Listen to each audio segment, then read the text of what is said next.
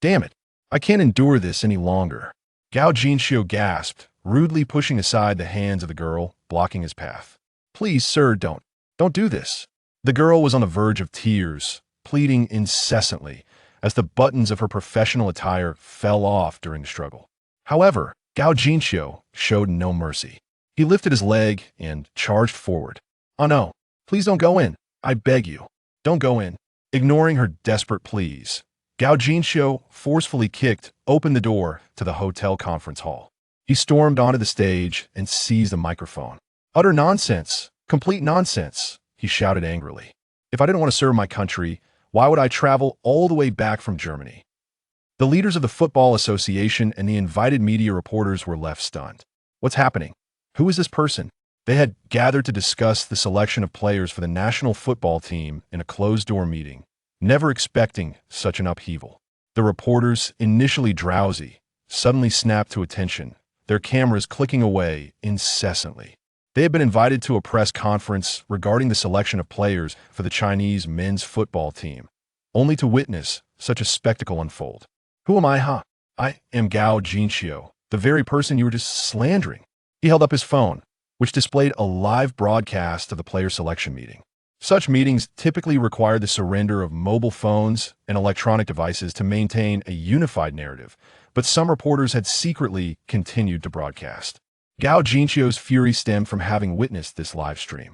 In it, the head coach of the Chinese men's football team, Tan Guan, along with several leaders from the Football Association, maliciously defamed him in front of the reporters. They accused him of being arrogant and unpatriotic. They claimed he had a history of misconduct, that 2 years prior, he had been eliminated from the Olympic team and had since ridiculed the Chinese Football Association through cartoons. This year, they had intended to give him another chance, but found him even more insufferable than before. He was accused of refusing to stay in anything less than a 5-star presidential suite and of boycotting training if his teammates did not pass him the ball, among other slanders. Gao Jinxiu could no longer tolerate such unfounded accusations and burst into the selection meeting. Having been chosen twice and dismissed twice, his anger had reached its peak, and no one could withstand such indignities. On stage, he brushed aside Tan Guan's outstretched hand and continued, "This old dog, Tan Guan, is deliberately tarnishing my reputation because I refuse to delete my cartoons. Ridiculous. Security, security, get this man out of here." As security rushed in, Gao Jinxiu wasted no time, sneering coldly as he roared at the leaders of the Football Association.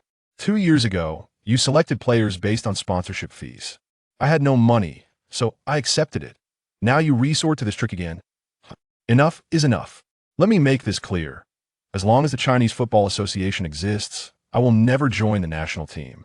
With that, Gao Jinxiu slammed the microphone onto the table and stormed out of the selection press conference before the hotel security could intervene. 2 years prior, Gao Jinxiu had gained fame as the king of scoring in Gizis village leagues, catching the attention of then national team coach Lippi, who selected him for the national squad. Unfortunately, he was later relegated to the Olympic youth reserve team on the grounds of being too young and frail.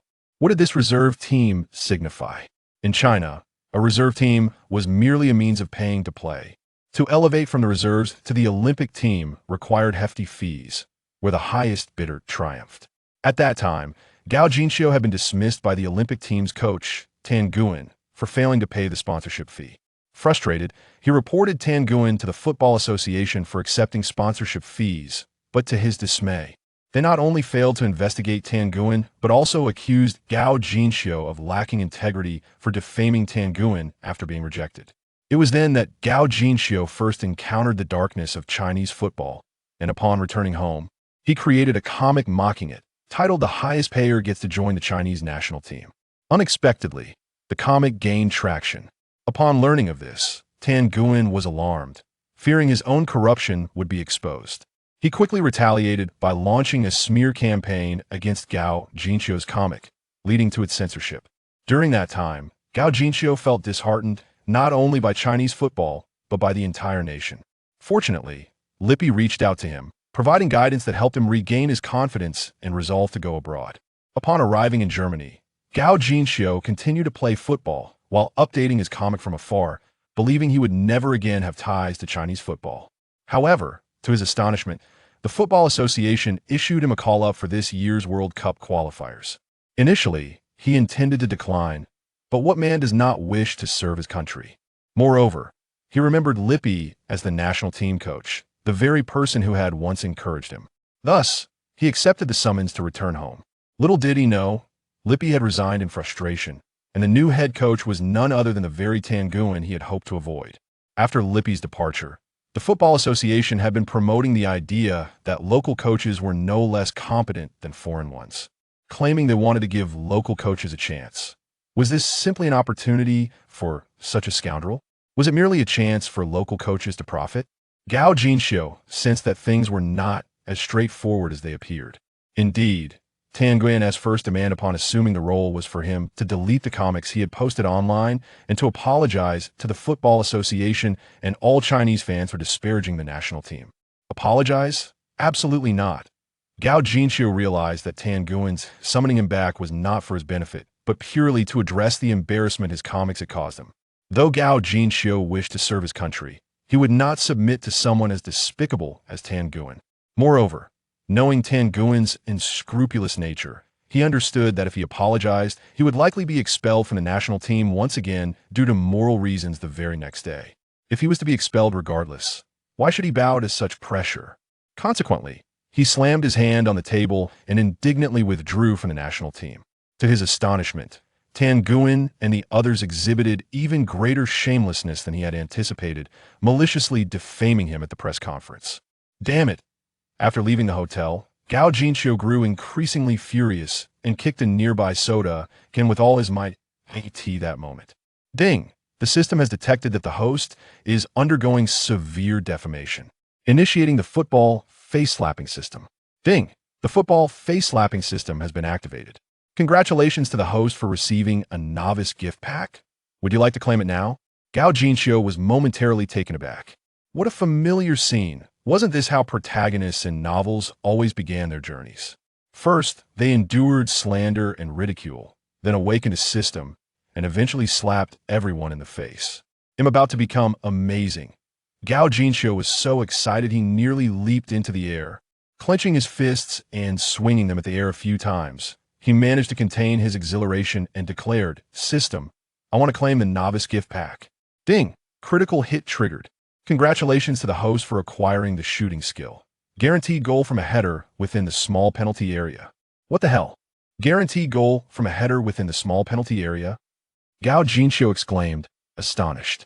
This was truly a delightful surprise. With this skill, did it mean that he could score effortlessly as long as he stood in the small penalty area? This was almost too good to be true. Tan Nguyen, prepare to be nailed to the pillar of shame. And you, Chinese Football Association, prepare to beg me to return. Gao Jinxiu could already envision himself rising as a legendary football king in the future. Imagine, with the football prowess of Huaxia, a generation's football king unable to serve his nation, how will the fans react then? At that time, I shall reiterate, as long as the Football Association does not dissolve, I shall never join the Huaxia national team. Ha ha ha ha ha. Gao Jinxiu laughed heartily at the sky. At this point, the resentment he harbored towards Tan Nguyen had nearly dissipated. He was eager to return to Germany, ready to conquer all. After Gao Jinxiu departed from the conference, the Football Association began to bustle with activity. They copied the footage from the meeting and enlisted individuals to edit it, showcasing Gao Jinxiu's audacious demeanor during the chaos in vivid detail. Before long, a video depicting a Huaxia player throwing a tantrum and berating national team coach Tan Nguyen was completed. Before Gao Jinxiu's plane even touched down, this video, along with a statement crafted by the Football Association, had already reached the reporters present, unbeknownst to him. On the very day he arrived in Germany, he hurried to the youth training grounds of Borussia Dortmund, eager to test his skills. As a Bundesliga powerhouse, Borussia Dortmund boasts commendable facilities, with the Westfalenstadion being the largest football stadium in Germany, and the youth team's home ground, the Roterda, also the largest venue for youth teams in the country. Of course, the youth training grounds are not located at the Roterda, but rather at the Dortmund training camp east of it, with the first team's training facility further east. The youth training camp features a total of 10 pitches, where players ranging from U9 to U19 hone their skills. When Gao Jinxiu arrived at the youth training grounds, it was nearly noon, and the morning training session had concluded, leaving only a few U19 players practicing their passing. He counted carefully along with himself. There were only 5 players present, insufficient for a proper small-sided game. He could only lament the timing of his arrival, suppressing his restless spirit, and resolved to wait until the afternoon session concluded. However, just as he turned to head back to his dormitory to adjust to the time difference, several U19 players spotted him. Huh, isn't that who I think it is? Hey, Huaxia guy, didn't you say you were going back to play for the national team? What are you doing back here? Gao Jinxiu forced a smile and replied, I wasn't selected, so I came back. He had no choice but to respond this way. He couldn't very well declare the darkness of our football association. Could he? As a Huaxia native, Gao Jinxiu held a deep sense of patriotism. Were it not for the substantial income that the manga, the most money spending to join the Huaxia national team, could provide, he would never have chosen to continue expressing himself abroad after the ban. To put it this way, Gao Jinxiu's conscience may seem lacking, yet that does not imply he lacks love for his country. On the contrary, it reflects the profound depth of his affection. One mourns its misfortunes and laments its lack of competitiveness. Not selected. How could you be recalled and still not be chosen? I suspect you were simply too inept to remain. One U19 player named Tapuya suddenly burst into laughter. I told you, even if Huaxia is a football desert, someone like you doesn't stand chance. Tapuya, the captain of the Dortmund U19 team, had previously expressed his bitterness about Gao Jinxiu's national team summons, saying, being born in a football desert has its advantages. At least even the most useless can still make the national team. Now, hearing that Gao Jinxiu had been dropped from the roster, his spirits soared, and his thoughts slipped out unconsciously. Clearly, he was seeking trouble. Gao Jinxiu could not be bothered to engage, casting a sidelong glance and dismissively huffing before turning back to his dormitory to adjust to the time difference. Seeing that Gao Jinxiu had ignored him, Tapuya was instantly enraged, spitting towards Gao Jinxiu's retreating figure. Humph, what's with the attitude? Just a Huaxia person if you didn't know better. You'd think he was something special. After uttering this, Tapuya turned to the other 3 players and declared, brothers, in the afternoon, let's show those U18 players what we're made of. It was evident that his ire toward Gao Jinxiu had spilled over to the other U18 players as well. Chapter 2. A certain goal with a header soon. The afternoon class began. Lars Ricken, the coach of the Dortmund youth training team, was momentarily taken aback upon seeing Gao Jinxiu and inquired, aren't you supposed to be playing in the World Cup qualifiers? Why are you back? I wasn't selected. Gao Jinxiu replied with a hint of indifference. Very well, Lars Ricken said, choosing not to pursue the matter further as he commenced the lesson. As usual, the afternoon scrimmage featured the U18 against the U19 teams. I will determine the roster and playing time for the weekend's match based on your performance today. Now, let's get energized. Jog around the field twice and warm up. With only 17 players in the U18 squad and 18 in the U19, the teams frequently engaged in scrimmages against one another. Additionally, due to the scarcity of official matches for Germany's U18, the U19 often included standout players from the U18 in their lineup. However, Gao Jinxiu had only recently joined, having been there for just over a month, and his performance had not been particularly remarkable. He had yet to play in any U18 matches, let alone the U19. Nevertheless, circumstances had changed. With the system in place, Gao Jinxiu had aspirations for the upcoming roster. Just then, a notification chimed. Ding. The host is about to participate in an internal scrimmage. A beginner's mission has been issued. Earn praise for your performance in this match to receive 10 free attribute points. A mission. The prospect of earning 10 free attribute points was exhilarating. Gao Jinxiu quickly accessed his attribute panel. Host. Gao Jinxiu age.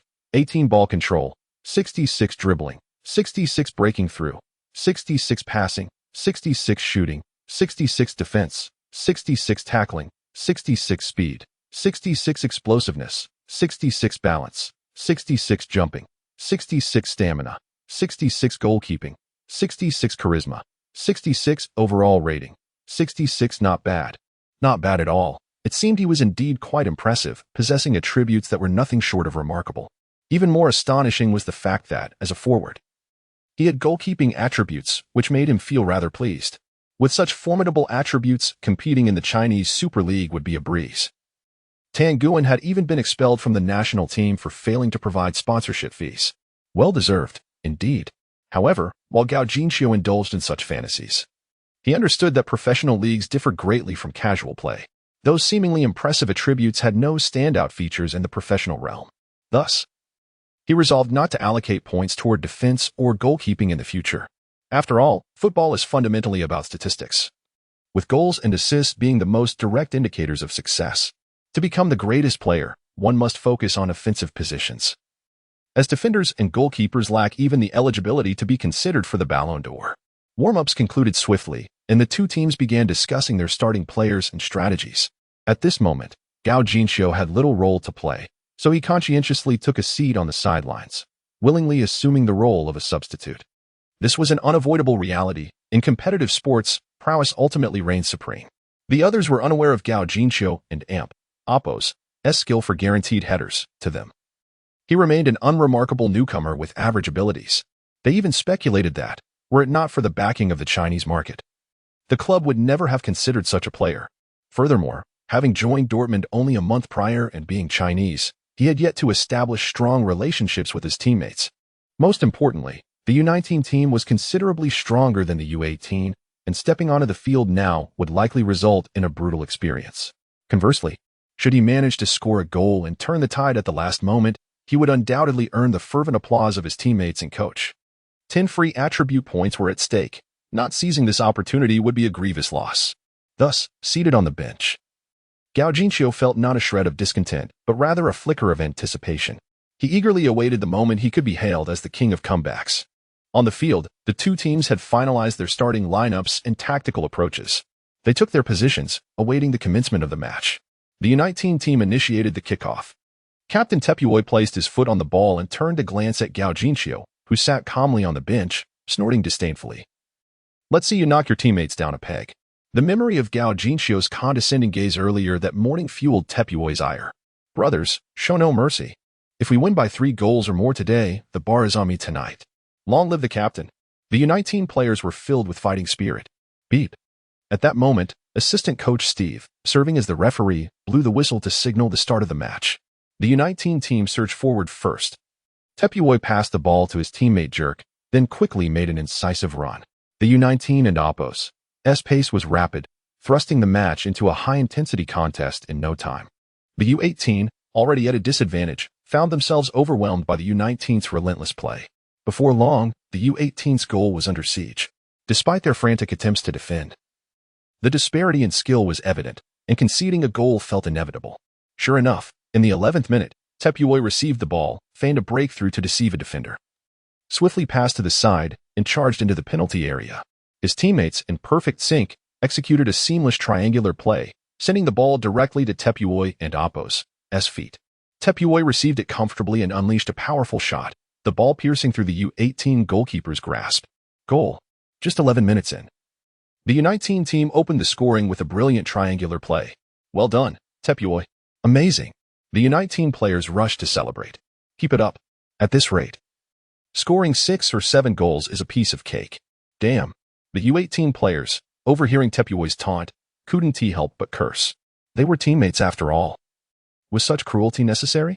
The match continued, and the U18 team, fueled by frustration, began to play more aggressively, charging fiercely at the ball. However, their lack of experience meant that their aggressive pressing often led to disarray, allowing the U19 players to dance around them effortlessly. As the first half neared its end, the U18 conceded yet another goal. Scoring once again was Tepuoi, who had now netted a brace before halftime. With the second half underway, the U18 team made 3 substitutions. Yet the situation remained grim, still being dominated by the U19. The U19 forwards took turns bombarding the goal. And had it not been for the heroics of the U18 goalkeeper, Carnes, the scoreline would likely have been 5-0 by now. In the 70th minute, Tepuoi unleashed another long-range shot, the ball hurtling toward the upper left corner of the net like a cannonball. The U18 goalkeeper, Carnes, once again dove in the right direction. But the ball speed was too much. He could only deflect it out for a corner. A corner for the U19. The head coach observed Gao Jinxiu and the other 2 U18 players who had yet to step onto the field and instructed, "You 3, go in and replace Phil, Eddie, and Kanorich." Chapter 3, The Internal Battle is finally here. Upon hearing the announcement, Gao Jinxiu immediately sprang to his feet. He donned the black vest representing Team B and raced to the sidelines, eagerly awaiting his substitution. Accompanying him were two other defenders, while those being substituted were a forward and two midfielders. In truth, a scoreline of 2 o'clock typically warrants a defensive strategy, and coaches seldom opt for an influx of defenders unless they wish to avoid losing further. However, this was an internal match for Borussia Dortmund, and Lars Ricken likely intended to test his players without overthinking the situation. Yet, Gao Jinxiu felt a twinge of frustration. At this juncture, should he refrain from advancing, his chances of scoring with a header would dwindle significantly. He needed to devise a plan. His mind raced with possibilities. It was then that Tepui noticed Gao Jinxiu entering the field and loudly shouted to his teammates, "That Chinese kid is coming on. Make sure to pass the ball to me. I intend to humiliate him thoroughly." "Don't worry, Captain. We'll ensure you get your chance." Their boisterous taunts were clearly aimed at Gao Jinxiu, and he could not fathom what had provoked Tepui to target him so aggressively. After enduring scorn at lunch, he now faced threats of humiliation on the pitch. Had he inadvertently disturbed Tepui and Appo's ancestral grave or wronged his girlfriend? Nevertheless, witnessing the U19 players' raucous laughter and the U18 players' expressions of indignation ignited a spark in Gao Jinxiu.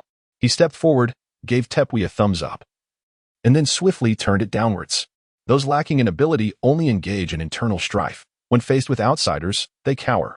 If my memory serves correctly, in the last match against Schalke 04 U19, you were bested 4-2, and that captain, who often relies solely on himself, didn't score a single goal. Say that again. Tepui yelled, his temper flaring. Couldn't he hear? I'll repeat it. You're a coward, crumbling against formidable foes.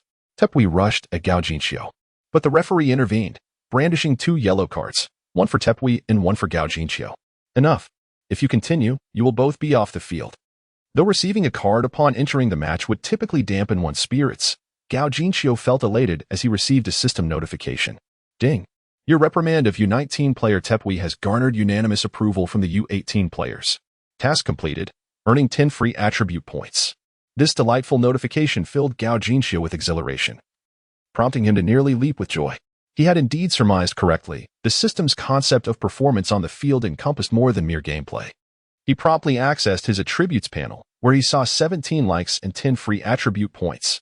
System, allocate all free attribute points to speed. Gao Jinxiu had long since resolved that he must prioritize maximizing his speed. In the realm of martial prowess, swiftness is unparalleled. If he could elevate his speed to its zenith, while he might not achieve invincibility, he would certainly stand out amongst his peers. In the realm of football, even the likes of Messi and Ronaldo do not possess maxed out attributes, let alone others. Moreover, his ability to score headers in the small box could easily be thwarted by offside traps. Only by boosting his speed could he fully exploit this skill. Ding. The host's speed has been elevated to 76. Following this marvelous notification, Gao Jinxiu felt a warm surge coursing through his body, rendering him significantly lighter. Fantastic! Gao Jinxiu exclaimed, drawing the ire of the U19 players, prompting the referee to brandish his card once more. Alarmed, Gao Jinxiu swiftly retreated, wary of receiving a second yellow before even having the chance to demonstrate his skills. Fortunately, the referee merely blew his whistle rather than issuing another card.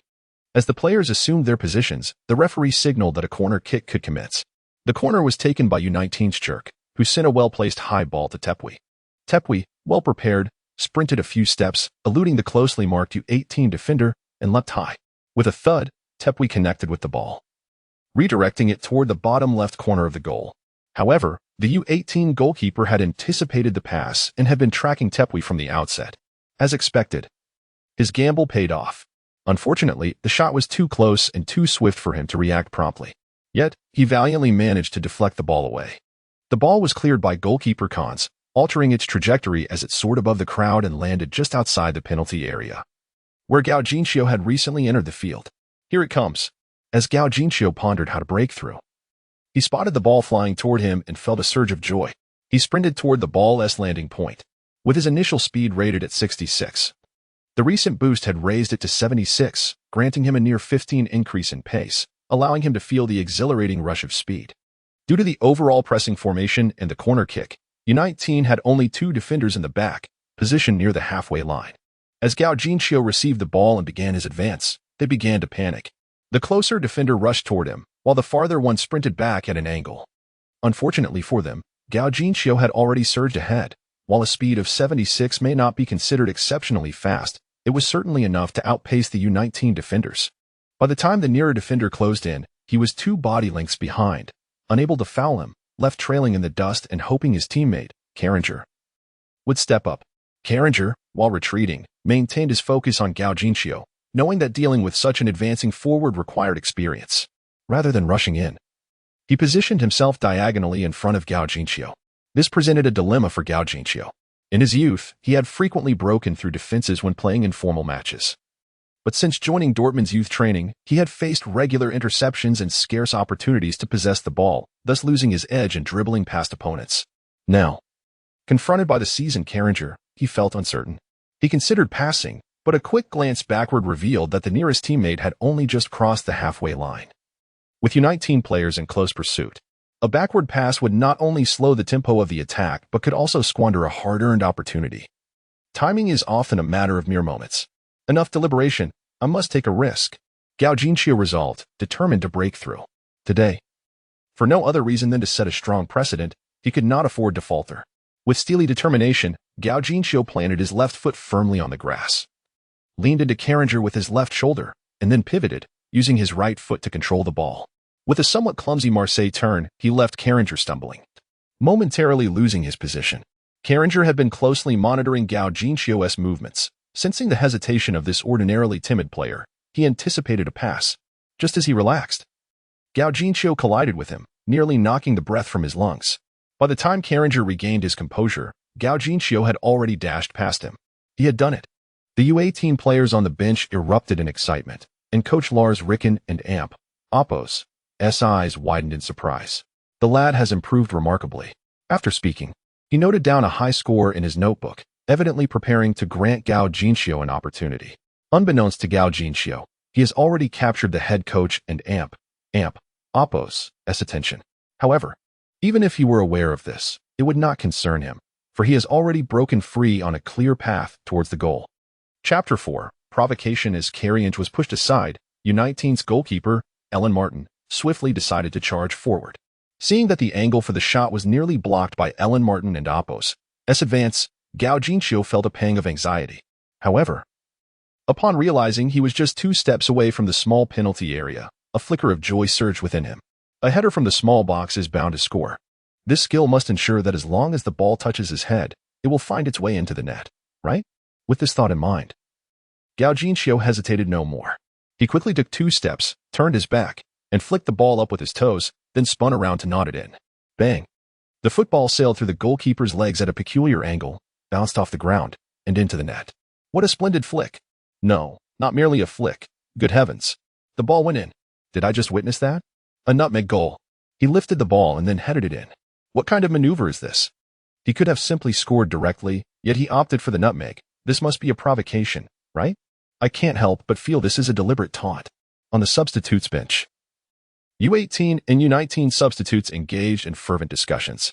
Head coach Lars Ricken was at a loss for words. These Chinese players truly know how to stir things up. But how did he become so formidable?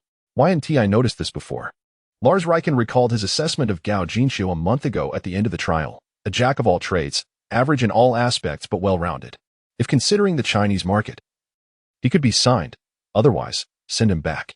Little did he expect that merely a month later, this young Chinese lad would deliver such a stunning performance. From the Marseille turn to this nutmeg goal, it was evident that this boy possessed remarkable football intelligence. Most importantly, he could uplift team morale by humiliating opponents. That quality is indeed rare. Lars Ricken smiled as he watched the U18 players rush towards Gao Jinxiu in ecstatic celebration. The Chinese are truly impressive. The U18 players surrounded Gao Jinxiu, brimming with excitement. In stark contrast, the U19 players appeared as though they had just unearthed their ancestors and Oppo's graves. Tepui's face turned green as he stormed over, grabbing Gao Jinxiu by the collar, fuming. Did you do that on purpose? Gao Jinxiu was perplexed by Tepui's rage.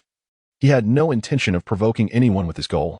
The reason he had knotted the ball again was solely due to the certainty of scoring a header from the small box. Thus, he was entirely oblivious to the provocative nature of his action and instead felt that the U19 players were being unreasonable. Consequently, Gao Jinxiu retorted angrily, shaking off Tepui's grip. What? Can't handle losing? You can score against us. but can't stand it when we do? If you can't take it, I suggest you go home and play with your grandma. Perhaps she'll let you win. You bastard. Tepui's fury distorted his face as he reached for Gao Jinxiu's collar again. However, this time, he was thwarted as U18 teammates stepped in, pushing back against Tepui and his group. Just as tensions escalated towards a brawl, the referee rushed over to intervene, shoving Tepui aside and brandishing a yellow card. Tepui, do you still want to play? If not, get off the field. The referee intended to quell the conflict but suddenly remembered that Tepui had already received a yellow card. Regret washed over him, but having drawn the card, he could not retract it. Consequently, 2 yellows turned into a red, and he sternly addressed Tepui. You, off. Why? He provoked first. He should get the card. Tepui seethed, nearly bursting with rage. The other U19 players echoed his indignation. Coach, that Chinese player instigated this. He should be the one penalized. U18 players were equally incensed, stepping forward to argue. Who decided that a nutmeg is a provocation? Do U19 players hold more authority than FIFA? As both sides prepared to clash again, the referee bellowed, if you don't want to play, then get lost. I will inform Lars.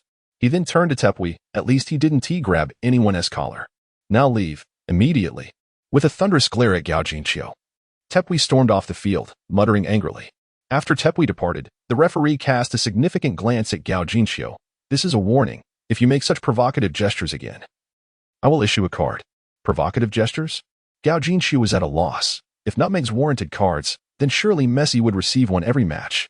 Yet, there was no time for further contemplation as his teammates once again surrounded him. Awesome. You're incredible. Gao Jinxiu stood at the center, unable to contain his grin. Since arriving at Dortmund, this was the most exhilarating match he had ever played. The final shot, though facilitated by skill, was preceded by his own genuine Marseille turn. This filled him with confidence. Let us score another. Gao Jinxiu clenched his fist and extended his right hand. The U18 players, having been frustrated for over 70 minutes, finally released their pin-up feelings, inspired by Gao Jinxiu's passion. They all reached out to slap his hand, shouting in unison, let us score another. This chorus resonated painfully in the ears of the U19 players. They were furious, vowing to retaliate in the next play. U19 players, fueled by indignation, surged forward with renewed vigor, pressing hard against U18's defense. Fortunately, the U18 players were brimming with fighting spirit, maintaining solid defense and pressure. Moreover, with their top striker sent off, the U19 team was down to 10 men and failed to mount effective attacks, missing 2 consecutive shots wide. Next came a goal kick for U18. The goalkeeper, as usual, placed the ball on the ground, preparing for a powerful kick towards the front line. Given his height, the probability of U18 winning possession from such a kick was only about 40%. However, due to the high press, a short pass to the defenders risked immediate threats if intercepted. Thus, the goalkeeper persistently opted for the long kick, leaving the outcome to fate and the midfield. This time, however, he was halted by Gao Jinxiu. Is there a way to kick it into the opposing box? Gao Jinxiu inquired. In the past, the goalkeeper would have ignored him. But after Gao Jinxiu's goal restored their pride, the goalkeeper replied, I've tried, but I can't guarantee it. However, Daniel definitely can. Chapter 5. A bit too much, that's wonderful. Pass the ball to Daniel, and let him kick it into the opposing penalty area. Gao Jinxiu exclaimed as he sprinted forward. Since he could not outmaneuver the opponents in midfield, he decided to head towards the opposing small penalty area. Regardless of whether he could seize the ball, he was confident that a header from inside the small box would surely result in a goal. After wandering around the front for about a minute, Daniel truly sent a powerful kick towards him. Gao Jinxiu's heart soared with joy as he quickly dashed towards the anticipated landing spot. Unfortunately, while Daniel had strength, his accuracy was severely lacking. Gao Jinxiu barely managed to catch up with the ball just as he reached the corner area. At that moment, a U19 defensive midfielder had already positioned himself to intercept. This midfielder, named Jason Smith, also known as 10-meter Jason, was one of the subordinates of Tepui. He blocked Gao Jinxiu and Appo's path and scowled. Trash? Let us see how you get past me. Get past you? Why would I do that? Aren't and Appo's Tiwi teammates? Gao Jinxiu replied, puzzled. Here, the ball is yours. Catch. With that, he forcefully passed the ball to Jason, who stood merely 2 steps away. Jason was bewildered. Teammate? Who are you calling a teammate? This attempt to deceive was poorly crafted. Did he really think I would fall for it? But when Gao Jinxiu genuinely passed the ball, Jason was left even more dumbfounded. What the hell? He really passed it.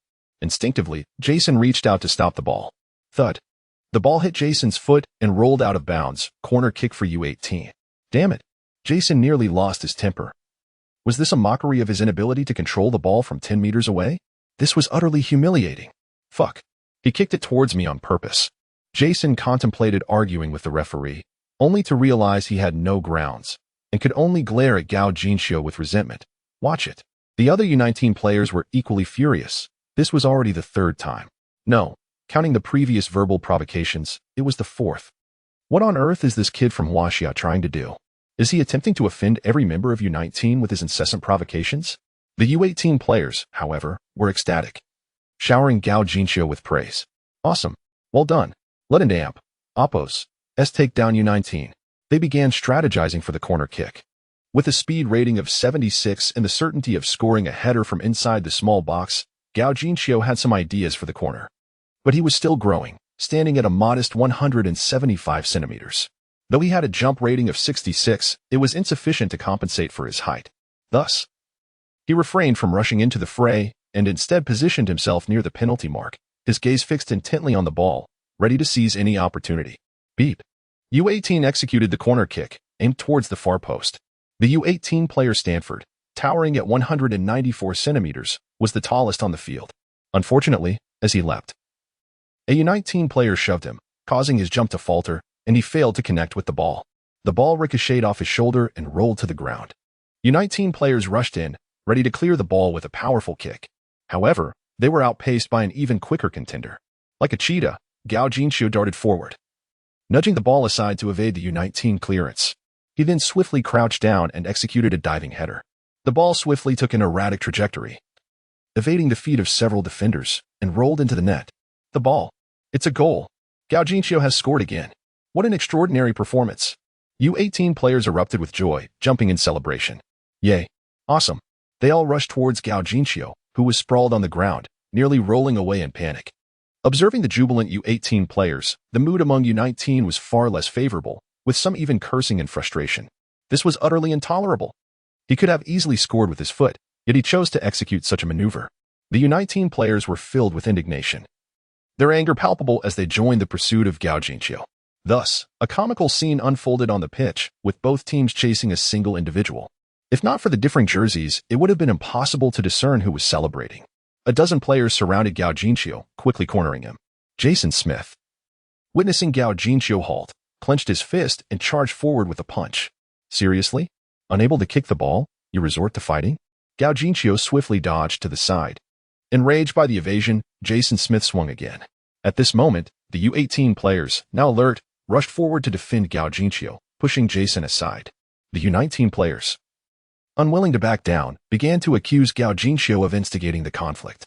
Tensions escalated, and soon both sides were shoving each other. As the situation threatened to escalate into a full-blown brawl, the referee hurried over to intervene, positioning himself between the two teams. Pathetic. Unable to play, you resort to violence? It was that Huaxia player who instigated this. Jason Smith exclaimed, his fury palpable. Coach, have you ever seen such a style of play?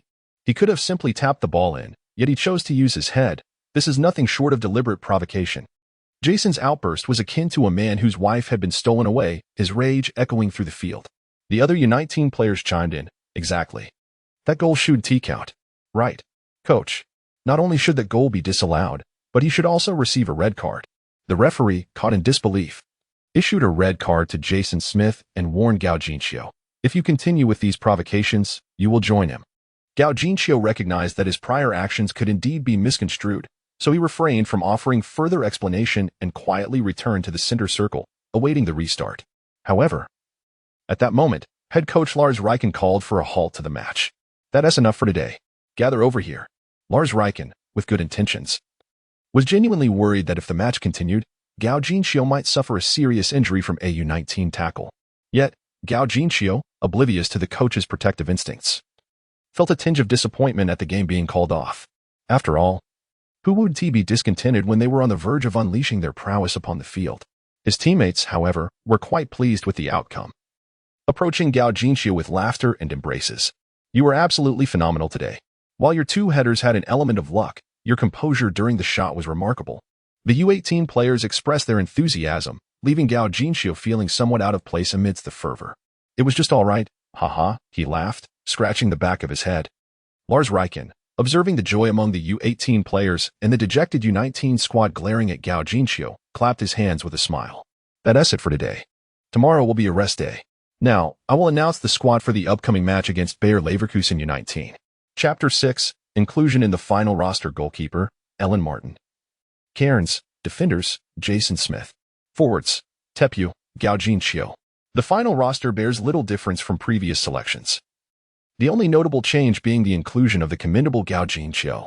However, when Lars Riken announced Gao Jinxiu's name, the atmosphere in the room turned tumultuous. How could a player from Huaxia make the roster? Some murmured, "He is merely riding on luck today."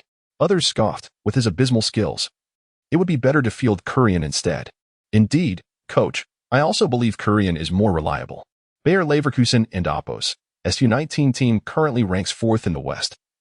It's unwise to bring in such an inexperienced newcomer now. To them, Gao Jinxiu's 2 fortunate goals were inconsequential compared to their own illustrious talents. Moreover, Gao Jinxiu's audacious demeanor, fueled by his recent success, had led him to repeatedly provoke these seasoned players. How does such trash even belong in the final roster? The U19 players were decidedly resentful. Upon hearing his teammates' impassioned remarks, Kurian felt a surge of accomplishment. Disdain etched on his face as he defiantly raised his chin towards Gao Jinxiu. It was as if to say, "Don't think that scoring 2 goals grants you the right to act arrogantly. This is Germany, not your football wasteland of Huaxia." Kurian was the substitute forward who had been overshadowed by Gao Jinxiu and Appos' inclusion. Although he had limited playing time, he was a regular on the roster. And being displaced naturally bred animosity towards Gao Jinxiu. Unfortunately for him, a single declaration from coach Lars Riken left him utterly dumbfounded. "I am the head coach. It is settled. Disperse." The U19 players exchanged bewildered glances, as if they had just swallowed a fly. Several shot resentful glares at Gao Jinxiu before turning to leave the training camp. Undoubtedly, they were vehemently opposed to Gao Jinxiu's inclusion. As they walked away, assistant coach Steve expressed his concerns. "Lars, I have a feeling that even if you let that Huaxia kid play in the upcoming match, he won't deliver any remarkable performance." The U19 league in the West consisted of 26 rounds, and they were currently at the 22nd. After 21 rounds, Dortmund's U19 team ranked 2nd, while Leverkusen's U19 team held 4th place. Despite their apparent secure position for advancing to the knockout stage of the German Youth Cup, football is unpredictable, and with 5 rounds remaining, no one could guarantee there wouldn't be any slip-ups. Hence, Steve didn't consider it wise to field Gao Jinxiu at this juncture. Lars Riken, however, smiled and inquired, "Why do you say that?" "They want to pass the ball to him." "Then let us wait and see," Lars replied, patting Steve on the shoulder before briskly departing the field, leaving Steve perplexed. In truth, Lars himself was unsure why he felt compelled to let Gao Jinxiu play. Perhaps it was merely to observe how he might alter his standing in the locker room. Lars muttered to himself, still astonished by Gao Jinxiu's performance that day. It was not just the 2 goals, but also how Gao Jinxiu managed to unite the previously hostile U18 players. Football is a team sport. Individual prowess alone cannot guarantee success. Cohesion in the locker room is equally vital. This explains why many star players excel in dominant teams yet struggle in others. Thus, Lars Riken harbored a glimmer of anticipation for the forthcoming match. Based on Gao Jinxiu's display, he sensed that this individual could very well become a lucrative asset for Dortmund in the future. He need not be exceptional. As long as he could meet the standards of the top 5 leagues, the club would undoubtedly reap substantial profits from the expansive Huaxia market behind Gao Jinxiu. Dortmund earned its reputation as a European powerhouse thanks to its keen insight and boldness in promoting newcomers. As one of the 2 major giants in the Bundesliga, Dortmund, unlike Bayern Munich, was not excessively wealthy. Over the years, countless players had been poached, and even stars had been sold off in droves. Yet, Dortmund's strength remained undiminished, frequently challenging Bayern's reign, a testament to its youth training system and willingness to embrace fresh talent. Hence, Lars Riken decided to grant Gao Jinxiu an opportunity, as well as a chance for Dortmund. Should Gao Jinxiu truly perform well, a recommendation to the first team could yield millions in revenue. "I hope you won't let me down," Lars murmured to himself. The following day, April 10th, 2020, Friday, as the Dortmund youth team prepared for their weekend match, a startling news headline erupted from the distant east. Dortmund U18's overseas talent Gao Jinxiu allegedly acts like a diva, demanding to stay in a five-star hotel presidential suite, and verbally assaults national team coach Tan Guan. The Huaxiao Football Association announces never to summon him again. Who exactly is Gao Jinxiu? This was a sensational news story. Football players, associations, overseas training, Dortmund, acting like a diva, presidential suites, outbursts, and permanent exclusion. Each term held the potential to headline, especially when combined. Most strikingly, the report included footage of Gao Jinxiu storming out, undoubtedly enhancing its credibility and allure. The internet exploded with fervor. Countless fans and netizens flooded forums, social media, and short video platforms, eager to berate Gao Jinxiu. Who the hell is this kid? Is he out of his mind? I've never even heard of him. And he dares to demand a presidential suite? Why not just buy a grave plot instead? Wooden and Amp, Oppos, that showcase his esteemed overseas status better? At just 18, he's already acting like a superstar? I'm utterly disappointed in the national team. He's inherited nothing but the art of indulgence, no coaching required. Is he here to amuse us? Just because he's in a foreign club's youth team, he thinks he's a star? Huh. Does he think being a foreign dog makes him superior to us Huaxia people? Five-star hotel? Uft. I usually refrain from cursing, but today I can't hold back. Damn it. What? No presidential suite means he'll never join the national team. Huh. Who does he think he is? Our Huaxia football may be poor, but we certainly don't need someone like him. It would be best if he just stayed in Germany and never returned. While I often criticize the Football Association, this time I must say, well done. The best way to deal with someone like him is to blacklist him, just because he went abroad. He thinks he's above us? If he's got the guts, let him stay there. As the dust settled, the comments under every news article and short video were overwhelmingly critical of Gao Jinxiu. This reaction is understandable, for if the news were true, Gao Jinxiu would undoubtedly appear as a haughty, arrogant fool. Encountering such a fool without expressing disdain would be an affront to the title of keyboard warrior. Chapter 7. The power of gossip. The issue at hand is that this is nothing more than a fabricated news story, stripped of its context and laced with falsehoods. Regrettably, the online community remains oblivious to this deception, and no one is there to enlighten them, as the individual being slandered is entirely unaware of the situation. The youth training program in Dortmund is bustling, beginning with morning runs, followed by regular training and academic classes at school, afternoon group training, and evening technical analysis. Their day is filled with activity, leaving little time to glance at their phones. Furthermore, while accessing domestic QQ or WeChat may be somewhat feasible in Germany, keeping up with news from home is fraught with difficulties, primarily due to abysmally slow internet speeds. Consequently, it is not until the evening that Gao Jinxiu receives a call from a middle school classmate back home.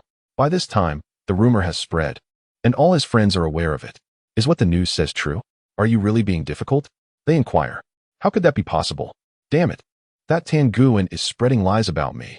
Gao Jinxiu trembles as he utters these words, experiencing an unprecedented surge of anger. A bunch of garbage. It's one thing to seek sponsorship, but to spread rumors is entirely unacceptable. I will not let this slide. Soon after, his mother calls, her voice laced with concern. If it gets too difficult, just admit your fault. We common folk cannot compete against them. Mom, don't worry about it. I will make them regret provoking me. With the system now on his side, he is determined to take down these scoundrels.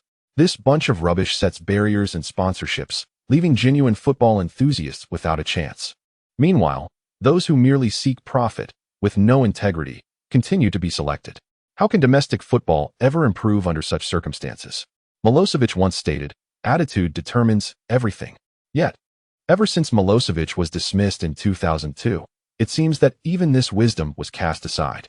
Nowadays, the football fields in the domestic league are filled with individuals who appear to be merely strolling about. At times, Gao Jinxiu wonders if these professional players could even compete against amateur teams. Upon returning home that evening, his father, Gao Jingua, is aware of the situation back home and remarks calmly, given what has happened, it may be best for you to remain in Germany. But my mother is still in our homeland. Gao Jinxiu responds with a touch of irritation. His parents had divorced when he was very young, and after the separation, Gao Jingua moved to Germany to pursue his career, while his mother raised him alone. Were it not for the monthly child support Gao Jingua sent, it is likely that Gao Jinxiu would not even acknowledge him as his father, let alone come to Germany. Aware that his relationship with his son cannot compare to that of his mother, Gao Jingwa simply nods in understanding, and their dinner is consumed in silence. On April 11th, 2020, a Saturday at 5 p.m., the Red Earth Stadium is alive with noise. Borussia Dortmund, U19 faces Bayer Leverkusen U19 for the second time this year. The previous encounter saw Dortmund triumph with a 3-0 victory on the road. If they manage to defeat Leverkusen U19 again, Dortmund U19 will maintain at least a 2-point lead over the third-place team. Should the third-place Bochum U19 lose or draw, this advantage could be further extended. Thus, with only 4 matches remaining, Dortmund can secure their path to the German Youth Championship. Seated on the bench, Gao Jinxiu gazes at the densely packed stands. Feeling a twinge of nervousness, there must be 2,000 or 3,000 people here, he muses, finding it hard to believe that a mere U19 match could draw such a crowd. The football culture in Germany undoubtedly surpasses that of his homeland. Back in his country, during the finals of the Youth Campus Football Tournament, parents clamored for likes through social media, yet the turnout was far less impressive. All right, the starting lineup is set. Let us warm up and prepare to take the field, exclaims the coach. Yes, let us defeat Leverkusen. Let us secure a double victory. The Dortmund youth team chants as they enter the players' tunnel. The whistle blows, and the match commences. Leverkusen U19 kicks off first. Despite suffering a 3-0 defeat in the previous match, Leverkusen's capabilities should not be underestimated, as they have made their way into the top 4 in the Western Division. Right from the start, Leverkusen U19 launches an aggressive attack, aiming to catch Dortmund off guard. However, Dortmund U19 is not to be trifled with. They respond with collective pressing. And soon both teams are locked in a fierce tug-of-war, a hallmark of German football characterized by its fast-paced offensive and defensive play. In the 5th minute, Dortmund seizes the first opportunity. Defender Kyron Go intercepts the ball and executes a long pass to forward Jerk. Tapuyu makes a rapid run, and Jerk times his pass perfectly, sending the ball just before Tapuyu becomes offside. Tapuyu breaks free, a golden opportunity arises. Tapuyu is one-on-one with the goalkeeper. As Leverkusen's keeper, Jeremy, charges forward. The moment has come to see how Tapuyu handles this chance. With finesse, Tapuyu lifts the ball over the goalkeeper and Oppo's head, but alas. The ball is thwarted at the last moment by Leverkusen's number 4, Matthew, who slides in to clear it off the line, resulting in a corner for Dortmund. As the corner is taken, Gao Jinxiu's eyes light up, but unfortunately, coach Lars Ricken is too preoccupied to acknowledge him. Boom. Jerk takes the corner, and the ball arcs beautifully, soaring over the heads of the players to find Tapuyu at the far post. However, Leverkusen's defense is vigilant, and 2 players converge on Tapuyu, preventing him from jumping. The ball is cleared by another tall defender from Leverkusen, who initiates a counterattack. The counterattack begins from their own half, and within just 4 passes, the ball reaches the outskirts of Dortmund and Oppo's penalty area. Danger looms. Before the commentator can finish his sentence, Leverkusen and Oppo's forward, Joyce, raises his right foot high and strikes the ball with force. Boom. The shot rockets into Dortmund's net like a cannonball. 0-1. The visiting Leverkusen U19 takes the lead. Dortmund U19 stands in shock. How did they concede a goal after having a corner? Lars Ricken is infuriated, realizing his young players underestimated their opponents and were caught off guard by the counterattack. Moreover, their corner tactics seem flawed. Are they treating Tapuyu as a deity or Leverkusen U19 as fools? Run. For heaven's sake, run. Have you not eaten? My grandmother could outrun you with a cane. Lars shouts in frustration. If only Jason Smith had shown the same effort as Leverkusen and Oppo's number 4 defender, the opposing forward would not have had such a calm opportunity to strike. Damn it, Lars mutters as he returns to his seat, as the game resumes. With Leverkusen U19 in the lead, the young Dortmund players are filled with a burning determination, unwilling to relent until they have vanquished Leverkusen. However, after scoring, Leverkusen U19 sets up a formidable defense, leaving Dortmund U19 struggling to find an opening. Chapter 8. The ruthless foul breaking through a tightly organized defense has always posed a formidable challenge. Even the most elite clubs often find themselves grappling with it, let alone a group of mere 18 or 19-year-old boys. As Borussia Dortmund U19 grew increasingly anxious during the match, their strategy unraveled, and they failed to penetrate the opposing goal before the end of the first half, retreating to the locker room with a disheartening score of 0-1. During the halftime break, Lars restructured the tactics. instructing TP and Jerk to charge boldly into the fray. Once they breached the penalty area, the opponents would hesitate to commit a foul, thereby creating opportunities for individual brilliance to shine through. As the second half commenced, Borussia Dortmund U19 diligently executed Lars and Oppo's strategy, frequently passing the ball to TP and Jerk, urging them to leverage their talents to advance. The tactics proved effective. In the 57th minute, a golden opportunity materialized. TP, while dribbling, was brutally brought down in the penalty area, earning Borussia Dortmund U19 a penalty kick. Initially writhing on the ground, clutching his calf, TP's spirits soared upon hearing the referee's whistle. A penalty. With a remarkable 90 success rate, he felt confident that he could equalize the score. However, just as he attempted to rise and retrieve the ball, his leg buckled, and an agonizing pain surged through his calf. TP collapsed, clutching his leg in anguish, eliciting gasps of shock from those nearby. Yet, as reality set in, onlookers were left speechless. Seriously? After being awarded a penalty, was he still acting? His teammates, equally bewildered, observed as Jerk approached to assist him, only to be confronted with the unsettling sight of TP's left calf hanging at an unnatural angle. It was evident he had sustained a fracture. In alarm, Jerk shouted for a stretcher. The referee, recognizing TP's predicament, halted the match to summon medical assistance. Head coach Lars Rieken hurried over with the team doctor. After a flurry of activity, TP was transported to the hospital. Despite this serious incident, the U19 league continued. Lars glanced towards the substitutes and Oppo's bench, where two forward substitutes, Berkeley and Gao Jinxiu, awaited. Truth be told, Lars had initially intended to give Gao a chance to shine. However, with the team trailing, he harbored reservations about the inexperienced Chinese player's ability to perform under pressure. A loss to Bayer Leverkusen U19 would narrow the point gap to just 3, while a victory would widen it to 9, effectively extinguishing Leverkusen's hopes of contention. This match was pivotal, akin to a 6-point game. Failure was not an option. If Dortmund were to lose, and third-placed Bochum along with fourth-placed Leverkusen were to win, they would find themselves in a precarious position, potentially falling to third in the West and only 3 points clear of Leverkusen, with only 4 rounds of the league remaining. A poor performance could jeopardize their chance for a playoff spot or even disqualify them from the UEFA Youth League. Moreover, with their main striker TP injured, the remaining matches would be exceedingly challenging. Observing Lars's frequent glances at Gao Jinxiu, the assistant coach interjected, Rieken, with one extra player, Berkeley presents a better opportunity.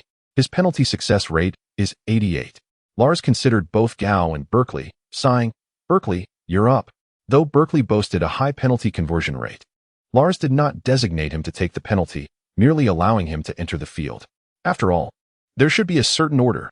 Jerk had always been the team's second-choice penalty taker. However, Berkeley misinterpreted the situation. Since TP's injury, he had been closely monitoring Lars, eagerly awaiting his opportunity. Hearing the assistant coach mention his penalty rate and now being called upon by the head coach, he assumed it was an invitation to take the penalty kick. Overjoyed, he exclaimed yes, and darted onto the field without warming up. Time did not permit it. As TP's injury had already consumed precious minutes, the match had reached the 65th minute.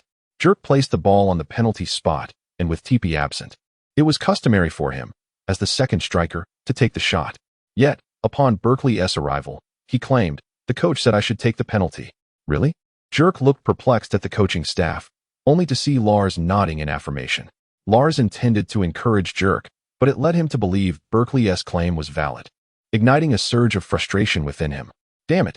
Jerk kicked the turf in anger and sulked to the side. Although Jerk's penalty success rate was lower than Berkeley's at 81, he felt unjustly deprived of his opportunity. Lars, oblivious to the underlying tension, assumed they were merely strategizing. When Berkeley rushed forward and struck the ball, Lars belatedly realized that Jerk had indeed ceded the penalty to Berkeley. Although surprised, he attributed this to Jerk's understanding that Berkeley's conversion rate was superior, resulting in his selfless act.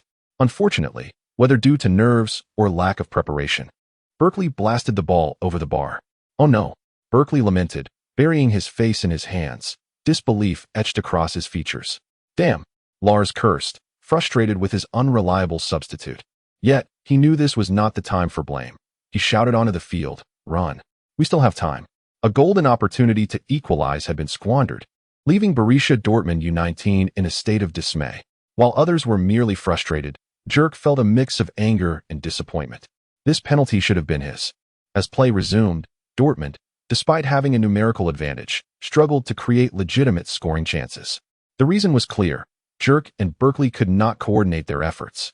Confronted with Leverkusen U19's 10-man defense, they fought their battles individually, failing to pose a threat. Time ticked away, and soon they approached the 80-minute mark. Lars' anxiety mounted. He could accept a draw, but a loss was utterly intolerable. If they were to lose, the final rounds would be fraught with peril, especially with their star striker sidelined. Get ready to warm up, Lars resolved. If the front line could not synchronize, why not let the young Chinese player take a chance? Chapter 9. The skilled blacksmith. In the blink of an eye, the match reached the 85th minute, and a substitution board was raised on the sidelines.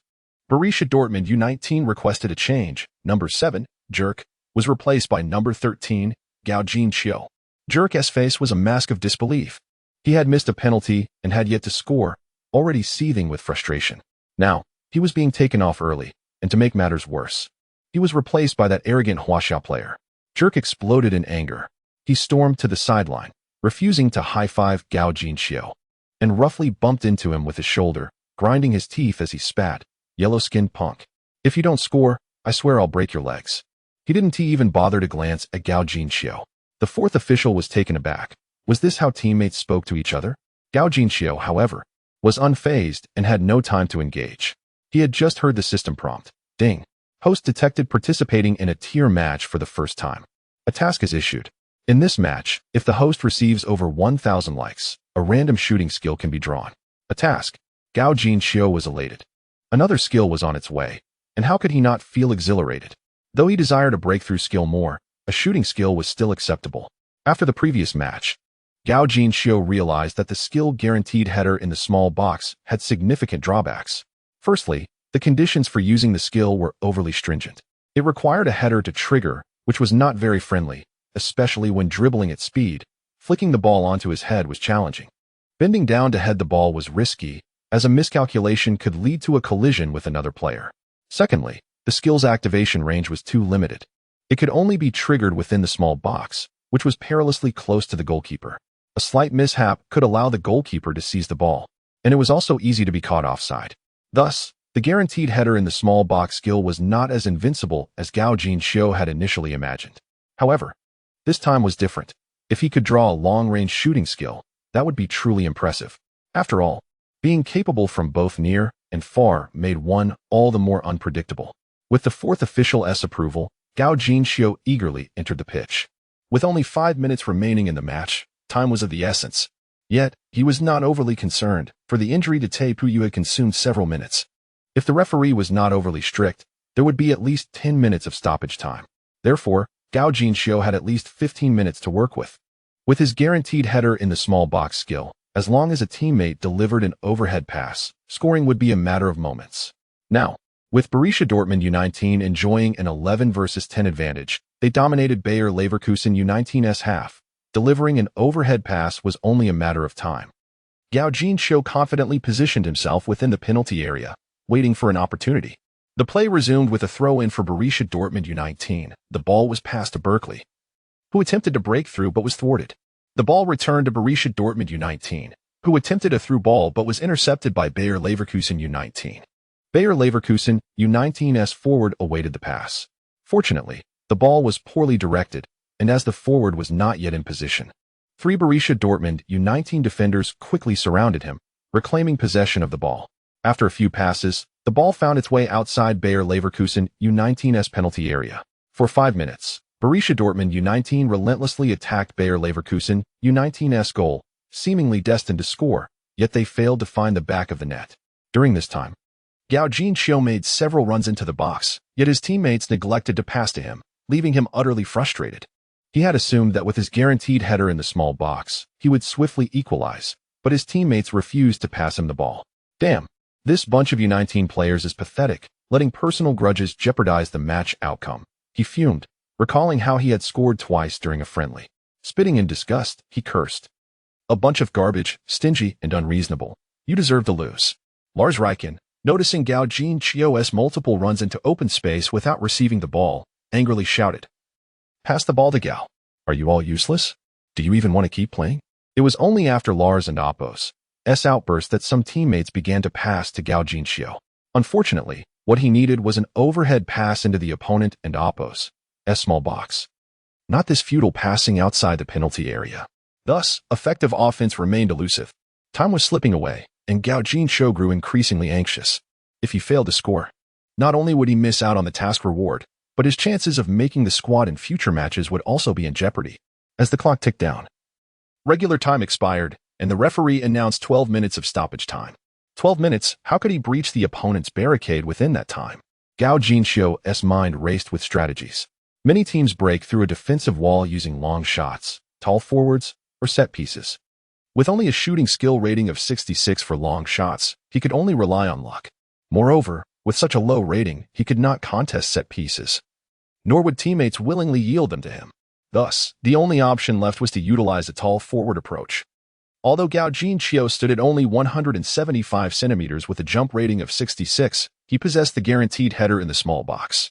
As long as he could make contact with the ball, it didn't matter what posture or angle he used.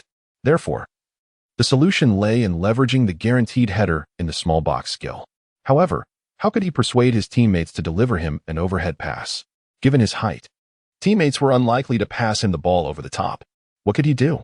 Gao Jinxiu scratched his head, racking his brain for a solution. Just then, a sudden notification chimed. Ding. Host received over 1,000 likes. Task completed. Reward, random shooting skill. Would you like to draw? What was happening? Had he completed the task already? Gao Jinxiu was bewildered. He hadn't performed particularly well in this match. How could he possibly receive 1,000 likes? System, is this really fair? He shook his head, perplexed by the sudden task completion, but he didn't dwell on it for long. The task was done, and he would surely draw the reward. Draw ding. Congratulations. Host has drawn the shooting skill, Iron Hitter. Usable no more than 5 times a day after using this skill. The ball kicked by the host will invariably hit the goalpost. Iron Hitter? What on earth did that mean? Gao Jinxiu blinked in confusion. Invariably hit the goalpost? What kind of shooting skill is this? This is a blacksmith skill. I'm not a blacksmith. What use is this to me? Chapter 10, Equalizing the Score Fortunately. This was a proactive skill, or else Gao Jinxiu would have been utterly distraught. Just imagine, a shot that was clearly aimed within the goalposts, redirected instead by this skill to strike the frame. Such an occurrence would surely be infuriating. Just as Gao Jinxiu was silently grateful, his teammate unexpectedly passed the ball back to him. Receiving the football, he deftly maneuvered, glancing at the opponent's goal and his teammates' positions. When a wild thought suddenly crossed his mind. If my teammates want to provide me with a high pass, why not create one for myself? This notion was undoubtedly audacious. Anyone else would have deemed it preposterous. Yet Gao Jinxiu was different. He possessed the skill known as Iron Striker. By lofting the football high towards the goal, it was certain to strike the frame. Once it made contact with the crossbar, the ball would likely rebound, and at that moment, all he needed to do was rush in for a small area header, instantly equalizing the score. Perfect. His heart raced with excitement. If this plan came to fruition, perhaps averaging 5 goals per game would be ambitious, but 1 goal per match would certainly be within reach, right? At that moment, Bayer Leverkusen U19 pressed forward, and Berkeley shouted from the sidelines, "Pass the ball to me." However, with an idea in mind, Gao Jinxiu had no intention of relinquishing possession. He deftly controlled the ball with his left foot, creating an angle, and then swung his right foot, launching the football high towards the goal. What the hell? Berkeley cursed. You fool, are you really wasting this opportunity? His other teammates shared similar sentiments, as there were no teammates within the opponent's penalty area. Moreover, the ball was moving at a sluggish pace, and unless a miracle occurred, it was bound to be collected by the opposing goalkeeper. The Bayer Leverkusen U19 players felt the same way, standing still and watching the football soar towards the goal. The goalkeeper, too, was not to be disappointed. He quickly moved to the ball's landing point, extending his hands in preparation to leap. Just then, a beam of laser light pierced his eyes, causing a momentary blindness, and he instinctively shut his eyes. In this manner, the goalkeeper missed the optimal moment to jump. Quickly catch the ball! The Bayer Leverkusen U19 players exclaimed in alarm. Did the goalkeeper get paid for this? Of course, some noticed the laser on the goalkeeper and Apos' face and shouted in outrage, "Damn! Foul! Foul! Referee! That goal doesn't count." Someone shone a laser pointer in his eyes. Yet how could the referee possibly call a foul over such an incident? The reputation of Dortmund's home ground as a Devil's Stadium was not without reason. Thus, the football plummeted swiftly amidst the desperate cries of Bayer Leverkusen U19 in the eager anticipation of Dortmund U19. Boom. With a resounding thud, the football struck the crossbar, instantly shifting the mood of both teams. That sound? As the goalkeeper and Oppo's vision returned, he heard that jarring noise reverberating through his soul. Turning around, he saw that indeed the ball had struck the crossbar and bounced upwards. What luck! He sighed in relief, taking a couple of steps to retrieve the ball. However, at that moment, a yellow and black figure suddenly surged forward. With a leap, that figure headed the ball into the net. Swish! The football grazed the net, producing a crisp and melodious sound. Goal! The ball is in. The commentator erupted with his signature scream. The substitute, Gao, executed a splendid follow-up shot, helping Dortmund U19 equalize. The stands erupted with jubilant cheers from the Dortmund fans. Well done, Huaxia people. You are amazing. All the fans showered praise, among whom a particularly excited college student stood out. Bai Xiaohua was an international student from Huaxia, having been in Germany for over a year. 2 years ago, she participated in the World Robotics Competition, winning first prize and earning a scholarship opportunity without examinations, and she had eagerly accepted it. When asked what had changed the most in her life over this past year, it was undoubtedly her transformation from a superficial fan who only knew of Ronaldo and Messi to a true football enthusiast. It must be said that football is filled with passion, especially German football. The atmosphere, the exhilarating excitement, it thrilled her more than solving a challenging physics problem, an experience she had never encountered before. That day, she once again accompanied her roommates to the Signal Iduna Park in Dortmund, where Dortmund U19 was set to face Bayer Leverkusen U19. Unlike many who disregarded leagues outside the top 5, her group of friends preferred watching youth matches. Witnessing the players they supported grow and develop was indeed a matter of great anticipation and pride, a philosophy instilled in her by her roommates. Above all, these players were still young and inexperienced, making victory more probable. Bai Xiaohua, though dismissive of her roommate's latter comment, had indeed been influenced by them. Recently, she had become enamored with Dortmund's Haaland and Moukoko, believing that both could surpass Ronaldo and Messi in the future.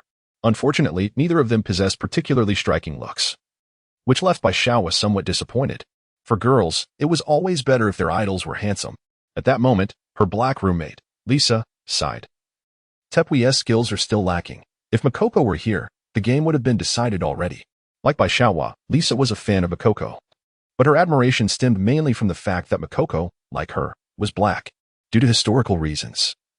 The black population in Germany is not as numerous as in other European countries, so having such a talent brought Lisa a sense of ethnic pride. However, other roommates were less tolerant of Lisa and Oppo's constant praise for Moukoko. One named Susie rolled her eyes at Lisa and retorted, "Moukoko is only 14. Playing in the U17 is already impressive. You don't think he can perform just as well in the U19, do you?" "Of course," Lisa replied confidently. If Moukoko were to join the U19, Schalke 04 and Bayern Munich would have to kneel and sing conquered. Isn't the Bundesliga limited to players over 17? Don't you think Moukoko could manage in the Bundesliga? Susie replied with a hint of sarcasm. Absolutely. By then, Moukoko, Haaland, and Tepui could form a formidable front trio, undoubtedly trampling Bayern underfoot. I've even thought of a name for the combination, Hamlet. I can understand Hamlet. But who was let? Why not Keed? Despite the team's setback, the group continued to chatter and laugh, for they believed Dortmund U19's strength surpassed that of Bayer Leverkusen U19, and scoring was merely a matter of time. At that moment, a classmate suddenly pointed excitedly at the field, exclaiming loudly, "There it is, a foul. Penalty kick. Well done, Tepui." The group erupted in cheers. Yet when the screen zoomed in on Tepui and Oppo's leg, they were stunned into silence, hands clasped over their heads. "Oh no, his leg is broken. This is it. Tepui's career is over. We're finished. This match is lost." A wave of lament swept through the stands. The fans understood that if Tepui were injured, Dortmund U19's path ahead would undoubtedly be fraught with challenges.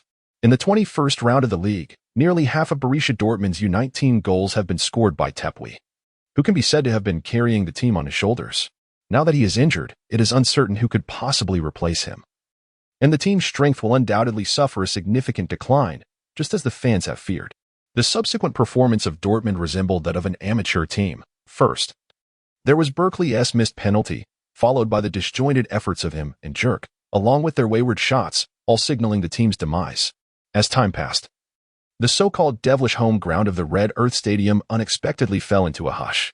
Some frustrated fans even chose to leave early, murmuring about the crowd becoming too dense. Shall we leave as well? It might get too crowded later. Let and Oppos, let's watch a bit longer. There still might be a chance. Let and Oppos, let's consider leaving at the 85th minute. What chance could there possibly be? Just look at the dismal collaboration between Jerk and Berkeley. If they score, I would eat dung while standing on my head. Alas. It seems that Makoko must ascend to the U19 team earlier than anticipated. A few shook their heads in despair, rising to depart. At that moment, Borussia Dortmund U19 signaled a substitution, number 7 off, number 13 on. Oh, Riken is substituting again. Who is this player? I and Amp, Oppos, V never seen him before. With dark eyes and yellow skin, it and Amp, Oppos, as one of you Asians. When did an Asian player join the U19 team? Is it him? Baishawa suddenly recalled the news she had seen that morning. Dortmund U18 youth team and Oppos, overseas young talent Gao Jinxiu allegedly threw a tantrum, demanding to stay in a 5-star hotel presidential suite, and scolded head coach Tang Guan. Isn't he from U18? Why is he in U19? Has he skipped a grade? To be honest, Gao Jinxiu gave Baishawa a sense of familiarity earlier that morning, while everyone was criticizing him in the news. She had defended him with a few words. Maybe I should watch a little longer. The head coach must see some potential in him to send him on now. Baishawa took out her phone, filmed a video, and posted it on Douyin with the caption, "The expelled Gao Jinxiu from the national football team seems quite impressive." Coming on as a substitute in the match between Borussia Dortmund U19 and Bayer Leverkusen U19, though Baishawa was a beauty. She had previously devoted herself to her studies and had not engaged much with Douyin, accumulating only over 200 followers. However, perhaps due to the ongoing buzz around Gao Jinxiu and Oppos' scandal with Tengu and Oppos, and her video garnered an immediate 20,000 views and over 1,000 likes shortly after being posted. Chapter 11. A double delight. Am I about to become famous? Baishawa beamed with joy as she witnessed the ever-increasing view count, likes, and comments backstage. However, what transpired next sent her into a jubilant leap. Gao Jinxiu scored. Nearly 5 minutes after entering the match, Gao Jinxiu netted a goal, leveling the score. Gao Jinxiu. What a splendid strike. Baishawa stood atop her chair. You, my compatriot, are incredibly handsome. I simply must meet him. He is far more charming than Holland. Her roommates erupted in excitement, grabbing Baishawa and Oppos' hands and exclaiming animatedly, Hold still, hold still. I need to record this. At that moment, the stadium and Oppos' large screen replayed the recent goal. Baishawa decided to share the moment on Douyin. A player expelled from the Huaxia football team had, against all odds, scored for Borussia Dortmund. This electrified her. She could hardly contain her eagerness to share her exhilaration with netizens. Soon, comments began pouring in beneath the video. While many were rife with insults, a significant number defended Gao Jinxiu. If I had that skill, I would flaunt it too. Damn, he plays exceptionally well. It seems he knew from the outset that shot would hit the crossbar. Did you notice how he darted off immediately after shooting? Come on, that's too far-fetched. Even Messi might not possess such skill. What nonsense. Haven and Oppos. You seen Ronaldinho and Oppos' videos hitting the post? Are you implying that Gao Jinxiu is on the same level as Ronaldinho? I did not say that, but it is certain that his skills surpass those of our domestic players. I wonder if the Huaxia Football Association regrets not including him in the team. Regret my foot. You lot are football blind. Let me enlighten you. Anyone with a few years of football experience can replicate such a shot. Check Douyin. There are plenty of domestic kids who can do it. Back on the field. After leveling the score, Gao Jinxiu showed no inclination to celebrate, instead charging into the goal, clutching the ball, and sprinting back to the center circle. His teammates exchanged bewildered glances. Could he possibly be aiming for a comeback? Head coach Lars Ricken, however, was filled with satisfaction. He bellowed at the other players on the field. What are you doing? Get moving. There is no time to waste. After a tense first half, Lars could finally breathe easy. A draw was acceptable. At least the control remained in their hands. Damn it. I should have brought this kid on sooner. Berkeley has been utterly useless. From Jerk's gloomy expression, Lars surmised that Berkeley had just squandered an opportunity, causing any residual goodwill he harbored for him to evaporate. He resolved that Berkeley would not make the squad again. His gaze returned to Gao Jinxiu, who he found increasingly impressive. Next time, he would start. The battle resumed on the field. After leading for the entire match, Leverkusen U19 faced a significant emotional blow when the score was equalized during injury time. They could no longer accept returning with just a single point. Thus, they broke from their usual tactics and engaged Borussia Dortmund U19 in an offensive showdown. Yet, their inherent inferiority, coupled with being a man down, rendered them incapable of outmatching Dortmund. In the 5th minute of stoppage time, Gao Jinxiu received the ball at the edge of the penalty area and unleashed a powerful shot, which rocketed towards the upper right corner of the goal. The quality of the shot was exceptional. The goalkeeper exerted every ounce of effort yet could not reach the ball. Alas, just as the goalkeeper lay in despair, resigned to the ball's inevitable entry, a resounding thud echoed, the ball struck the post and rebounded. Once again, the post had come to their aid. The goalkeeper's mood shifted from hopelessness to exhilaration. However, before he could revel in his good fortune, another thud resounded, and that familiar black and yellow figure re-emerged. Look, it's that Hua Xiao player. He is going for the rebound. In the stands, the Dortmund supporters collectively held their breath. Gao Jinxiu surged forward, leaping gracefully. Thwack! The ball collided with his head, altering its trajectory at speeds rivaling a kick. Swish! The ball soared into the net, producing a melodious sound. Goal! The ball found its mark. 2-1. Borussia Dortmund U19 had taken the lead. With the goal coming from the Hua Xiao star, it cannot be denied, professionalism is paramount. Others had yet to transition from anticipation to disappointment and then to elation. The commentator leaped with excitement. A passionate scream propelled the atmosphere of the stadium to its zenith. Goal! Gao! Goal! Gao! Infected by this fervent atmosphere, over 3,000 Dortmund fans at the Red Earth Stadium waved their jerseys and streamers in exuberance. It's in. It's Gao. He came on for less than 10 minutes and scored twice to turn the game around. Hooray! Gao, you are our savior. The applause and cheers swept through the entire stadium like a tsunami. Lars, like the fans, found it hard to believe as the ball struck the post moments ago. He covered his head in disbelief, but once he regained his composure, he realized the ball had indeed gone in. Oh my gosh! Gao, well done! Lars jubilantly bounced around like a child, rushing onto the pitch. On the field, those U19 players who had previously harbored animosity towards Gao Jinxiu were now equally ecstatic.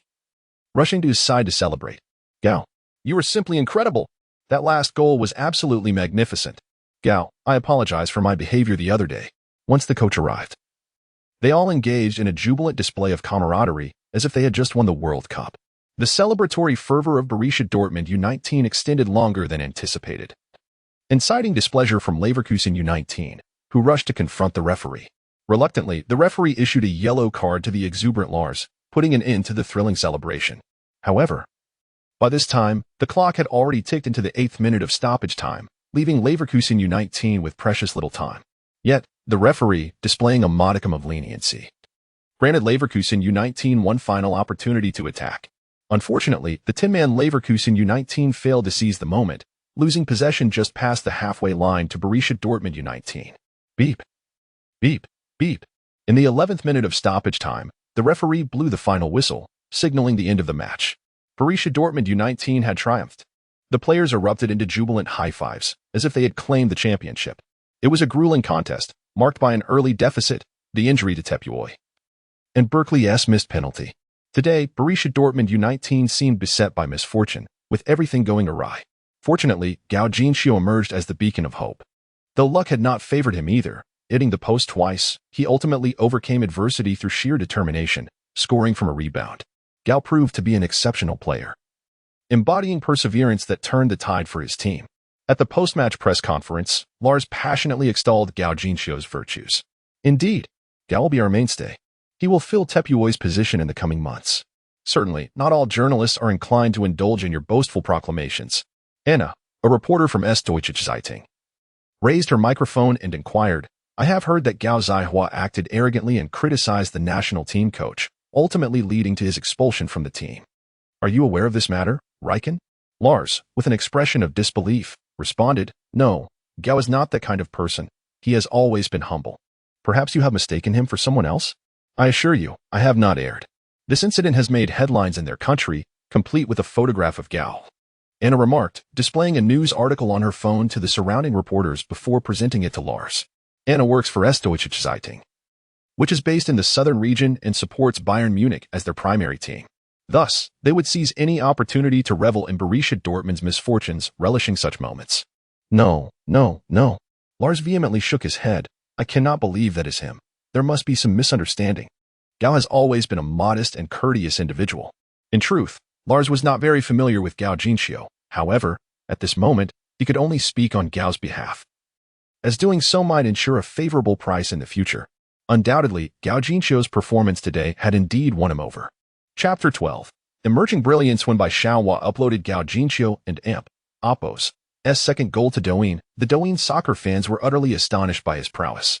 2 goals in 10 minutes. Though they were scored in the U19 League, it is the German U19 League, whose caliber is undoubtedly superior to that of the Chinese League. Most importantly, Gao Jinxiu is only 18 years old.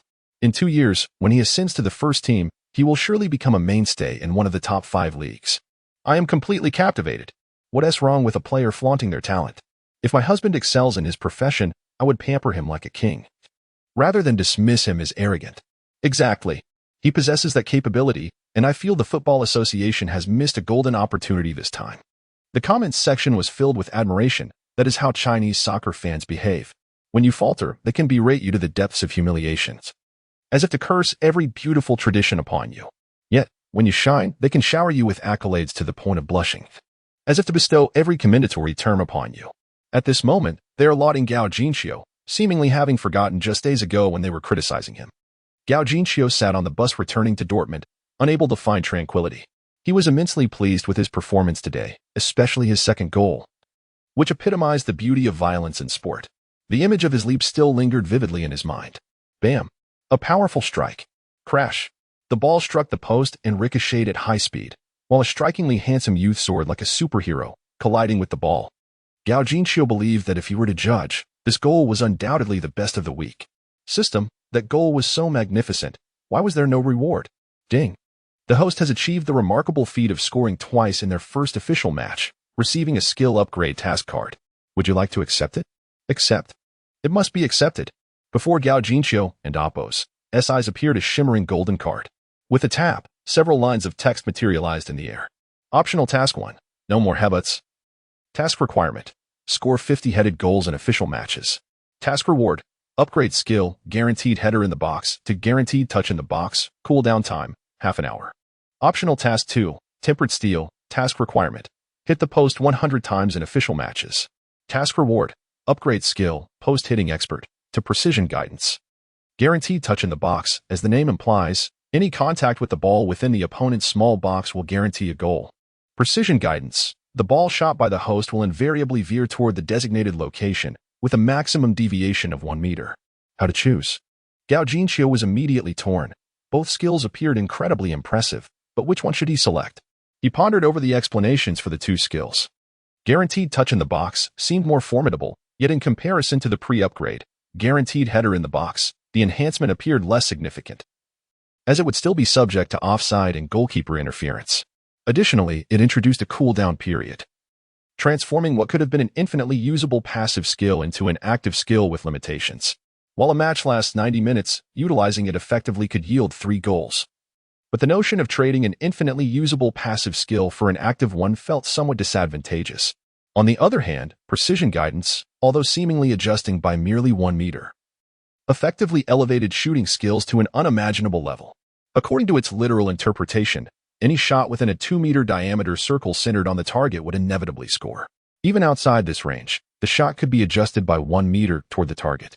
How terrifying is that? Gao Jinxiu recalled a 100-second shooting challenge that Messi and Neymar participated in, where they had to knock down 15 wooden boards on a wall within the time limit. They both succeeded in the end, but Gao Jinxiu remembered their hit rate was not particularly high, perhaps only 1 in 3. Although his shooting attribute was only 66. He believed he could achieve a rate of 1 in 5 or even 4 in 1. Now, with the added meter of adjustment, Gao Jinxiu felt that even if he couldn't and Amp. Oppo's hit precisely where aimed, scoring 2 or 3 out of 10 would be well within his reach.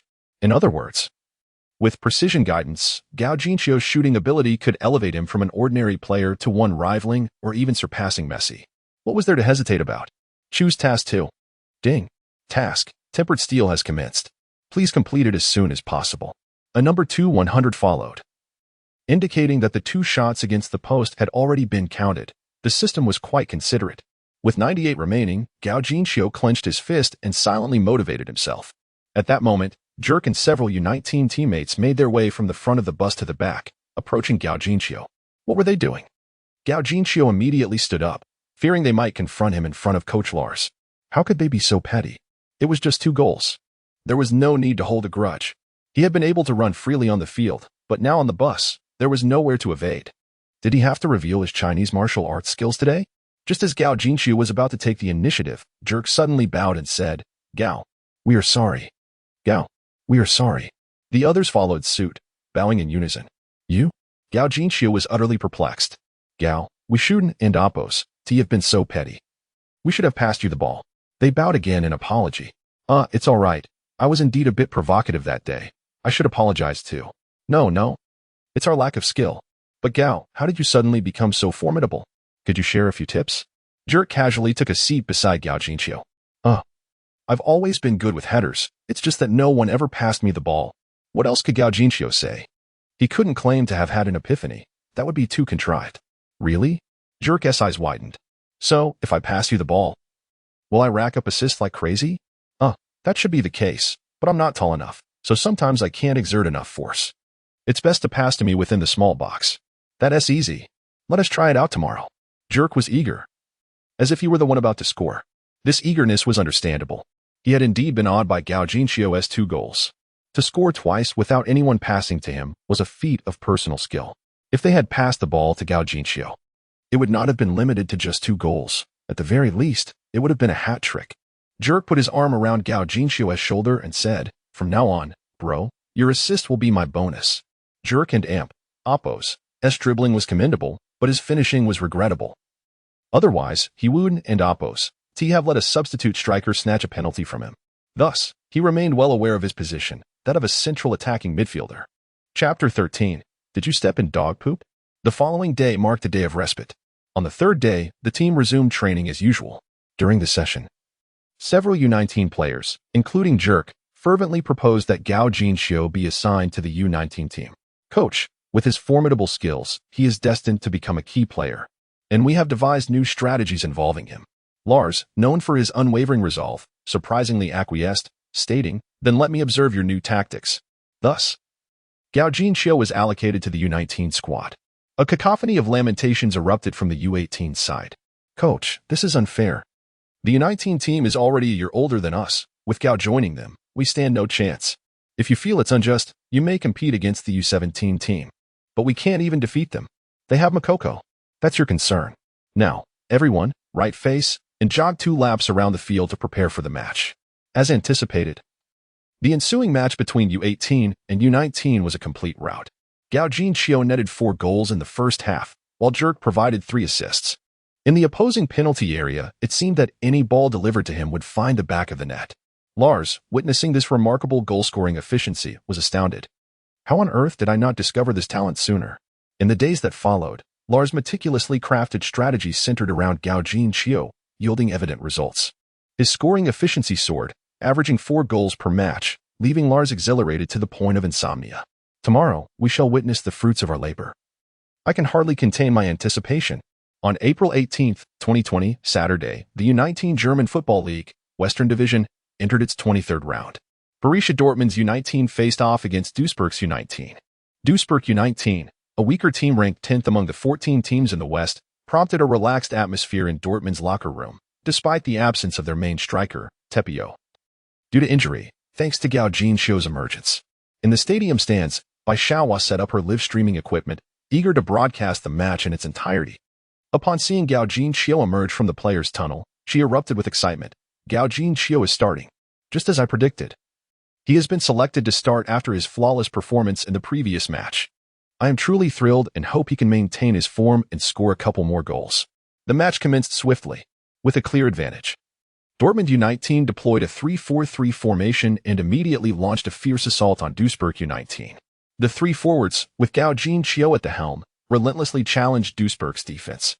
In the 7th minute, Jerk executed a deceptive pass over the top into the opponent's penalty area. A dark figure darted forward, leaping to head the ball into the net. 1-0, Dortmund U19 drew first blood, with Gao Jinqiu netting the goal. In the 15th minute, Jerk employed the same strategy, again delivering the ball into the opponent and Oppo's penalty area. This time, Duisburg and Oppo's goalkeeper was prepared, but Gao Jinqiu, too quick to react, once again headed the ball into the goal. 2-0, Gao Jinqiu secured a brace. At last, Duisburg U19 recognized the threat posed by Gao Jinqiu, assigning 2 players to mark him closely. Unaccustomed to such attention, Gao Jinqiu felt slightly uneasy, determined to break the spell of misfortune. Gao Jinqiu began to retreat to receive the ball. Having already provided 2 assists, Jerk, now a firm believer in Gao Jinqiu and Oppo's prowess, readily passed the ball to him. As 2 Duisburg U19 players converged on Gao Jinqiu, he did not hesitate. He slightly maneuvered the ball, creating an angle, and unleashed a powerful shot. With confidence in his ability to strike the frame, he disregarded precision, opting instead for sheer force. Unbeknownst to his teammates, Gao Jinqiu aimed for the crossbar, leaving them astonished by what they perceived as an extraordinary long-range effort. The ball soared past 2 defenders, hurtling toward the top right corner of the goal. The opposing goalkeeper, stunned, could hardly believe that Gao Jinqiu, who had scored twice from close range, possessed such long-range skill. By the time he reacted, it was too late. He could only watch as the ball slammed against the crossbar. Wait. It seems the ball didn't go in. Oh my. You nearly gave me a heart attack. The opposing goalkeeper exclaimed in a moment of panic. The ball rebounded off the crossbar and out of play, resulting in a goal kick for Duisburg U19. After exhausting his skills, Gao Jinqiu instinctively rushed into the opponent's penalty area, but luck was not on his side, and the ball failed to bounce back to him. Frustrated, he trudged back. Jerk approached to console him, saying, Gao, that was still impressive. Your shot quality was high, just a bit unlucky. Gao Jinqiu looked up, smiling brightly. No worries. Just pass me the ball again. Help me shake off this bad luck. His primary objective was to score, and he refused to let a single missed opportunity dampen his spirits. Jerk, inspired by Gao Jinqiu's optimism, patted his chest, assuring, if you want the ball, I will definitely pass it to you. It's settled then. Don't let my bad luck stop you from passing, Gao Jinqiu insisted. I, Jerk, am a man of my word. Besides, we are leading by 2 goals. We have nothing to fear. Jerk thought to himself, how much worse could his luck get? With his efficiency, I could easily rack up another assist. However, the unfolding events took Jerk by surprise. Gao Jinqiu struck the crossbar again and again. Oh my god. Gao, did you step in dog poop today? Jerk exclaimed in disbelief as Gao Jinqiu hit the woodwork for the 3rd time. Don't give up, Jerk. I feel my misfortune is about to vanish. Just 2 more attempts, and I'll surely banish it. Gao Jinqiu reassured him, albeit with a hint of uncertainty. He had initially believed that the task of forging steel through hardship would be easier than stop hitting my head, especially with the iron striker skill, which guaranteed 5 attempts per match, though goals were not assured. Yet, the current situation suggested that this task was proving more challenging than anticipated. His teammates were beginning to lose faith in him. Gao Jinqiu glanced toward the substitutes bench, only to find Lars, equally disbelieving, with his head in his hands. Oh no. Surely they won't substitute me. Gao Jinqiu panicked. I must score one last time before they can take me off. Chapter 14. The hat trick. Observing the expressions of Lars and Jerker, it was evident that if he failed to score once more, neither would pass the ball to him again, and one might even prevent him from taking the field. No, he could not exhaust all his efforts merely to miss shots. Otherwise, he would lose possession entirely and be unable to score at all, jeopardizing the completion of his mission. Gao Jinqiu pondered how to break the deadlock. The 2 defenders from Duisburg U19 shadowed Gao Jinqiu on the field. Unlike others who only noticed his missed shots, they recognized the terror he instilled. They had been closely tailing him, believing they had effectively blocked his shooting angles. Yet, Gao Jinqiu consistently managed to take high-quality shots. Had it not been for his misfortune in striking the woodwork 4 times, the score might have been 6-0 by now. When had such a prodigy emerged in the Dortmund U19 team? The 2 defenders from Duisburg U19 remained vigilant, acutely aware that their side was weaker than Dortmund U19. And with 2 players dedicated to marking Gao Jinqiu, it was akin to playing with 1 less man. While Gao Jinqiu contemplated his next move, Jerker and his teammates advanced into Duisburg U19 and Oppo's penalty area. Unfortunately, Jerker and Oppo's shot was poor, hitting the goalkeeper and deflecting away. Fortunately, Dortmund U19 quickly regained possession, encircling the Duisburg U19 penalty area, ready to launch another attack. The 2 defenders, watching the goal that could be breached at any moment, also observed Gao Jinqiu. who appeared lost in thought and showed no inclination to assist. Gritting their teeth, one of them decided to offer help in defense. At that moment, an idea illuminated Gao Jinqiu and Appo's mind. Of course, he could utilize his heading ability within the small penalty area to activate the Iron Shot Specialist skill. It would be a blend of a missed shot and a guaranteed goal, likely yielding unexpected results. His eyes sparkled with excitement. He was on the verge of unlocking a skill that would allow him to shoot at will. With this thought, he dashed toward the opposing small penalty area, raising his right hand to signal for the ball. Jerker, having just received the ball and contemplating whether to advance, was overjoyed to see Gao Jinqiu charging into the opponent's box.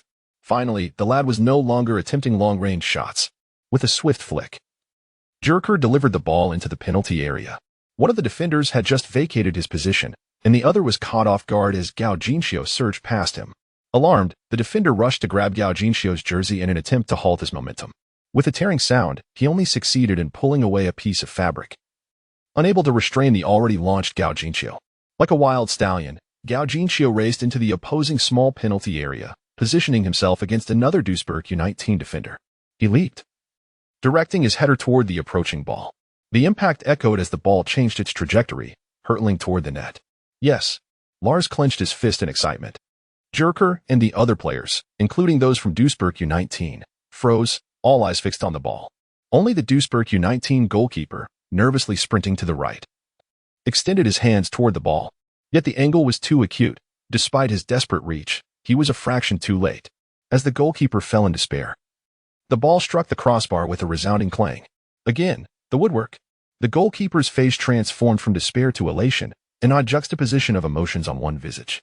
However, the others on the field were too preoccupied with their own feelings to notice this peculiarity. Some transitioned from despair to joy, while others shifted from anticipation to frustration. Lars nearly choked on a surge of blood. What terrible luck had befallen him today? 5 strikes against the woodwork. If only half had gone in, the score would already be 4-0. He could hardly bear it. In utter exasperation, he shut his eyes. Suddenly, a jubilant roar erupted from the stands.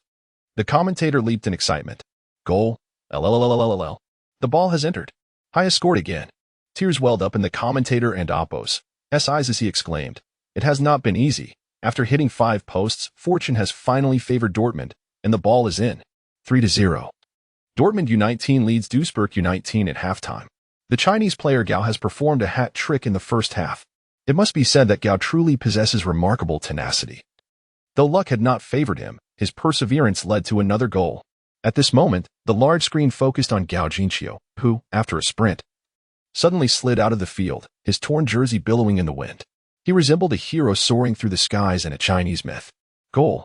Gao! Goal! Gao! Despite the guest stand housing fewer than 600 Dortmund fans, their jubilant cheers resounded, eclipsing the nearly 2,000 home supporters.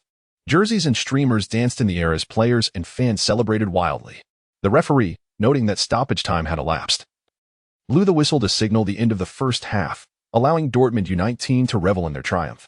The Duisburg U19 players returned to the locker room, heads hung low amidst the cheers. In the second half, the coach of Duisburg U19, Felix, was furious, nearly jumping with rage. That Chinese player from Dortmund might not come on. If he does, you two must stick to him, and if necessary, commit fouls. I cannot allow him to score 4 goals. I still value my dignity. Facing the formidable Dortmund U19, he could accept defeat, but not a humiliating loss, especially at the hands of the same player. Lars seemed to sense that Duisburg U19 might go mad in the second half and immediately substituted Gao Jinqiu at the start. In truth, Gao still had stamina left, but having already accomplished his 5 strikes, he felt no resistance to the decision. Moreover, the rewards for his hat trick were imminent. Ding! Congratulations! The host has scored a hat trick in an official match for the first time. Reward: a basic virtual training ground. Chapter 15. The basic virtual training ground. What purpose does the basic virtual training ground serve? By expending a certain number of likes, the host can enter the virtual training arena, where the training effect mirrors that of reality. Moreover, during training, the host remains in a deep sleep state, allowing both body and mind to attain maximum rest. This sounds promising. However, I am uncertain regarding the rate of consumption for these likes. Gao Jinqiu glanced at the description of the virtual training ground. Basic virtual training ground. Training effect is doubled, consuming 1 like per second. Does this imply that there will be intermediate and advanced virtual training grounds in the future? Indeed, once the host secures 5 Major League championships. The intermediate virtual training ground shall be unlocked, which boasts a training effect of twofold. Upon winning the Champions League, the advanced virtual training ground will be available, offering a threefold training effect. Lastly, securing the World Cup will unlock the elite virtual training ground, which provides a fourfold training effect. This is remarkable.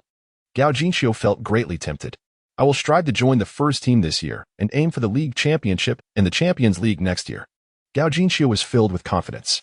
However, upon noticing the number of likes in the upper right corner, a wave of dismay washed over him. 321 likes. The basic virtual training ground consumes 1 like per second, which translates to roughly 400 minutes, or just under 7 hours. System, how did I accumulate these likes? Why are there so few? The host and Oppos. S only means of garnering likes is through fan appreciation. Each fan may only reward the host with a like for each remarkable goal once. Isn't that rather meager? Gao Jinxiu Kuden and Amp. Oppos. T help but complain. Scoring 5 goals in 2 weeks has only earned me less than 7 hours of training time. This reward pales in comparison to the optional task card from my previous double goal performance. That is due to the limited number of your fans. The system advised. Please endeavor to enhance your skills and produce outstanding performances. Very well. Gao Jinxiu felt somewhat helpless. This was unavoidable, as he had only recently represented Dortmund and Amp. Oppos. SU19 team in 2 matches. Having over 20,000 likes was already a stroke of fortune. Lars had been observing Gao Jinxiu's fluctuating emotions and offered consolation. Scoring 3 goals is sufficient. Continuing to push yourself may lead to injury, which would be counterproductive. Just look at the intensity of the opposing team and Amp. Oppos. S defense. Gao Jinxiu looked bewilderedly at Lars and then glanced at the field. He saw Jerk being knocked to the ground by a fierce elbow from an opposing defender, blood streaming from his nose. Goodness, how brutal. Gao Jinxiu gasped, rushing to the sidelines to shout, "Red card! Red card!" Unfortunately, the referee, seemingly favoring Duisburg's U19 team, issued only a free kick. Is this a joke? They aren't issuing a card. Gao Jinxiu returned to his seat in indignation. Coach, the main referee is clearly biased. Why aren't you protesting? Why should I protest? Just look over there. Lars pointed to the 4th official, who had been questioning the 4th official vocally for some time. I sent him over as soon as the second half began. Coach, you truly are astute and prepared. Gao Jinxiu sincerely applauded Lars. Enough flattery, focus on your training. After the playoffs, I will recommend you to the first team. During this period, you must maintain your form. Do not let it be said that you cannot even make the roster for the first team. Thank you, I will. The match continued, and the assistant coach's protest bore some fruit. When Jerk was once again fouled brutally, the referee issued the first red card of the match and awarded a penalty. Jerk converted the penalty with ease. However, this would be the final goal of the match. In the end, the score was 4-0, with Dortmund's U19 team triumphing over Duisburg's U19 team. Gao Jinxiu achieved a hat trick, while Jerk provided 3 assists, both earning the title of match MVP. After this match, Gao Jinxiu became a recognized name throughout Germany and Oppos' football circles. Dortmund had discovered yet another prodigy. His heading ability was simply extraordinary. He scored 5 headed goals in 2 matches. Yet, it seems he excels only in headers. No, his long-range shots are impressive as well. He was merely unfortunate, hitting the woodwork 7 times across 2 matches, with only 1 finding the net. My goodness, 7 woodwork hits in 2 matches? Should we consider his shooting to be exceptional or lacking? I believe his shooting skills are indeed top-notch. He simply aims too much for the corners and suffers from bad luck. Even with bad luck, one shouldn't hit the woodwork 7 times, should they? Do you think he was aiming for the posts? Aiming for the posts? How could that be possible? Even Messi doesn't and Oppos possess such a shooting skill. Discussing this matter seems futile. What is certain is that his heading ability is elite, his shooting skills are commendable, and he displays balance with both feet. This is indeed prodigious. Is there any chance we could recruit him? In Bayern's club, 2 middle-aged men puffed on cigars. It should be feasible. He is under a youth contract of 1-3, with a buyout clause of only 500,000 euros. Then let us attempt to make contact. Similar conversations were unfolding at Schalke 04, Hoffenheim, and even Bayer Leverkusen, all of whom were captivated by Gao Jinxiu. Meanwhile, by Xiaohua and Oppos' live stream was quite successful. From a mere handful of viewers at the beginning, the audience grew to over 1,000 by halftime. Her follower count surged from just over 300 to more than 2,000, even garnering over 300 in donations. This brought her great joy. To express gratitude to her viewers upon returning home, She immediately edited a highlight reel of Gao Jinxiu and Oppo's S3 goals, pairing it with exhilarating music, and shared it on Douyin. As expected, this short video captivated numerous football fans, sparking enthusiastic discussions about Gao Jinxiu's remarkable prowess. Some fans even went so far as to believe that such an impressive player could not possibly be egotistical. This left some more rational viewers feeling exasperated. The prowess in playing football has no correlation to one and Oppo's demeanor, does it? How can it not? An undeniable truth you may not wish to acknowledge is that the more skilled a person is, the more humble they tend to be. Gao Jinxiu's exceptional talent on the field surely indicates his humility. How could he be arrogant? I concur with the previous statement and can attest to its validity. Just like how our village and Oppo's wealthiest man has a pleasant aroma to his farts, I have personally witnessed it. I also agree with the previous viewpoint. Akin to how I have never seen a goddess defecate. Vulgar. How can one describe a goddess in such terms? It's better referred to as a stinky business. Isn't that fragrant? Thus, does a goddess equate to a sperm whale? Chapter 16. The highest bidder joins the Chinese national team. I choose to disregard the previous comments. Personally, I don't believe Gao Jinxiu would act arrogantly. His demeanor seems far more humble compared to the entitled domestic players. Frankly, I've always doubted the credibility of those allegations. From what I've observed, Gao comes across as a polite and somewhat shy young man. Back when he was drawing comics on cat manga, I had the chance to interact with him briefly in a fan group, and he struck me as genuinely humble. It's hard to believe he would transform into the arrogant figure the Football Association portrays within just a year. Wait, he draws comics? I thought he was a footballer? Why can't a footballer also draw? These days, everyone has side pursuits. Neymar sings when he is not playing. His song Goodbye was quite popular. Exactly. Even Su Jinjiang, aside from dancing backup for Michael Jackson, has dabbled in acting. I've had the pleasure of watching a few of his works. Humorous banter ensues among commenters. Jokes aside, I was also in Gao Jinxiu's fan group. Rumor has it he was expelled from the Olympic team for refusing to pay sponsorship fees, which led him to vent his frustration through that comic. That's why I questioned the validity of the arrogance accusations. When the news first broke, I advised patience, let the dust settle before jumping to conclusions. Check my comment history if you don't believe me. As a football enthusiast myself, I even led my primary school team to win the Dongshan Provincial Youth League. I had to quit because most tournaments only invite specialized academies, and my family couldn't afford the 40,000 annual fees. The root of our football decline? The association's greed, prioritizing profit over talent. Commenters shift focus to the banned comic. It was titled The Highest Bidder Joins the Chinese National Team, but it got reported and taken down, along with the fan group. Suspicious, isn't it? No need for suspicion. The Football Association was clearly behind it. That evening, Gao Jinxiu hurried home after returning from Duisburg, eager to test the training ground's 7-hour deep sleep function. Since his expulsion from the Olympic team, his sleep had been restless. The promise of restorative rest was enticing. Though he usually stayed at Borussia Dortmund's youth dormitory, tonight required privacy. The virtual training ground might trigger unpredictable reactions. So he opted for his father's place, a half-hour jog away. Their relationship was strained, and Gao Jian's active social life with local women made visits awkward. But tonight, secrecy outweighed discomfort. Pushing the door open, he spotted hastily discarded high heels by the shoe rack. Another admirer. He sighed, ignored it, and headed straight to bed.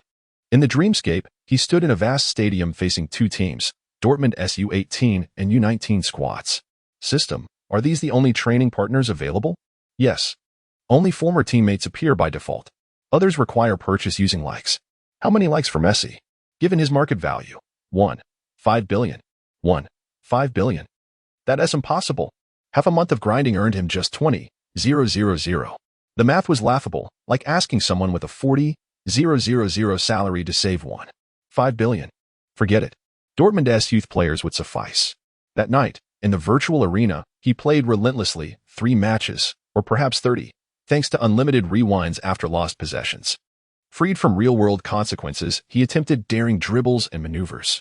Each failure was a lesson, each redo, refinement. By dawn, the system chimed. Dribbling, 568, breakthroughs, 873, ball control, 669. A single night's progress. At this rate, even Messi might call him boss. Wishful thinking. He knew these leaps came from first-time experimentation, not repeatable gains. But with the system, greatness was inevitable. Glancing at the clock, 5 o'clock a.m. Perfect synchronization. With enough likes, he could control sleep duration. No more classroom drowsiness. From today, grind for likes. Chapter 17. In his leisure time, Gao Jinxiu often indulged in drawing comics. Contemplating how to garner more admiration, he noted that according to the system and Oppo's design, each goal scored could earn a fan a single like. Thus, the total number of likes he received was nearly equal to the product of the number of fans and the number of goals scored. Despite having netted 5 goals in 2 matches, he had only amassed over 20,000 likes, indicating that merely 4,000 fans had acknowledged his prowess. This was utterly disheartening. In a grand nation like Huaxia, with a population of 1.4 billion, even a mere 1% of fans should have translated his 5 goals into nearly 100 million likes. The only plausible explanation was that he had been effectively silenced in Huaxia, rendering him invisible to the fans who could not witness his remarkable feats. Damn it! That Tanguan! I shall not let this rest. Fuming, Gao Jinxiu rose and approached his desk. Today, he resolved to resume his comic artistry. Vowing not to show any leniency towards someone like Tanguan, he would create a special episode where Tanguan was mercilessly beaten by fans. It was Sunday, free from classes and training, providing him a rare opportunity. Ever since joining the Dortmund youth training camp, Gao Jinxiu had found little time to devote to his comics. Contrary to what one might assume, life at the Dortmund camp was far from idle. Typically, he would awaken at 5:30 in the morning, commence training at 6, and conclude by 7:30. School awaited him at 8, with classes ending at noon. After a brief interlude, he would return for afternoon classes, which concluded at 4. Immediately after, he had to rush to the pitch for team matches. By the time the games wrapped up, it was nearly 8 in the evening. But the day was far from over. The head coach would then provide technical analysis based on the day's performance. If he managed to return to his dormitory before 9, it was considered an early day. Should he choose to engage in extra practice, his day would be thoroughly consumed, leaving him physically and mentally exhausted. Moreover, with Gao Jinxiu now a key player, weekend matches further curtailed his free time. Thus, his lack of comic updates was somewhat understandable. Fortunately, his digital artistry allowed for the swift adaptation and modification of characters and scenes, enabling him to complete a chapter within 2 days. A commendable pace compared to the monthly releases of other series. However, today, he was determined to sketch several panels, if only to depict Tangu and Appos, and receiving a well-deserved thrashing. Meanwhile, Bai Xiaohua, intrigued by the discussions online, found herself wondering about the grievances between Gao Jinxiu and the Football Association. His comic, titled Those Who Pay the Most Enter the National Team, might hold some relevance to this. A brief search online yielded no results due to regional restrictions, but she did stumble upon Gao Jinxiu's work on a German comic website. Upon entering, she confirmed the author was indeed Gao Jinxiu, complete with his profile and image.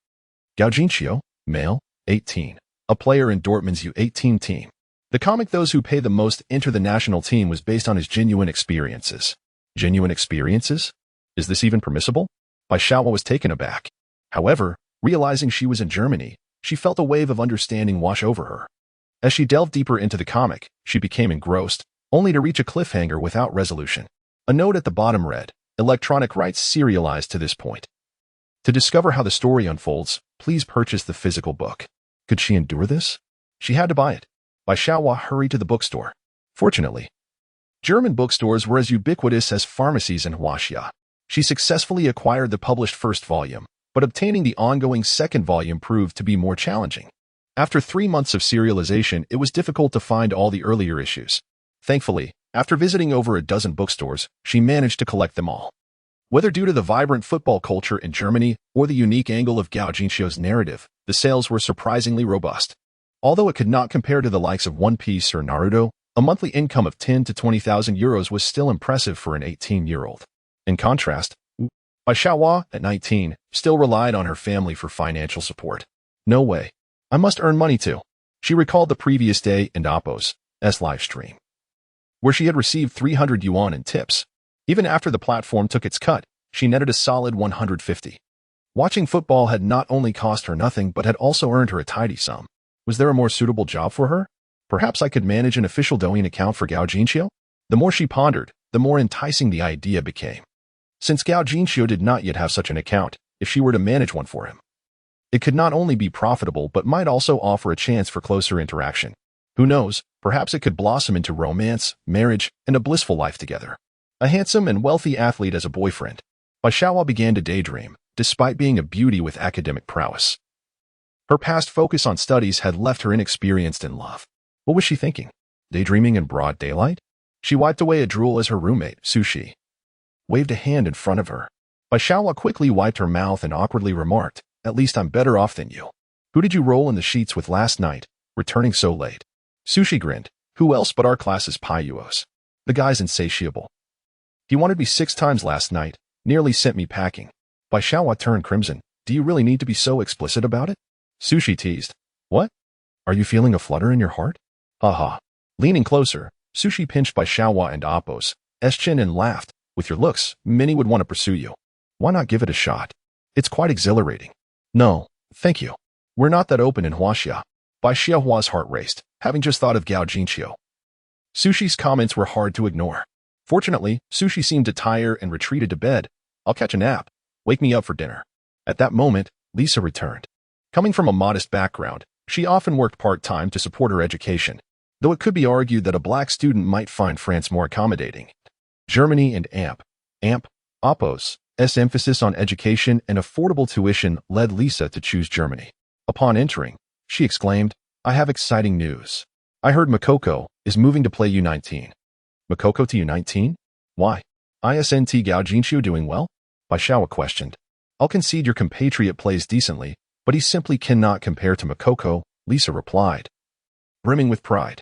From the bed, Sushi chimed in, "Forget about your Makoko. Do you even know why he is moving to U19?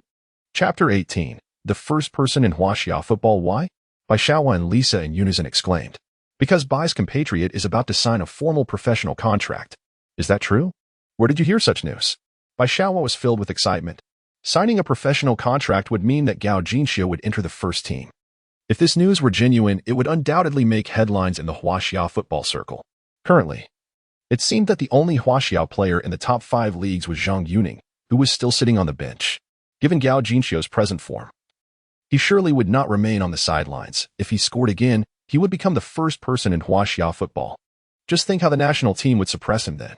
The more Baishawa thought about it, the more exhilarated she became. She rushed to Suzy and Appo's bedside and asked, "Can you confirm this news is true?"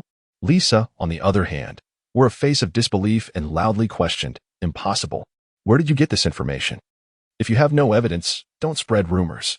We have ample proof that Makoko is moving up to the U19. This was personally conveyed by Makoko's older brother, Jin Koko. Lars just called Makoko at noon, asking him to train with the U19 next Monday. Makoko's brother plays in the 5th league in Germany, so the source is quite reliable." Suzy shot Lisa a glance and said, "I never claimed your news was false. On the contrary. It is precisely because your news is true that it lends credence to mine." "Why?" "Isn and Appo's. It obvious? Bai and Appo's compatriot is in peak form, having scored 5 goals in 2 matches.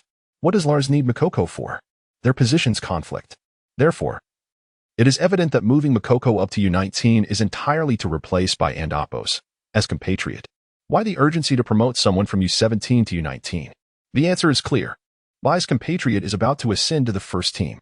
I admit your reasoning is sound, but do you have any evidence?" Lisa remained obstinate, struggling to accept that her prodigy was merely someone else's substitute. "Need more evidence?" "Huh." Suzy rose from the bed with a cold smirk. "Fine, let me disillusion you today. This news was relayed to me by Pios, whose uncle works at Borussia Dortmund." "Really?" Upon hearing this, Baishawa was instantly thrilled, jumping onto Suzy's bed and shaking her hand. "Does Pios' uncle truly work at Dortmund? Can he help us get into the club? That should be feasible. But what would you want to go to Borussia Dortmund for?" "I want to meet Gao Jinqiu," Baishawa exclaimed excitedly. "Quick. Call Pios and ask if he can assist us. Can it wait until I get some sleep? I was exhausted last night." "No way." Pios' uncle indeed had some influence. He arranged for them to observe a U19 training session, scheduled for Monday afternoon. This thrilled Baishawa for the entire day. So much so that she found it hard to sleep that night. She was eager to share the news, and the quirky friends on Douyin were undoubtedly the best audience. Baishawa spread out the comic volume and 12 comic magazines of Gao Jinqiu on the table, took out her phone, filmed a short video, and posted it on Douyin, captioning it, "The highest contributing player selected for the Huaxia national team." She had acquired Gao Jinqiu's comics and planned to seek his autograph the next day. As the comics were in German, not many in the comments understood, so Baishawa and Appo's video did not garner much attention, leaving her somewhat disappointed. After earnestly responding to the scant few comments, she climbed into bed, needing to recharge for her imminent meeting with Gao Jinxiu. Back to Gao Jinxiu. He had spent the entire morning drawing comics, nearly exhausting himself. Just as he was about to take a nap, he received a call from the club. Hello, Gao. Can you come to the club now? Manager Watsuka wants to see you. But I went home this weekend. Then send me your address. And I'll have a driver pick you up. Gao Jinxiu had no choice but to dress and follow the driver to the club headquarters. To his astonishment, not only was Watsuka present in the meeting room, but several other club executives awaited him as well. Hello, Manager Watsuka and esteemed leaders. Gao Jinxiu greeted nervously, puzzled as to why they sought him out on a weekend. You must be Gao, right? You look quite impressive. With a charm rating of 66. Gao Jinxiu was already at a semi-professional level, and he did indeed resemble a star. Please have a seat. We wanted to discuss your compensation today. Given your performance in the last 2 matches, your current youth contract is no longer suitable. Manager Watsuka smiled warmly. This morning, Watsuka had received inquiries from several clubs, which drew his attention to this Huaxia player. He quickly pulled up videos of Gao Jinxiu's recent matches and was astounded by his talent. It was imperative to renew his contract swiftly. The 200,000 euro buyout clause was far too low, for Gao could potentially bring in 2 million euros, even 4 million euros in revenue. Hence, the reason for summoning Gao Jinxiu to the club over the weekend. Gao Jinxiu was somewhat surprised but did not express excessive excitement. At this point, attracting the club's attention was only a matter of time given his recent performances. Gao, we have prepared a contract for you with a weekly salary of 10,000 euros. Please take a look. An assistant handed him a folder. Gao Jinxiu skimmed through it. A weekly salary of 10,000 euros, with a contract duration of 3 + 2 years and a buyout clause of 6 million euros. While the first team's weekly salaries typically exceeded 10,000 euros, this amount was considerably higher than his current 500 euros, causing his heart to race uncontrollably. 10,000 euros a week translates to an annual salary of 520,000 euros, equivalent to 4 million Huaxia dollars. At such a young age, earning a 6-figure income almost led Gao Jinxiu to agree immediately. However, upon reviewing the contract duration and buyout clause, he regained a semblance of rationality. Mr. Watsuka, as you know, I have only been in Germany for just over a year, and my German is not yet proficient. May I take this contract home to discuss with my father? Watsuka seemed slightly displeased but did not show it, replying with a smile, of course, but remember, Borussia Dortmund's youth training system and the development of young stars are the finest in Germany, if not the entire world. What Dortmund can offer you, other clubs may not. I understand. Thank you, Mr. Watsuka. I will consult with my family and respond soon. I am eager for a salary increase. 500 euros is hardly sufficient. Haha. Very well. Take your time to consider. Chapter 19. Preparing for renewal after leaving the club, Gao Jinxiu attempted to contact Gao Jiangua, but his phone was turned off. Reluctantly, he decided to visit his father's workplace. Gao Jinxiu's father is a nude painter with his own studio, though he doesn't seem to frequent it often. Painting a beautiful model may only take half a day, yet persuading a woman to disrobe requires considerably more time. Fortunately, upon arriving at the studio, Gao Jinxiu found that his father had just concluded a session. A young, fair-skinned beauty was blushing as she dressed. As a virgin, Gao Jinxiu felt a flush of embarrassment at the sight. However, his thoughts quickly shifted to his mother, who appeared somewhat aged at just over 40. In stark contrast to his father, who, in his 40s, still dressed like a youth. This realization calmed him. He cleared his throat and took a seat. Seeing his son unexpectedly arrive, Gao Jiangua felt a bit awkward and told the model, "You can leave now. I'll transfer the payment to you later."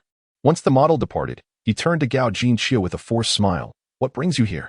Gao Jinxiu, uninterested in pleasantries, placed a contract on the desk and stated, "This is a contract from Borussia Dortmund's first team. Please take a look." "First team?" Gao Jiangua exclaimed. "You've made it to the first team?" He approached and picked up the contract, his eyes lighting up as he read.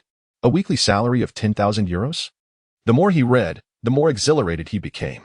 10,000 euros a week translates to a monthly salary of 40,000 euros, which amounts to over 300,000 yuan. This is astonishingly high. Having lived in Germany for over a decade, Gao Jiangua, who had made a name for himself in the nude painting scene, earned barely 30,000 euros a year. The thought that his son's monthly salary surpassed his annual income left him feeling a mix of emotions, predominantly sweet, as every parent dreams of their child's success. The contract duration is 2 years, and the penalty for breach is 6 million euros. I believe this is excessive. I'm uncertain and need your advice. I'm not well versed in this either. Let me call Andre. Andre is a part-time scout for Borussia Dortmund and a friend of Gao Jinghua. A few months prior, he had assisted Gao Jinqiu in securing a youth training opportunity. Upon hearing that Gao Jinqiu was moving up to the first team, Andre expressed his excitement and promised to come over immediately. What a lad. Incredible! After just over a month, you're signing with the first team. That's impressive. Upon meeting Gao Jinqiu, Andre enveloped him in a bear hug. A few months ago, had it not been for Gao Jinghua introducing him to a beautiful woman, Andre would have overlooked Gao Jinqiu, who seemed rather mediocre in every aspect. However, now his keen eye for talent was evident. Thank you. Gao Jinqiu expressed genuine gratitude towards Andre. No need for thanks. I watched your 2 matches, and you were outstanding. You didn't let me down. In truth, Andre had only caught up on the matches on his way over, as he initially held little hope for Gao Jinqiu. Thank you. Gao Jinqiu reiterated his thanks. No need for thanks. Honestly, the moment I saw you 2 months ago, I knew you had great potential. I just didn't expect it to materialize so quickly. You've exceeded my expectations. Thank you. Gao Jinqiu expressed once more. No need for thanks. To be honest, the first time I saw you, Andre continued to praise him endlessly. All right, Andre, could you help me evaluate this contract? Gao Jinghua, finding it hard to bear, recalled how just months ago he had pleaded with Andre to assist Gao Jinqiu in securing a trial, only for Andre to belittle him. Now, Andre was extolling his virtues, making Gao Jinghua blush on his behalf. Okay, let me take a look. Andre took the contract and scrutinized it earnestly. After a while, he remarked, this is a decent rookie contract, but to be honest, as a newcomer, your primary focus shouldn't be on salary, but rather on playing time and ball possession, aspects which this contract fails to address. It was evident that a professional's insight was distinct.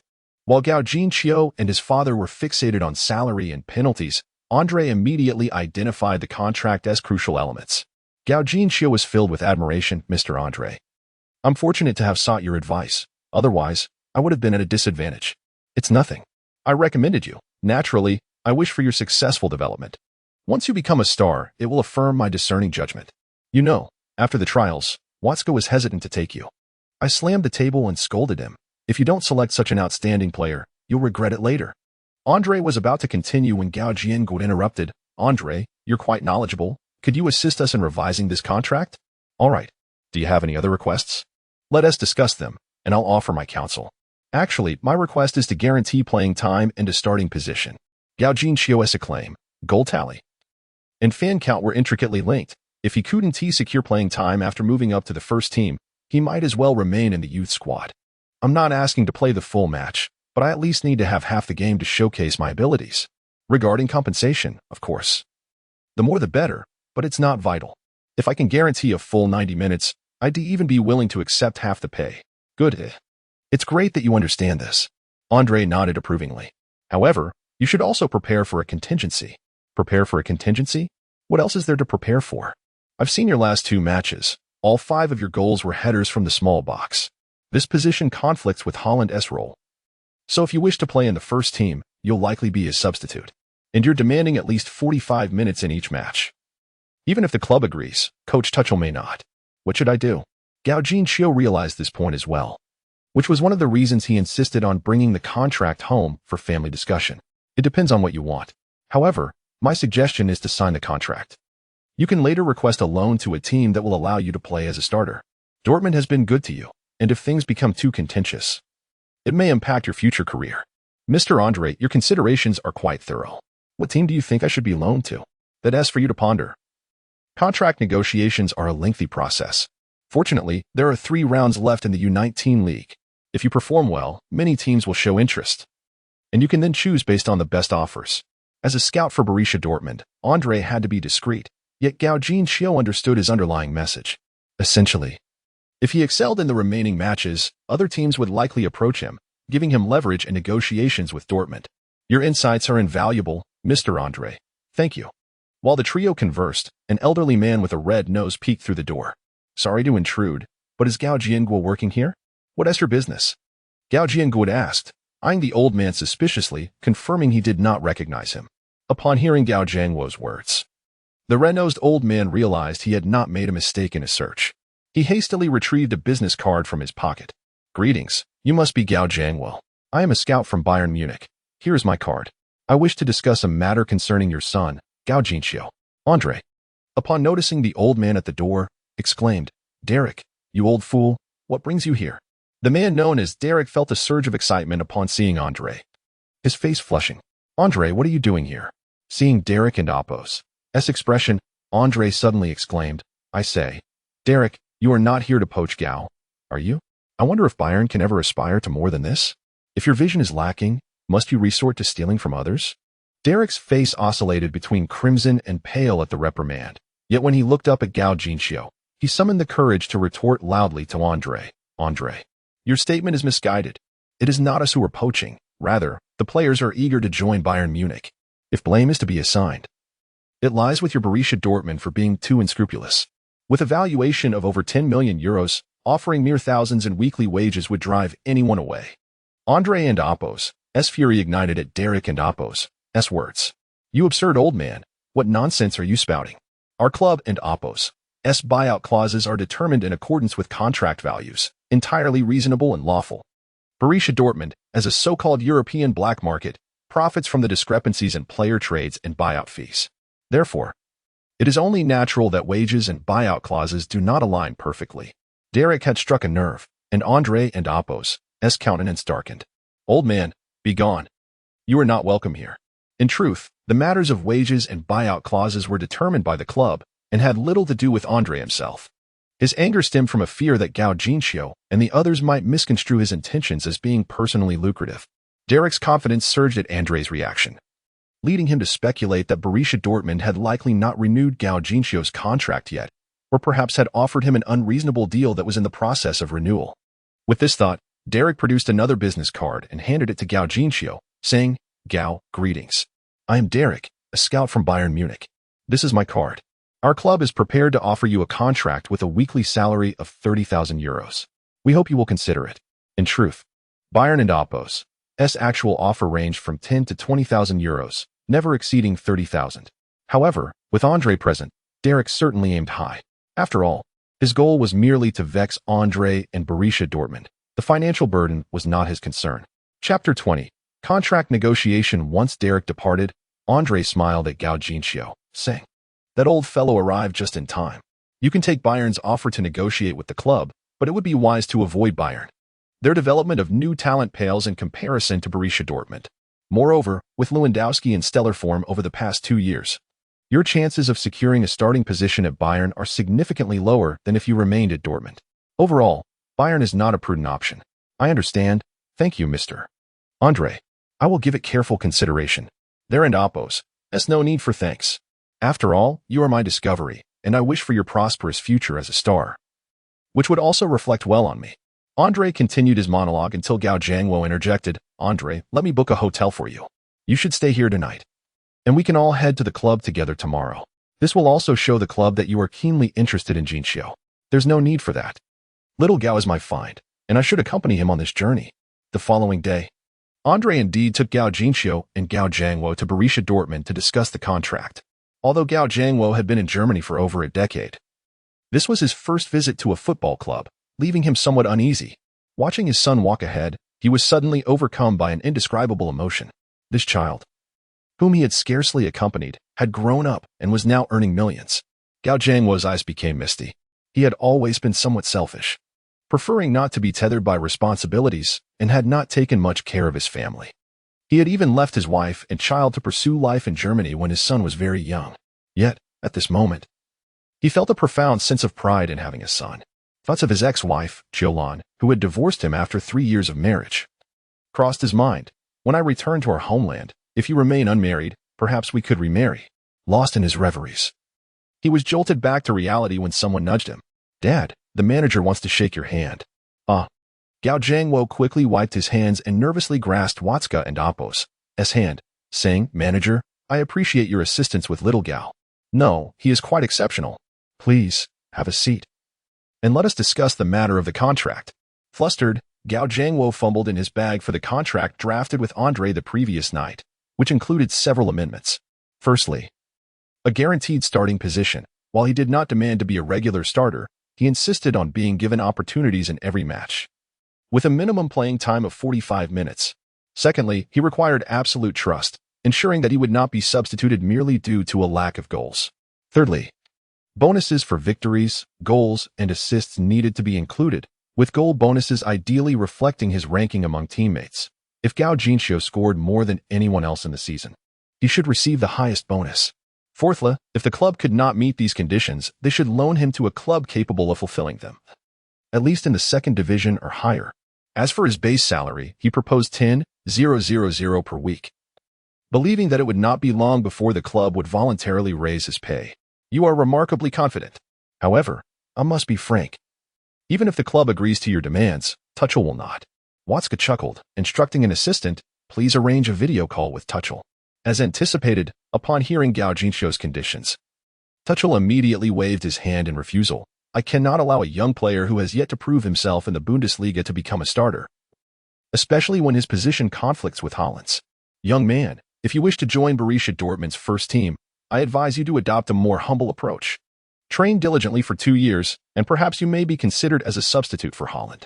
Tuchel and Oppo's response was relatively mild. In the past, when a rookie presented demands, he had suggested the club send him away without a second thought. Well, I understand now, Mr. Tuchel. We shall leave it at that and not disturb your training any further. After terminating the video call, Watzke raised his hands in a gesture of apology. I'm afraid, Gao, that your conditions cannot be accommodated by Dortmund's first team. Perhaps you might consider lowering your expectations, and once you prove yourself on the field, we could revisit the discussion about becoming a starter. No, Gao Jinxiu shook his head firmly. These are my fundamental requirements. There will be no concessions. If the club cannot meet them, I request to be loaned out. At this moment, Andre interjected, Mr. Watzke, actually, Gao has already made concessions. Yesterday, a scout from Bayern Munich, Derek, offered a weekly salary of 30,000 to recruit Gao. 30,000? Those rascals at Bayern, don't they have players of their own? Watzke erupted in anger.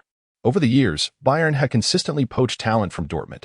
Were it not for Dortmund and Oppo's successful youth training, they would have become a second-rate team long ago. Mr. Watzke, please, do not be upset. Gao did not accept. He sought my advice before coming here, which is why I accompanied him, Andre explained, placing Derek's business card on the coffee table. Upon seeing it was indeed a scout from Bayern Munich, Watzke's fury reignited. He crumpled the card in his hand and tossed it into the trash. Gao, rest assured, the club will not let you suffer. If you can continue to perform in the upcoming match against the Cologne U19 team, I will advocate for your conditions and secure you a weekly salary of 15,000. Historically, Dortmund had been willing to sell players to Bayern for profit, but since Lewandowski and Oppo's S0 transfer move in 2014, Dortmund had harbored a deep resentment toward Bayern. They would rather sell good players to foreign clubs than to Bayern. Watzke was determined, although he doubted Bayern would offer 30,000 for a player yet to prove himself in the Bundesliga. He recognized that if Gao Jinxiu performed well in the next match, he would be worth a salary of 15,000 a week. Naturally, a salary increase would also entail a rise in the buyout clause. As a shrewd businessman, Borussia Dortmund would never engage in a losing deal. After bidding farewell to Gao Jinxiu and the others, Watzke sat in his swivel chair, murmuring to himself, I never imagined a Chinese player could command a value of 9 million. With a weekly salary of 10,000, the buyout clause was set at 6 million. With a salary of 15,000, it would surely rise to 9 million. The realization startled Watzke. Regardless, considering the potential of the Chinese market behind Gao, if he can perform, not only 9 million, but even 90 million could be within reach. However, regarding the notion of a Chinese player reaching such heights, Watzke could only manage a wry smile and a shake of his head, believing it to be a mere fantasy. Chapter 21. The battle is about to begin. After departing from Borussia Dortmund, Andre patted Gao Jinxiu on the shoulder and said, performed splendidly in the match against Cologne U19. I believe in you. Thank you. I will. Just as Gao Jinxiu was heading to Dortmund for discussions regarding his contract renewal, Bai Xiaohua and her companions arrived at the Dortmund youth training camp. Unfortunately, Bai Xiaohua's eyes nearly strained from searching, yet she could not find Gao Jinxiu. Excuse me. Could you tell me where I might find Gao Jinxiu? Bai Xiaohua inquired, as this was her primary purpose for visiting the Dortmund Youth Academy. If she failed to meet him, her trip would be in vain. Looking for Gao? That and Oppo's It's quite unfortunate. He might still be in class at school. Perhaps you weren't and amp. Amp. Oppos. T aware. I and amp. Amp. Oppos. V heard Gao is an exceptionally bright student. The staff member accompanying by Xiao was not particularly well informed about the details. In class? How can we possibly find him? Oh, I'm terribly sorry, lovely miss, but outsiders cannot enter the Dortmund training school. You may need to schedule another appointment. All right. Disheartened by the fruitless journey, Bai Xiao walked along the road in a gloomy mood. Bai, don't lose heart. Perhaps God thinks you're not yet ready, and has deliberately arranged for you to miss him, Sushi comforted, embracing Bai Xiao. Bai Xiao looked on in confusion. Think about it, as you are now. Aside from your beauty, you are miles behind Gao in every other aspect. By your own account, Gao excels at football, art, and even academics. If you meet him now, he might only see you as a fan. Conversely, if you manage his social media, he will have to engage with you. Who knows? You might even become his assistant in the future. What do you think? Thank you, Sushi. I find your perspective quite enlightening. Bai Xiao felt revitalized and took out her phone to continue filming. How frustrating. Today, I brought comics to the Dortmund Youth Academy to find Gao Jinxiu, only to discover he isn't here. However, I did receive two pieces of good news. First, Gao Jinxiu is about to sign a professional contract with Dortmund, and second, he is indeed a super academic achiever. Bai Xiao's video garnered modest attention, while it received several hundred likes. It paled in comparison to the previous two short videos showcasing Gao Jinxiu and Oppo's goals. It seemed she needed to capture more of his goals. Time swiftly moved on to the weekend. On April 25, 2020, in the 24th round of the U19 League, Dortmund U19 faced Cologne U19 at home. After 23 rounds, Dortmund U19 ranked second in the West, while Cologne U19 was fourth. This promised to be a closely matched contest. As the season neared its conclusion, the stands were noticeably fuller, with over half of the 16,000-seat Red Earth Stadium filled with enthusiastic fans. In the home section, Dortmund supporters unfurled a massive team flag and sang the club anthem. Holland, Holland. Oops, that seems to be a misstep. The author's German isn't particularly strong, but it hardly matters as the atmosphere was electric. In the home locker room, Lars Riken was outlining the tactics. Just like in our training, as soon as Gao makes a run into the box, deliver the ball over the top. Understood? Understood. And Gao, be aware that this match will not be as easy as the previous two. Given your performances, Cologne U19 will likely have strategies targeting you. Be cautious in physical confrontations. Only demand the ball when you're certain, and above all, avoid injuries. I understand. Thank you, coach. All right. Prepare to take the field. As he stepped onto the Red Earth Stadium once more, the stirring anthem reverberated, accompanied by swaying jerseys, flags, streamers, and the roar of the crowd. Gao Jinxiu felt his blood surge with excitement. This was Borussia Dortmund's home. This was the allure of football. Clenching his fists, he silently encouraged himself. In the stands, Bai Xiao took out her phone to begin a live stream. The players entered the field, and unsurprisingly, Gao Jinxiu was once again in the starting lineup. How many goals do you think Gao Jinxiu will score today? I'll start with a conservative estimate. In the first match against Bayer Leverkusen U19, Gao scored 2 goals after coming on in the 85th minute. In the second match against Duisburg U19, he achieved a hat trick in the first half. This time, Cologne U19 may have a defensive strategy, but I still believe he can score. I'll conservatively guess 2 goals. Only 2? Host, you are far too cautious. He scored 2 in the first match and 3 in the second. Surely he must score 4 in the third. That seems overly optimistic. While I too hope for a stunning 4-goal performance, the host isn't wrong. This match will indeed be challenging. Cologne U19 is not a weak team. And if they devise strategies to counter Gao, it will be quite difficult to score. That's nonsense. First match, 2 goals. Second match, a hat trick. The third match must be a 4-goal feast. I've calculated this mathematically, and as everyone knows, math is precise and does not deceive.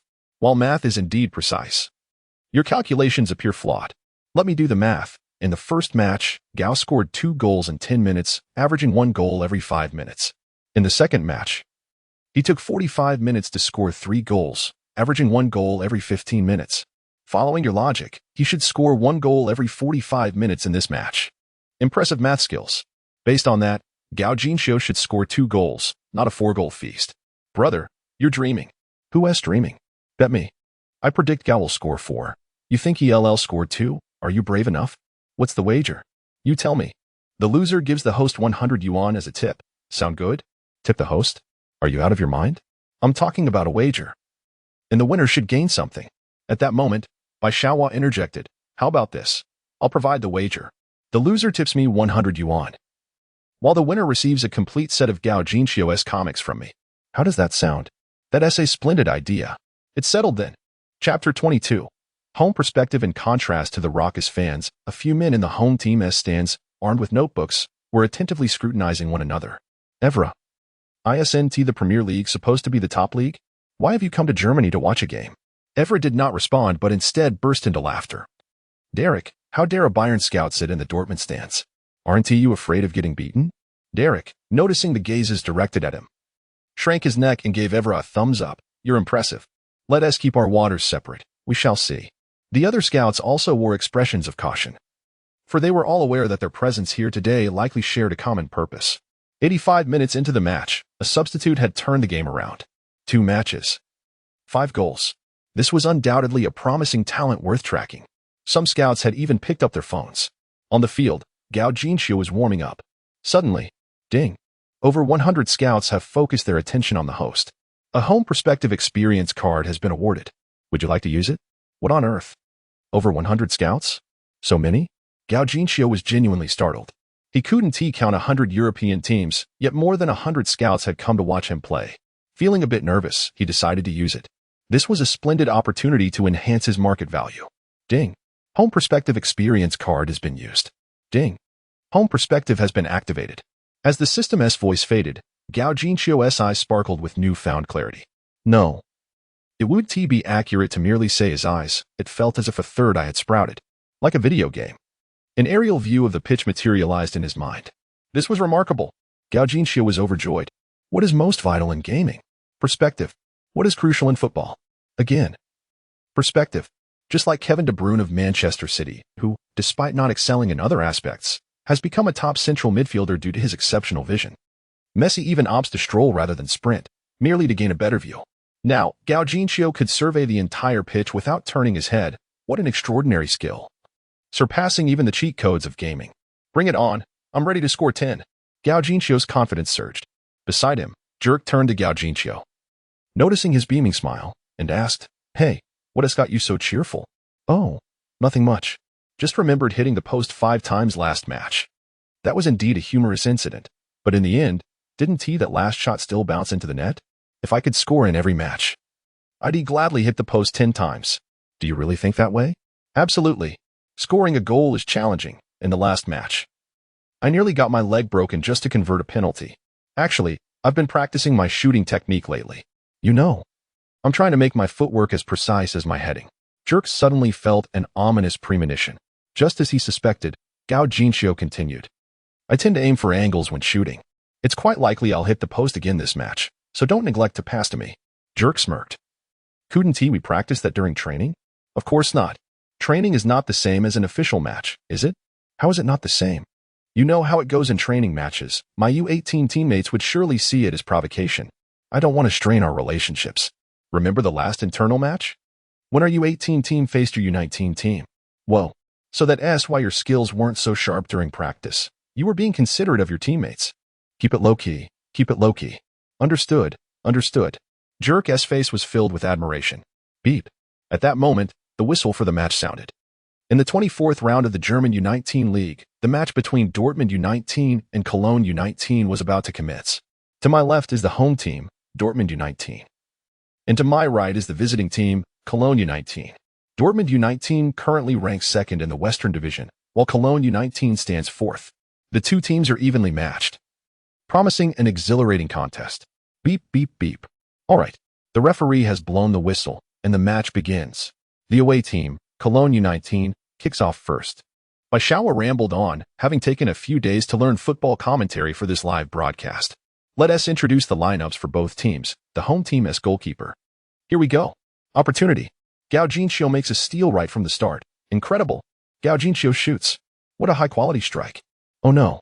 Another hit on the post. Wait, there is still a chance. Bai Xiaohua exclaimed, rising in excitement. On the field, Gao Jinxiu, utilizing his home perspective, executed a brilliant interception, advancing the ball to the edge of the penalty area.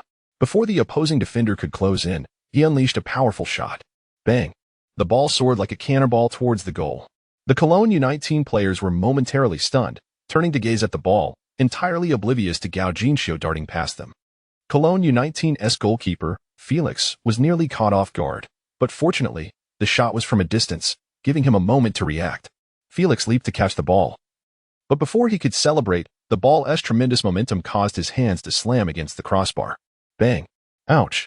In pain, Felix lost his balance and fell from midair, while the ball, unsurprisingly, followed suit, striking his head and bouncing into the net. Oh no! A goal! Just 7 seconds into the match.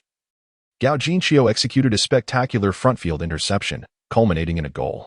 Let us see the reaction of the audience. Bai Xiaohua exclaimed, astonished, as he stood up and turned around. Many were still in disbelief. Some hadn't even taken their seats yet. Look at their expressions. Did you notice? Many appear utterly dazed. Gao Jinxiu's remarkable goal reminded us all that one must always be punctual for a match. A viewer commented that they also missed it. Ah. Brother Mo mentioned he didn't see it clearly either. Who else missed it? Type 1. Instantly, the live chat screen exploded. 1111111111111. 111111111 feigning surprise, Bai Xiaohua exclaimed. So many people missed it? What should we do? I checked, and it seems Douyin doesn't save videos. Did anyone record it? Please share. No? Did no one record it? What now? Such a spectacular goal, and we can't see it? What a shame. Bai Xiaohua was truly annoying. The viewers wish they could reach through their screens and give him a few kicks. Come on, host, don't think your looks will save you. Quickly show the big screen. Such an amazing goal surely has a replay. Yes. Let us see the replay, or else we'll give you a spanking. Chapter 23. A record-breaking moment. Hurry up. I came to watch the game, not to listen to your incessant chatter. Bai Xiaohua ignored the comments from the viewers and continued. But don't worry, everyone, the replay will be on the big screen shortly. Just stay tuned, and I'll show you the highlights. Go to hell, streamer. How about a middle finger? Keep this up, and I might just give you a good spanking tonight. Seriously, if you keep this nonsense, I might have to get my massage gun. At that moment, the large screen in the stadium began showing the replay, and Bai Xiaohua quickly turned her phone towards it. All right, enough teasing. The replay is about to start. Beep. The match commenced, and we noticed Gao Jinxiu sprinting forward immediately as the Cologne U19 team passed back. What the heck? Why did my phone screen go black? Bai Xiaohua was in the midst of an excited commentary when her phone screen suddenly went dark. What is happening? Is there a network outage? The live chat erupted in chaos. Come on, streamer, have some dignity. Is this all for gifts? Exactly. Whoever sends gifts is a fool. Unfortunately, the viewers misunderstood Bai Xiaohua. As a novice streamer, she was unaware of such manipulations. Her live stream was shut down by the moderators. A message scrolled across the black screen. Hello, streamer. Due to multiple reports, your content is suspected of copyright infringement. Your stream is temporarily closed for 2 hours. Please refrain from further violations, or you may face account suspension. Copyright infringement? Stop cursing. The streamer's channel has been suspended. How could this happen at such a crucial moment? Bai Xiaohua was equally bewildered. What the hell? How did I infringe? Moderators, come out and explain. Yes. Moderators? Please clarify this. The viewers were furious. At such a pivotal moment, the stream was abruptly cut off. Surely the moderators don't want to leave us hanging with a cliffhanger, do they? If the streamer disagrees, they may upload relevant broadcast documents of the U19 League to appeal. Bai Xiaohua was rendered speechless. How could she possibly have such documents? In truth, this could be considered copyright infringement. But come on, it's a U19 match. The stands were barely filled. What broadcasting rights are we even talking about? Moderators? Are you colluding with the Football Association? A viewer remarked. Yes, it must be the association's doing. First, they reported Gao Jinxiu's comic. And now they reported the stream. Are they trying to silence him? The viewers erupted in profanities, their patriotic fervor spilling over. At this point, Bai Xiaohua was incensed. Viewers, if Douyin doesn't welcome us, we'll move to Kuaishou. If they don't welcome us either, we'll go to Bilibili. I refuse to believe that all our Chinese video platforms are useless. Let us go. Kuaishou, here we come. The stream will still be titled Dortmund Gao Jinxiu. Douyin can wait for its demise. The viewers rallied in agreement. Bai Xiaohua swiftly set up a new stream on Kuaishou, but regrettably, after all this commotion, they would miss Gao Jinxiu's brilliant goal. On-site. Gao Jinxiu's stunning long-range strike just 7 seconds into the game not only astonished the opponents but also left his teammates momentarily speechless. standing frozen for several seconds before recalling to celebrate. "Wow, you are incredible, Gao. You're my idol. That shot was magnificent." Teammates rushed towards Gao Jinxiu in a frenzy. Having scored such a remarkable goal, Gao Jinxiu was overflowing with excitement, rushing to the sidelines to roar at the fans while proudly displaying his number 13 jersey. On the bench, teammates rushed over, even the head coach, Lars, hurried over in his dress shoes. "Gao, my child, you are simply amazing." Fans chanted in unison, "Gao, Gao, Gao, Gao, Gao. Goal, the goal is in." The commentator's voice soared with passion, lengthening every syllable. The goal was scored by Gao. He completed a stunning world-class strike right at the start. Let us take a look at the replay. Oh, perfect. A powerful shot. Although Felix managed to grab the ball, the sheer force caused him to lose grip, and it ricocheted off his head and into the net. Perfect. Absolutely perfect. It's a display of aesthetic violence. This is the allure of football. Some might wonder whether the goal was credited to Gao or deemed an own goal by Felix. To clarify, if the ball clearly deflects off course into the net, it counts as an own goal. However, Gao's strike was clearly within the goal frame, so it should be credited to him. Now, the goal time is revealed. 7:12 seconds. A record has been shattered. Previously, the fastest goal in the Bundesliga was recorded at 8 seconds, scored by Hoffenheim's forward, Volland, against Bayern on August 22, 2015. Gao has now set a new record today. Some may argue that U19 doesn't count as Bundesliga, but I found the fastest goal record for the U19 league, 103 seconds. Thus, regardless of which record you consider, Gao's goal has indeed broken the record. Incredible! The crowd erupted in awe, feeling their attendance at the match was well worth it. Gao, Gao. The Dortmund fans instinctively rose to their feet and cheered. Gao Jinxiu's goal celebration lingered a bit long, but such a goal truly deserved the fanfare. The match resumed 2 minutes later. Now, the Cologne U19 team seemed intimidated, opting for a back pass to their defender, fearful of another interception by Gao Jinxiu. Gao Jinxiu hoped for another opportunity, but the pass was too deep to chase down, and he had to relent.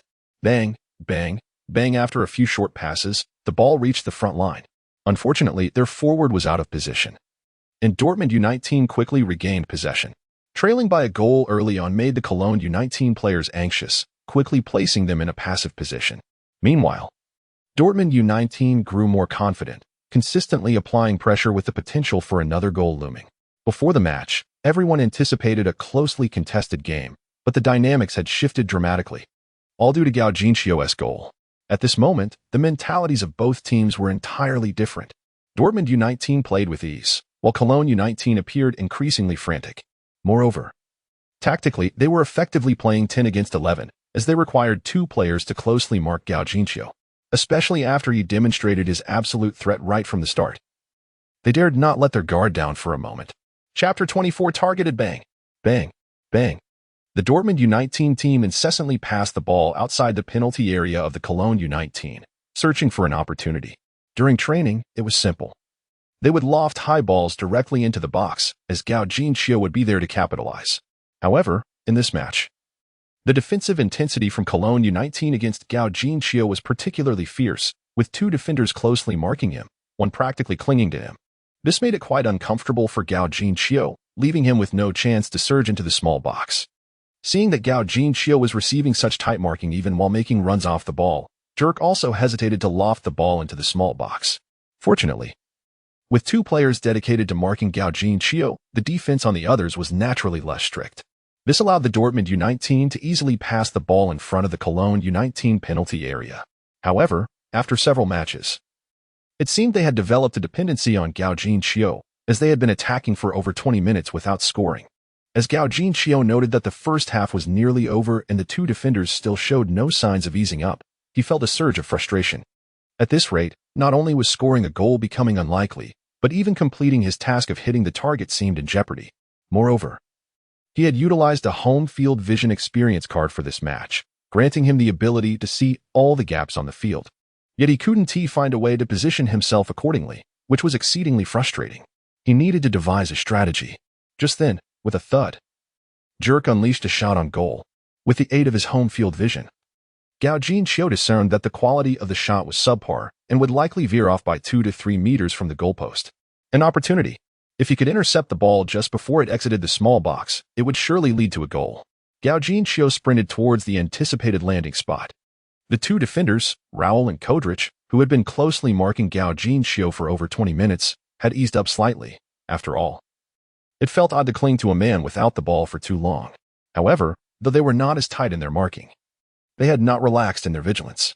As Gao Jinxiu charged forward, Kodrich quickly grabbed the back of his jersey, while Raoul obstructed his path from the front. Damn it! Gao Jinxiu cursed under his breath, attempting to shake off Kodrich's grip. Unfortunately, Kodrich's hold was quite strong, and with a rip, Gao Jinxiu's shirt was torn. Losing his balance, he collided with Raoul, and they both tumbled to the ground. The referee did not blow the whistle. It was an opportunity. Gao Jinxiu hurriedly got up and continued towards the landing spot. However, Raoul was evidently unwilling to let him succeed. Just as Gao Jinxiu attempted to leap over him, Raoul reached out and pulled him, sending Gao Jinxiu sprawling face-first into the grass. What the hell? Are you insane? Gao Jinxiu pounded the turf in frustration, rising to confront Raoul. After all, he had finally found an opportunity, only to have it thwarted. Raoul, a proud German, was not intimidated by a visitor from afar. He stood up and shoved Gao Jinxiu, retorting, "Fuck, who are you cursing at?" Seeing Gao Jinxiu being bullied, his teammates rushed over. The Cologne U19 players, not willing to be outdone, charged in as well. As the situation escalated, the referee hurried over, brandishing 2 yellow cards, one for Raoul and the other for Gao Jinxiu. What the hell? He was the one committing fouls the entire time. Why do I also get a yellow card? Gao Jinxiu was so enraged he nearly spat blood. His teammates surrounded the referee, attempting to reason with him. But he ignored them completely. With a sharp whistle, he raised his right hand, pointing towards the goal of Cologne U19, awarding them a goal kick. The spectators who had witnessed the entire incident erupted in boos, chanting "Corrupt referee!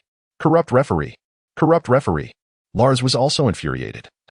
Leaping from his seat to confront the fourth official, is the referee blind? Gao almost got injured, his shirt is torn, and he hasn't called a single foul? The fourth official shot Lars a disdainful glance. He issued a yellow card to the opponent.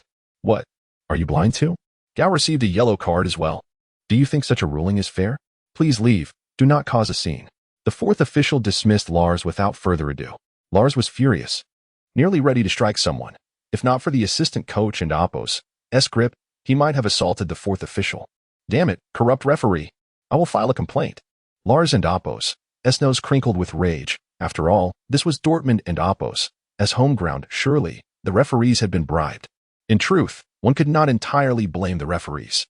As the league approached its climax, for the sake of maintaining suspense, the organizers often instructed referees to favor the team trailing in points. Corrupt referee. Corrupt referee. Corrupt referee. The Dortmund fans continued to boo the referee, but the decision was final, and Cologne U19's goalkeeper was already retrieving the ball to prepare for the goal kick.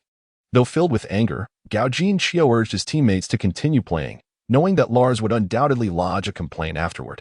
Last week, during the match against Duisburg U19, Gao Jinxiu had witnessed Lars's strategic prowess. However, unbeknownst to him, Lars had also suffered a setback earlier. Had he known, he would likely be less composed.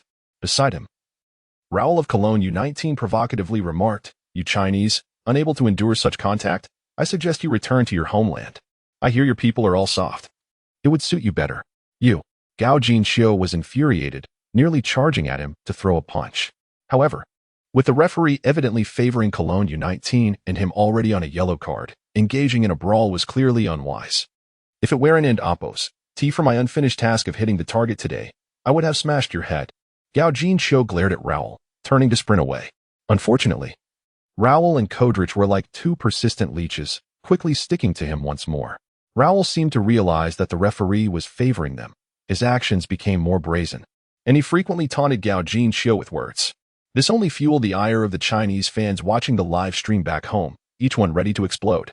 Who is that big guy? If I see him on the street, he'd better watch out. Are you also in Germany? Make sure to send videos during the fight. I'll give you a thumbs up. I'm in China, so what? Damn it, if that big guy dares to come to China, I'll have him lying dead on the street. Bai Xiaohua voiced his indignation. I'm in Germany, damn it. When I get back tonight, I'll rally the fans online to confront the referee and that big defender from Cologne U19. This is infuriating, a clear case of corrupt officiating. In the 40th minute of the match, as Gao Jinxiu once again broke free, his shirt was violently torn into shreds by Kodrich. This time, the referee could no longer turn a blind eye. He jogged over and produced a yellow card. The referee is wise. He wasn't wearing his jersey, so he gets a yellow card.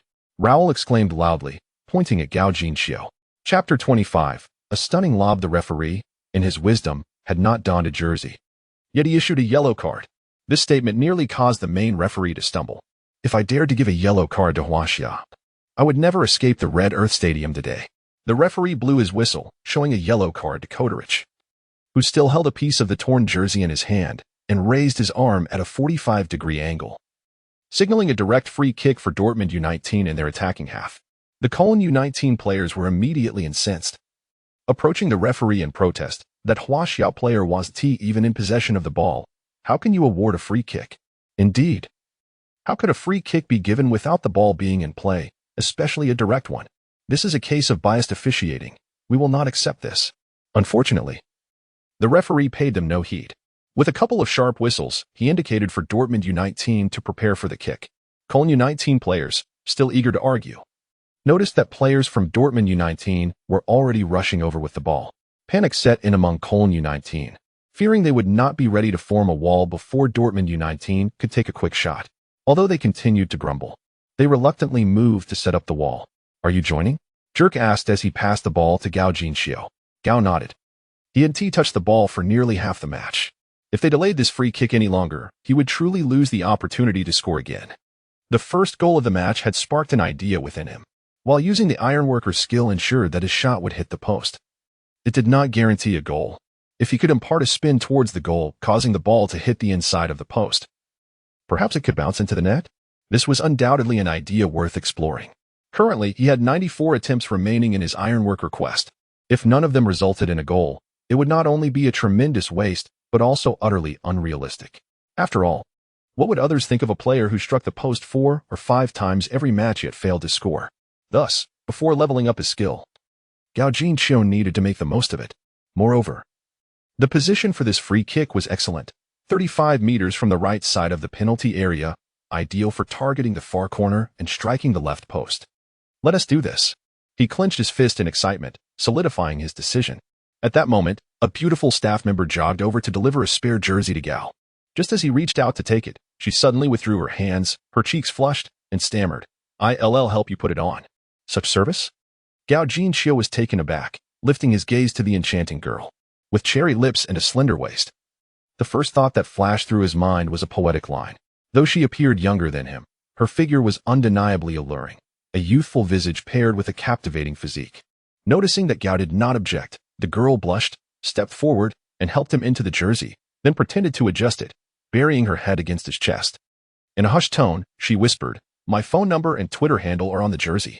After saying this, she turned crimson and hurried away. So that's why the jersey took so long to arrive. She must have gone to find a pen. Gao's teammates erupted in teasing whistles and laughter. Although the girl spoke softly, the surrounding noise ensured her words were heard, prompting uproarious reactions from the team. "Do you need us to help you get rid of your roommate tonight, or will you allow us to watch?" Gao Jinxiu felt his face heat up as he finished putting on the jersey, grumbling that girl's service was atrocious. "She started dressing me, and then just ran off. I should report her." "Indeed. Such poor service. We'll have to file a complaint later." His teammates laughed heartily, further reddening Gao and Appo's cheeks. Just then, the referee blew the whistle, providing a much-needed distraction for Gao, who felt as though he might dig a hole in the grass from embarrassment. "It's time to take the free kick," the referee urged. Taking a deep breath, Gao Jinxiu envisioned the flight of the ball. Kicking from the right, aiming for the left post, the ball needed to spin counterclockwise to bounce into the net. Thus, he could only strike it with the inside of his right foot or the outside of his left. The outside of the foot was clearly more powerful, and since he was not left-footed, he opted for the outside of his left foot. Resolute, Gao assessed the near and far corners of the goal, gauged his steps, and began his run-up. He pushed off with his right foot, lifted his left, and swung down with all his might. Bang! The ball soared high, heading straight for the upper right corner of the goal. Felix anticipated that Gao Jinxiu would shoot directly, but was unsure whether it would be to the near or far post. Thus, he positioned himself 2 meters off the center, arms outstretched. To him, the distance from the free kick to the goal was considerable, allowing him ample time to react. As it turned out, he was correct, yet Gao Jinxiu and Appo's shot was incredibly precise. Felix could only dive to the right, unable to retreat in time. The ball whizzed past his outstretched right hand, striking the junction of the post and crossbar before ricocheting into the net. Clang! The resounding noise reverberated through the hearts of every spectator. Or rather, it shocked every fan. Once again, the post. Thankfully, this time it went in. Theoretically impossible angle.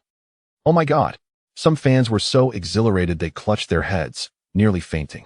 Goal! The ball found its way into the net. A spectacular outside foot lob.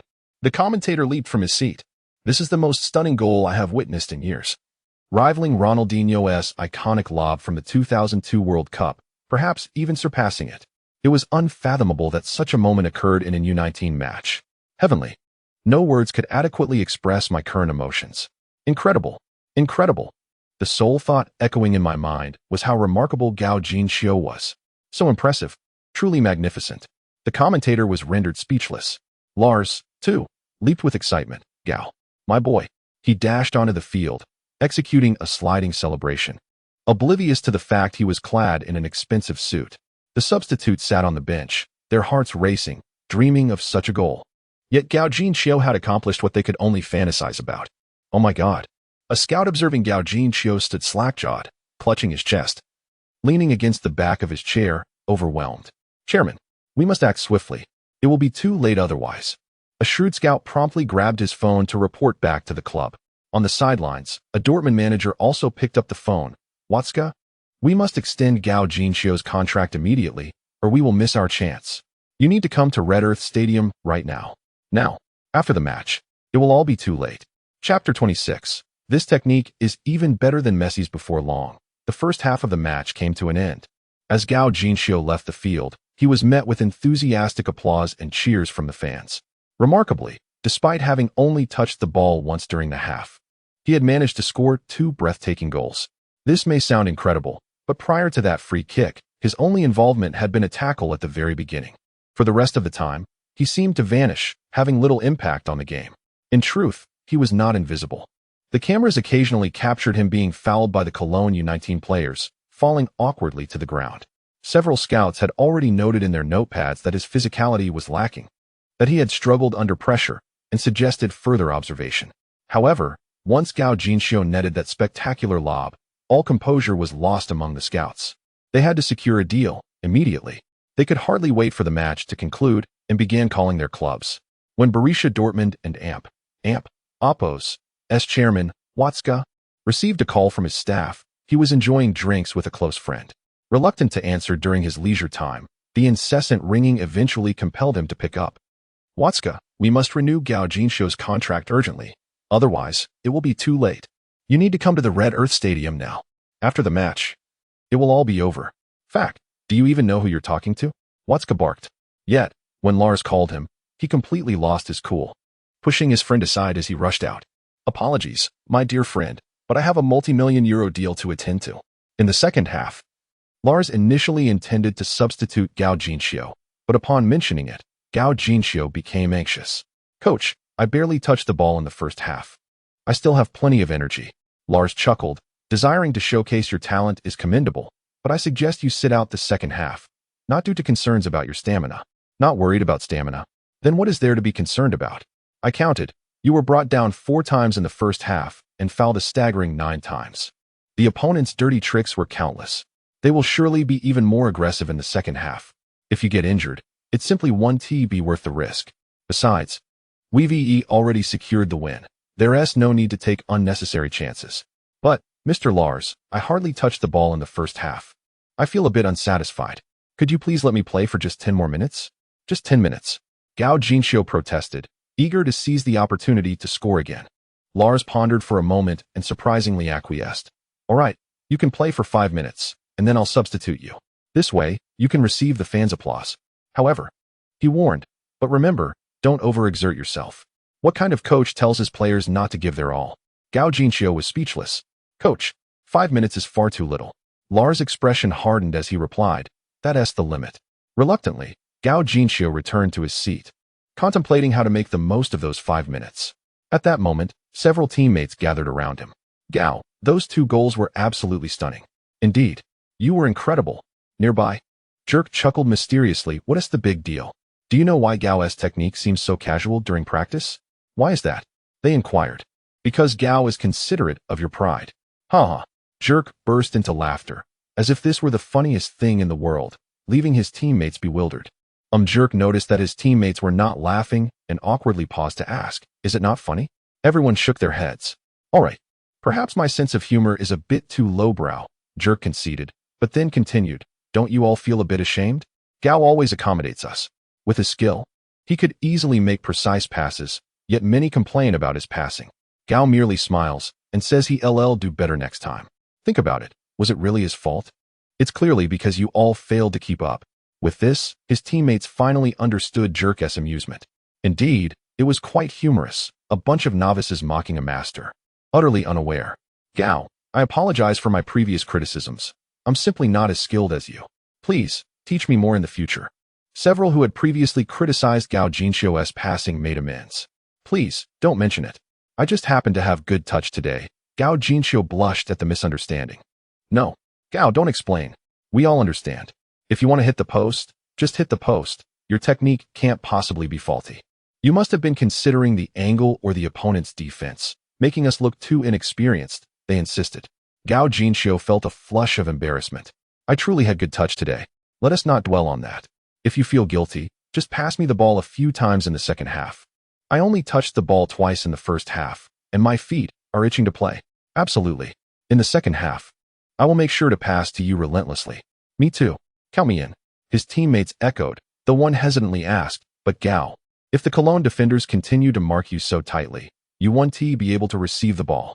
Not to worry, they each have a yellow card now. In the second half, their actions will likely be more restrained. I'll position myself in midfield. There should be some opportunities. I'm feeling great today. Just pass to me from outside the box. Their defense shouldn't be as intense there. All right. The teammates were filled with enthusiasm. Excellent. Gao Jinxiu beamed, gesturing for everyone to gather closer. Let us plan how we'll play in the second half. As the second half commenced, Borussia Dortmund U19 kicked off first. After Gao Jinxiu passed the ball to Jerk, he dashed towards the opposing penalty area. Jerk, understanding the cue, skillfully delivered a lob pass right in front of Gao Jinxiu. Gao Jinxiu turned, controlled the ball with his chest, and without hesitation, took 2 steps to the right. He swiftly swung his right foot, unleashing a powerful shot before the Cologne U19 defenders could close in. Boom. Here it comes. This was Gao's third long-range shot of the day. Let us see this play unfold. The football soared like a cannonball, evading the Cologne U19 defenders, heading straight for the goal. Bang. Yet again the post. This marked Gao's third touch of the ball and his third hit on the post. One must admit, Gao's shot sought angles with precision, and his technique was impeccable. Unfortunately, luck did not favor him this time. The commentary was filled with fervor, and the audience gasped in awe. This technique, surely it rivals that of Messi. Chapter 27. Gao is a man of his word. In the heat of a match, achieving sufficient spin on the ball to guide it into the goal appears quite challenging. Upon seeing the ball ricochet off the post and be seized by the opposing defender, Gao Jinxiu could not help but halt in his tracks. Startled, Lowell and Cordridge hurriedly grasped Gao Jinxiu, with Cordridge tugging at his jersey while Lowell clutched his arm. Gao Jinxiu felt a wave of frustration. Being so closely guarded by 2 men was rather uncomfortable, particularly with Lowell, the large fellow, who seemed to have a rather unpleasant odor. The moment Lowell held him, Gao Jinxiu nearly retched from the smell. Hey, you two, Don and Amp, Oppos, go overboard. If this jersey gets torn again, I'll have no jersey left. Gao Jinxiu complained, visibly displeased. Lowell shot him a glare. You dare say we're going overboard? Aren't you the one being excessive? How have I been excessive? You two have been fouling me relentlessly, and I haven't retaliated at all. How is that excessive? You've diminished our market value, and that is not excessive? Lowell suddenly cried out in anguish. There was already interest from a team in the 2nd division, and now that's all gone. Is that not excessive? Tears streamed down his face as he spoke. And Cordridge, just as he secured his starting position, you pull this stunt. He may not even make the squad list now. Are you not excessive? Gao Jinxiu was taken aback. He never expected someone as large as Lowell could break into tears so easily. This big guy must have a screw loose. Aren't we all here for our own interests? Should I consider your futures while trying to score? The massive defender from Cologne U19 appeared to be weeping. Observing the scene, the fans began to murmur among themselves. The cameras quickly zoomed in, capturing Lowell's tear-streaked face on the big screen. Do you realize how excessive you are? With both of us marking you, you still managed to score twice, making us look utterly useless. If you score again, we might as well not play anymore. Lowell sobbed. Gao Jinxiu was left speechless. Damn it, this big guy isn't studying psychology, is he? Why do I suddenly feel a twinge of guilt? If I score again, will I feel guilty for a lifetime? Never mind. I'm about to be subbed out anyway. Let us just consider this a rescue for your careers. Gao Jinxiu patted Lowell on the shoulder. All right, stop crying. I'll just hit the post a couple more times before I leave. Really? Really? Lowell exclaimed, a mix of joy and fear in his voice. Hit the post a couple more times? Are you even speaking logically? Cordrich, too, was wide-eyed with disbelief. You mean you'll hit the post again, right? No. Since I promised to hit the post twice, I will only hit the post and not score again. If you don't believe me, you can let me receive the ball, and I'll show you. Under the astonished gazes of Lowell and Cordrich, Gao Jinxiu reached out to a teammate who had just intercepted the ball from Cologne U19, calling, Oral, pass me the ball. Even with Lowell and Cordrich beside him. Adhering to his principle that he must always receive the ball, Oral kicked it over. By the time Lowell and Cordrich reacted, Gao Jinxiu had already secured the ball. FCK, are you deceiving us? Lowell and Cordrich exclaimed in shock, rushing over to reclaim the ball. But alas, it was too late. Gao Jinxiu had already struck. Bang! The football soared toward the goal. FCK, FCK, FCK. Lowell roared in anger, charging forward to knock Gao Jinxiu down. At that moment, a loud clang echoed behind him. The post. He indeed struck the post. Cordrich, who had been observing the trajectory of the ball, shouted in astonishment. He said he'd hit the post, and he really did. Lowell turned in disbelief, but unfortunately, the goalkeeper had already embraced the ball, denying him the chance to witness it firsthand. Beep. The referee, blowing his whistle, rushed over, pointing at Lowell, brandishing a yellow card before revealing a red card. Lowell received a red card after 2 yellows, expelled from the match, while Dortmund U19 was awarded a direct free kick in the attacking zone. Jelke approached with the ball. Impressive. You should take this shot. Of course. Gao Jinxiu confidently accepted the ball, eager to attempt a free kick that could curl into the goal. Seeing Gao Jinxiu take the ball, Lowell suddenly shouted frantically, You can't score. You promised to hit the post twice. Each for his own. Do you really believe that? Gao Jinxiu shot him a disdainful glance. You've already knocked me down. Why should I care about you? You are untrustworthy. Lowell, fuming, nearly charged at him. But fortunately, Cordrich and another teammate restrained him. Gao Jinxiu placed the ball, stepped back, and began to contemplate how to execute the kick. The ball was roughly 30 meters from the goal, positioned slightly left of center. A shot to either side seemed viable, though a rightward strike felt more conservative. If aiming to the right, he would use either the inside of his left foot or the outside of his right foot. The outside of the foot seemed preferable. It offered more power and spin. Soon, the wall was set. The referee blew the whistle, signaling the free kick could commence. Gao Jinxiu jogged a couple of steps, then suddenly accelerated, swinging his right foot to strike the ball. Bang! The ball sailed over the wall, striking the right post and ricocheting back out. Jelke dashed forward, hoping to capitalize on the rebound, but a Cologne U19 defender was quicker, booting the ball out of bounds. Dortmund U19 earned a corner kick. Jelke approached and remarked, That was so close. Do you want to try again? He believed Gao Jinxiu would treat the corner kick as another free kick. Gao Jinxiu shook his head. The coach only allowed me 5 minutes on the field. It's nearly time. Jelke turned his head, and indeed, the substitution board was raised, indicating that number 13, Gao Jinxiu, would be replaced by number 16, Berkeley. On the visiting team's bench, Lowell sat vacantly, murmuring, He really did hit the post again. Gao is a man of his word. Reputation? The boy must be referring to luck, right? How pitiable, reduced to incoherent babble. The Cologne U19 players glanced sympathetically at Lowell. Sighing, Lowell, don't take it too hard. With the skill of that number 13, it's only natural you couldn't stop him. Coach, I'm not upset. I just regret colliding with him. Gao is indeed a man of his word. Yet I treated him that way. What does playing football have to do with being a man of one's word? The coach was left speechless. The boy was truly pitiable. Having been rendered somewhat daft by the game, perhaps I should never have allowed him to mark Gao. It was entirely my fault, my wrongdoing. The head coach of Cologne U19 felt a wave of guilt wash over him. Tomorrow is Sunday. Perhaps I should attend church and confess. Chapter 28. The battle attire of the night. As Gao Jinxiu exited the field, He was met with resounding applause and a cascade of likes from the audience. Observing the rapid increase in accolades within the system, a broad smile spread across his face, reflecting his satisfaction. With over 20,000 likes amassed, it seemed that his two magnificent long-range shots had garnered him a substantial following, filling his heart with joy.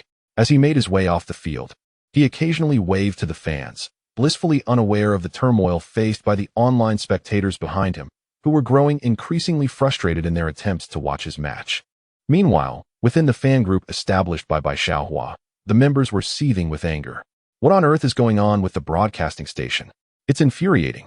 We started with over 3,000 viewers on Douyin, dwindled down to just over 1,000 on Kuaishou, and now we're barely scraping 300 on the broadcasting station. How many will be left for Bilibili? They lamented. It was nearing 2 in the morning, and with uncertainty looming over Bilibili's reliability, it was increasingly difficult for them to maintain their resolve. Perhaps we should just call it a night. After all, Gao Jinxiu has been substituted, and there's nothing left to see.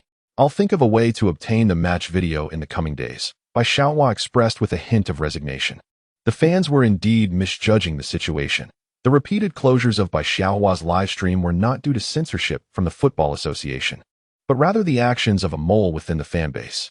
This individual was none other than the national team coach, Tan Gu and Oppos, and, as the head coach, Tan often indulged in videos related to football. On this particular day, feeling a bit lonely due to his daughter's absence, he decided to scroll through short videos, only to be bombarded with exhilarating football content that left him dizzy with excitement. However, a sudden video nearly gave him a heart attack. It was a compilation of Gao Jinxiu's 5-header goals. Tan, who had recently expelled Gao from the national team for the second time, was enraged to see him resurface so brazenly. Gao had previously reported him to the association and even resorted to creating a comic that slandered Tan, leading to severe reprimands from Tan's superiors. The situation escalated when a journalist presented that very comic to Tan's leaders during a visit to Germany, revealing that the comic, which Tan believed to be suppressed, was still being updated abroad. Tan Gu and Oppos' resentment towards Gao Jinxiu deepened, vowing that one day he would make Gao pay dearly for his actions. Thus, last week, he devised a scheme under the guise of inviting Gao back to the national team, intending to tarnish his reputation and ensure that no one would ever take him seriously in Huaxia again. Following the news, Gao faced national scorn and criticism. Yet, to Tan's dismay, Gao resurfaced once more. Cold sweat dripped down Tan's forehead. If Gao truly succeeded, his own position as coach would be jeopardized, perhaps even leading to imprisonment. In a moment of despair, Tan noticed that the video creator had initiated a live stream. Intrigued, he clicked in, preparing to unleash his fury. However, upon seeing Xiaohua's enhanced appearance on screen, his anger subsided somewhat. Ladies and gentlemen, the U19 League match between Dortmund U19 and Cologne U19 is about to commence. I have even taken the time to learn football commentary for this occasion. I hope you all will bear with me, I said, engaging with the fans. Seizing this opportunity, Tan Guan straightened up, feeling as though he had found a lifeline. He began to rally forces to report Xiaohua's videos and live streams. Under Tan's pressure, the live streams began to shut down one by one, and the once thriving viewership shrank from over 3,000 to a mere 300. As victory appeared within reach, Tan finally exhaled in relief, collapsing back into his chair, utterly exhausted from the relentless back and forth. Back at the Red Earth Stadium, after Gao Jinxiu left the field, Dortmund U19, now playing with an advantage, aggressively pressed forward. In the 55th minute, Jerk took a corner kick, and Jason Smith headed the ball into the net. In the 73rd minute, Berkeley made a cross from the byline, allowing Jerk to easily score with a push. Just a minute later, Cologne U19 capitalized on a counterattack, with forward George scoring a stunning goal against Dortmund's goalkeeper, Ellen Martin. However, Dortmund quickly retaliated. In the 82nd minute, they earned another corner, and amidst the commotion, Berkeley scored his first professional goal with a powerful strike. This also marked the final goal of the match, culminating in a resounding 5-1 victory for Borussia Dortmund U19 over FC Cologne U19. After the match concluded, Cologne U19 and Oppos' Raul rushed towards Gao Jinxiu, removing his jersey. Gao, I have come to apologize to you. I am sorry, I misunderstood you. Shall we exchange jerseys? Gao Jinxiu glanced at the jersey Raul offered, clearly reeking of body odor, and felt a wave of nausea. I regret to inform you that this is my only jersey. If I were to exchange it with you, I would be without a jersey for next week. Gao's teammates chimed in with playful jeers. You can leave now. Gao's jersey is his battle attire for tonight. There is no way he would part with it. Ha ha ha. Their shared understanding led to a chorus of laughter, leaving Raoul utterly bewildered. But my jersey is also tonight's battle attire. Chapter 29. Leadership intervention. After the match concluded, Bai Xiaohua persistently persuaded Su Shi to assist in re-establishing contact with her uncle, who worked for Pios in Dortmund. Thankfully, she obtained video clips of Gao Jinxiu's 2 spectacular goals. Without hesitation, Bai Xiaohua uploaded them to various fan groups, forums, and platforms such as Tieba, Tuxiao, Baijia, Weibo, Douyin, Xigua, Kuaishou, Weishi, and Bilibili, among numerous others, both renowned and obscure. Alongside the goals, she included 5 previous headers by Gao Jinxiu and his illustrated comics. As the saying goes, the more one obstructs, the more it overflows. Close one avenue, and many will arise in its place. Had it not been for her live stream being shut down, Bai Xiaohua might have continued her relentless efforts on Douyin. However, after experiencing the closure of her live stream, she discovered the multitude of communication platforms available domestically. After a night of tireless work, she registered on every possible platform and uploaded all available videos, finally retiring to bed at 5 in the morning, as it was already noon in Huaxia. Tan Guan groggily rose from his bed, the first thing on his mind being to check Bai Xiaohua's live stream. Fortunately, it was not live. But upon switching to short videos, his temper flared. Damn it! This stubborn woman, she truly never learns. The video I reported and had taken down is back on the list, and now there's even one more. Opening the new video only worsened Tan Guan's mood. Is this the goal from last night's match? That rascal is this skilled. Having been a player himself, he understood the technical prowess required for Gao Jinxiu's long-range shots, which instilled a sense of panic within him. Surely, he can't actually make it in Germany, can he? No, that is impossible. Huaxia people cannot play football. No one understands Huaxia football better than I do. Yet, what if he truly succeeded? Would they have to recall him? Bringing him back just to bench him seemed unwise, for the netizens would surely not accept it. Perhaps they could instruct other players to refrain from passing to him, allowing him to play a couple of matches without noteworthy performance, which would surely turn public sentiment against him, leading to an opportune closure. In a fleeting moment, Tangu and Oppos and contemplated extensively, growing increasingly agitated. He despised this feeling of being out of control. Forget it. I'll suppress him while I can. He resolved to report all videos related to Gao Jinxiu. Gritting his teeth, he sent a message to the head of the online army. He had firmly decided to spend some money today, and when Monday arrived, with the Football Association leaders back at work, he would devise a plan to have them suppress it in the name of the association. 10 minutes later, the head of the online army replied, "Boss, this time it's somewhat challenging. It's tough to eradicate through reports. However, we have an upgraded package that can directly analyze data through the backend for takedowns. The costs are reasonable, ranging from 50,000 to 5 million per platform. The total would be approximately 20 million. Do you wish to proceed? 20 million? Are you robbing me?" Tan Guan exclaimed in shock. Last night it was only 500. How did it jump to 20 million today? You're hiking the price. Boss, that is not fair. You should consider the current difficulties. I may not even profit from 20 million. If you don't want to proceed, that is fine. But there is no need to question my integrity or professional ethics. Why on earth 20 million then? I want to elaborate. Just check your official website and the current buzz around the news. It's trending, and I advise you to make a decision soon, or in a few hours. It could escalate to 2 billion. What do you mean? Tan Guan, skeptical, opened Douyin's trending page. As he scrolled down from the first to the 10th item, his pupils dilated in astonishment. The Football Association's official website hacked. Realizing this was undoubtedly linked to Gao Jinxiu, he hurriedly accessed the association's official site. To his dismay, the website had indeed been hacked. The homepage had been altered. The original interface was replaced by 7 rotating images and a video. The images captured Gao Jinxiu's 7 goal moments, while the video showcased his goal highlights. Flanking the video were couplets. The right read, "Without eating sea cucumbers, one cannot understand unity." The left stated, "Private goals, never called up." At the bottom lay a comic book. Its title reading, "Those who invest the most will be selected for Huaxia national team," authored by Gao Jinxiu. Upon seeing this page, Tan Guan collapsed to the ground. It's over, I'm finished.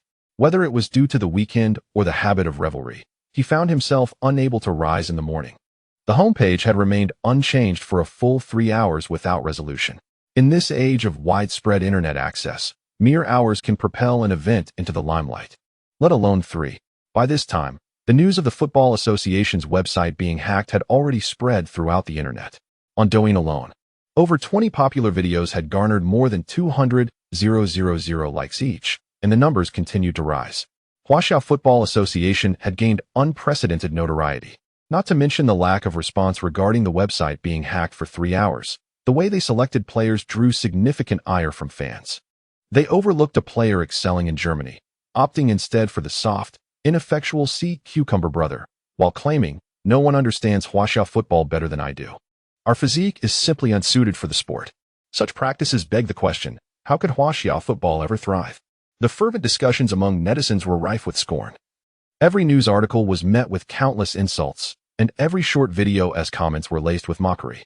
The more Tan Guan read, the colder his heart grew, and the more anxious he became. This cannot continue. He understood that the situation had escalated beyond his control, and he quickly dialed the number of his superior who had promoted him. "Li Gu, our football association's website has been hacked." The leader referred to as Li Gu was named Li Yiming, a figure of some authority, and it was Tan Gu and Amp, Oppos, and whom he had elevated. Upon learning the full extent of the situation, his face darkened, and he slammed the table, shouting, "Don't you dare waste time. Contact the Ministry of Culture immediately and have them take down all news and short videos. Also, secure some tickets and find some righteous influencers to post and shift the narrative. Are you all completely daft? Get moving." It must be said, leaders are indeed efficient in handling matters.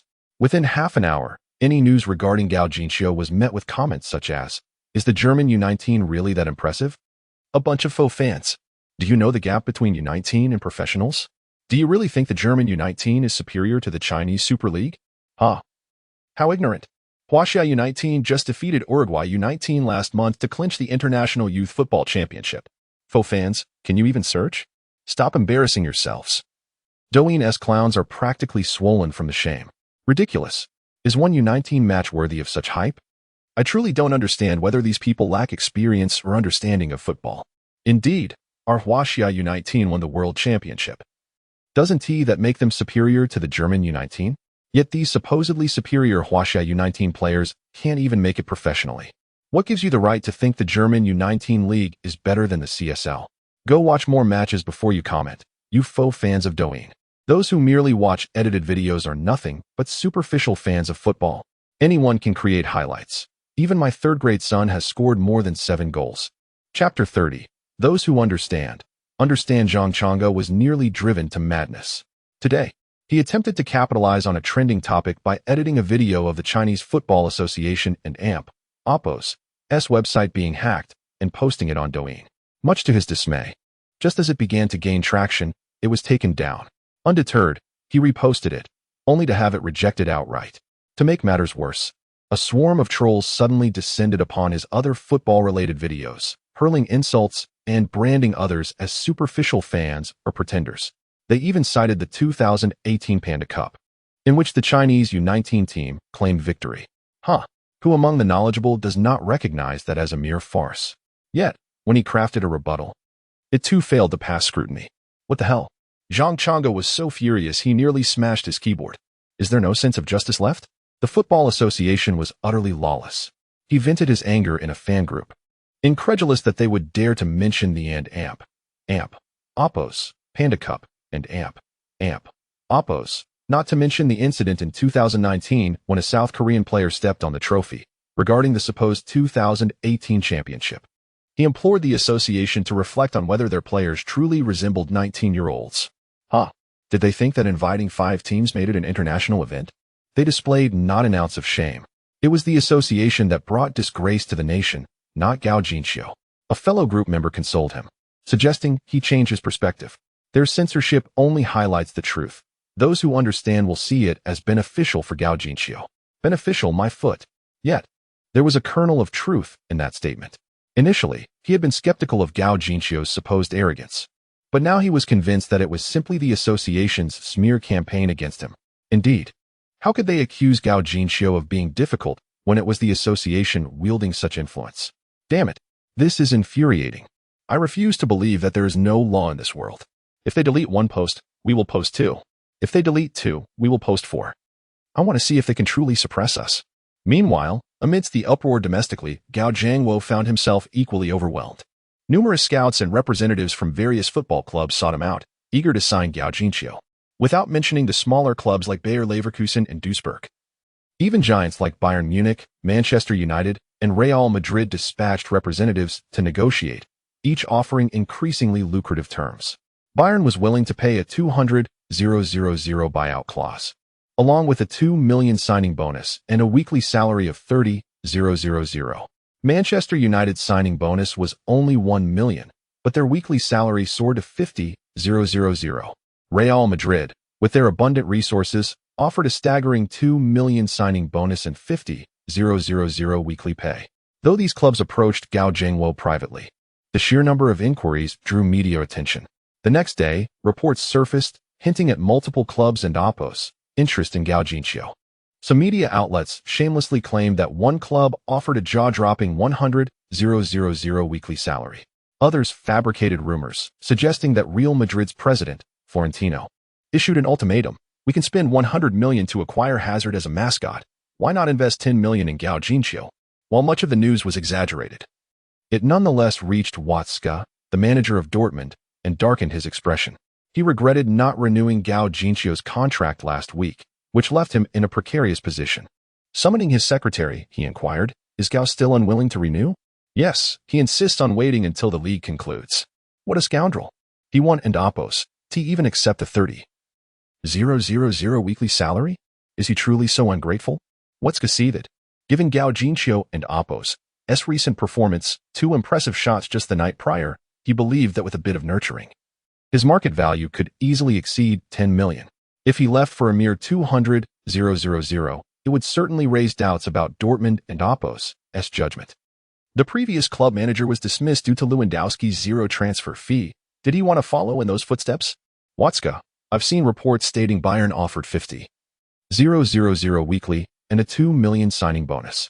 Our 30,000 is indeed too low. Don and Amp, oppos, to be deceived by these Chinese people. Bayern is notoriously stingy. They would never pay such a high price for a player who hasn't oppos proven himself in the professional league. However, Mr. Watzke, the media also mentioned that Manchester United, Manchester City, Real Madrid, and Barcelona are all involved in the bidding. It seems unlikely that these reports are fabricated. Numerous scouts have indeed contacted Gao and oppos' father in recent days. Greedy Chinese. Offer him 40,000. Tell Gao we and oppos' provide a 40,000 weekly salary. If he agrees, we and oppos' renew immediately. Watzke gritted his teeth in frustration. In truth, Watzke and the others had misjudged Gao Jinxiu. He was neither ungrateful nor dissatisfied with Dortmund and oppos' financial offerings. His reluctance to renew stemmed entirely from a task assigned to him by the system. Ding. Detecting that the host has been blacklisted by the Chinese Football Association and is facing injustice. A revenge task card has been issued. Do you wish to accept? Accept. Gao Jinxiu, already frustrated by the ban, found this opportunity serendipitous, like a pillow arriving just as one felt sleepy, or a bun appearing when one was hungry. Before long, a radiant golden card materialized before him. Upon clicking it, several lines of text appeared in the void. Optional Task 1. Establish myself in one of the top 5 leagues. Task requirement. Sign with a club in one of the top 5 leagues. Task reward. 3 points in charm attributes. Optional Task 2. Lead the team to victory. Task requirement. Win a championship. Task reward. Breakthrough skill. Fried meatballs. The first task was easily achievable, but the reward felt trivial. 3 charm points, which Gao Jinxiu found inconsequential and thus chose to forego. The second task, however, presented a different scenario. While the difficulty was considerable, the reward was extraordinarily generous. If successfully completed, it would be immensely beneficial. With only 2 rounds remaining in the U19 League, a victory could propel them directly into the finals. This meant that, at most, he might only need to win 5 more matches to secure the championship. Missing that opportunity would undoubtedly lead to regret. Gao Jinxiu understood that, given his abilities, he still had a chance in the youth team, but once he ascended to the Bundesliga, winning a championship would require aligning with a strong team. Securing a starting position in such a squad would not be an easy feat therefore, rather than relying on others, he preferred to depend on his own efforts. Otherwise, if he found himself with no opportunity to play, it would all be for naught. Without hesitation, Gao Jinxiu declared, "I choose the second task." Ding. Task, I am champion has commenced. Please complete it promptly. Consequently, over the past few days, Gao Jinxiu not only declined numerous scouts' invitations but also postponed Dortmund's renewal proposal until after the league concluded. Regrettably, Dortmund remained unaware of the task Gao Jinxiu was undertaking and continued to raise their offers. Chapter 31. Pre-match banner in Huaxia due to the Football Association's embargo. The news of several prestigious clubs bidding for Gao Jinxiu did not create significant ripples. However, this news has shaken some media outlets and oppos, resolved to continue their complicity. Xinlong Sports remarked, "I have a hunch that in the future, Gao Jinxiu's market value may surpass that of the entire Huaxia Football Association." Should we still maintain the ban on news regarding Gao Jinxiu? Kuaishou headquarters responded, "I believe this presents an opportunity for us to outpace Douyin." In the Douyin conference room, a team member stated, "Based on our research, if we lift the ban on Gao Jinxiu, we could turn him into a phenomenon akin to Sister Hua within a week. Moreover, we could earn a reputation for daring to challenge the Football Association. But that would irrevocably offend the association. If Gao Jinxiu turns out to be a flash in the pan, we would suffer significant losses. What if we offend them? Didn't Xiao Yiya also offend the association? What could they possibly do to him?" Exactly. The Huaxia Football Association's reputation is already in tatters. Even if we do offend them, so what? They can ban Gao Jinxiu. But can they silence us at Douyin? I believe we can take a gamble. If those prestigious clubs can put forth millions of euros, why can't we? Ultimately, the leadership declared, "Next week, if Gao Jinxiu continues to shine, we shall lift the ban and fully support him." Other media shared similar sentiments, dispatching reporters to Germany for on-site coverage. As long as Gao Jinxiu kept scoring, we would be the first to break the news. Moreover, I propose that we create a special program centered around Gao Jinxiu, inviting him to share the truth behind the facade of stardom. This suggestion was deemed feasible. Thus, a German U19 Football League match, which was initially of little interest to the Huaxia populace, began to stir the waters among numerous internet media giants in Huaxia. Time flew by, and soon it was the weekend. On May 2nd, 2020, the U19 League match saw Borussia Dortmund U19 face off against Schalke 04 U19. The two teams, fierce local rivals, were already steeped in animosity before the match had even commenced. The tension escalated when a journalist inquired of Schalke 04's youth coach, Elgert. Borussia Dortmund and Oppos' youth team has recently produced a prodigy who has scored 7 goals in 3 matches. Do you have any strategies to contain him? Had it been any other team, Elgert might have praised the young talent. However, facing Borussia Dortmund changed everything. With a disdainful smile, he retorted, "Contain? Why would we need to? Are you not aware of the dubious practices of Borussia Dortmund? It's merely a sham to create stars." Prodigy? Huh. His actual prowess likely pales in comparison to our Schalke 04 U17. So, has Schalke 04 found a method to suppress Huaxiao's Gao? No.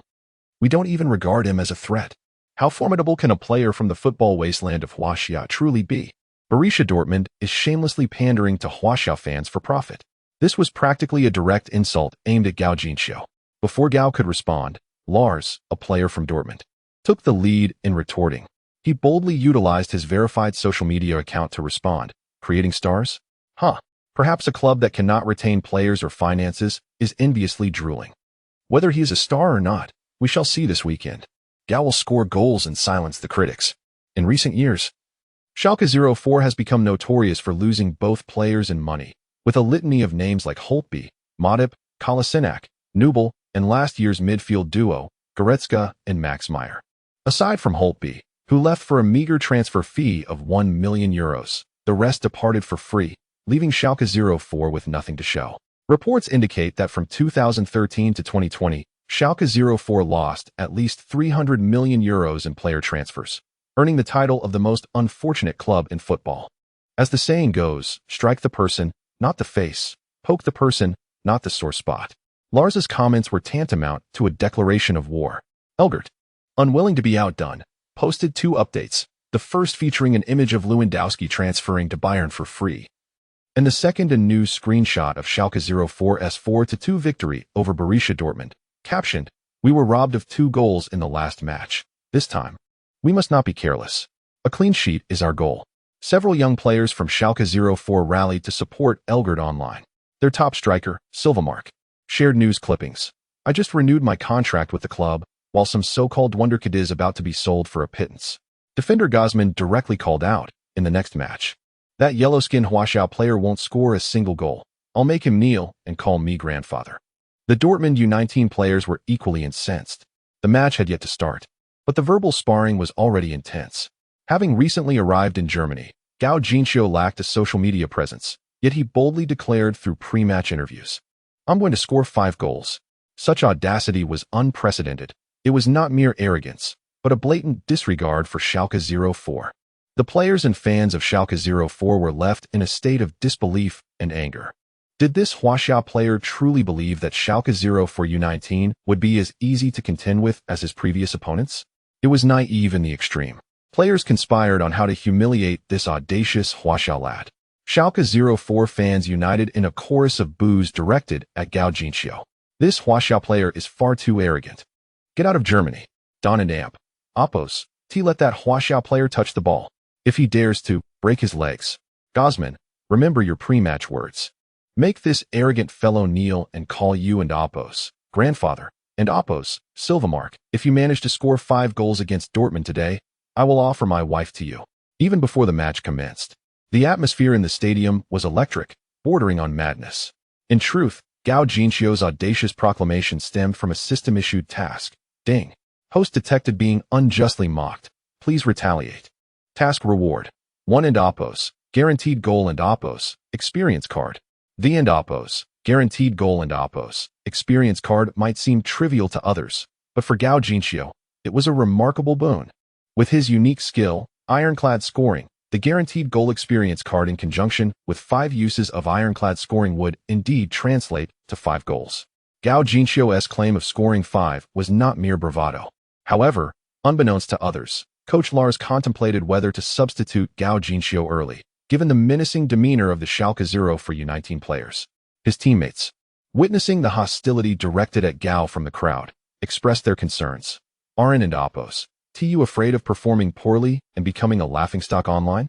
Gao Jinxiu laughed heartily. Rest assured. Just pass the ball to me. I will score 5 goals. Due to the pre-match banter, this match garnered considerable attention. Traditionally, the fans of Borussia Dortmund and Schalke 04 kept to their own, never crossing paths. Schalke 04 fans would never venture to Dortmund's stadium, and vice versa. However, this occasion was somewhat different, as the visiting stands were populated by a considerable number of fans clad in blue and yellow jerseys. Yet, the most striking presence was not among these supporters, but rather the journalists and scouts armed with cameras on either side of the stands. Although Gao Jinxiu had explicitly stated that he would not entertain discussions regarding contract renewals or transfers until the conclusion of the league, this did not deter the scouts from pursuing their interest in him. After all, with Gao Jinxiu and Oppos' identity as a player from Huaxia, if he were to truly showcase his talent, such an investment would undoubtedly yield substantial returns. The Spanish team, a second-tier club, reaped significant profits from signing Wu Lei. How much more could one expect from a talent nurtured in the Dortmund Youth Academy like Gao Jinxiu? In the eyes of these scouts, Gao Jinxiu's potential undoubtedly surpasses that of Wu Lei. To say nothing of the fact that Gao Jinxiu boasts the prestigious background of having emerged from their esteemed European training academies, a distinction that Wu Lei, hailing from the barren landscape of Chinese football, simply cannot match. The foundational education each has received is not even comparable. Chapter 32. The Ruhr Derby soon. With the sound of the referee and Amp. Oppos' whistle, the match commenced. The home team, Schalke 04, kicked off first. Due to the performances in the preceding rounds and pre-match comments, Gao Jinxiu found himself under tight surveillance from the start. Although Schalke 04 did not assign 2 players specifically to mark him like FC Cologne SU19, their defender, Gosman, tall and physically imposing, employed numerous subtle tactics that made it somewhat uncomfortable for Gao Jinxiu. For the first 10 minutes, he barely touched the ball. However, Gao remained unperturbed. For Gosman had already received 3 warnings. Surely, a card would follow soon. As anticipated, in the 15th minute, when Gao executed a sudden burst of speed towards the opposing penalty area, Gosman once again grasped him, pulling him down. This time, The referee promptly issued a yellow card. Gosman attempted to argue, but the referee paid him no heed. Currently, Schalke 04 U19 stood first in the Western League, 5 points ahead of Borussia Dortmund U19. With only 2 matches remaining, even if Schalke 04 lost this game, they still had a strong chance of entering the playoffs as the Western champions. Therefore, despite playing at home, the referee was unlikely to show favoritism. Seeing Gosman receive a card, Gao chuckled, only 15 minutes in, and you and Amp. Oppos, V already got a yellow. Are you planning to skip the second half? Gosman glared at Gao, his irritation palpable. If not for already being booked, he would have lunged at Gao in retaliation. With a sinister glare, he fixated on Gao and Oppos' legs and warned, I advise you not to run around too much. Otherwise, while I might only see red, you could find yourself unable to play for the rest of your life. At that moment, Gao was genuinely startled. The greatest fear of a footballer is a malicious tackle. A broken leg could render any attributes or skills utterly useless.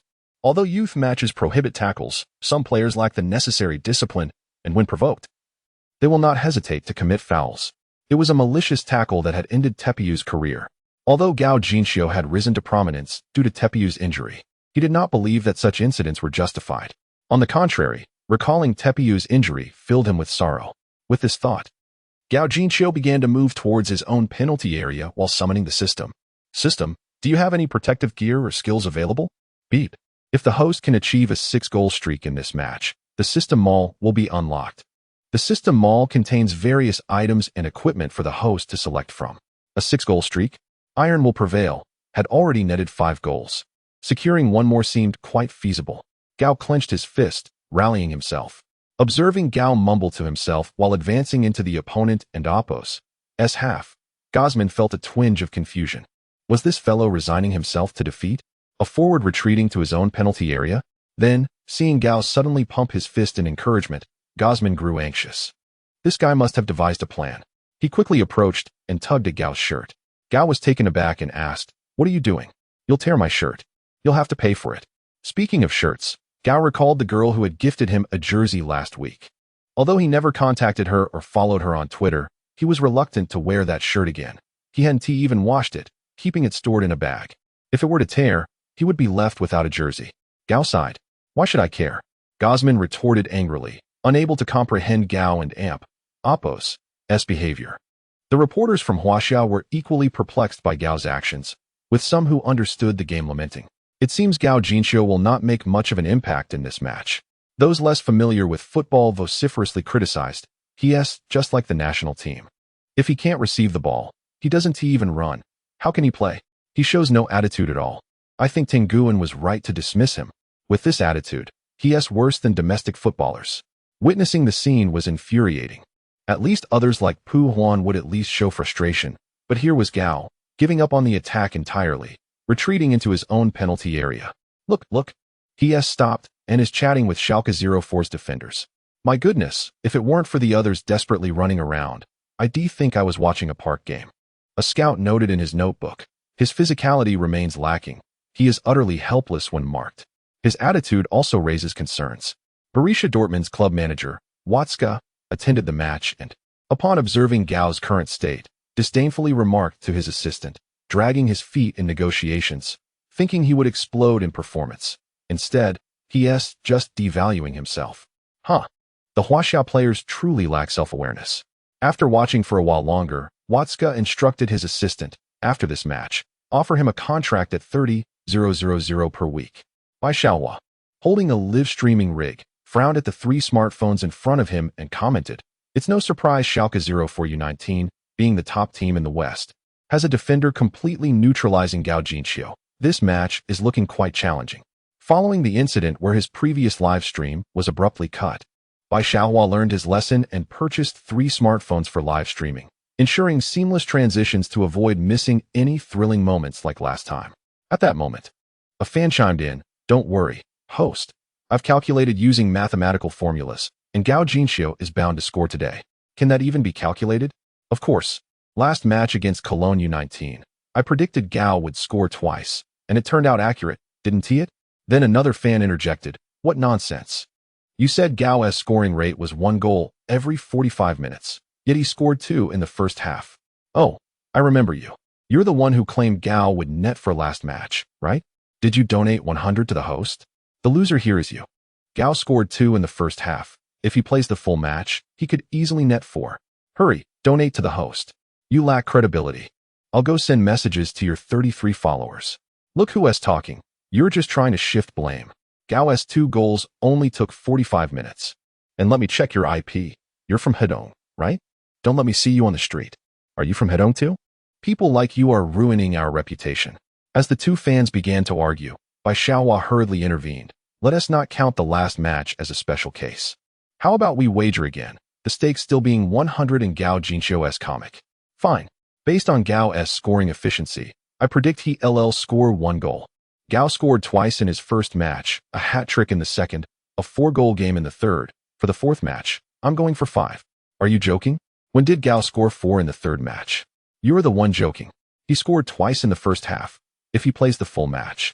Isn't that a 4-goal game? I see now. Your math teacher must have been a PE instructor. All right, let us settle this. One Hedong brother predicts 5 goals. And another predicts 1. We shall see who is correct. Just as the 2 Hedong brothers placed their bets, the tides of the match shifted dramatically. In the 18th minute, Schalke 04 executed a long pass, sending the ball into the penalty area of Borussia Dortmund U19.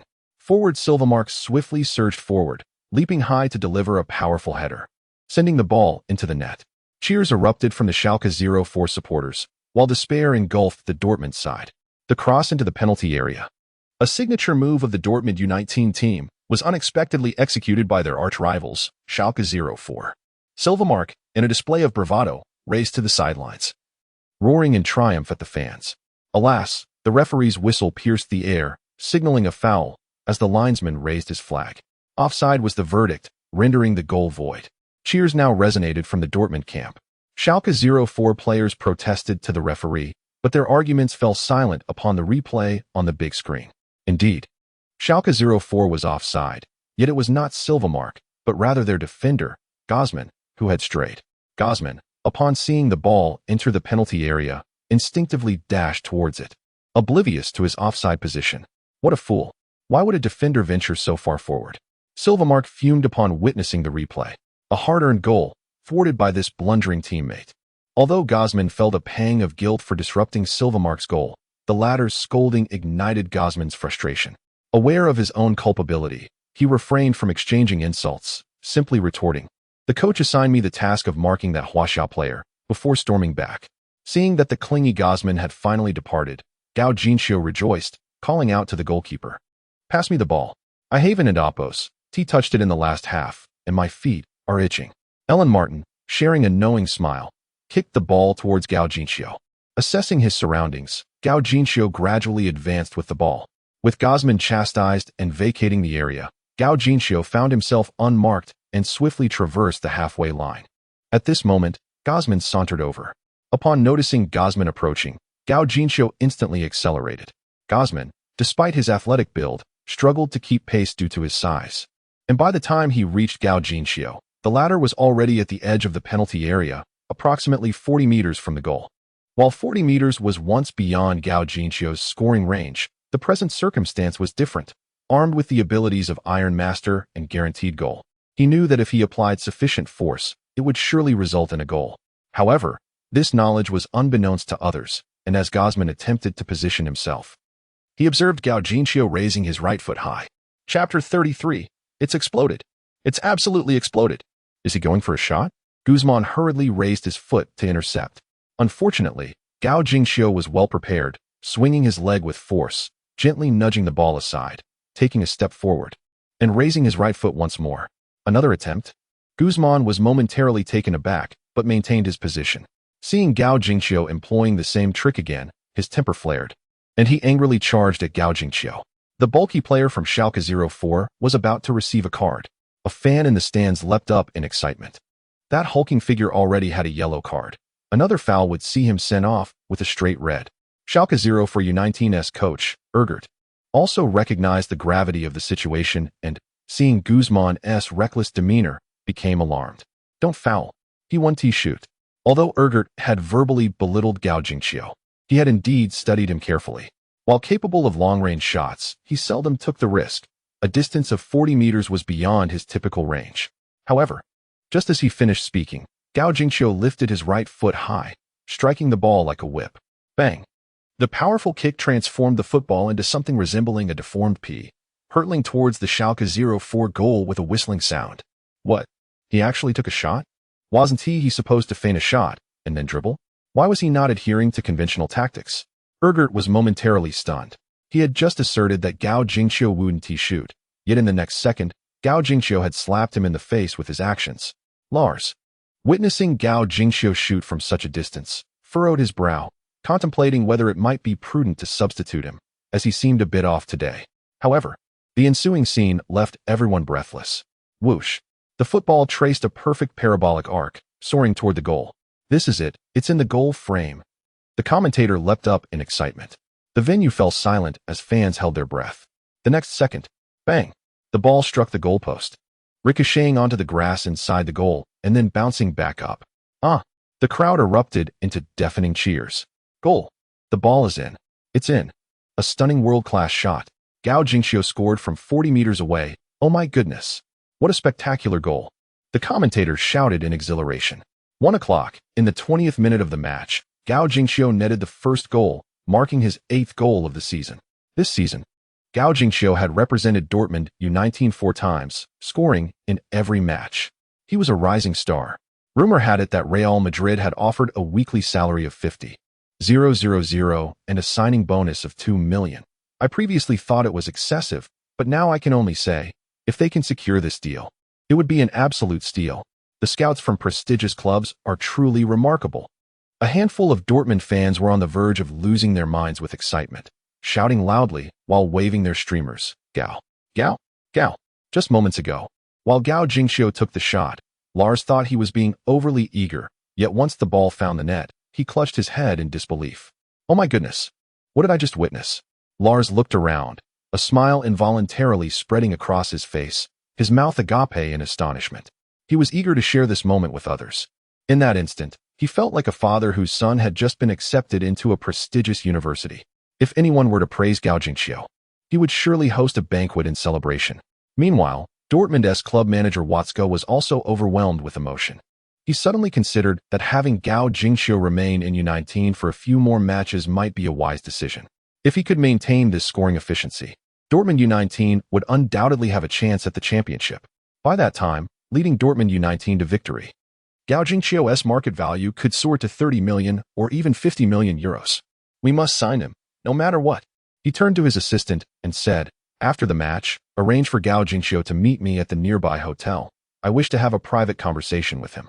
The most reactive group at the scene was undoubtedly the Chinese media contingent.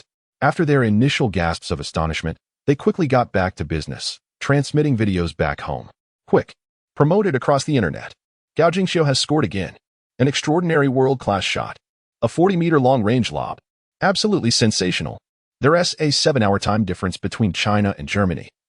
It was already midnight, yet upon receiving the news, several media heads were instantly wide awake, hastily driving to their offices. With the promotion from several streaming sites, Bai Xiaohua noticed a sudden surge in her livestream audience, skyrocketing from under 1,000 to 50,000, with numbers still climbing rapidly. What is going on, brothers? Why are there suddenly so many people? Where did you all come from? The initial loyal fans were utterly astonished. I don't know. I just clicked in after seeing a goal video. Me too. This is a surge in traffic. Viewers excitedly shared the news. Quick, check Douyin's homepage for the official video. Oh my goodness. Is Douyin going against the Football Association now? Meanwhile, Tan Guan, lurking in the live stream, suddenly panicked. He had been reporting by Xiaohua's live stream without any response, and an ominous feeling had been creeping in. Now he slumped back in his chair. Both shocked and furious, he picked up the phone to call the head of the Ministry of Culture.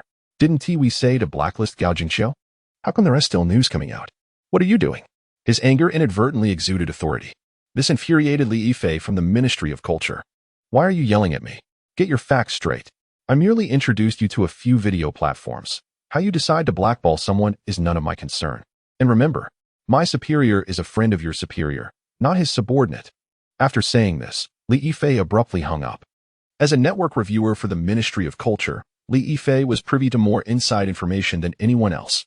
He had always been opposed to the idea of blacklisting Gao Jingxiu, had it not been for a directive from his direct superior. He would never have even considered such a measure. Now, with Tan Guan coming at him like this, he was utterly enraged. After hanging up on Tan Guan, he immediately dialed Douyin and other media outlets. Get Gao Jingxiu's news trending. Provide traffic support. Immediately. These media outlets were already inclined to do so. Now, with the Ministry of Culture's endorsement, they felt even bolder. Within 10 minutes, news regarding Gao Jingxiu dominated the trending charts. Gao Jingxiu's stunning lob. Gao Jingxiu's goal highlights. Football Association slandering Gao Jingxiu.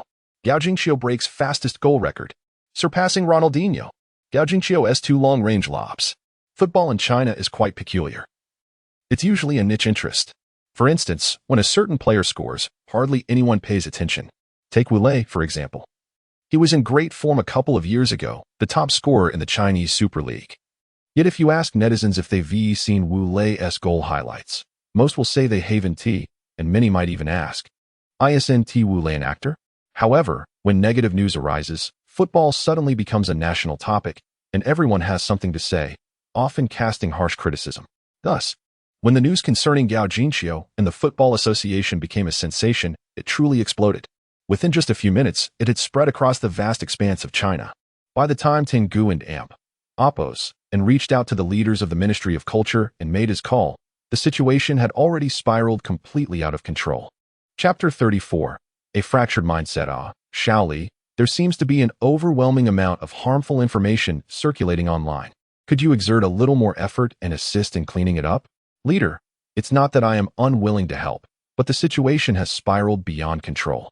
Li Yifei calmly explained in response to his superior's inquiry. Working overtime, what issue cannot be resolved? Leader, this is not merely a matter of extra hours. You ought to take a look online yourself. Unless there is official government approval, even divine intervention would be futile. Have you done something you ought not to have? How else could such information spread so rapidly? What could I have done? What could I possibly do? With all due respect, this issue was never meant to be suppressed. Tan Guan has silenced talented players for his own gain. It is akin to attempting to extinguish a fire with mere paperwork. A small flame can be fanned. A medium blaze can be smothered, but a raging inferno only grows fiercer the more one tries to conceal it. Given Gao Jingxiu's current state, this fire is bound to be uncontrollable. To be candid, leader, if this fire continues to be suppressed, it could lead to a catastrophic explosion, endangering those who attempt to extinguish it. Li Yifei and Amp, Oppos, S-word sent a chill down his leader and Amp, Oppos, S-spine. Indeed, one must not jeopardize oneself while attempting to shield the Football Association. He hastily opened the internet, and upon viewing the situation, nearly suffered a heart attack. Trending topics dominated the headlines, inundated with scathing criticisms that were shocking to behold. Enough. Let us allow this matter to unfold naturally. With this directive from his superior, Li Yifei felt emboldened. He released all the negative news he had previously suppressed for Tan Guan and Amp, Oppos, and, if we are to perish, let it be swift. A football coach daring to shout at him. Li Yifei was curious to see if Tan Guan and Amp, Oppos, and could maintain his arrogance after today. As more of Tan Guan and Amp, Oppos, and Amp, Oppos, scandals came to light, public outrage escalated. Netizens began to expose Tan Guan and Amp, Oppos, and launching attacks on the Football Association and Amp, Oppos, official website. Down with the parasite Tan Guan and Amp, Oppos, and Chinese football has deteriorated due to such vermin. Damn it. It and Amp, Oppos, one thing to collect sponsorship fees, but to slander Gao Jingxiu if he never returns to the national team, killing Tan Guan and Amp, Oppos, and would not suffice as atonement. I believe Gao Jingxiu's absence might actually be beneficial. Everyone else is indulging in sea cucumbers while he abstains. He is clearly unaccustomed to this environment. Damn it. I've cursed Gao Jingxiu for over a month only to discover he has been wronged. Can you understand this feeling? Like a thorn in my throat. Frustration and regret are inadequate descriptions. If Tan Guan and Oppos and were before me, I might face life imprisonment. I too have berated Gao Jingxiu for a month. Yet now I still wish to scold him. Silly child, why can Oppos? Do you come forward to explain? Explain? It and Oppos. It's easy to say, but it requires him to have a voice. I recall just last week a hacker helped to breach the Football Association and Amp, Oppos, website, but in the end, hardly anyone was aware. The brothers upstairs are right. Had the tide not turned, I believe most netizens would never uncover the truth. The match continued.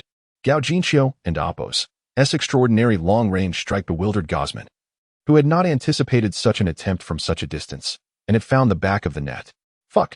Did you not say the coach tasked you with marking that Chinese player? Is this how you defend?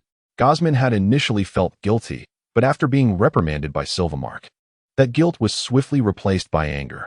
When you possess the ability to execute such a world-class shot, then you may criticize me, he retorted coldly. Silvermark, the team's leading scorer, was somewhat restrained in his response. Had it been anyone else, he would have slapped them down without hesitation, questioning why he needed advice on how to play. Seeing Gosman and Oppo's attitude only fueled Silvermark and Oppo's rage further. Fuck. If we lose this match, you will be the primary culprit. Truth be told, Silvermark had not always been so hot-headed. His current temperament was entirely due to Gao Jinxiu. A few weeks prior, Silvermark had been filled with enthusiasm, as a Manchester United scout had contacted him, indicating he had been recommended to the club and urging him to secure the U19 championship to enhance his prospects of joining the first team. Yet, all of that changed only days ago when the very scout who had been observing him shifted focus to scout a Chinese player from Dortmund and Oppo's U19 team. That scout had stated that if Silvermark could not directly outperform the Chinese player in today's derby, Manchester United would abandon their interest in him. This infuriated Silvermark. Nearly a month ago, he had told friends he intended to transfer to Manchester United. What was happening now? Thus, he was determined to defeat Gao Jinxiu in this match. And he had indeed scored. But that magnificent goal was overshadowed by Gosman's foolish blunder, sending him into a fit of rage. Nothing dampens one's spirits more than encountering incompetent teammates. As if that weren't enough, in under a minute, that same incompetent teammate failed to defend, gifting the Chinese player a goal. Is this a personal vendetta against me? Silvermark could hardly believe it. While Silvermark seethed with anger, Gosman was equally furious. Why do you need to dictate how I play? If you have the skill, why not mark him yourself? This match had already been frustrating for Gosman, and now Silvermark was adding fuel to the fire, causing him to tremble with rage. One must admit, the mentality of youth is indeed a concern. Due to their internal strife, Schalke 04 failed to mount a single coherent attack for the next several minutes, only to have Gao Jinxiu capitalize on a defensive lapse to score again with a header from inside the small box. How is it that we are marking? Silvermark bellowed once more. This match was a source of immense frustration for him. It felt as though the Chinese player had been granted supernatural abilities, scoring with only 2 touches. Meanwhile, he himself had taken 5 shots. 1 flew over the bar, another was saved by the goalkeeper, and 2 were blocked by defenders. His one legitimate goal was ruled offside. If you cannot play, then just leave. You think you and Oppo's re so great? Why don't Oppo's do you defend him? Having been outmaneuvered by Gao Jinxiu, Gosman was already feeling disheartened, and now Silvermark had the audacity to berate him. What gives you the right to criticize me? How many opportunities have you squandered? Had it not been for your offside blunder, I would have scored long ago. Who among us is without mistakes? You've taken 5 shots and only managed to score twice. The score would be 2-2 by now. Enough. The tensions reached a boiling point, with teammates nearly coming to blows on the pitch. Schalke 04's coach, Elgert, recognized the issues plaguing the team's mentality and hastily substituted Gosman. Regrettably, the situation did not improve after the substitution. In fact, it grew even worse, as the substitute, Baser, could not contain Gao Jinxiu. In the 37th minute, Gao Jinxiu received the ball, using his speed to overpower Baser, then suddenly stopped to create a shooting angle before unleashing a powerful strike. Bang! The ball struck the crossbar and ricocheted into the net. Goal! In the 37th minute, Gao Jinxiu's explosive shot propelled the team to a 3-0 lead, marking his hat trick. But it did not end there. 2 minutes later, Gao Jinxiu replicated his earlier feat, once again overpowering Baser with speed, then shooting before Schalke 04 could regroup. Bang! The same perfect angle, the same explosive beauty. The ball struck the crossbar again, bouncing into the net. 4-0. The home fans of Schalke 04 instantly lost their temper and began to rise, applauding Gao Jinxiu. Lars, the head coach of Borussia Dortmund U19, was beaming with delight, as he could clearly see that the newly substituted defender was utterly incapable of containing Gao Jinxiu. At this rate, Gao Jinxiu's pre-match assertion of scoring 5 goals was no mere provocation. It was entirely plausible. If Schalke 04 U19 did not alter their tactics, 5 goals might even be an understatement. Yet, when did Gao Jinxiu become so adept at dribbling? He had never demonstrated such skills during regular training sessions.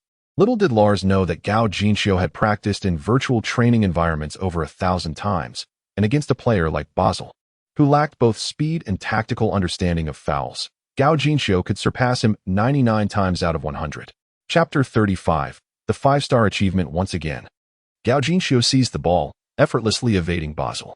Although Basel possessed defensive experience, as evidenced by his inclusion on the roster, his speed paled in comparison to that of Gao Jinxiu. With a deft maneuver, Gao Jinxiu easily distanced himself from Basel, leaving him feeling utterly defeated. Basel, a substitute with limited playing opportunities, realized that after this match, he might not even secure a spot on the roster again. His future appeared bleak, and he began contemplating whether to leave Schalke 04 and Oppo's youth academy in search of employment or further education, lamenting that perhaps he was simply unfit for football. With his spirit dampened, Basel chased for a few steps but soon halted, recognizing the futility of his efforts.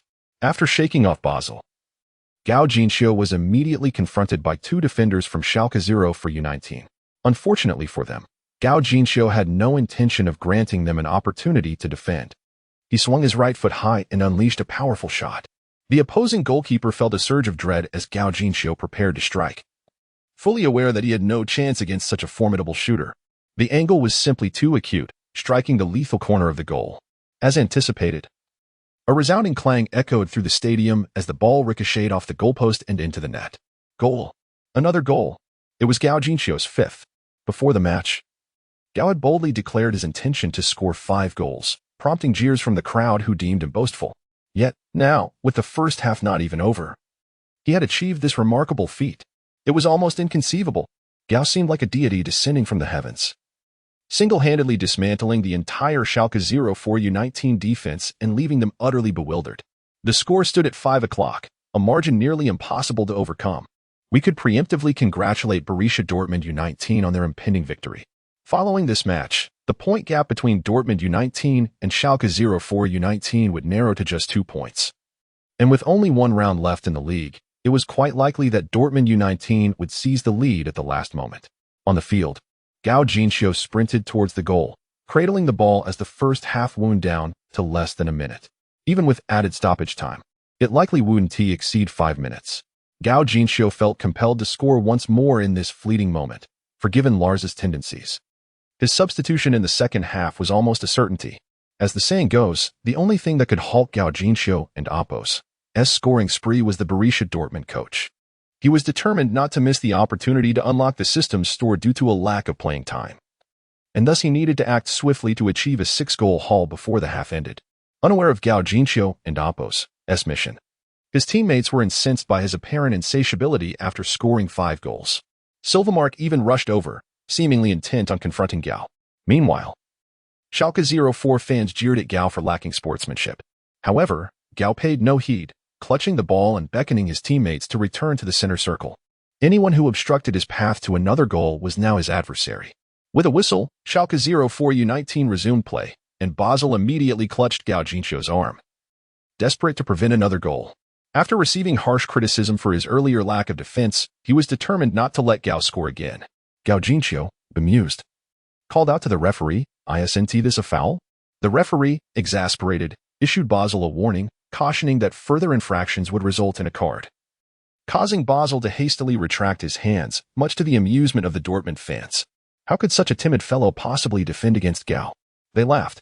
Schalke 04 U19 and Oppo's coach, Elgert, facepalmed in disbelief, barking at his players to hustle and maintain defensive vigilance. What could he do at this point? His only hope was for the first half to conclude swiftly. Unfortunately for him, the referee seemed to be working against him, allowing for 3 minutes of stoppage time. Damn it. Elgert nearly choked on his frustration. What the hell? No one got injured in the first half, yet we get this much stoppage time? Just as Elgert finished his rant, Gao Jinxiu received the ball once more. Block him.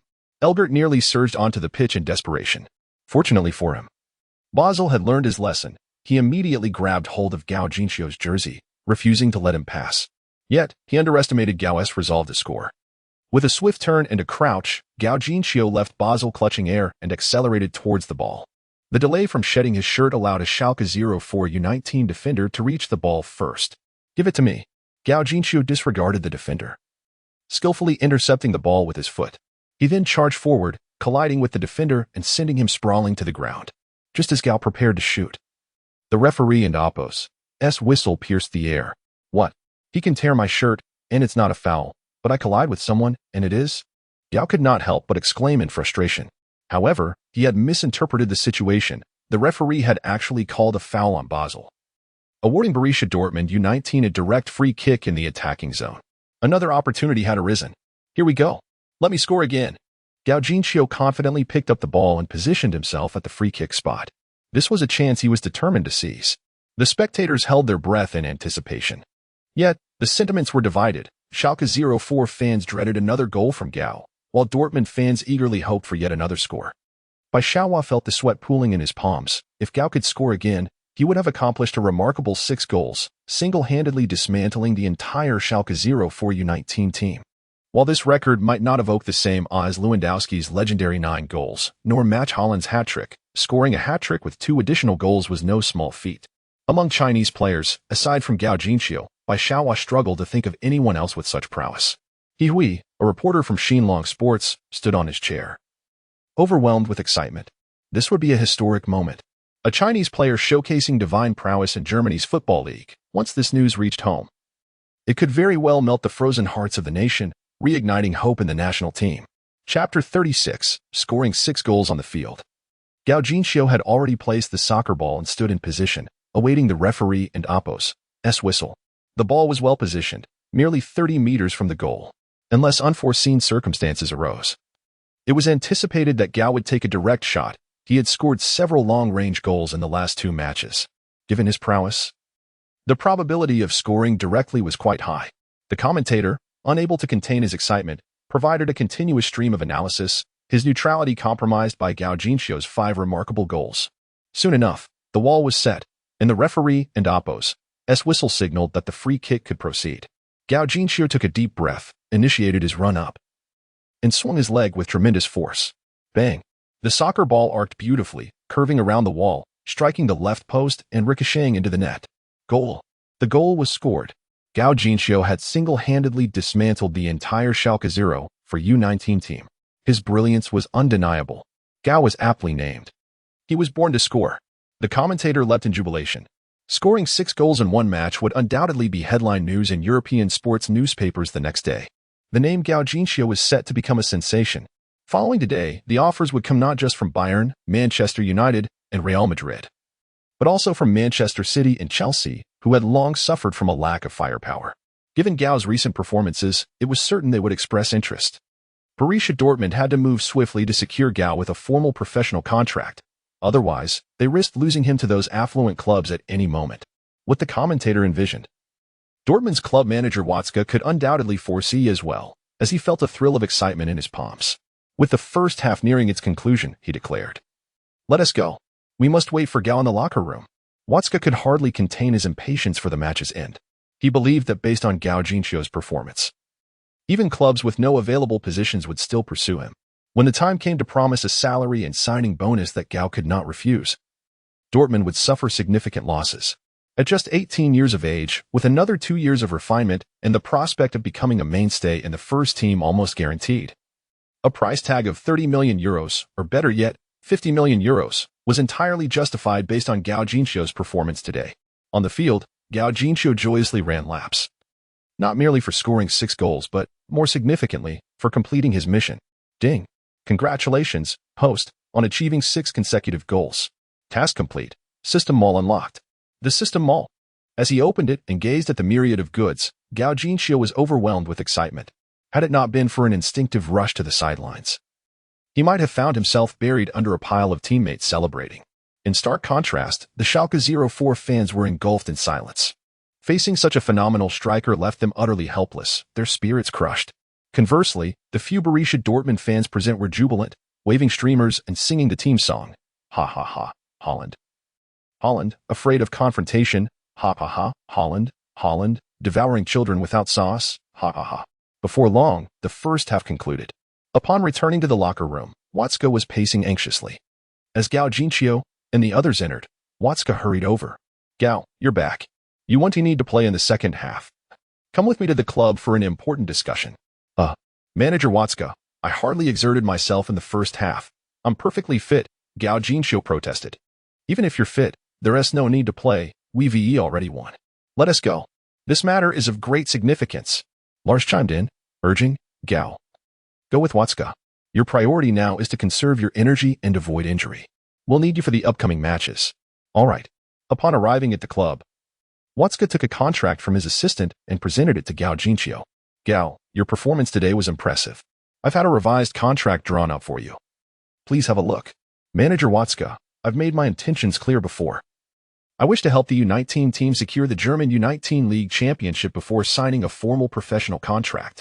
With only one round remaining, along with playoffs and finals. There are merely 4 matches left. I don't want to miss out on this championship. I understand your sentiments. Perhaps we could draft a verbal agreement for now, allowing you to secure the championship while also enabling you to experience first-team benefits sooner. What is not to like? Watsuka's words were sweet. Yet the underlying motive was clear. The maximum release clause for youth players was only 200,000 euros. Given Gao Jinxiu's performance today, clubs interested in him would hardly be deterred by such a modest sum. 200,000 euros was insignificant. Affluent clubs could easily afford it. When the time came for them to promise Gao an irresistible salary and signing bonus, what would Dortmund do? Walk away? That would mean losing 30 million. However, competing with those wealthy clubs for terms posed a significant risk. Dortmund thrived on buying and selling players for profit. And if Gao Jinxiu failed to make an impact in the first team, they would suffer substantial losses. Currently, Gao Jinxiu's displayed abilities, aside from his finishing, were rather average. A striker of his type could easily falter if he faced a slump, and if teammates and coaches lost faith in him, his statistics would inevitably plummet. At that point, he might not even attract offers at a low price. Thus, the best scenario was to secure him at a low cost. If he flourished, Dortmund would reap significant rewards. If not, they would at least mitigate losses. This was Dortmund's modus operandi. Noticing Gao Jinxiu's silence, Watsuka pushed the contract closer, saying, take a look at the contract. I assure you it will satisfy you. Gao Jinxiu nodded and took the contract. It specified a weekly salary of 30,000 euros, a contract term of 3 + 2 years, and a release clause of 50 million euros. Bonuses for goals in the league were set at 30,000 euros each, with assists valued at 20,000 euros, and Champions League goals fetching 100,000 euros while assists garnered 60,000. Other cup competitions also had clearly defined bonuses. Additionally, a win bonus of 10,000 euros per match and a draw bonus of 5,000 euros were included. As for Gao Jinxiu's primary concern, playing time, this was also addressed. If he stayed with Dortmund and Oppo's first team, he was guaranteed to play in 2/3 of the matches, although actual playing time would depend on his performance and the coach and Oppo's decisions. If he were to be loaned out, the club would negotiate to ensure his conditions wouldn't fall below those of playing at Dortmund.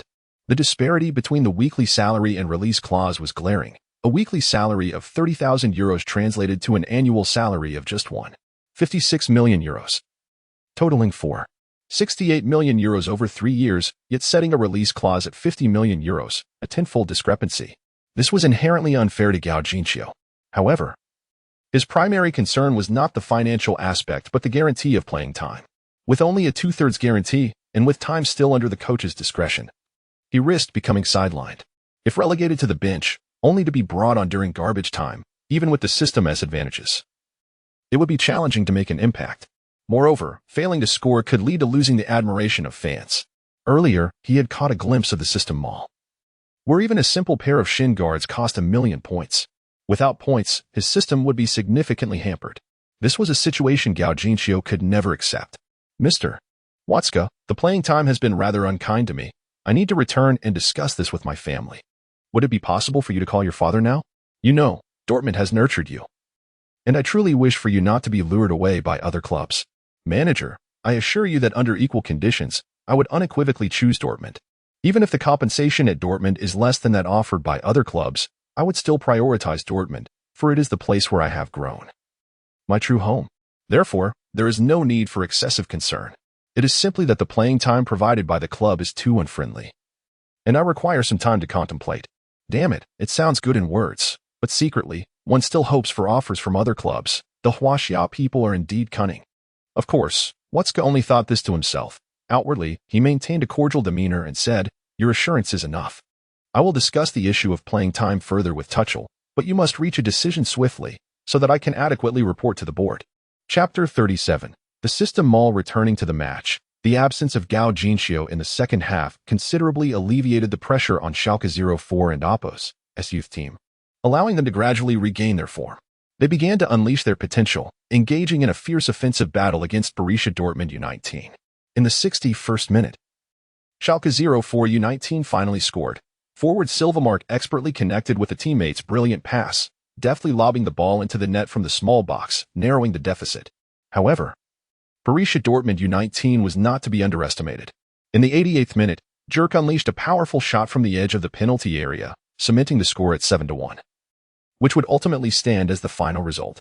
In the 25th round of the Western Division of the U19 League, Borussia Dortmund U19 triumphed over their local rivals Schalke 04 U19 with a resounding 7-1 victory, with Gao Jinxiu netting an astonishing 6 goals. As soon as the match concluded, this news reverberated across the internet, transcending borders even to distant China, where it dominated headlines. Despite the late hour, this seismic news awakened countless football enthusiasts. 6 goals? Surely it must be a fixed match. There's no way a Chinese player could score so many. If anything, they would score in their own net. Many approached the news with skepticism, but upon clicking, they were utterly astounded. Video platforms thoughtfully compiled multi-angle highlights of Gao Jinxiu and Oppo's 6 goals.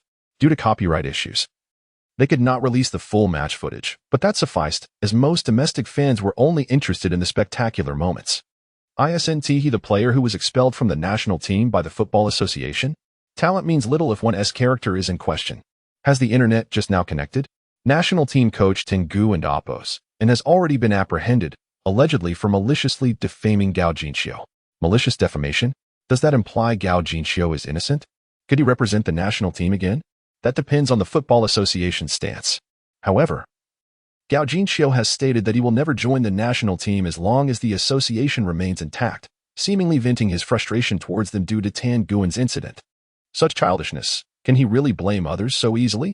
Moreover, he is already 18. Setting aside character, the goals he scored were genuinely remarkable.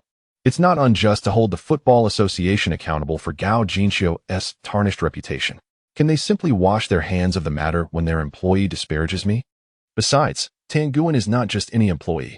He is the national team coach they hired at great expense.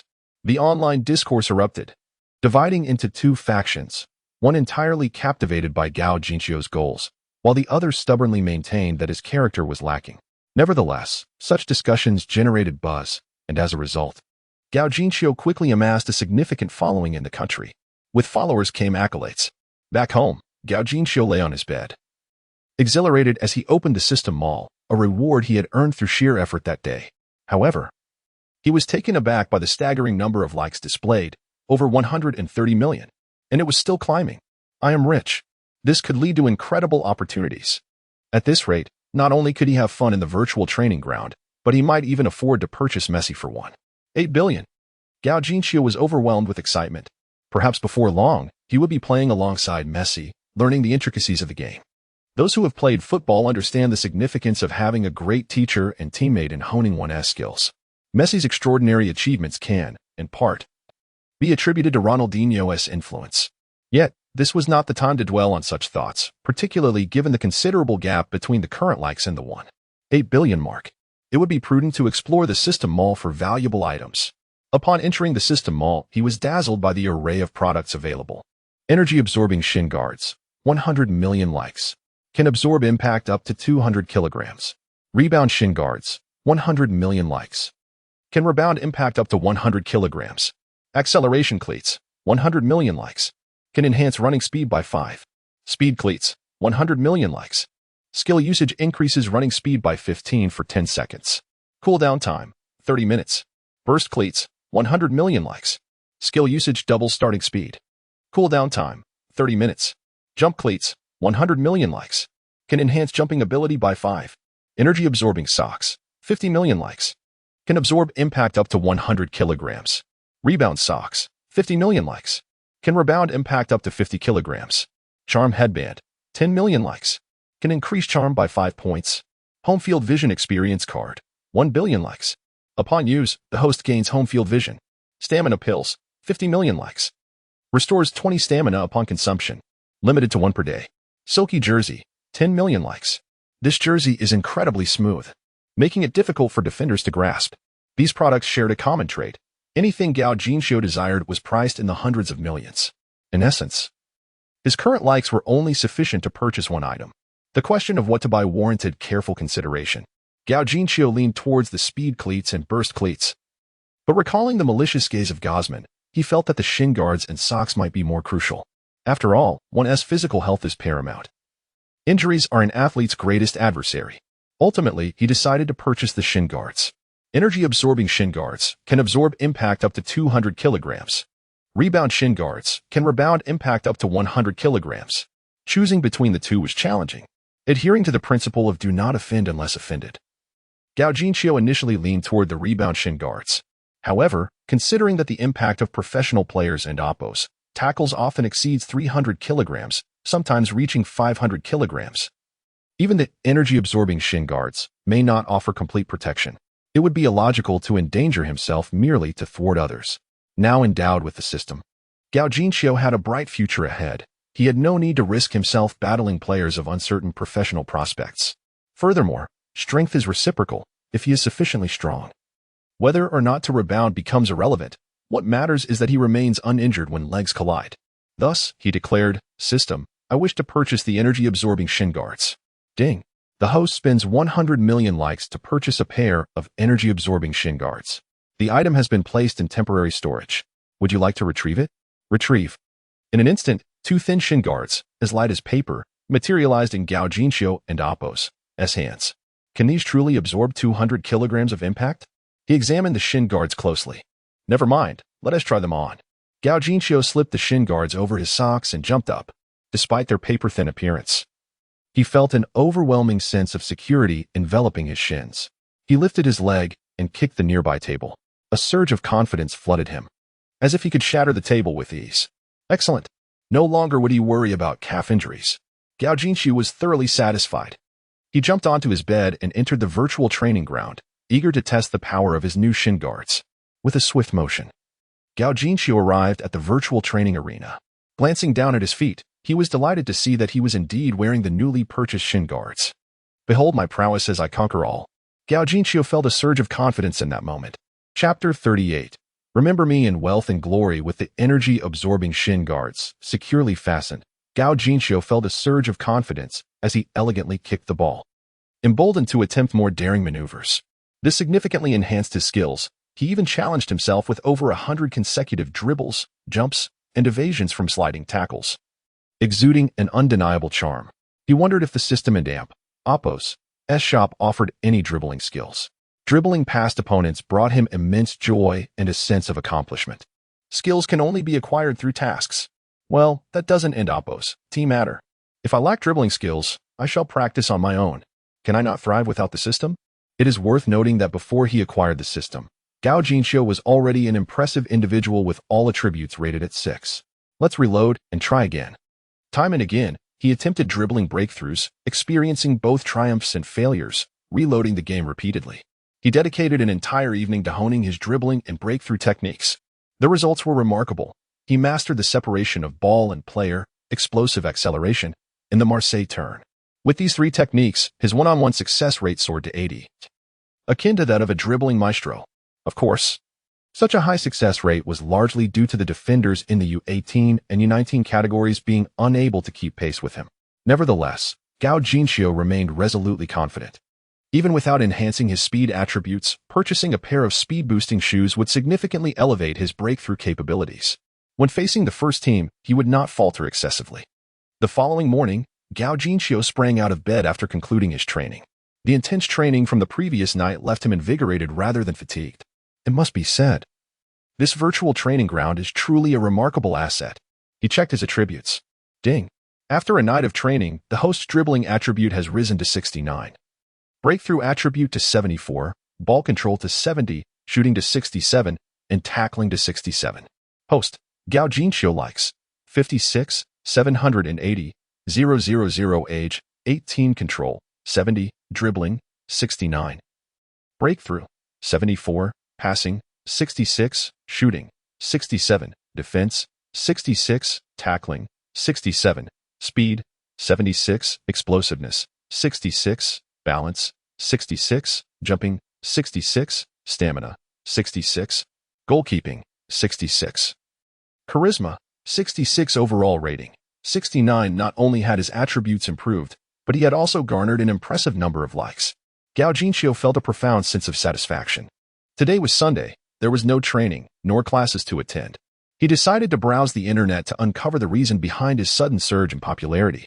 However, as soon as he pulled out his phone, he was met with a staggering 99 missed calls and 99 unread messages on WeChat. Upon entering the messages, his phone froze for 2 minutes. Wow, 6 lottery wins. Gao Jinxiu, you are incredible. This is monumental. You must treat us. You were phenomenal last night. I saw in the news that Real Madrid offered you a weekly salary of 50,000 euros. Is that true? If you come into money, don't forget your old classmates. Gao Jinxiu, with only 40 days until the college entrance exam, if I don't perform well, how about I become your agent? Gao Jinxiu, are you going to Real Madrid, Bayern, or Manchester United? Have you considered us Gunners? I believe the Gunners would suit you perfectly. Gao Jinxiu, after much contemplation, I have decided to confess my feelings for you. I like you. The messages from classmates were diverse, yet they all conveyed one sentiment. Gao Jinxiu, you are amazing. Gao Jinxiu, treat us. Gao Jinxiu, don't forget me. Even the girl he had secretly admired, the class beauty Chen Mengyao, sent him a message. Gao Jinxiu, congratulations. Your grievances have been vindicated. Haha. Gao Jinxiu was elated and swiftly typed a response. Thank you. You are the only one who cared about my vindication. Chen Mengyao replied instantly. Is this for real? You were trending in the news? Did the high-level players like Yang Wei who played football with you not check on you? Them? They only want me to treat them and pay no attention to me. Wouldn't that be a bit inappropriate? No worries. Chatting with you is far more important. In Huaxia, Jinhe County, a girl lay on her bed, her face adorned with a smile. Mengyao, what are you doing? I've been calling you for dinner for ages. Chen Mengyao hurriedly sat up and tucked her phone behind her. Mom, why didn't you knock when you came in? Why should I knock in my own daughter's room? Clean up and come down for dinner. Chen Mengyao's mother, Yan Ningyu, shot her a disapproving glance, closed the door, and left.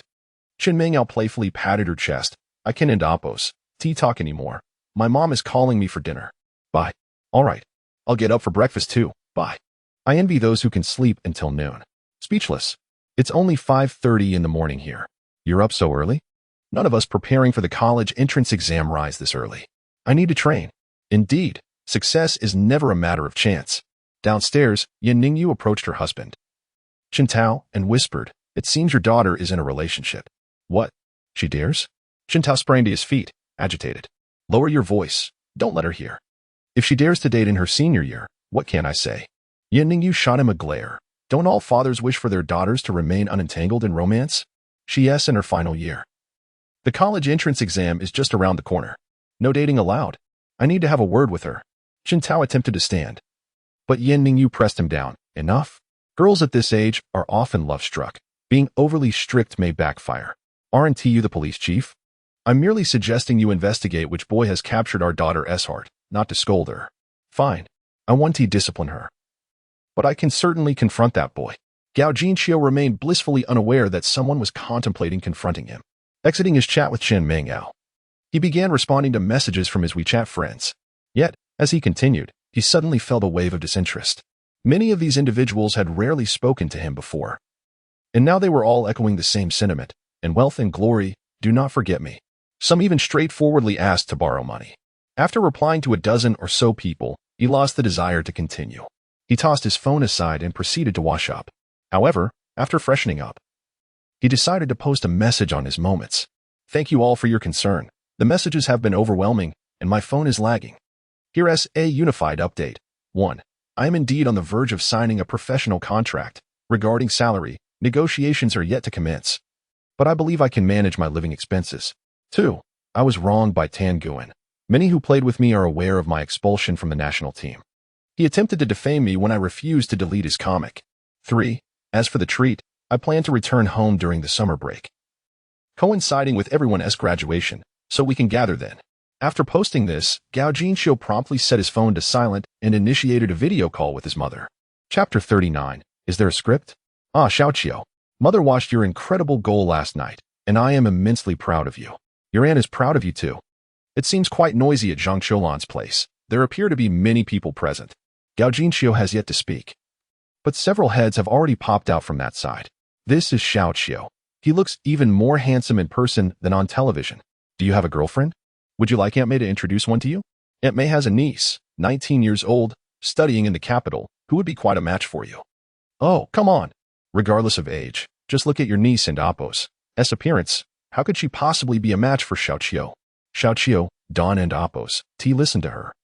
Let me introduce my own niece, who is not only beautiful, but also has a respectable job as a teacher. Are you serious? Your niece is already 25, while Xiao Qiu is only 18. Amid the commotion, Gao Jinxiu found himself at a loss for words. Ladies, please stop with the introductions. I am merely 18. Still several years away from the legal marriage age. But you can still date. Isn't it all the rage to date before marrying nowadays? As the chatter continued, Gao Jinxiu, frightened by the prospect of yet another introduction, hastily ended the video call. Look at you all, scaring the young lad away. Haha. As Gao Jinxiu went for a run at the training camp, in a private kitchen in the capital, several men, evidently of high status, sat solemnly over lunch. A balding man in his 50s raised a toast to a well-dressed elder in his 60s, saying, "Brother Yan, I drink to you. Please, help yourself." After downing the drink, the elder merely sipped his wine, remained silent, and continued to savor the caviar before him. Gathering his courage, the balding man inquired, "Brother Yan, have you seen the online bullying incident involving Tangu and Appo's?" And the elder wiped his mouth with a napkin and replied, "I have." Is there a problem? The balding man faltered for a moment before forcing a smile. He came to see me this morning, inquiring about the association and Appo's stance on the matter. The association has no official stance, the elder responded, and the balding man's expression brightened momentarily, but before he could express his gratitude, the elder continued, "However, the disciplinary inspection department may have a different approach. I advise you to consider an exit strategy. Tangu and Appo's is beyond saving. His scandals have been exposed." What? The balding man trembled in fear. He knew the association would take action against Tanguan, but did not expect the disciplinary committee to intervene so directly. If Tanguan were indeed taken in for investigation, it could very well drag him down with it. "Brother Yin, can we handle this internally?" Tan is somewhat capable. He was a key player in the Premier League back in the day. Coaches are not the same as players.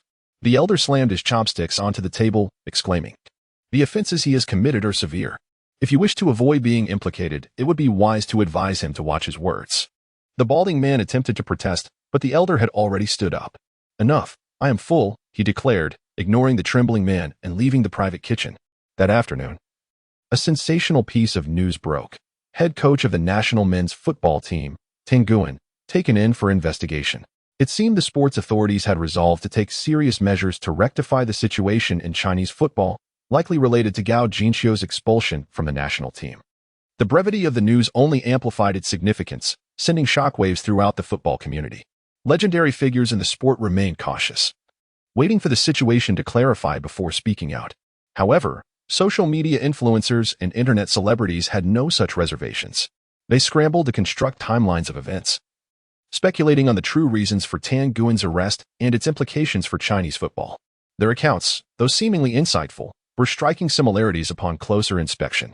They generally centered around Gao Jinxiu and Appo's refusal to pay sponsorship fees, leading to his ousting from the Olympic team and subsequent animosity with Tangu and Appo's. And 2 years later, when some in the Football Association regarded Gao Jinxiu favorably, they urged Tanguan to call him back. At that time, Gao Jinxiu still harbored resentment from previous events and insisted on staying in a 5-star hotel, deliberately making things difficult for Tanguan. Aware of past grievances, Tanguan could only explain that he could not provide such accommodations. This led to Gao Jinxiu's furious outburst, declaring he would never join Chinese football again. Subsequently, Gao Jinxiu made a name for himself in Europe, garnering a fan base, some of whom happened to be hackers. These hackers infiltrated the Football Association and Appo's official website, collecting incriminating evidence against Tangu and Appo's, and reporting it to the disciplinary committee. Thus, the investigation into Tangu and Appo's commenced. The influencers and internet celebrities spoke with conviction, as if they had witnessed the events firsthand, and the online community believed them, showering the posts with likes and shares. It was argued that Gao Jinxiu had done nothing wrong, Such behavior was warranted against a corrupt official like Tan Gu and Appos, and, indeed, such officials should not be indulged. It is precisely these pests that undermine the integrity of Chinese football. The association should seize this opportunity for a thorough cleansing, as it is the only hope for the future of the sport.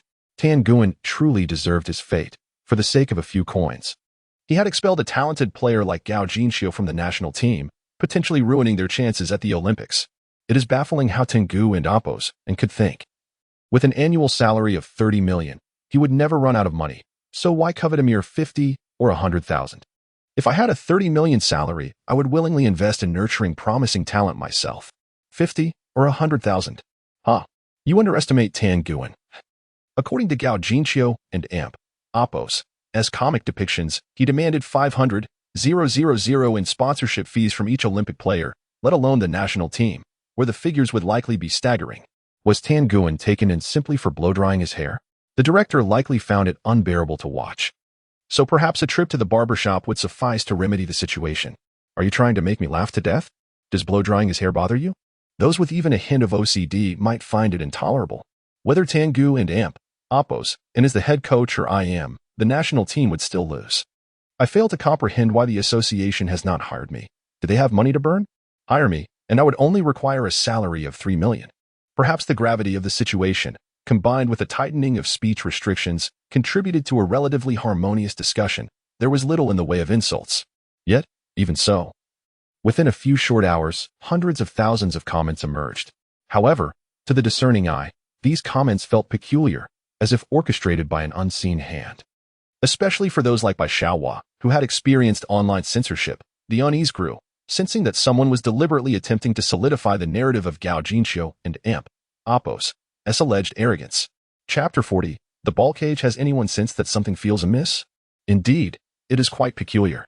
The remarkable achievement of Gao Jinxiu winning 6 awards should have garnered extensive media coverage, yet the narrative seems deliberately steering towards the enmity between Gao Jinxiu and Tan Gu and Appos. And at this moment, the fan group established by Bai Xiaohua buzzed with messages, each one reflecting the confusion over this abrupt shift in public sentiment. I, too, share this sentiment, and it appears they are intent on cementing the notion that Gao Jinxiu is behaving like a prima donna. Damn it, it must be the work of some influential figure. Such power is astonishing. They don't suppress your voice but subtly misdirect it. Is this the talent of the Football Association? If this skill were applied to the game itself, Hua Xia would have long since claimed the championship. Having returned from his run, Gao Jinxiu accessed domestic news regarding himself. There was no escaping the barrage of praise he received, and he felt obliged to acknowledge the sentiments of his fans. However, upon encountering the comments from prominent influencers and internet celebrities, he was immediately incensed. What nonsense is this about needing to stay in a 5-star hotel and deliberately making things difficult for Tan Gu and Appos? And what do you mean by saying he just happened to play a few good matches? And what of the suggestion that there happens to be a hacker among the fans? Are you implying that I orchestrated a hacker attack on the Football Association's official website? Gao Jinxiu was truly furious. He wished to refute these claims but was at a loss for how to respond. Such opinions were rampant, and he felt powerless to counter them alone. Moreover, these individuals ostensibly stood in his favor, advocating for him. So if he were to confront them angrily, it would merely paint him as unreasonable. Must he always view matters from Gao Jinxiu and Appos as perspective? The absurdity of his fans was staggering. Gao Jinxiu deduced that this was likely another tactic employed by the Football Association. Yet, he found himself at a loss for how to dismantle such a covert manipulation. It seemed they truly did not intend to allow him to represent the national team. Perhaps that would be for the best. It would save him from the inevitable backlash. His expression turned cold. At that moment, Gao Jinxiu noticed a few comments in the discussion thread that seemed to recognize the skewed narrative, prompting him to click on one user's profile.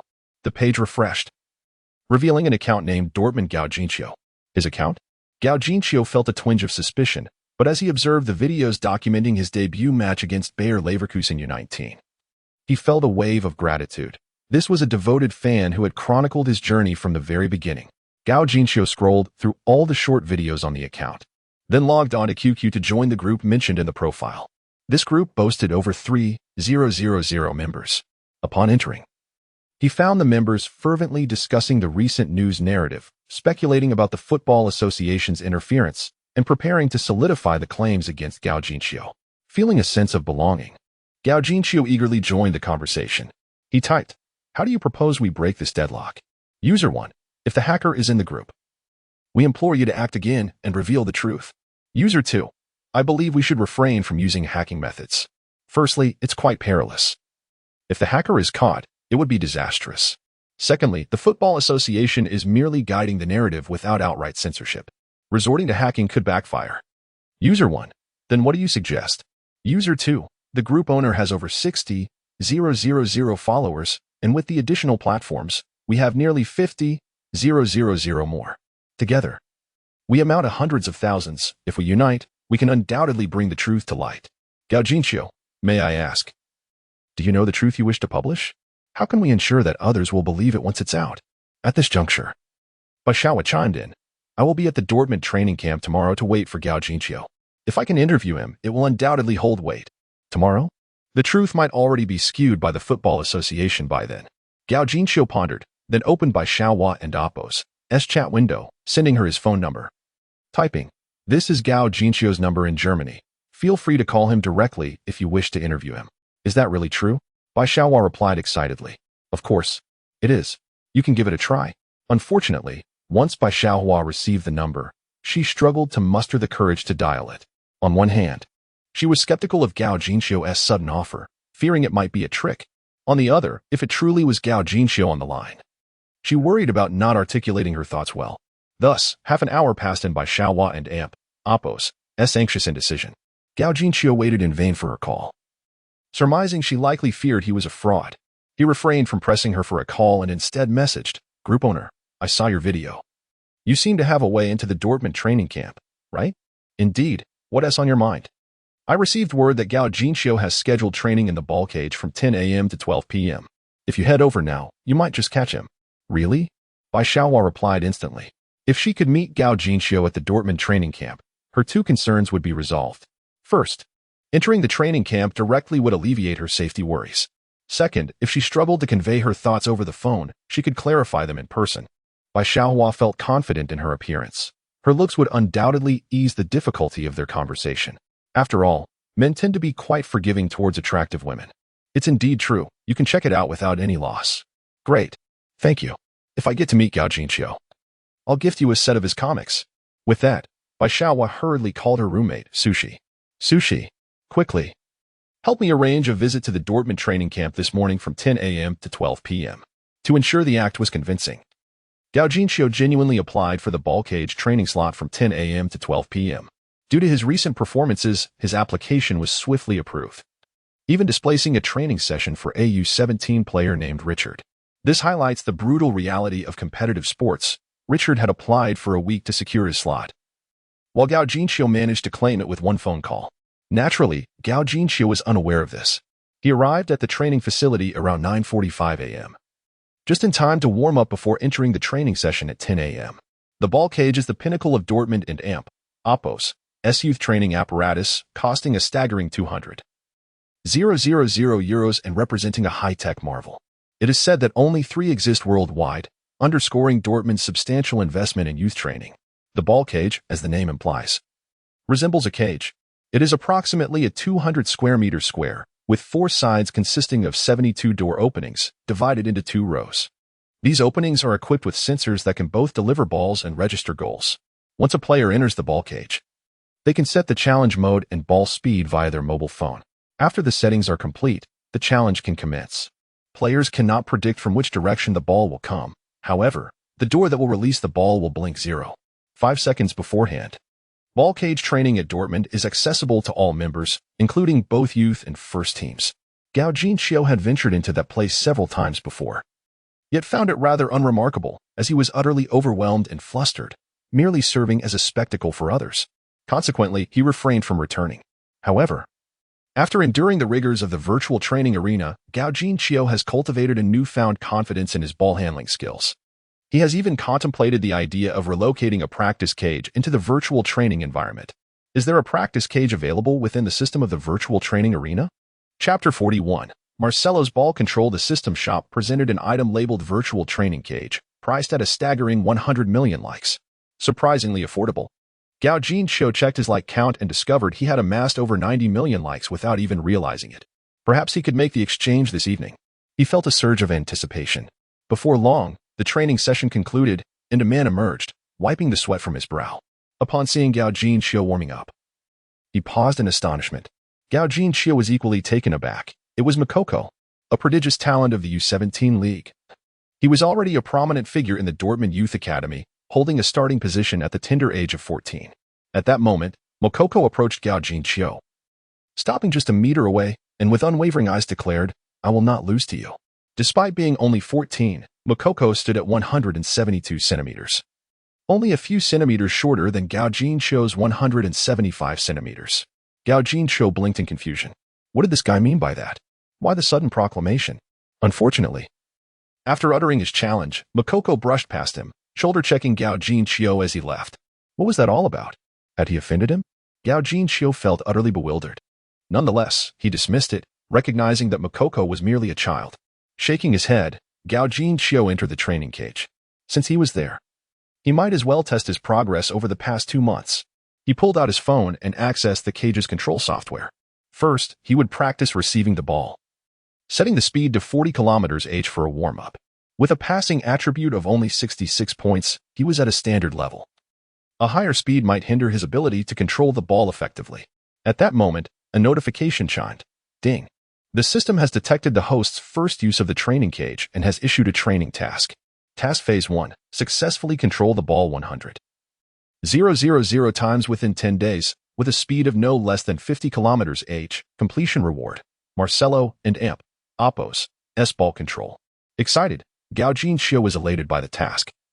Though it seemed daunting, 100,000 successful stops in 10 days meant he needed to achieve 10,000 each day.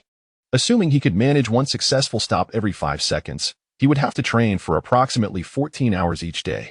How could that possibly be feasible? Even if he could purchase the training cage in the virtual training ground, spending 14 hours a day training was unrealistic. System, this task is impossible to complete. I can and Amp, Oppos, T possibly utilize the cage for over 14 hours a day. Training stops during regular practice also count, as long as the ball speed reaches 50 km/h or above. That made it significantly easier. But it seemed that the passing speed during regular practice rarely approached such velocity. No matter if it came to that, he could spend every day in the virtual training ground. The skill of Marcelo and Amp, Oppos, S ball control was too remarkable to miss. Currently, his ball control appeared satisfactory. But that was primarily due to the U19 passing speed being relatively slow, typically below 50 km/h, combined with Gao Jinxiu and Amp, Oppos, S quick acceleration.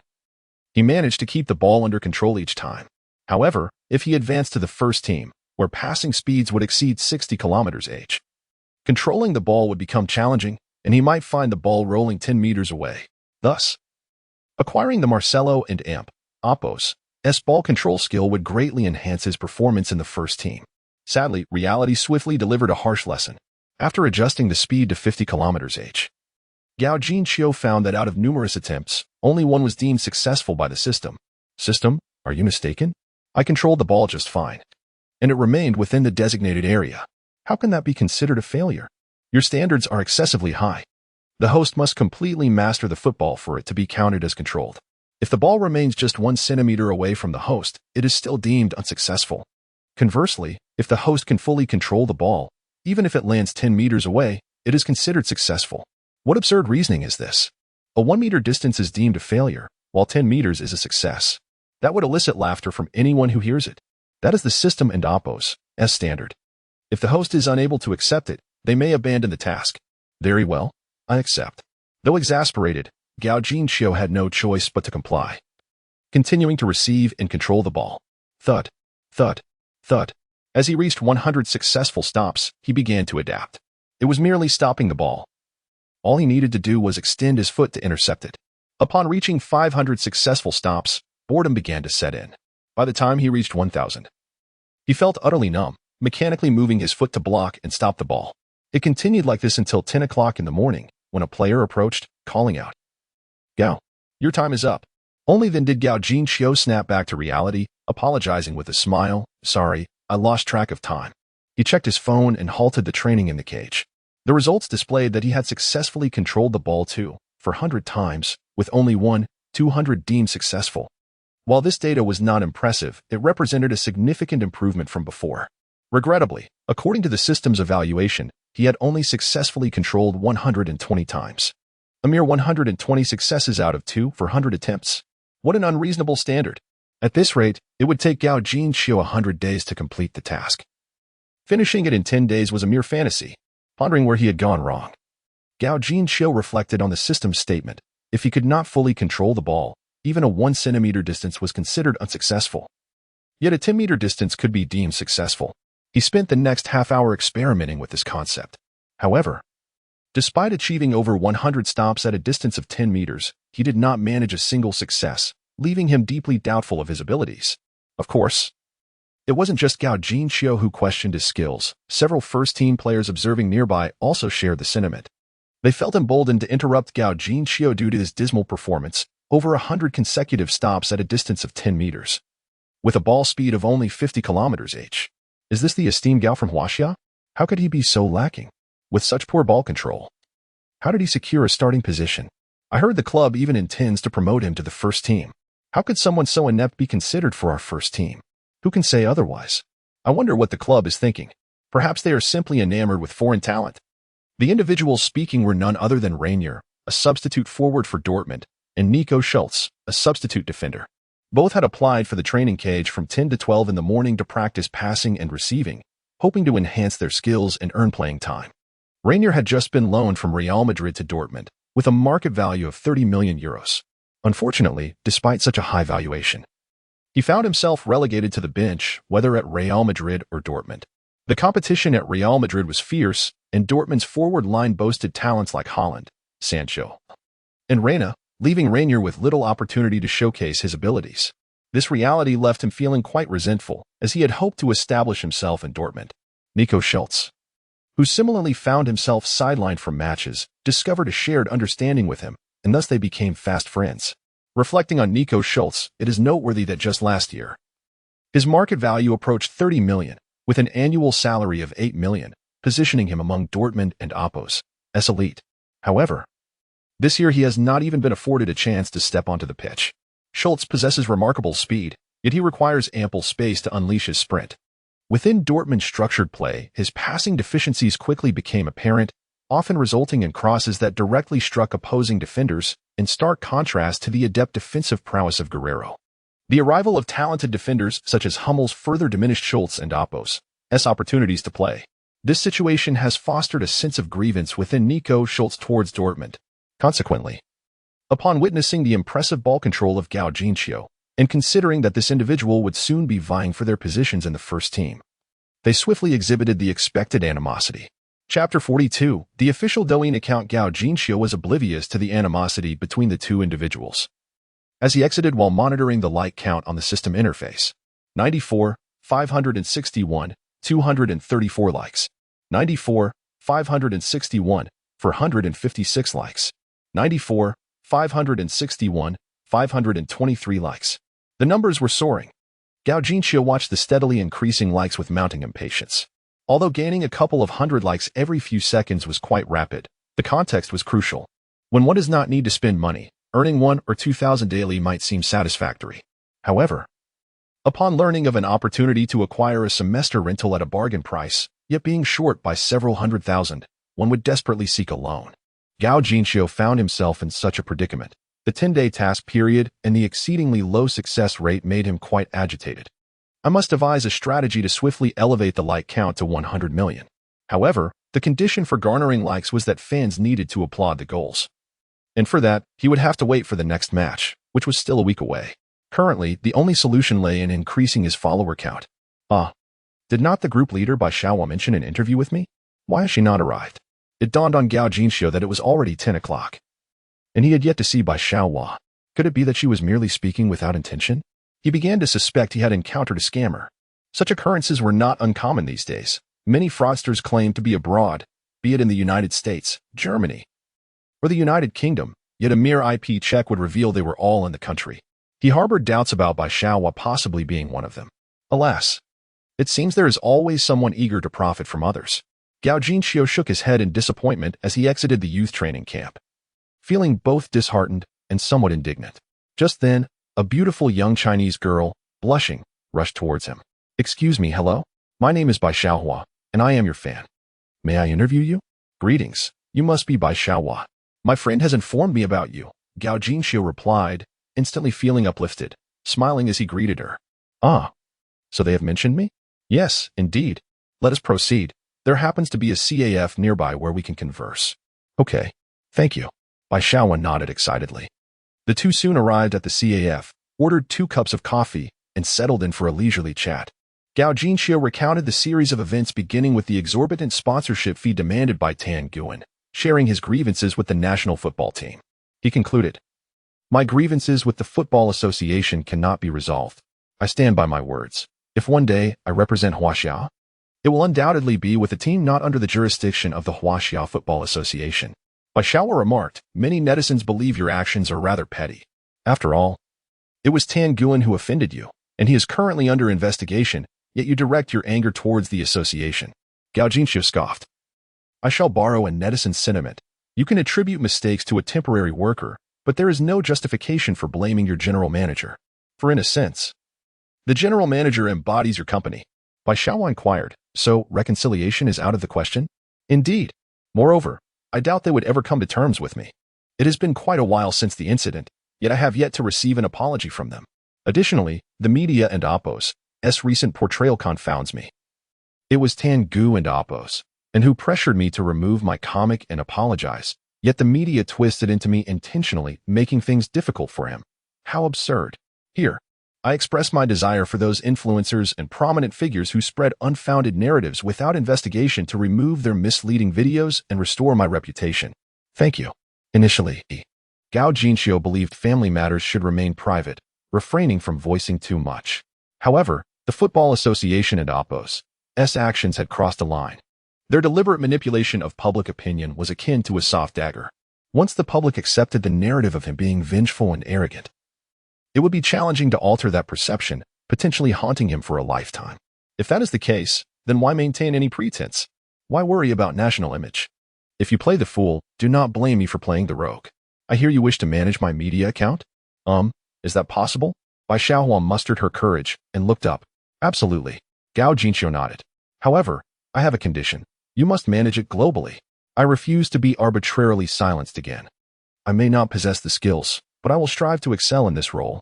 Bai Xiaohua, initially hesitant, suddenly felt a surge of confidence under Gao Jinxiu's commanding gaze. Excellent. Now, let me outline my vision.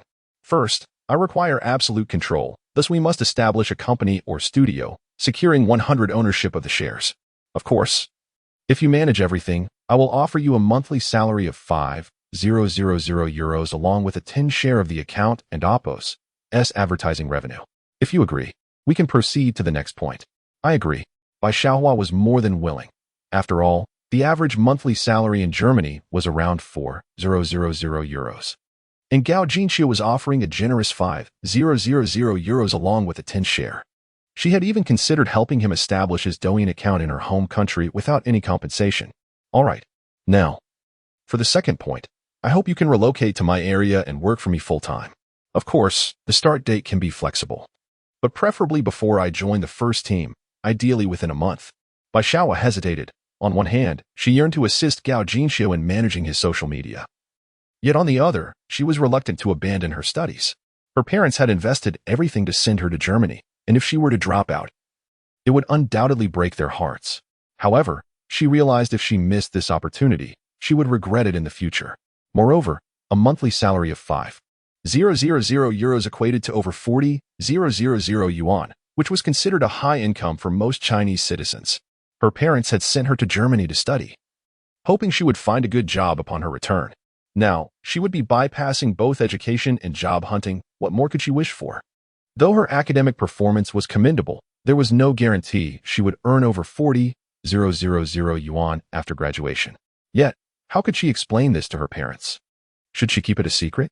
Unbeknownst to her, Bai Xiaohua was leaning towards working for Gao Jinxiu, but she felt incapable of persuading her parents, leaving her in a state of inner turmoil. May I take a couple of days to consider this? My parents sent me to Germany for my studies, and I do not wish to deceive them. Chapter 43. The underhanded scheme of the Football Association. Gao Jinqiu was taken aback to discover that Bai Xiaohua was still a student, which left him feeling somewhat apologetic. His suggestion for Bai Xiaohua to move in and work for him full-time was driven purely by self-interest. Firstly, having Bai work exclusively for him would ensure greater dedication. Secondly, with Bai under his watchful eye, recording daily events would become significantly easier. The third and most crucial reason was that Bai Xiaohua's appearance and physique perfectly aligned with Gao Jinqiu's aesthetic preferences, and he yearned for a hint of subtle flirtation between them. Of course, Gao Jinqiu, being an 18-year-old virgin who had never had a girlfriend, could be forgiven for such thoughts.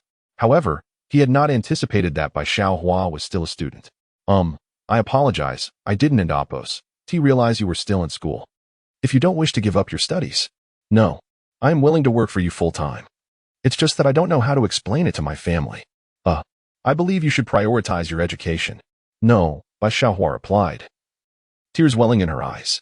I truly love this job. Even before you became famous, I was documenting your matches. If one day I can no longer do so, I genuinely don't know what I would do. That's not so serious, and what I meant to say is that you could work part-time. Bai Xiaohua exclaimed, looking up at Gao Jinqiu with her beautiful eyes shimmering with tears. Gao Jinqiu found it hard to resist such a charming expression and reached out to wipe her tears, only to suddenly realize that they were not yet that close. He awkwardly withdrew his hand, scratching the back of his head, and said, I meant you could work part-time. But, thinking it over, that would mean you would have to work overtime in the future. With a laugh, Bai Xiaohua's tears transformed into a smile upon witnessing Gao Jinqiu's flustered demeanor. I'll listen to the boss, but I will still find a way to persuade my parents. I can't let you suffer a loss. All right, Gao Jinqiu exclaimed joyfully. So it's settled. You can start today. Yes, boss. I and Oppos. LL go back and edit this interview to send it to you for approval. Thus, Bai Xiaohua became Gao Jinqiu's personal brand manager and private assistant, unknowingly juggling two roles. Upon returning to her dormitory, she hummed a tune, her good mood evident to anyone around. Hey, you're back. As soon as Bai Xiaohua opened the door, Sushi rushed over and embraced her. I'm sorry, Bai. I didn't end Oppos. Expect that PUAC would mess up even this. It end Oppos. That's alright, Sushi. Even though I didn't end Oppos, get in. I still met Gao Jinqiu and successfully became his personal brand manager. Really? Really? That and Oppos. That's amazing. Bai, congratulations. After chatting with Sushi for a while, Bai Xiaohua began editing the video. Sushi pulled over a chair to sit beside her. Although she couldn't understand Mandarin, it didn't end Oppos hinder her ability to judge the video. Gao is simply too handsome. His black eyes are like black holes. I feel as though my soul is being drawn in. And his nose, those lips. Bai, do you think if I break up with PUSC, Gao would accept me? Isn't PUAC quite nice? No. PUAC couldn't even manage to help you get into the Dortmund club today. I and Oppos, lost all faith in him. I still think PUSC is decent. Sushi. You shouldn't and Oppos, blame him for my situation. Otherwise, I and Oppos, feel guilty. If you feel guilty, just introduce Gao to me. I want and Oppos, hold it against you. Bai Xiaohua felt conflicted. Unexplainably. She truly did not wish for Gao Jinqiu to have any romantic entanglements with someone like Sushi, yet Sushi had been particularly kind to her. It was also thanks to Sushi that she got to know Gao Jinqiu by attending the Dortmund U19 match. Suddenly, Sushi burst into laughter, clutching her stomach. She playfully punched Bai Xiaohua, saying, all right, stop overthinking it. I was just joking. I would never compete with you for Gao. You can rest easy. Okay. You tricked me. Bai Xiaohua lunged at Sushi, playfully tickling her under the arms. Haraha. I was wrong. Spare me. At 1 p.m., Bai Xiaohua completed the video editing and eagerly posted it on various platforms, including Baidu, Douyin, Kuaishou, and Xinlang. Due to the intervention of the leaders from the Sports Administration and the Ministry of Culture, these media outlets were compelled to forego interviews and reports on Gao Jinqiu. However, news about him was merely restricted and not entirely suppressed. This leniency was not because the officials were merciful, but mainly due to Gao Jinqiu's current popularity, which made them hesitant to issue a ban. After all, if Gao Jinqiu were to establish himself in one of the top 5 leagues, the public and Oppos' outrage would be something they could not easily bear. Therefore, they sought alternative means, employing online trolls to manipulate public opinion and portray Gao Jinqiu as a petty, vindictive individual who revels in his small victories.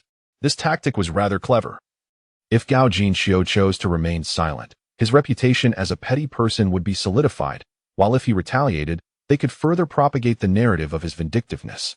Once Gao Jinxiu's reputation was thoroughly tarnished, they could seamlessly label him as a disreputable figure and completely blacklist him. One could even describe this as a calculated scheme. Naturally, this plan hinged on the assumption that Gao Jinxiu would not succeed in the top 5 leagues. They firmly believed that his aspirations to do so were utterly impossible, as, in their eyes, no one from Huaxia could play football. Thus, while Gao Jinxiu and Oppo's interview video did generate some buzz, apart from his diehard fans and those genuinely disappointed in the Football Association, most people, guided by online trolls, view Gao Jinxiu as ungrateful. How dare he be so audacious? He thinks he can represent the national team? What an inflated ego. It and Amp. Oppo's clearly Tanguan and Amp. Oppo's personal issue, yet he escalates it to the level of Huaxia football. What a ridiculous hype. A mere U19 player. And one would think he is the star of Huaxia football. Haha. It's hilarious. He argues with Tanguan and expects the Football Association to apologize? Shun and Amp. Oppo's. See the mayor kneel before me if I quarrel with my neighbor? What an inflated ego. I initially thought he was decent because he scored a few goals. But upon closer inspection, come on. He is just a U19 player. One would think it's the World Cup. The most absurd part is that those influencers and big names who supported him, he actually repays their kindness with ingratitude, demanding they delete videos and apologize. This is truly a case of a wolf in sheep's clothing. No wonder Tanguan expelled him from the Olympic team. With such little ability, his ego is quite grand. From now on, he'll be blacklisted for life. Please do not misconstrue. What he said was, and Oppo's, if one day I represent Huaxia in football, it will undoubtedly be for a team not managed by the Huaxia Football Association. Of course, some rational fans attempted to clarify the situation. But under the overwhelming assault of countless online trolls, such voices were quickly drowned out. Chapter 44. Mother-facing cyberbullying. Wule may be a prominent figure in La Liga. Yet he pales in comparison to the notoriety associated with the U19 player. One might have hoped for the emergence of a true superstar from our nation, only to discover it was merely a U19 athlete. It is my suspicion that this individual, fearing disgrace while representing the national team, is concocting excuses to avoid participation. There is no doubt he embodies such traits. Having observed several of his matches, it is clear he is merely a role player. While at Dortmund, he thrived on the support of teammates, but upon joining the national team, he would find himself utterly ineffective without that aid. Thus, it is perhaps wiser for him to entirely shut the door on any hopes of joining the national squad. I must admit, this young man possesses a certain cunning. Amidst the orchestrated chaos of online trolls, the interview featuring Gao Jinxiu failed to deliver the clarifications it intended, resulting in numerous uninformed netizens, led by the trolls, launching an onslaught of vitriol on by Xiaohua and Oppo's social media accounts. Consequently, Gao Jinxiu and Oppo's reputation within our nation inexplicably plummeted, yet his visibility soared, as evidenced by an astonishing surge in likes, exceeding 100 million within an hour. Unaware of the virtual storm brewing around his social media presence, Gao Jinxiu, upon witnessing the influx of likes, could hardly contain his excitement as he reclined onto his bed and entered the virtual training ground. System. I wish to purchase the ball cage. Ding. The host expends 100 million likes to acquire the ball cage. The ball cage has been placed in the virtual training ground, and the host may select it from the training panel. With no hesitation, Gao Jinxiu opted for the ball cage training. In an instant, he found himself within the System-S ball cage, which appeared far more advanced than the training camp's version. With a mere thought, he configured the challenge mode and the ball's delivery method. Each time he stopped the ball, it displayed the perfection level of his stop. After approximately 20 attempts, he finally discerned the criteria for this stopping ball task. The perfection level must exceed 95. The expectations were indeed high. Gao Jinxiu muttered in complaint. At that moment, another ball soared towards him. Distracted, he failed to intercept it immediately, and only after it had passed did he take 2 steps to hook the ball. As expected, the ball rolled outside the designated area, yet upon checking the completion rate, he was astounded to find it at 90. Almost successful. Could it be that the stopping of the ball is unrelated to its position within the circle? A flicker of understanding ignited within Gao Jinxiu's mind. He grasped the system's criteria for evaluating stops. The closer the ball's landing point is to the intended stopping position, the higher the completion level. Conversely, if he intended to stop the ball 2 meters ahead, but it ended up only 10 centimeters in front. It could not be deemed a perfect stop. This notion was not unfounded. Take Ronaldo, for instance, his stops often occurred 5 to 6 meters in front of him. Yet no one ever criticized his stopping ability. With this revelation, Gao Jinxiu felt a surge of excitement. He began to stop the ball according to his own preferences.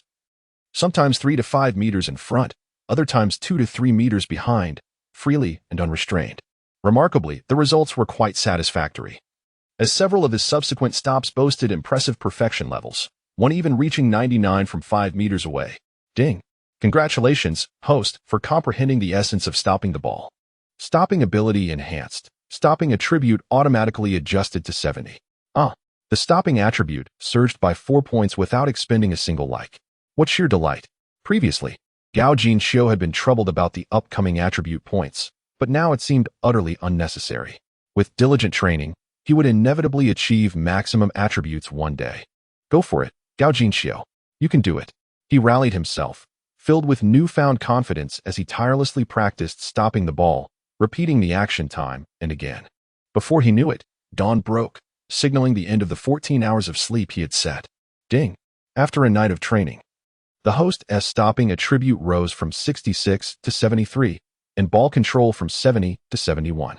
Host, Gao Jinxiu likes, 789. 876 age, 18 attributes. Ball control, 71. Dribbling, 69. Breakthrough, 74. Stopping, 73. Passing, 66. Shooting, 67. Defense, 66. Tackling, 67. Speed, 76. Explosiveness, 66. Body balance, 66. Jumping, 66. Stamina, 66. Goalkeeping, 66. Charisma, 66. Overall rating, 69. Gazing at the attribute panel, Gao Jinxiu felt a swell of satisfaction, sensing he had drawn closer to his dream of becoming a football star. Time to rise and dine. I skipped dinner last night, and my stomach is quite hungry, he declared as he opened his door and stepped outside. To his surprise, he found Gao Jiangua sitting in the living room, smoking. Noticing Gao Jinxiu's emergence, Gao Jiangua took a deep drag and extinguished his cigarette.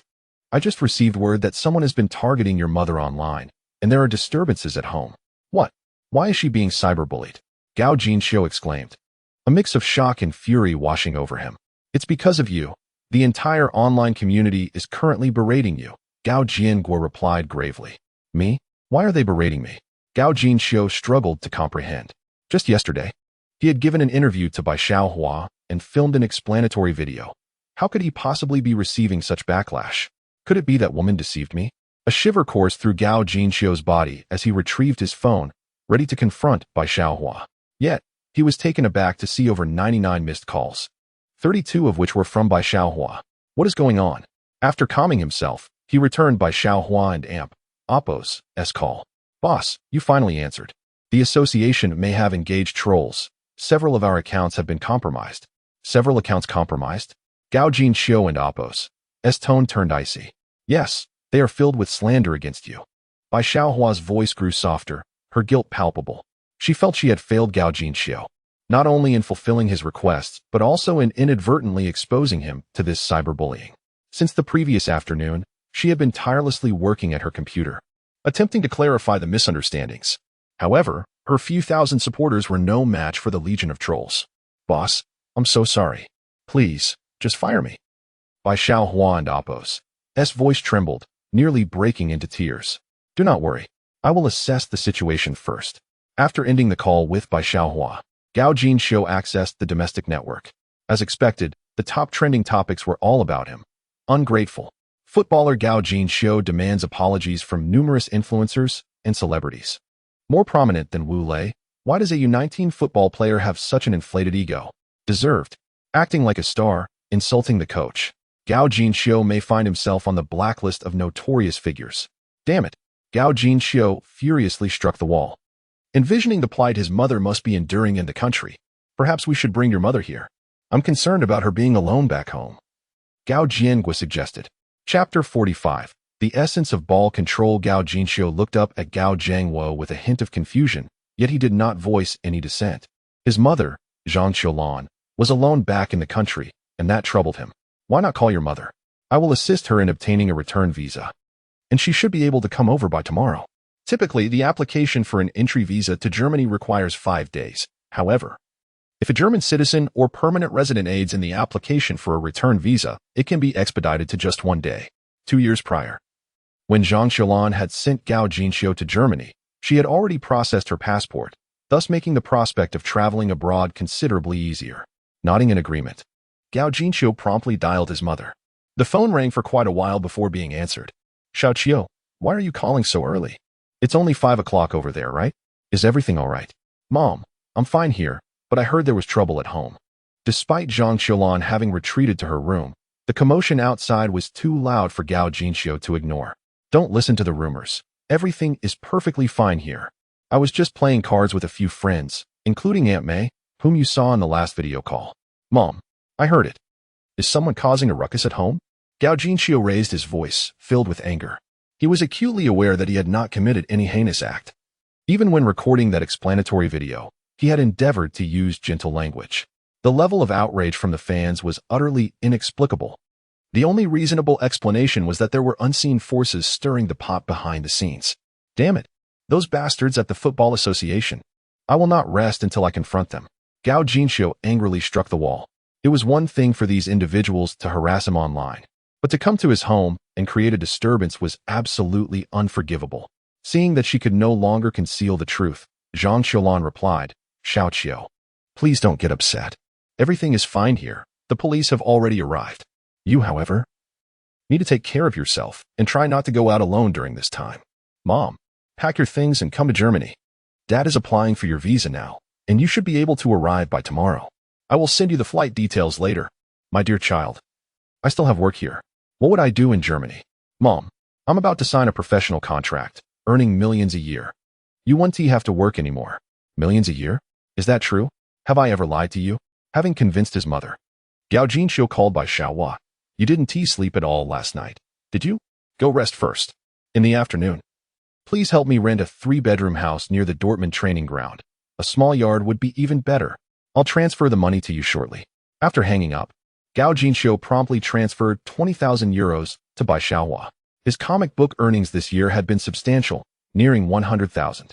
With his mother coming over, securing a better place was only fitting, especially since his parents had divorced. It would be inappropriate for his mother to stay in such close quarters. Once everything was arranged, Gao Jinxiu continued training with the team as usual. Fortunately, there was no online harassment in Germany, and his training proceeded normally.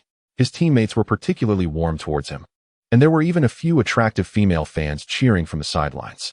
Among them was one girl Gao Jinxiu recognized, the same one who had given him a jersey during the match against Cologne U19. At that moment, she, along with 3 other lovely fans, shouted excitedly, Gao, we love you.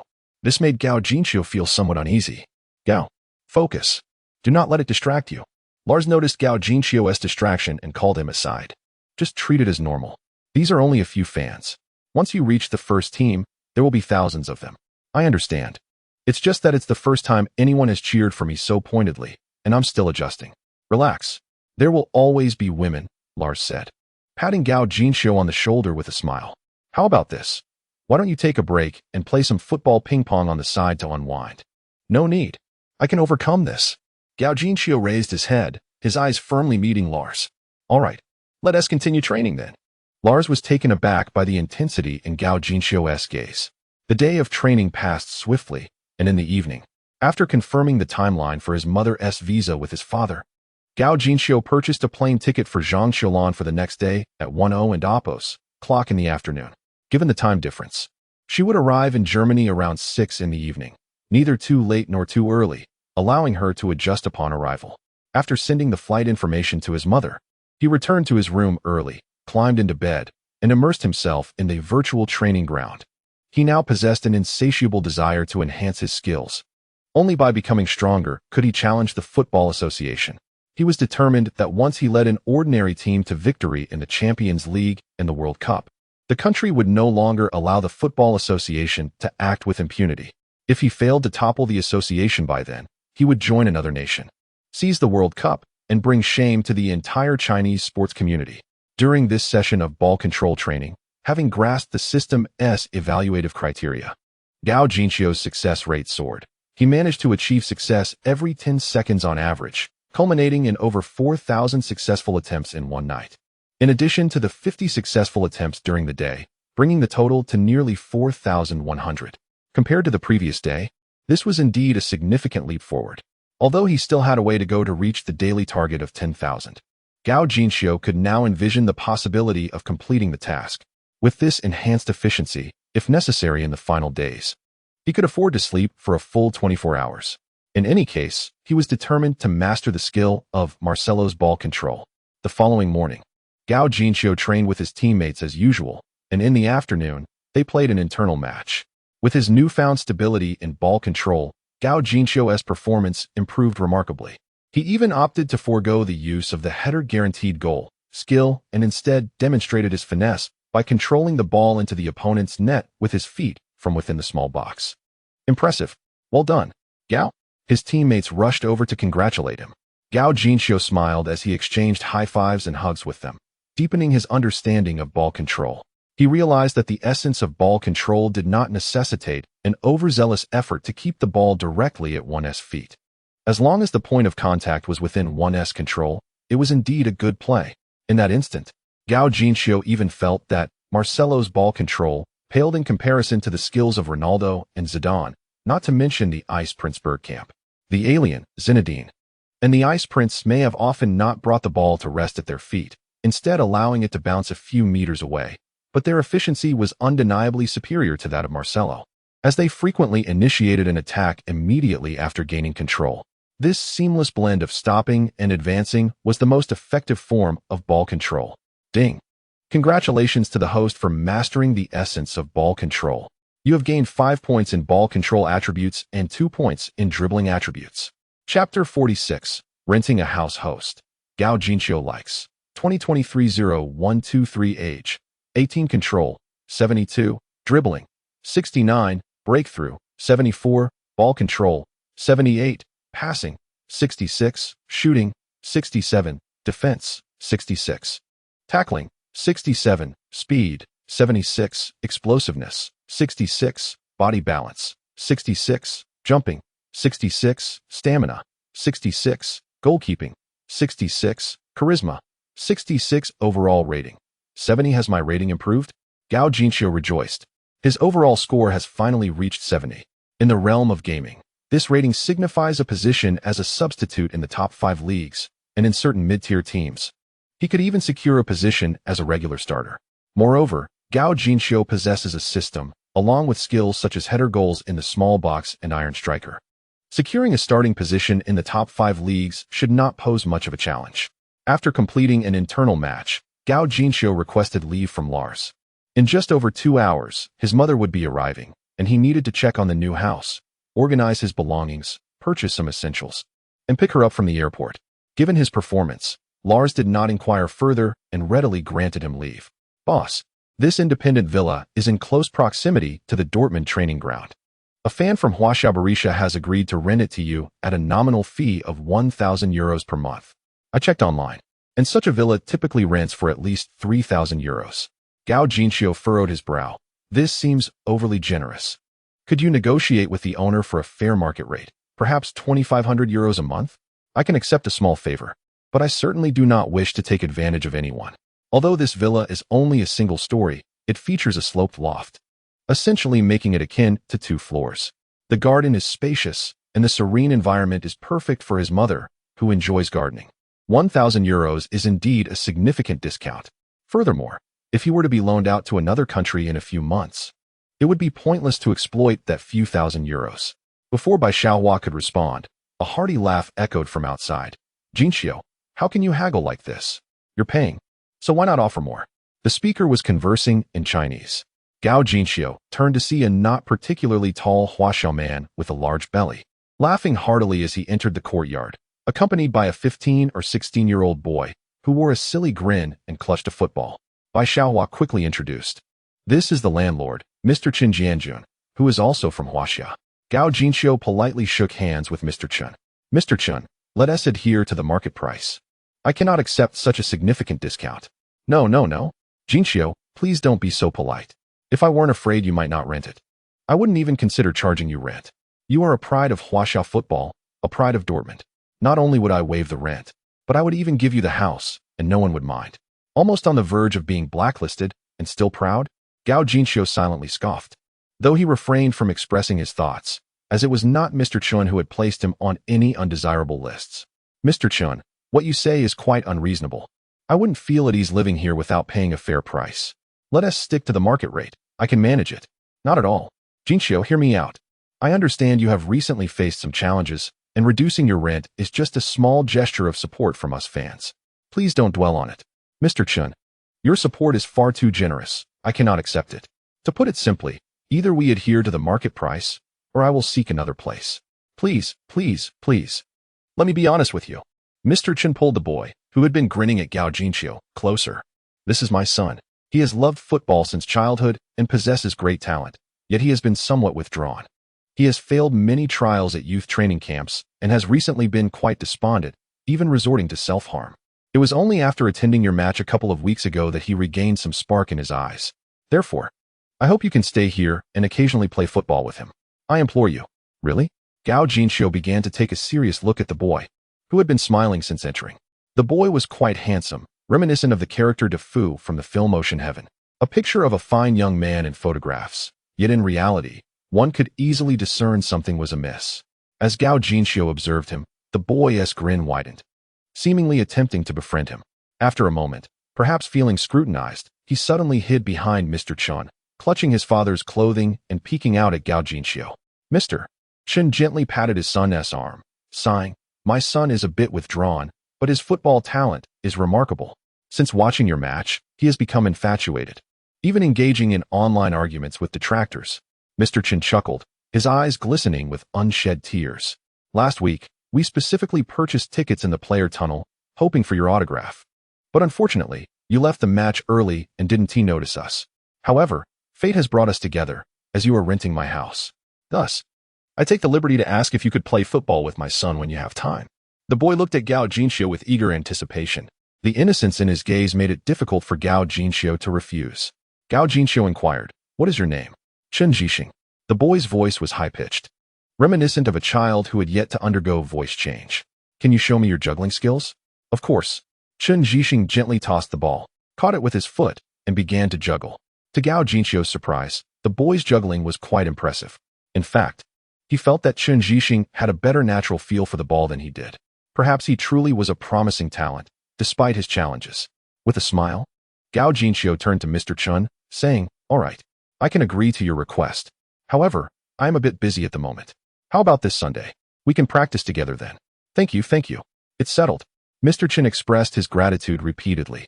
"Thank you," Chen Jixing exclaimed, his voice high, and then unexpectedly knelt on the ground to bow to Gao Jinxiu. The child was exceedingly polite. After seeing off Mr. Chun and his son, Gao Jinxiu turned to Bai Xiaohua and remarked, "Thank you for your efforts today. You didn't sleep much last night, did you? Choose a room to rest in.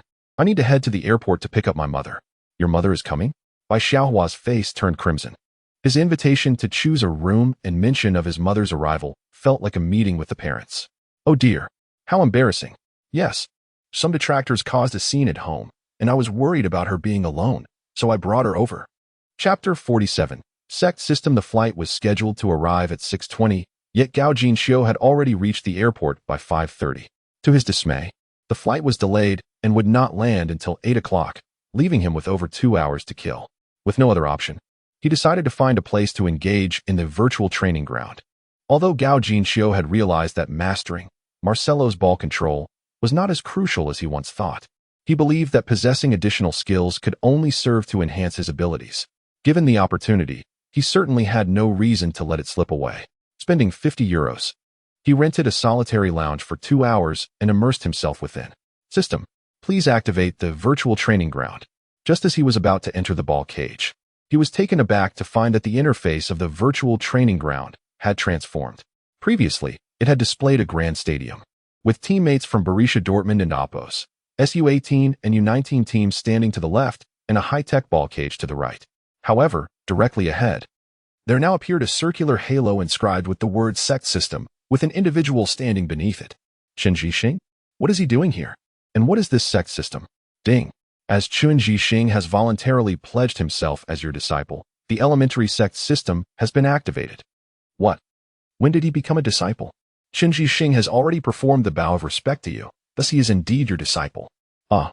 Gao Jinxiu then recalled that Chun Ji-shing had indeed bowed to him previously, which he had merely perceived as an eccentric behavior stemming from his autism, unaware that it signified a pledge of discipleship. Well then, what purpose does this sect system serve? Football is not a solitary endeavor. Only with the support of a formidable team can one aspire to surpass the legendary status of the Ball King. The sect system can assist you in forming a team and assessing potential teammates. If an individual is willing to become your subordinate or pledge themselves as your disciple, they will automatically join the sect and appear in the virtual training ground. Members of the sect, under your guidance, receive an additional comprehension bonus, the effect of which correlates with the intimacy level between the player and you. You can view the attributes of sect players through the attribute panel. Excellent. A band of brothers united in purpose. Gao Jinxiu thought with delight. He could gather a crew of subordinates, thus alleviating any fears of rival factions from South America, Europe, or the Portuguese and Spanish leagues. Perhaps through this sect system, he could assemble an all-Chinese youth team capable of defeating the national squad. Imagine leading a band of amateur allies to deliver a double-digit defeat to those earning millions in salary, Wooden and Oppos. See that be a spectacle for the Chinese Football Association? With this thought, Gao Jinxiu and Oppos' heart surged with enthusiasm. Training in the ball cage was no longer on his agenda. He was determined to delve deeper into this sect system. Show me Chun Ji-shing and Oppos' attribute panel. Ding. The panel is now displayed. Player, Chun Ji-shing preferred position, left winger.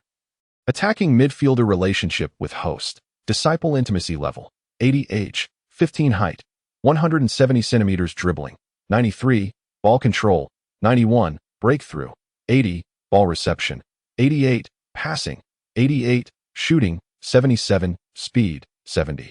Explosiveness, 70, body balance, 73, jump, 55, tackle, 70, stamina, 61, overall rating, 83 goodness. These attributes. A hidden star. Gao Jinxiu was astounded. Such ball control and dribbling. Wazn and Oppos, Team Messi and Oppos. Skill level at 15 approximately this? And the intimacy level, having met only once, was already at 80? System. What is the maximum intimacy level? The maximum intimacy level is 100. A score above 60 indicates a teammate-like relationship. Above 70 signifies a brotherly bond. Above 80 denotes a parental-like respect. Above 90 implies complete obedience. Reaching 100 means the host is regarded as a lifelong faith. An intimacy level of 80 is quite significant. Could it be that once a disciple, forever a father? Chun Ji-shing is indeed pure-hearted. Yet, to open one and Oppos' heart so readily after a mere act of mentorship is rather naive. Gao Jinxiu shook his head with a wry smile. Often, those who are willing to lay bare their souls appear foolish to the discerning eye. Very well, today I shall indulge you. Gao Jinxiu resolved to practice with Chun Ji-shing first, lest he be embarrassed by his student surpassing his teacher.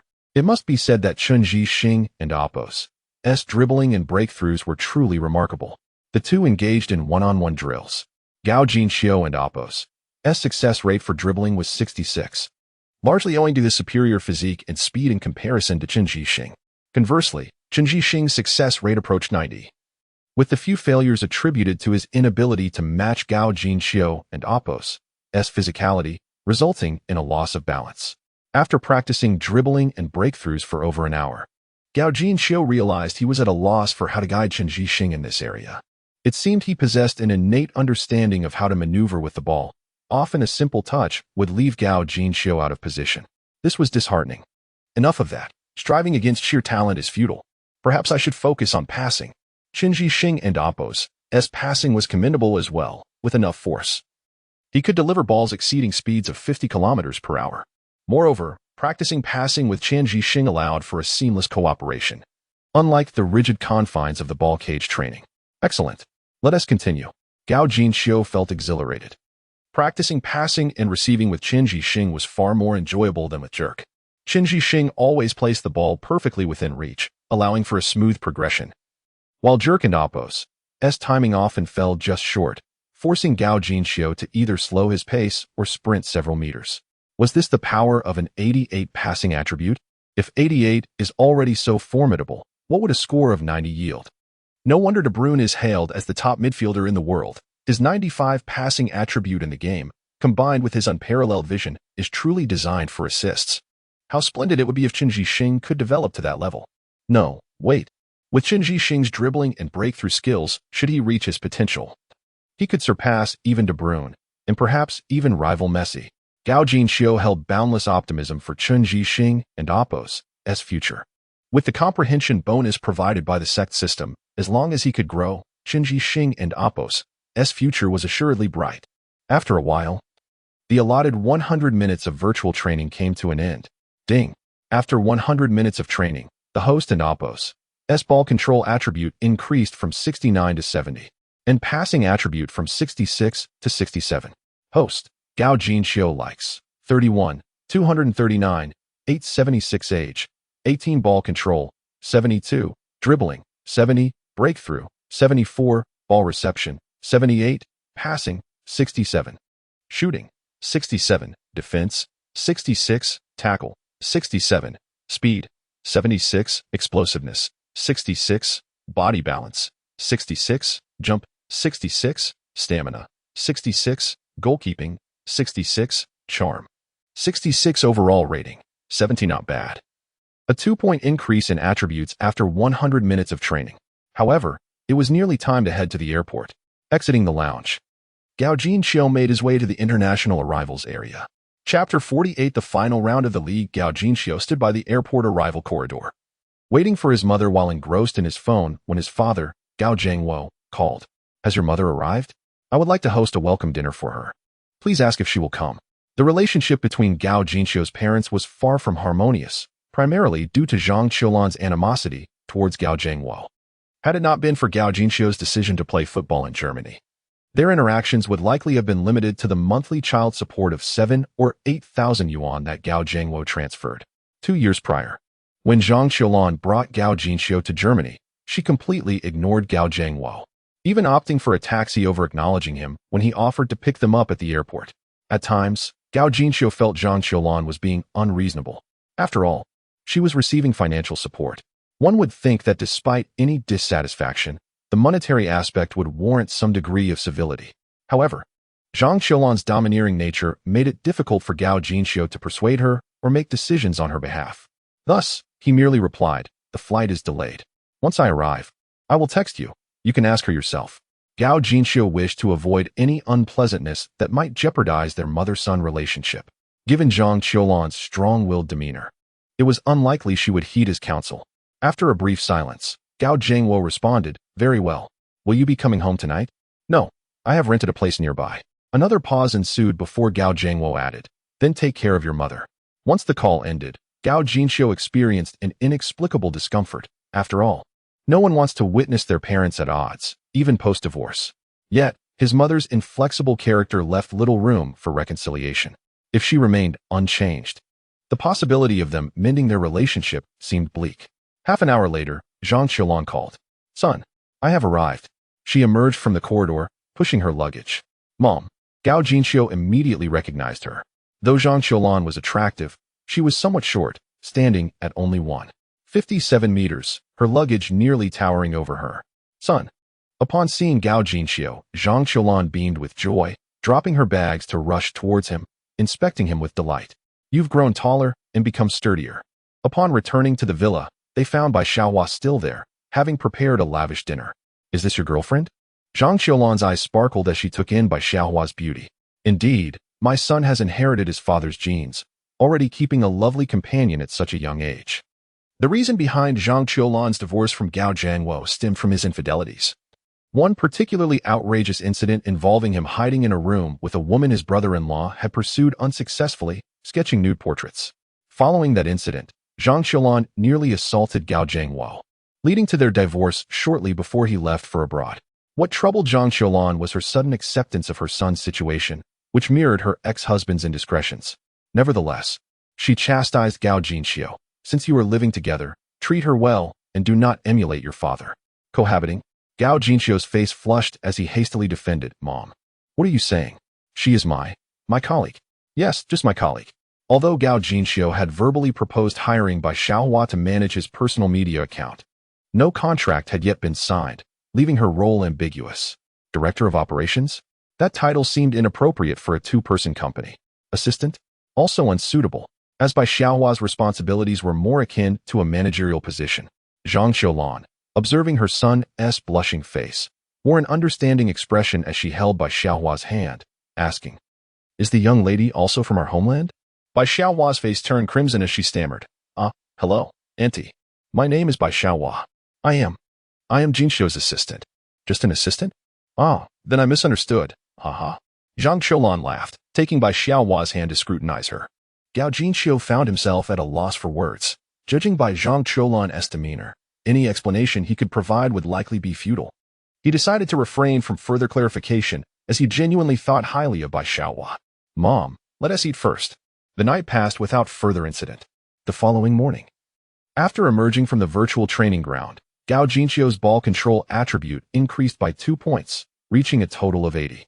This marked his first attribute to surpass the 80-point threshold. Initially, he had aimed to max out his speed upon acquiring the system, but enhancing his speed proved to be more challenging than anticipated.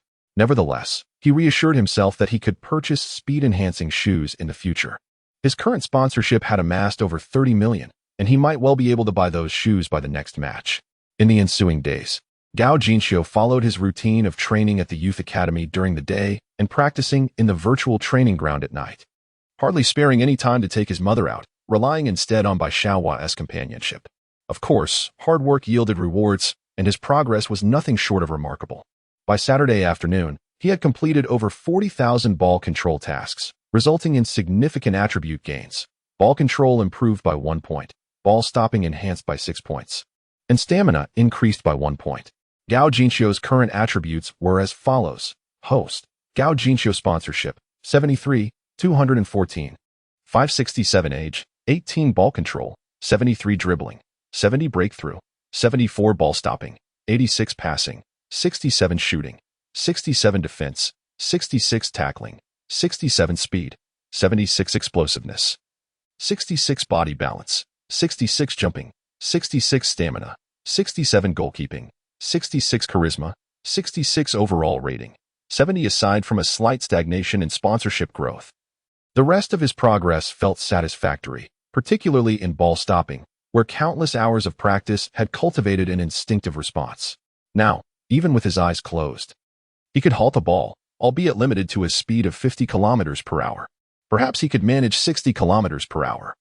But he had yet to test that speed for the sake of completing his tasks. Today marked another match day. In the U19 German League, the Western Division's 26th round featured Borussia Dortmund U19 hosting the bottom-ranked Aachen U19. In truth, this match held little intrigue, as Aachen U19 had drawn 3 matches and lost 22 out of their previous 25 games, failing to secure a single victory and often suffering heavy defeats. In one match against Cologne U19, they endured a staggering 1-12 loss. In contrast, Borussia Dortmund U19 stood as a formidable team, ranked second in the West, having recently triumphed over the top-ranked Schalke 04 U19 with a score of 7-1. The disparity in strength between the two teams was glaring, rendering the match devoid of suspense. Nonetheless, over 2,000 spectators, including journalists and scouts, attended, many likely eager to witness how many goals Gao Jinxiu would score today. Chapter 49 did not arrive late for the match. Bai Xiaohua promptly set up the live streaming equipment, while Zhang Xiulan, standing beside her, expressed her astonishment. It's only just begun, and nearly 30,000 viewers are already tuning in across 5 platforms. Xiaobai, how many followers do you have in total? A few days prior, with a financial boost from Gao Jinxiu, Bai Xiaohua upgraded her equipment and activated accounts on foreign platforms such as ShavingNet and YouTube, bringing her total to 5 accounts. Auntie, this account belongs to Jinxiu, and I manage it for him. We have approximately 2 million followers across the internet. Though many may be duplicates, the actual figure is likely around a third of that. Recently, under Zhang Xiulan's influence, Bai Xiaohua had begun to address Gao Jinxiu by his first name, creating a sense of intimacy that might lead one to believe he was her partner. A third is still quite impressive. How much can a major influencer with 600,000 or 700,000 followers earn in a month? Zhang Xiulan, accustomed to scrolling through Douyin, often came across reports of top influencers earning millions, even tens of millions, or more during a single live stream, which piqued her curiosity. These accounts are still in their infancy and have yet to monetize, Many of the followers came from the 6 goals scored a few days ago and subsequent online disputes. Before that, there were only a few thousand followers. Is that so? You should think of ways to monetize quickly, otherwise, it would be a waste. I'll discuss it with Jinshio later. On the field, a long whistle pierced the air as the referee signaled the start of the match. The U19 League in the West, the final round, saw Borussia Dortmund U19 hosting Alemannia Aachen U19. The visiting team, Aachen U19, kicked off first. Forward William Martin passed the ball back to the defender before making a swift advance. Excited by the presence of journalists and scouts in the stands, he felt a surge of adrenaline. Aachen was not a strong team. Typically, their matches garnered little attention, let alone from journalists and scouts. William Martin believed he was as competent as any forward, having scored 7 goals in 25 matches. Despite the team's winless streak, he attributed the failures to his teammates, confidently asserting that, even with a group of subpar players, his 7 goals spoke to his excellence. He thought the lack of scout interest was solely due to Aachen U19's weakness, which failed to attract attention. Yet, opportunity knocked during the pre-match briefing. The coach had mentioned that at least 50 scouts and several media outlets were present, urging the players to give their all, even in the face of defeat. In this match, at least 50 clubs were watching, and if he performed well, he could catch a scout's eye. A forward's success was measured in goals, more goals than Gao Jinshio. Alas, the gap between dreams and reality is often vast. After running a few meters, he turned back to see. To his disbelief, Aachen U19, under Dortmund U19's high-pressure tactics, had passed the ball back to their own penalty area. With their inherent weakness, the players panicked, desperately attempting to return the ball. Even as the ball reached the penalty area, Dortmund U19 players continued their relentless pursuit. Suddenly, a yellow and black figure charged towards the defender with the ball. The defender, startled by Gao Jinshio's rapid advance, hesitated and looked around, trying to locate a teammate to pass to, but the defenders were all marked by Dortmund U19 players. Forced into a corner, he could only pass back to the goalkeeper. But he underestimated Gao Jinshio's speed. As the ball rolled to the goalkeeper, Gao Jinshio was already upon him, almost causing the keeper to instinctively reach for the ball with his hands. Fortunately, he realized he could not use his hands for a back pass and hurriedly kicked the ball toward the midfield. Unfortunately, it was too late. Gao Jinshio was already in position to apply pressure. Despite the ball speeding toward midfield, Gao Jinshio, having undergone intense training over the past week, instinctively managed to intercept it with a deft touch. Thud! The ball, controlled and shot by Gao Jinshio, hurtled toward the goal at breakneck speed. The Aachen U19 goalkeeper could only watch in disbelief as the ball flew past him, not even having time to turn. With a resounding thud, the ball struck the net, causing it to ripple and the lock on the goal frame to clink, reminiscent of a sword being drawn. Goal! The moment came just under 2 minutes into the match, as Gao Jinshio capitalized on Aachen U19's blunder to open the scoring. He once again reminded fans that arriving late to a Dortmund match is a mistake. It was a magnificent goal. 2 months prior, Everton's Dominic Calvert-Lewin had scored a similar one, but Gao's goal was even more powerful and visually stunning. Incredible. I predict that Gao Jinshio's goal tally today will be nothing short of impressive. If Lars doesn't substitute him prematurely, I estimate he could easily achieve a hat-trick. As I have stated before, whenever Gao takes a shot, he reaches the pinnacle of his age group. Playing in U19 is akin to a dominant force overwhelming the competition.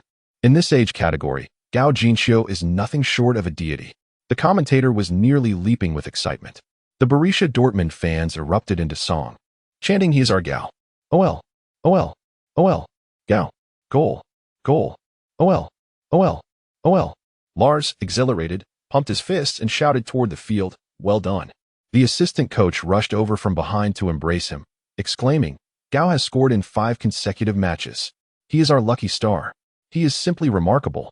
On the field, Gao Jinshio, brimming with excitement, sprinted to the sidelines, performing a slide, and yelled toward Zhang Qiulan in the stands, "Mom, this goal is for you. I love you." Over the course of these matches, Gao Jinshio had netted a total of 14 goals. Yet, amidst all the goals, the one that thrilled him most was this latest strike. As it was the first he scored purely through his own ability, not just skill. His teammates, unaware of Gao Jinshio's heartfelt declaration, surrounded him, embracing, high-fiving, and patting him on the back. "Gao, you are simply incredible. It's such a pleasure to be your teammate.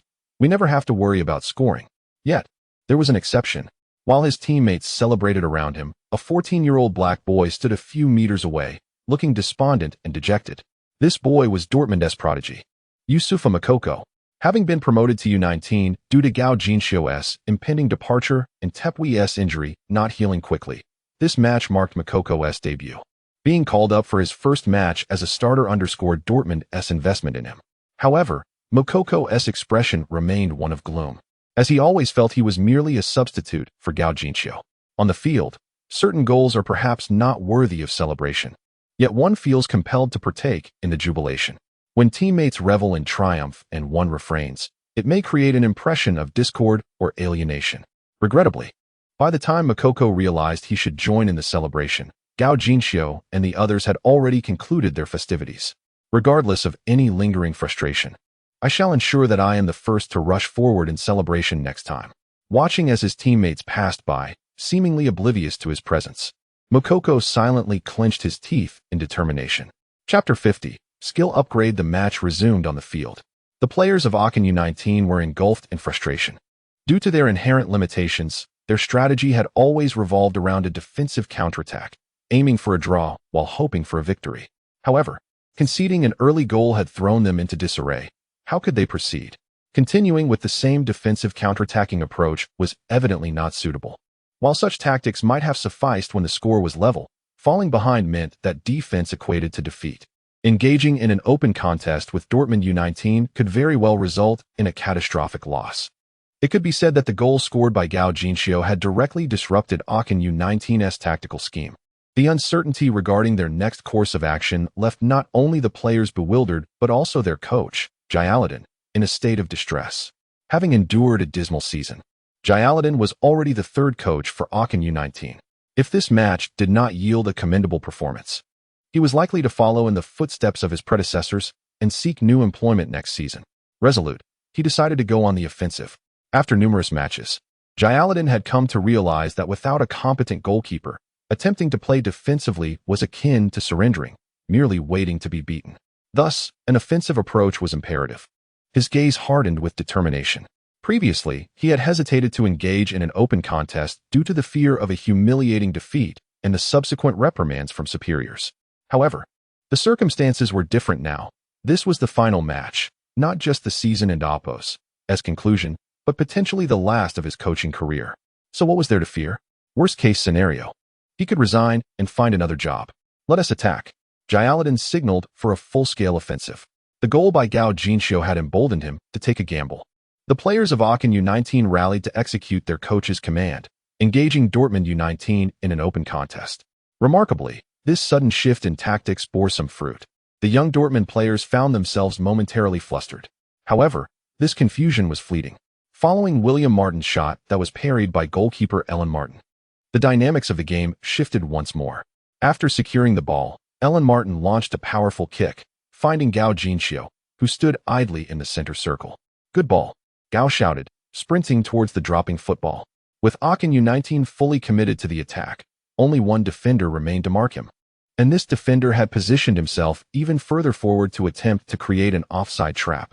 Unfortunately for him, Gao Jinxiu had already anticipated this strategy and had not crossed the halfway line. As the ball was played to him, Gao, positioned ahead and quick on his feet, swiftly outpaced the Aachen defender, charging towards the opposing penalty area. A clear shot on goal. The spectators erupted in cheers. Yes, another one. The Aachen goalkeeper, Aachen, suddenly felt the weight of tension. The player before him was capable of scoring 6 goals in a single match, and that left no room for complacency.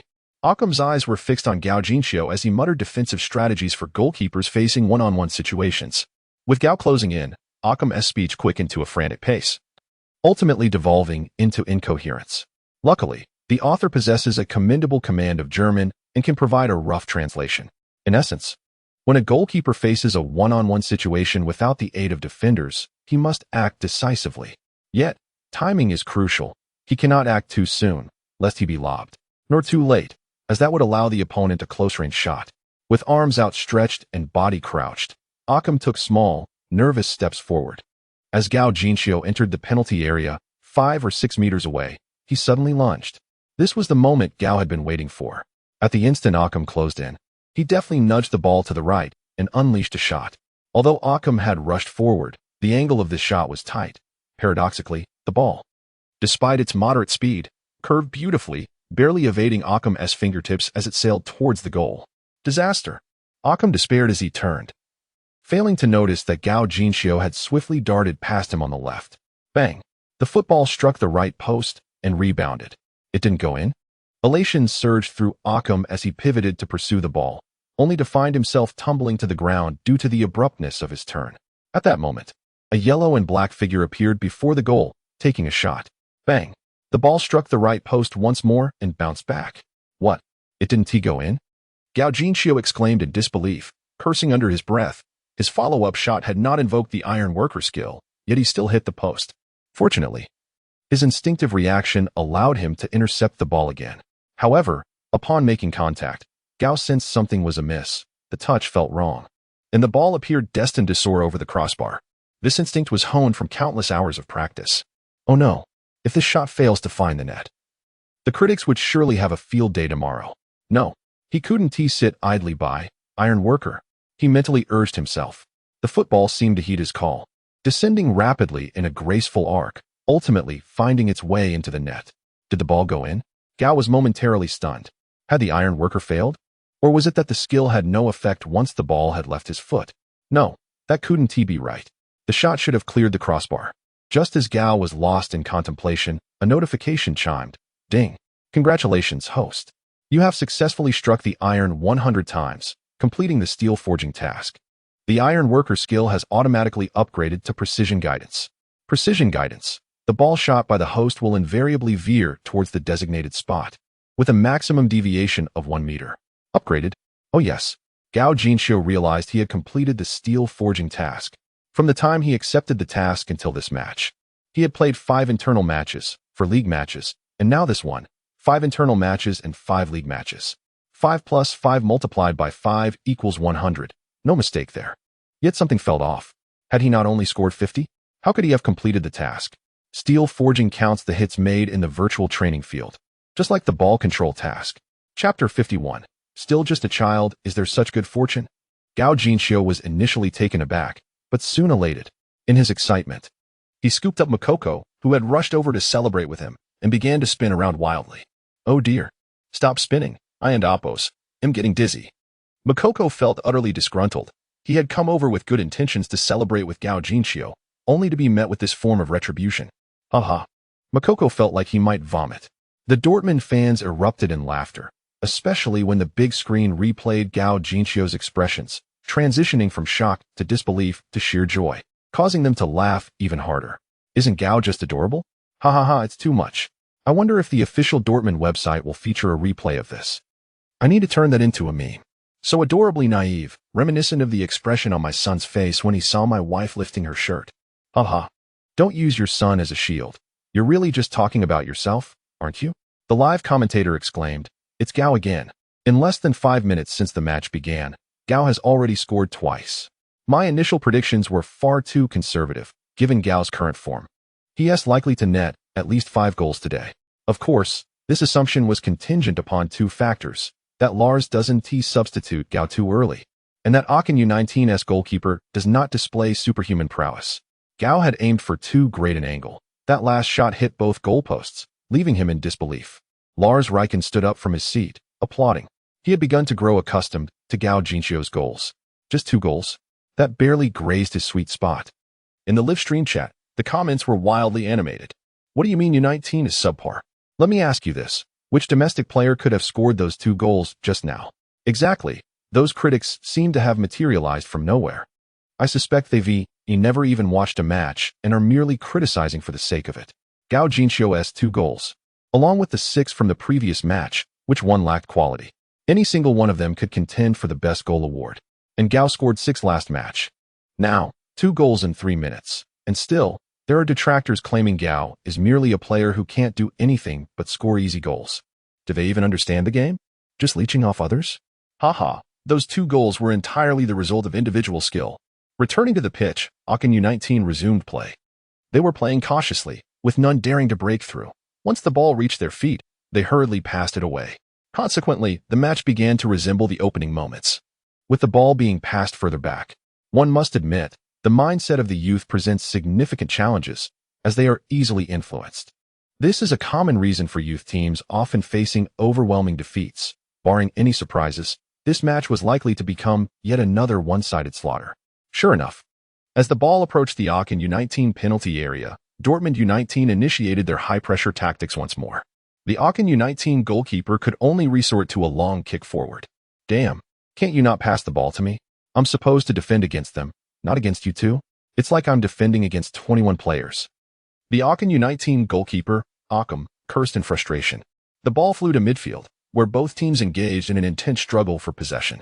After several aerial duels, the ball landed at Daniel and Appos' feet. Daniel, a defender for Dortmund U18, was granted the opportunity to play against Aachen U19, with Dortmund having a significant advantage. Without hesitation, he launched a long pass towards the front, targeting Gao Jinxiu. Daniel and Appos' kick had decent power but lacked precision. Fortunately, Gao Jinxiu reacted swiftly, positioning himself perfectly, squeezing past the Aachen U19 defender and received the ball, executing a deft touch to flick it past the two defenders. Then he turned, brushed off the Aachen U19 defender, and surged toward the opponent's penalty area. Damn, stop him, Aachen shouted, instructing his defenders in a panic. The defenders rushed to encircle Gao Jinxiu, but alas, he was already in full stride, advancing laterally down the left flank before they could fully close in. This lateral movement caught Aachen U19 off guard. Two defenders nearly collided, while the other two, despite their relentless pursuit, found it increasingly difficult to trap Gao, whose speed was simply overwhelming. Stop him, Aachen yelled desperately. Had he not been tasked with guarding the goal, he would have joined the fray. Yet, despite not advancing to challenge Gao, he still moved to cover the near post, limiting Gao's shooting angle. At that moment, Gao Jinxiu suddenly halted, swinging his right foot to send the ball toward the right flank, where an unmarked young man in a blue-black jersey awaited. Yes, the commentators shouted excitedly. Gao has drawn all the defenders, passing the ball to the unmarked Makoko amidst the oncoming pressure. Makoko, however, seemed to struggle to adapt to the U19 tempo, his reaction somewhat sluggish. Nevertheless, it mattered little. He had ample time to adjust as no defenders surrounded him. All right, Makoko controlled the ball, prepared to shoot, but, oh no, he sent it soaring over the crossbar, missing the target completely. Makoko, having misfired, incredulously clutched his head, trudging back with his gaze cast downward, not even glancing at the brilliant pass Gao had delivered. He is still just a child. To squander such a magnificent pass from Gao without even offering an apology is astonishing. Gao had shown him great consideration. During the earlier celebration, he had lifted him up, and now he had provided him with an exquisite opportunity. Was T. Ronaldinho's care for Messi at this level? Yet here we are. Gao scores. Makoko does not celebrate. And when Gao embraces him in joy, he looks utterly displeased, and when provided with a miraculous pass, he squandered it without uttering a single word of apology. Let me say this, regardless of talent, if one's attitude is lacking, future achievements will surely be limited.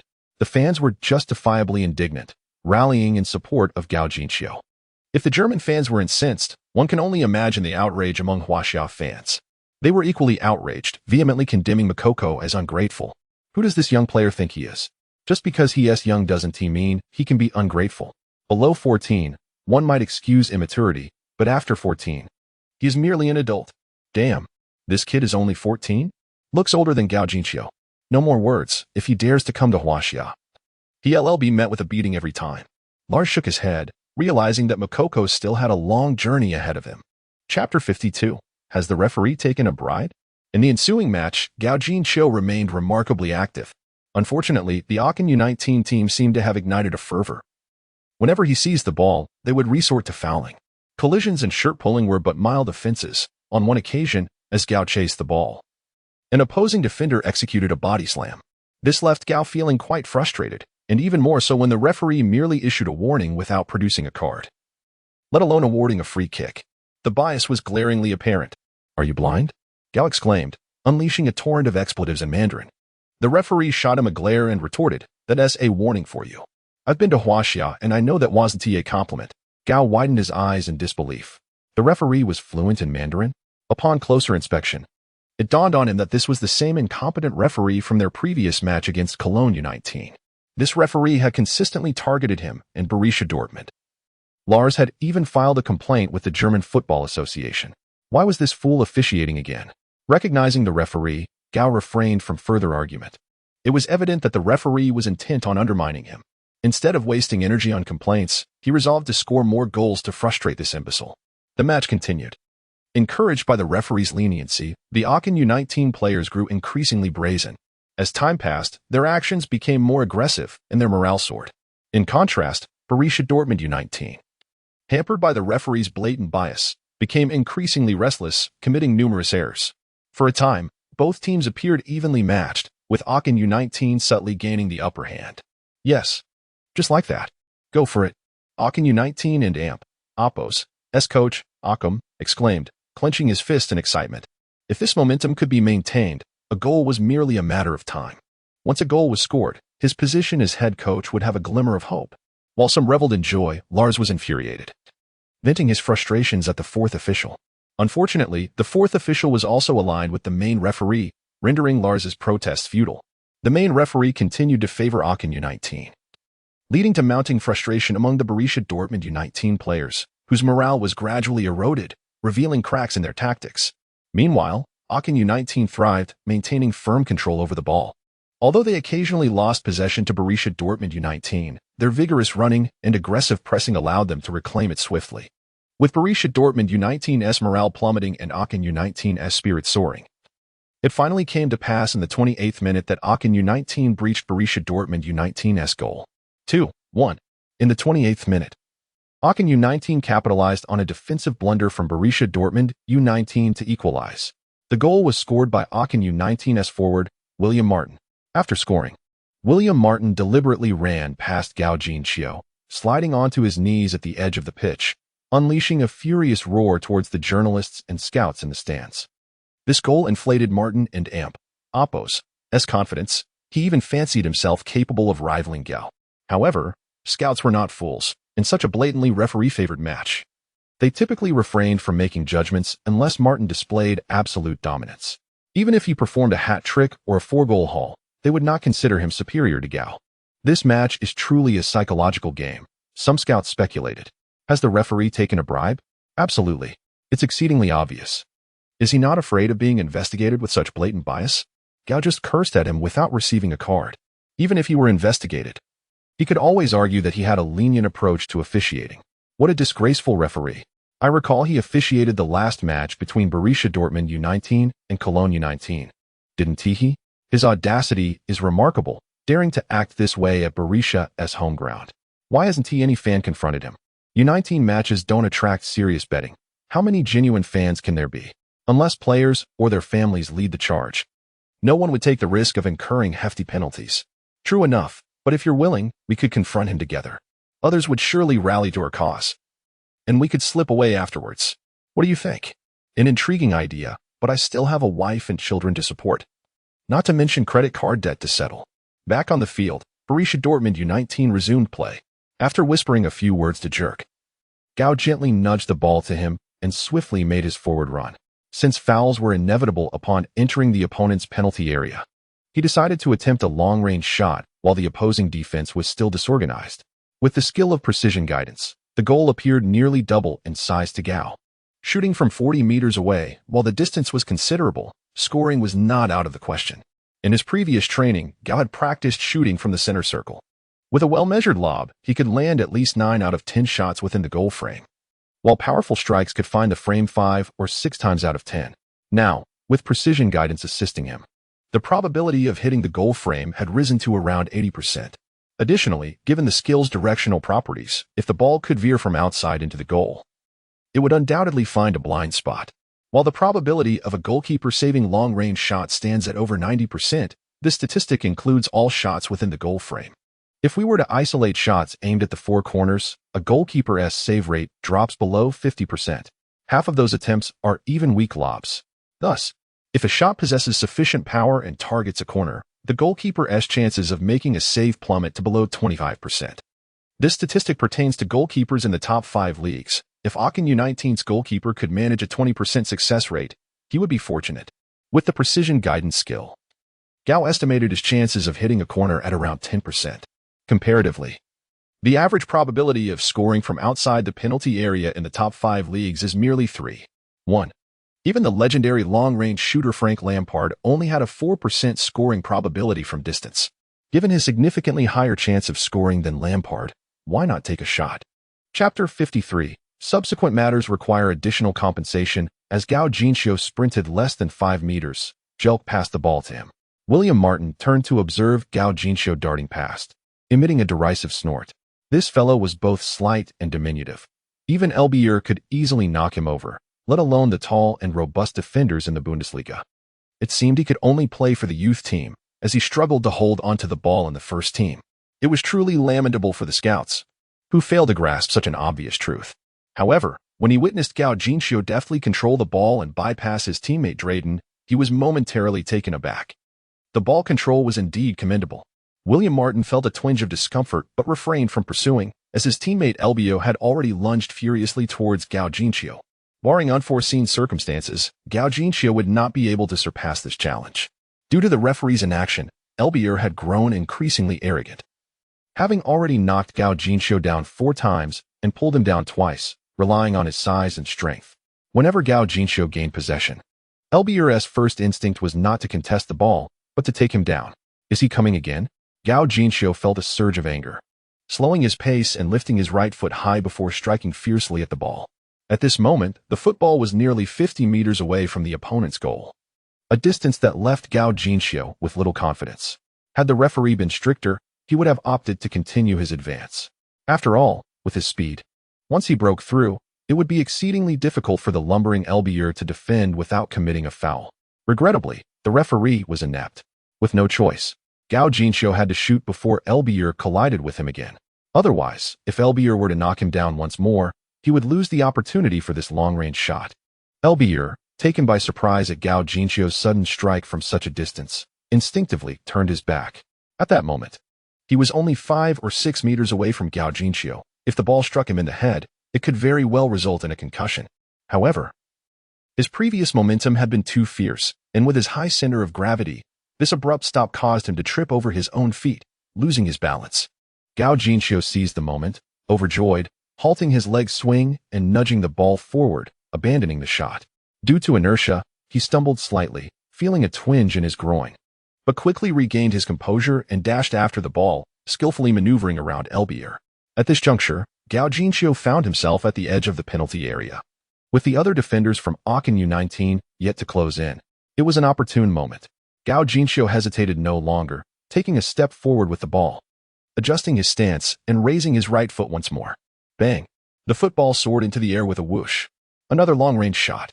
The commentator leaped to his feet, recalling Gao Jinxiu and Oppo's S5 prior long-range strikes that had left an indelible impression. Everyone held their breath, eyes glued to the trajectory of the flying ball. It had considerable power, yet the angle appeared somewhat direct. It was now up to the goalkeeper to respond. Richard, the goalkeeper for Aachen U19, was sweating nervously. Having witnessed the match between Dortmund U19 and Schalke 04, he was well aware of Gao Jinxiu and Oppo's exceptional shooting skills, particularly his ability to strike into the corners of the net. With such remarkable prowess, it was impossible for him not to be on edge. Would this shot go left or right?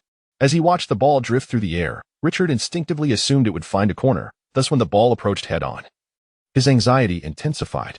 No wonder his long-range shooting percentage was so high. The ball seemed to come directly at him, yet ultimately landed on either side. The landing point was more challenging to predict than a penalty kick. Without further thought, he made a guess and opted left. Richard shifted 2 steps to the left, only to see the football continue straight, leaving him in despair as he watched it glide into the net. Not the right side? Richard gasped as the ball settled into the net from where he had just stood, nearly choking on his frustration. If only I had stayed put. The commentator exclaimed passionately, "It's a goal. A world-class strike. Another world-class strike." In the 30th minute, Gao Jinxiu's brilliant goal marked the 3rd goal of the match, granting Dortmund U19 a 3-1 lead over Aachen U19. With a hat trick before halftime, Gao Jinxiu's efficiency remained unparalleled. I believe there was a hint of playfulness in that shot. Richard, the Aachen goalkeeper, was clearly made a fool of, misjudging the direction. The commentator chuckled heartily. "I apologize, I shouldn't be laughing, but it truly is amusing."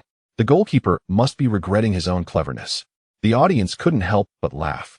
Had they not seen Gao Jinxiu repeatedly fouled and knocked down, They might have suspected the Aachen players were throwing the match. First a defender dodging the ball, then a goalkeeper deliberately moving away.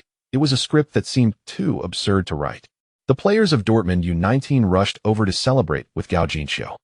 No one noticed the referee, who stood by with a helpless smile and a shake of his head. He couldn't comprehend Guantan's intentions. Such a talented young player should not only be nurtured but celebrated. If I had such an extraordinary player, it would be an honor to revere him like a deity.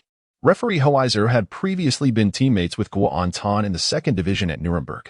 Thus, when Guantan offered a generous reward to assist in suppressing Gao Jinxiu, he had readily agreed.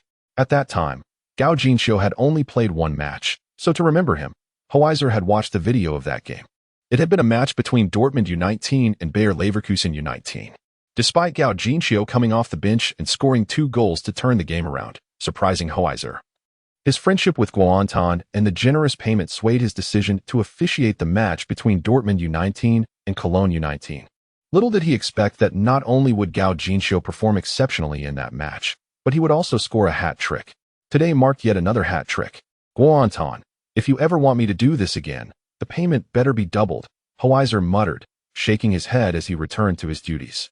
Due to the lack of prominence of Chinese football, the investigation into Guantan had not yet reached Hoiser and Appos' ears. The match resumed. Gao Jinxiu and Appos' goal infused a significant sense of confidence into the Dortmund U19 players, who eagerly discussed strategies for the remainder of the game. Since Aachen had escaped punishment for their fouls, why should they remain compliant? Let us go for it. They rallied. Right. We want to let the referee continuously favor Aachen. They declared, let us not forget, this is our home ground in Dortmund. If he pushes us too far today, he want to leave the Red Ball Stadium. Indeed, I want to learn how to tackle like them. If the referee dares to show a card, I'll retaliate. The morale of Dortmund U19 surged, and they confronted Aachen U19 with fierce determination. Referee Hoiser could sense the rising tension and began to frequently halt the match, yet he hesitated to issue cards. After all, with Gao Jinxiu previously being fouled without consequence, handing out cards for this level of contact would leave him with no justification in the event of a future investigation by the Football Association. Chapter 54, Fair Play. Joyful Sports. Due to the referee and Appos' selfishness and negligence, the situation on the field became increasingly chaotic, with the potential for conflict looming at any moment. Just then, a notification chimed in. Ding. Due to the referee and Appos' unjust decisions, violent incidents have arisen on the field, contradicting the system and Appos' advocacy for fair competition in joyful sports. Task issued. I shall uphold fairness on the field. Please, host, teach the referee, Hoiser, a harsh lesson. Upon completion of the task, you will obtain the skill. Unfortunate misjudgment of fair play. Unfortunate misjudgment of fair play? What manner of skill is this? Gao Jinxiu felt a flush of embarrassment. It was absurd for the system to speak of fair play in such a context. The so-called unfortunate misjudgment refers to situations where a foul by an opposing player is severe enough to warrant a penalty kick, yet the referee fails to call it. In such cases, the host can use the skill on the fouling player, ensuring that they will inadvertently score an own goal. Similarly, if a foul is worthy of a free kick but goes uncalled, the host can employ the skill to make the player execute an own clearance or pass, with the landing spot designated by the host outside the penalty area. Could it be utilized in this manner? Gao Jinxiu and Appos' eyes lit up. If he had possessed this skill earlier, the score of the match might have soared. However, it is not too late. With a sense of delight, Gao Jinxiu cast a glance at referee Hoiser, who had been so frustrating moments ago, but now appeared somewhat endearing. Moistening his lips with his tongue, Gao Jinxiu mused, Dear referee, allow me to teach you how to officiate. Hoiser, perplexed, shuddered slightly, feeling as if he were being scrutinized, instinctively retracting his neck. Upon accepting the task, Gao Jinxiu sprang into action, demanding the ball from his teammates. Makoko, in possession of the ball and contemplating a forward advance, hesitated but ultimately passed it to Gao Jinxiu. Initially, Makoko harbored a sense of rivalry against Gao Jinxiu, who had garnered significant attention over the past month.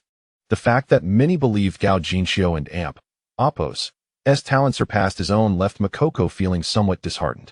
Upon joining the U19 team, he intended to measure his skills against the Chinese player. However, he was swiftly outperformed, and when Gao Jinxiu selflessly passed him the ball, he squandered the opportunity. It became evident that Gao Jinxiu was indeed superior. Recognizing the strength of a formidable player often breeds respect, and Makoko acknowledged Gao Jinxiu and Amp Oppo's prowess, passing the ball back to him. As Gao Jinxiu received the ball, elbow charged towards him, yet he remained unperturbed. Observing Hoizer's position, he noted the referee was 7 or 8 meters to his left. Given this distance, it would be relatively easy for Gao Jinxiu to strike accurately, especially with his skill of precision guidance. It was clear that once he took a shot, Hoizer would inevitably be struck by the ball. However, Gao Jinxiu refrained from immediate action, instead dribbling laterally to the left. The current alignment was not optimal. Hoizer and the goal did not form a straight line. Acting impulsively would lead to accusations of intentionally striking the referee. Only when the ball, Hoizer, and the goal formed a straight line would his powerful shot be justified. Makoko observed Gao Jinxiu bringing the ball back towards him, confused. "Why are you dribbling back after I just passed to you?" he thought, despite his uncertainty. Makoko had already been impressed by Gao Jinxiu's performance and pressed forward, drawing a defender away. Noticing Makoko's advance, the referee speculated that Gao Jinxiu intended to execute a combination play. Seizing the opportunity, Gao Jinxiu joyfully launched a powerful shot towards Hoizer. Thud! The ball sent grass flying as it soared through the air.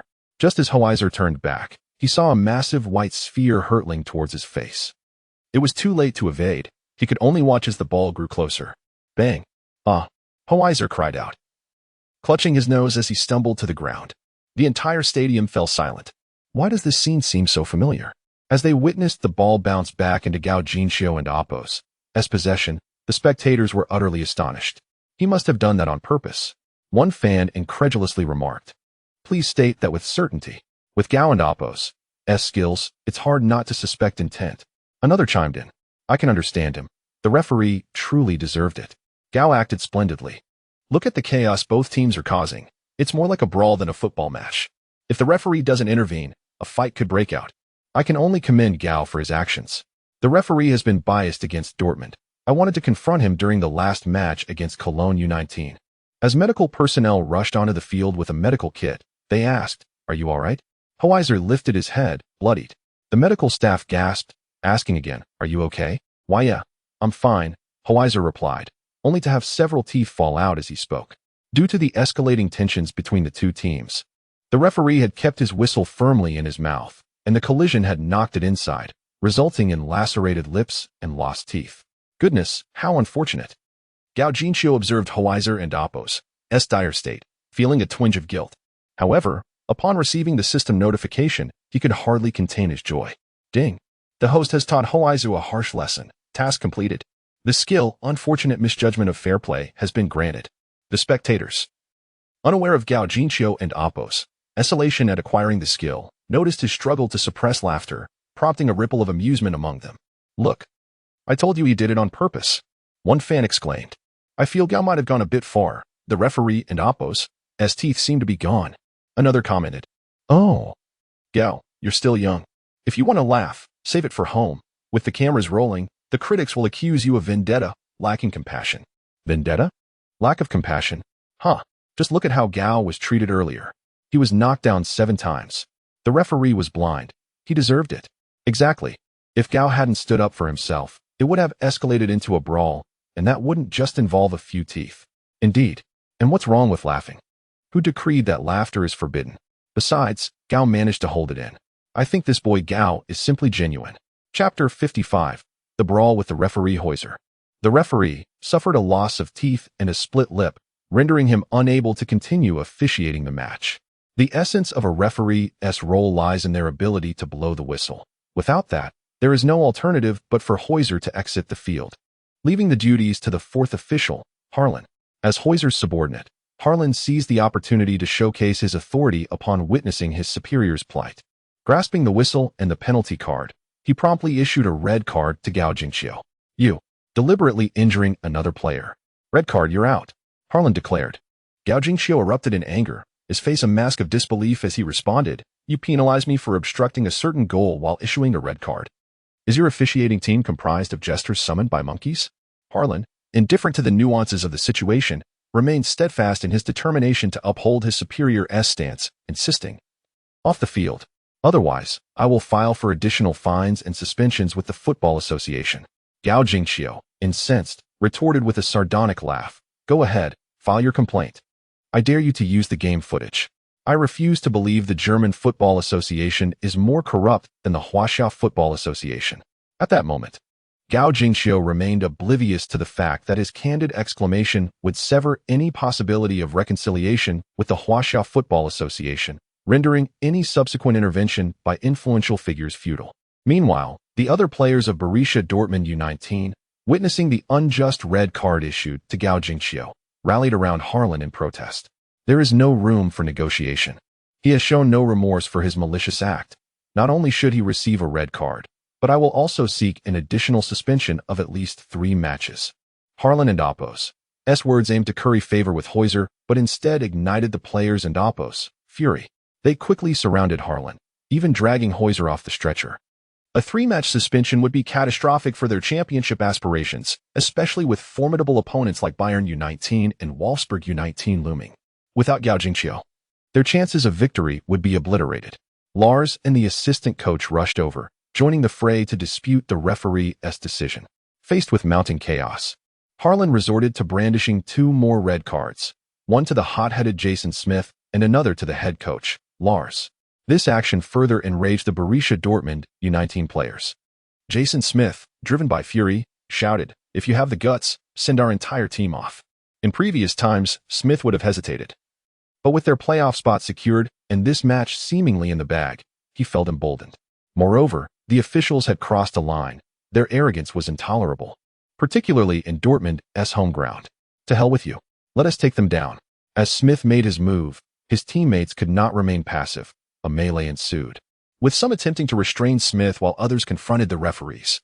Frustratingly, Smith's sheer strength rendered 2 players ineffective in holding him back. Meanwhile, Heuser and Harlan were also caught in the fracas, occasionally thrusting their bodies forward to engage Smith. This spectacle frightened the 2 linesmen who had come to mediate, causing them to retreat in fear of being swept into the chaos.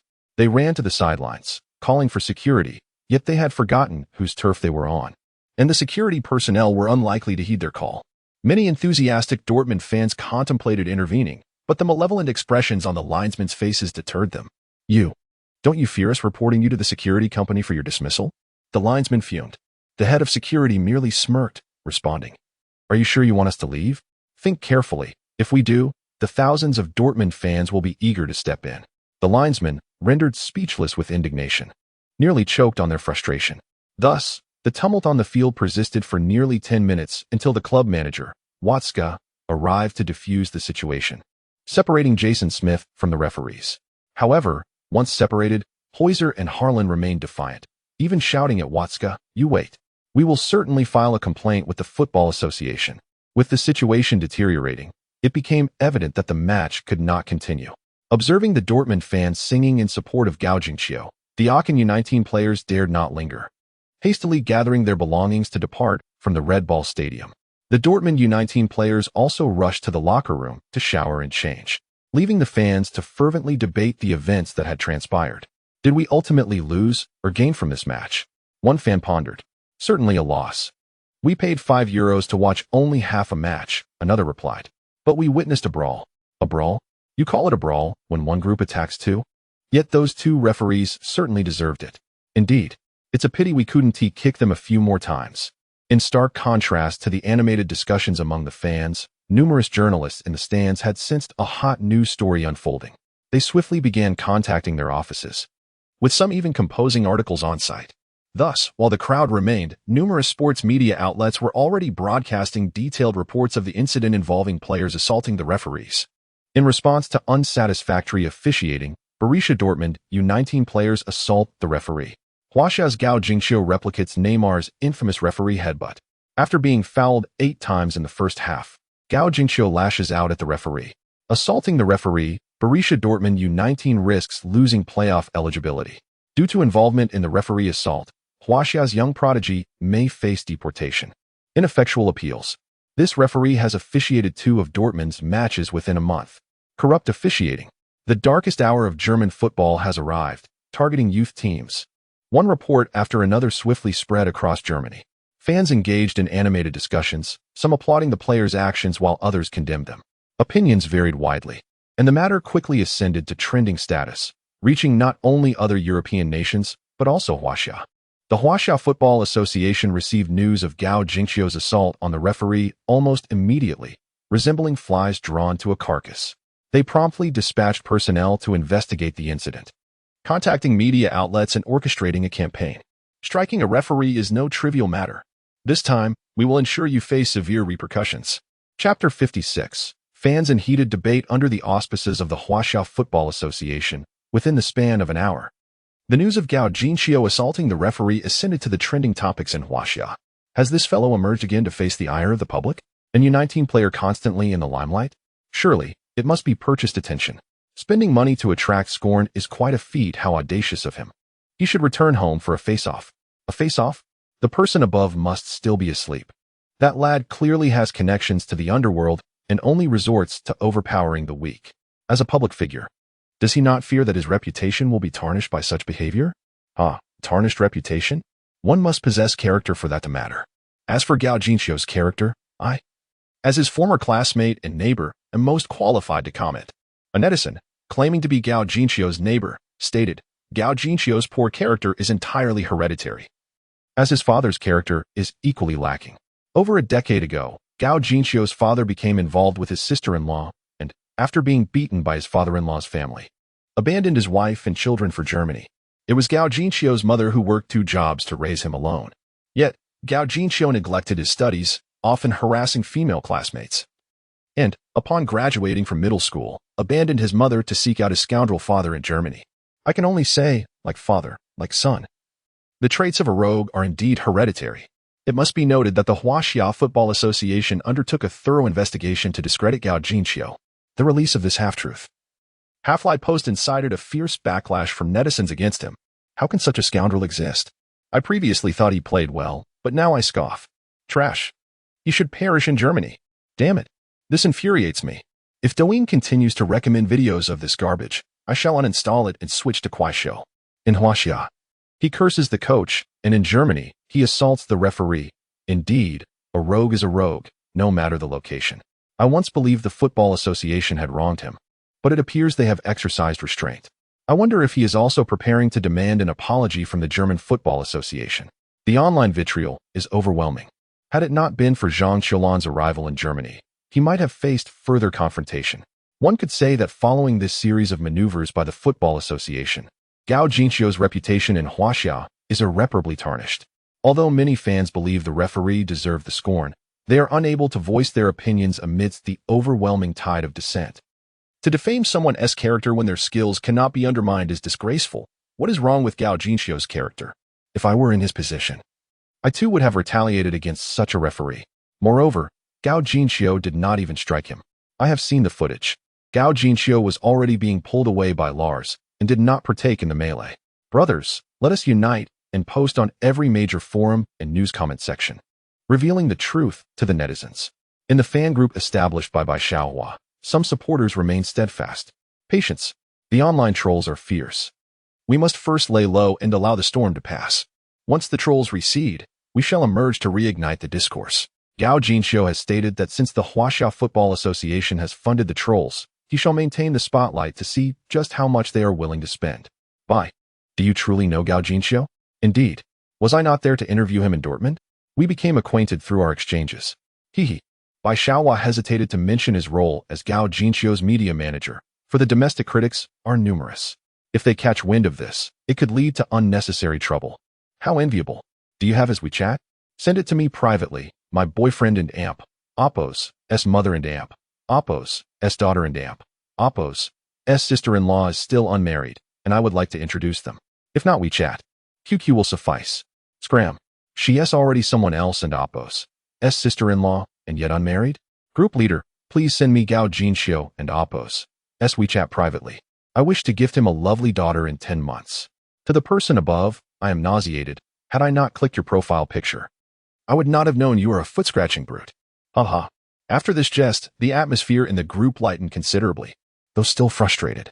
Now that Gao Jingxiu has suggested letting the situation unfold, the fans have somewhat calmed their grievances. Yet, unbeknownst to them, the Football Association's final ruthless strategy is about to be unleashed. Engaging in egotism, insulting the head coach, assaulting the referee.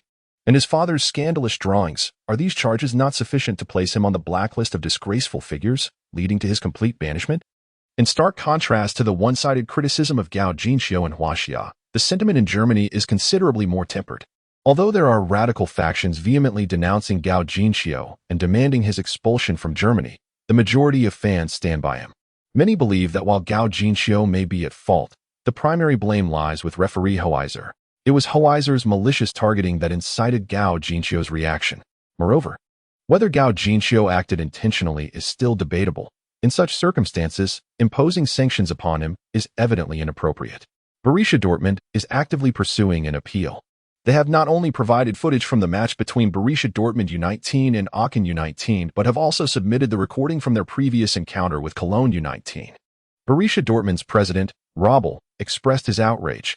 "We submitted a complaint last month regarding Hoiser's biased officiating. I fail to understand how, less than a month later, he could boldly officiate our match while brazenly demonstrating his antagonism. Whose responsibility is this? If a punishment is levied against Gao Jinxiu because of this incident, I will petition FIFA to investigate who within our football association is targeting Borussia Dortmund. Mr. Robel, please remain calm. We are currently investigating this matter, and I assure you that we will uncover the truth and provide your esteemed club with a satisfactory resolution." On Sunday, as everyone was engrossed in discussions regarding Gao Jinxiu's assault on the referee, Gao Jinxiu appeared seemingly unaffected by the incident, practicing passing with Chen Zhixing at a nearby small football field. Indeed, Gao Jinxiu honored his promise to accompany Chen Zhixing in playing football. Watching the exuberant Chen Zhixing, Chen Jianjun could not help but shed tears. 2 days later, the German Football Association finally released a statement. It confirmed that Hoiser had indeed displayed bias against Borussia Dortmund. And according to our investigation, over a month ago, he received a substantial, unexplained overseas remittance. Therefore, aside from imposing a 1-month ban and a fine of €10,000 on the confirmed assailant, Jason Smith, no further sanctions will be applied to other players at this time. All decisions will await the outcome of the investigation. Upon the release of this statement, Germany erupted in response. Most, however, remained rational, praising the German Football Association for its handling of the situation. Presumed innocence prevails, without clarity. It is indeed inappropriate to penalize players. Otherwise, should the facts later emerge indicating wrongful punishment, no remedy could alleviate the psychological trauma suffered by the players. Yet, the critics were unsatisfied. They vehemently condemned the German Football Association as sycophants, accusing them of pandering to Huaxia by even appeasing a Huaxia player. Is the situation not clear enough? That Huaxia player struck Hoiser in the face. A group of Dortmund players assaulted 2 referees. All of this has been clearly documented. German Football Association, please explain, what is there that remains unclear? Chapter 57. Task completed. The statement from the German Football Association created a significant uproar not only in Germany, but also sparked fervent discussions in other European countries. The debate centered around whether Gao Jinxiu should face punishment. One faction argued that Gao had been distanced by head coach Lars during the altercation and thus bore no responsibility. Conversely, another faction contended that the incident was initiated by Gao, placing an undeniable burden of accountability upon him. Some maintained that Gao kicking the ball towards the referee's face was an act of provocation, while others pointed out that the referee was the one instigating the situation, justifiably inciting the player's ire. Moreover, who could assert that Gao's kick was not an attempt to score? The discourse surrounding whether Gao Jinxiu deserved punishment became a matter of heated debate, with each side firmly entrenched in their perspectives, leading to an escalation of opinions that even made headlines in football news. Despite being merely a match in a lower division, the football community is tightly knit. And with the news gaining traction, Gao Jinxiu's reputation across Europe soared. Even some football stars and legends, including Messi, Ronaldo, and Neymar, joined the fray for various reasons. A Chinese journalist named Hello Wang managed to interview them regarding their views on Gao's actions towards the referee. Messi stated, "I believe that kid did nothing wrong and should not be punished. Had I been the referee in that match, I too would have confronted him." Ronaldo exclaimed, "I watched that match. Dortmund was denied at least 2 penalty kicks and 5 free kicks." Neymar remarked, "Intentional? No, absolutely not. I have watched the replay of that incident at least 5 times, and Gao's actions were entirely justified. He was aiming to score, and it was the referee who obstructed his clear goal. The referee should be the one to apologize." These interviews, shared by Hello Wang on his social media platforms abroad, garnered considerable attention from fans. As the situation escalated, these comments were reshared by various football media outlets, resulting in a modest surge in Hello Wang's popularity and a notable increase in his merchandise sales. It is undeniable that Messi, Ronaldo, and Neymar, as the three titans of contemporary football, possess an unparalleled influence. Prior to their statements, the discourse revolved around whether Gao Jinxiu should be punished. However, following the trio's comments, the conversation swiftly transitioned to discussions on how to address referee misjudgments in football matches and the necessity of implementing stricter measures to regulate referees' authority, ensuring their impartiality and objectivity. This topic resonated deeply within the football community, prompting numerous players and media representatives to contribute their insights. Ultimately, a significant consensus emerged advocating for the introduction of VAR alongside the establishment of a comprehensive and just public review mechanism to effectively oversee referees' conduct, thus safeguarding the integrity of football matches. This constructive suggestion even received an official response from UEFA, stating, "We are contemplating such a review mechanism, with a trial version expected to launch next year." Meanwhile, the external tumult did not disturb Gao Jinxiu. Over the past few days, aside from training with his team during the day, he sequestered himself in his room, tirelessly honing his ball control skills in the virtual ball cage. As the deadline for his task approached, however, Zhang Qiulan and the others were unaware that Gao was training. They assumed he was troubled by the incident and the ensuing online harassment, thus refraining from disturbing him. On Wednesday evening at 7, Bai Xiaohua returned home from school. Noticing Gao Jinxiu and Oppo's door was closed, she inquired of Zhang Qiulan, "Has Jinxiu come back?" She had already moved in nearby. Zhang Qiulan sighed and gestured toward the room. "It's been 3 or 4 days. He just shuts himself in as soon as he returns and asks me not to disturb him. Sigh. This child is somewhat fragile due to his lack of paternal affection since childhood." Bai Xiaohua looked at Gao and Oppo's door with concern and replied, "Auntie, please don't and Oppo's say that. He is quite strong. If I were in his position, I would have crumbled long ago. Such a good boy." Zhang Qiulan suddenly grasped Bai Xiaohua's hand, gazing at her eagerly. "How about you accompany him for a stroll to lift his spirits? Auntie, if he needs cheering up, shouldn't you accompany him?" Bai Xiaohua's face flushed. "Foolish child, what boy at this age would want to go shopping with his mother?" Zhang Qiulan chuckled. "How about this? You take a day off tomorrow, and I'll have Jinxiu take a day off as well. You two can go out and have some fun together." "Will he actually go out?" Bai Xiaohua Kuden and Oppo's raised her head. "Of course. If he refuses, I'll break his legs." Zhang Qiulan raised her voice. At that moment, Gao Jinxiu emerged from his room after completing his task and, seeing his mother and Bai Xiaohua conversing, greeted them casually. "Whose legs are you going to break?" Zhang Qiulan retorted, "Yours." "Why would you break my legs? I can earn money by playing football now. Why are you still so hung up on it?" Gao Jinxiu replied, recalling how he had been passionate about football since childhood, only to be thwarted by Zhang Qiulan's fears that it would interfere with his studies. Whenever she discovered he had been playing, she would either threaten to break his legs or destroy his football. Unbeknownst to her, the more she forbade him, the more rebellious he became. During his high school entrance examination, he, a top student, submitted a blank paper, forcing his mother to allow him to study abroad in Germany. Zhang Qiulan was reluctant, but faced with his 0 score, she had no choice but to acquiesce. In truth, Gao Jinxiu held a deep respect for Zhang Qiulan, but he felt she was overly controlling when it came to football. Hence, when he scored last time, he instinctively ran to the stands where she was, hoping for her understanding. "Earn money playing football? With how they treat you, do you have enough legs to withstand their tackles?" Zhang Qiulan said somewhat irritably. "Don and Oppo's worry, Mom. You've supplemented my calcium since I was little. My bones are tougher than anyone else's. I won't get injured easily." Gao Jinxiu laughed as he embraced his mother. "Enough. Xiaohua is still here." Zhang Qiulan pushed Gao Jinxiu away, shooting him an annoyed glance. "You are taking a day off tomorrow to go out with Xiaohua." "What? Why? Is there a holiday tomorrow?" "What holiday? Do you need a special occasion to go out and have fun?" "It's settled. You two will go out tomorrow. Now? Call in front of me and ask for leave immediately." Zhang Qiulan maintained her usual assertiveness. "All right." Gao Jinxiu shrugged, feigning indifference while inwardly elated. After countless ball control practices, he felt somewhat fatigued and welcomed the chance to relax, especially with a beautiful companion. "Yes," Bai Xiaohua blushed as she stepped aside to make the call for leave. Chapter 58. Gao is a nobleman. Gao Jinxiu called in to request leave, and without hesitation, Lars agreed, advising him to rest well for 2 days to prepare for the significant battle on Saturday.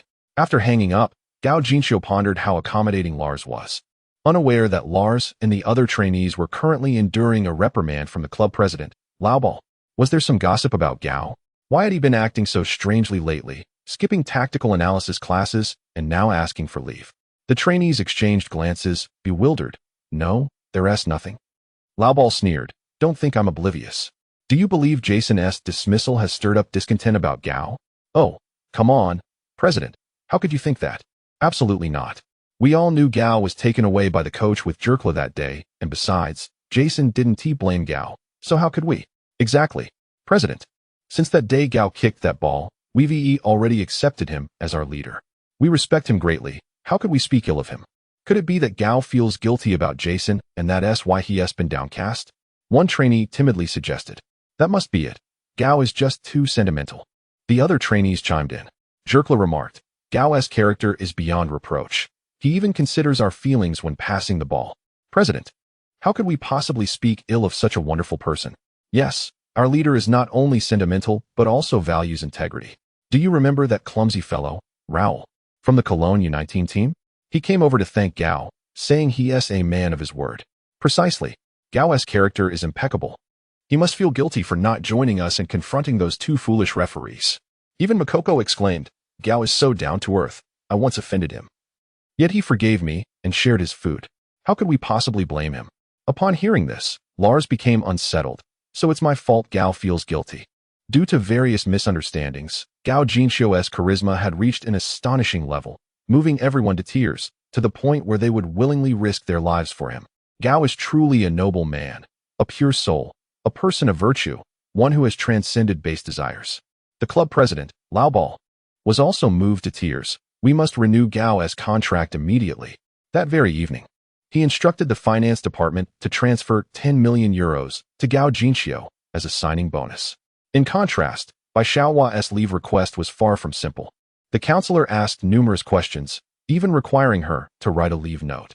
However, for a little fairy like her, excuses were plentiful. Teacher, my period has arrived. And I and Oppos, am experiencing cramps. Oh, is that so? Are you driving yourself to pick it up? Be careful on the road. Yes. I'll drive myself. All right. Take care of yourself. And once you feel better, hurry back to school. Okay. Thank you, teacher. Gao Jinxiu, overhearing this conversation, couldn't and Oppos, help but chuckle. What are you laughing at? Bai Xiaohua hung up the phone, blushing as she shot a glare at him. Nothing.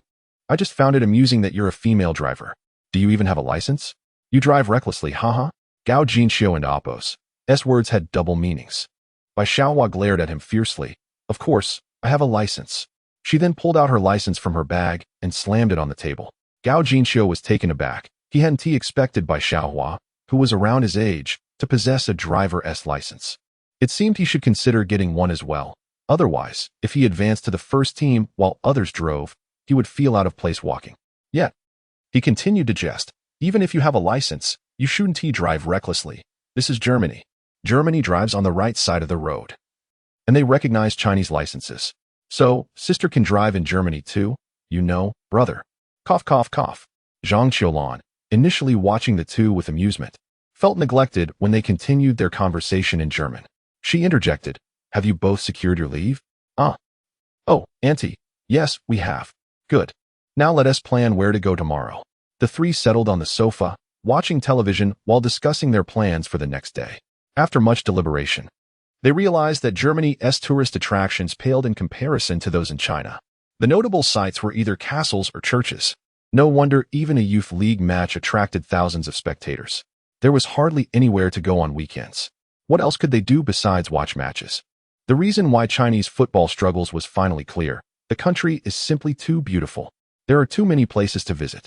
Huangshan, Taishan, Zhongnan Mountain, West Lake, East Lake, Dongning Lake, Yangtze River, Lijiang, Qian'an River, Qingdao, Luda Island, Hainan Island, Great Wall, ancient cities, underground cities, Macau, Xiamen, Tiananmen, Tulu, Drum Tower, Yeyang Tower.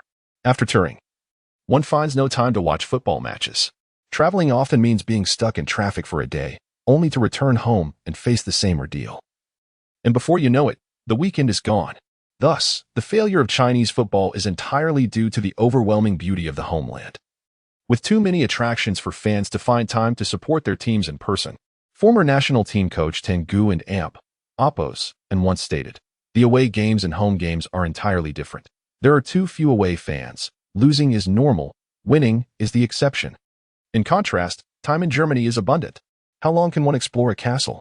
You can leave in the morning and return in the afternoon, only to continue idly passing time. Without matches, one truly struggles to find ways to occupy their time. Ultimately, Gao Jinxiu and the others decided to go shopping.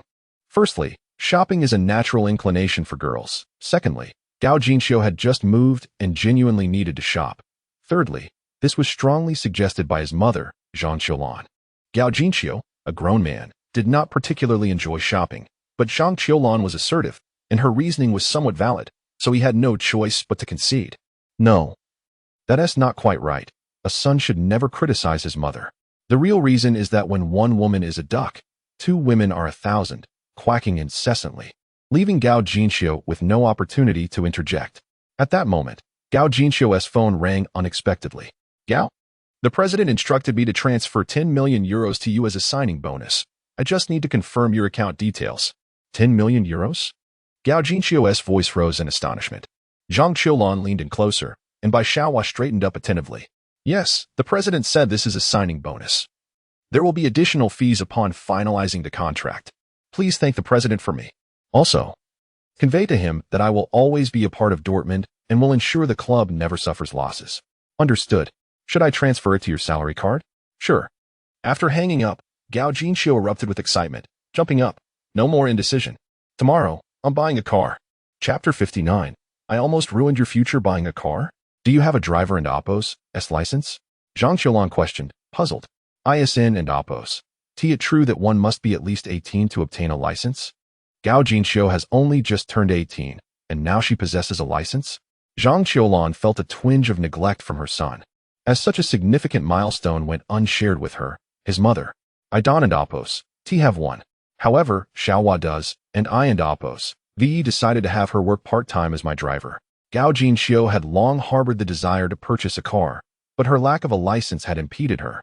Now that she had the financial means and Bai Xiaohua was licensed, it made sense to let her take on the additional role of a driver.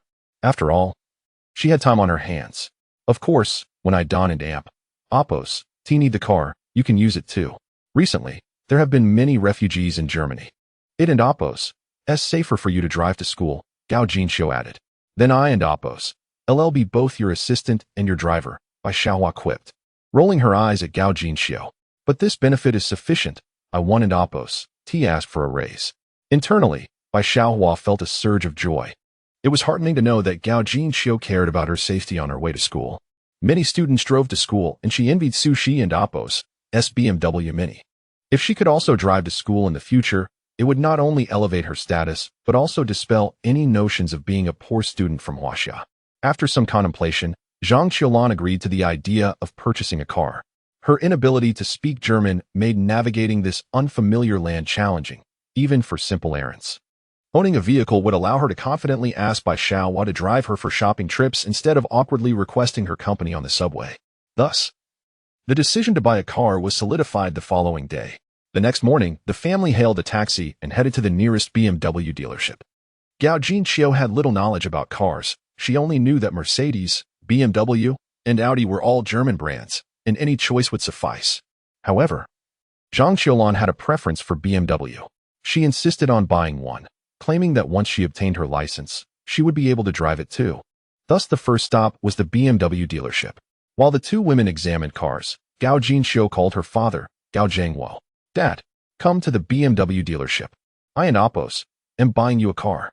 I and Oppos, LL send you the location via WeChat. For years, Gao Zhengguo had been sending money home, living modestly and driving an old car that had seen better days. With newfound financial freedom, it was time to give back, especially as Gao Jinxiu hoped to ease the tension in her parents' relationship. Today was an auspicious day for purchasing a car. She believed her mother would be in a good mood. After hanging up, Zhang Qiulan and Bai Xiaohua were already being shown the latest X7 model. Son, this car is fantastic. The top model is only around 900,000 yuan, nearly 500,000 yuan cheaper than in China. Zhang Qiulan was ever the bargain hunter, always keen on getting the best deal. However, in this moment of joy, Gao Jinxiu was eager to please her mother and swiftly swiped her card to finalize the purchase. Moreover, the X7 was a robust vehicle, suitable for both men and women alike. As they watched the luxury vehicle, worth nearly 1.5 million yuan back in China, being purchased, the two women Kuden and Apos contained their excitement, circling the car and admiring it. Before long, Gao Zhengwo arrived. Upon seeing him, Zhang Qiulan and Apos' demeanor shifted. Her previously cheerful expression hardened. Bai Xiaohua noticed the sudden change in atmosphere, unsure of how to react. Gao Jinxiu, attempting to lighten the mood, cheerfully addressed her father, Dad. All these years you sacrificed so much for us. You even lack a decent car. Borussia Dortmund just offered me a signing bonus of 1 million euros. Choose any car you like here. There's no need to be frugal.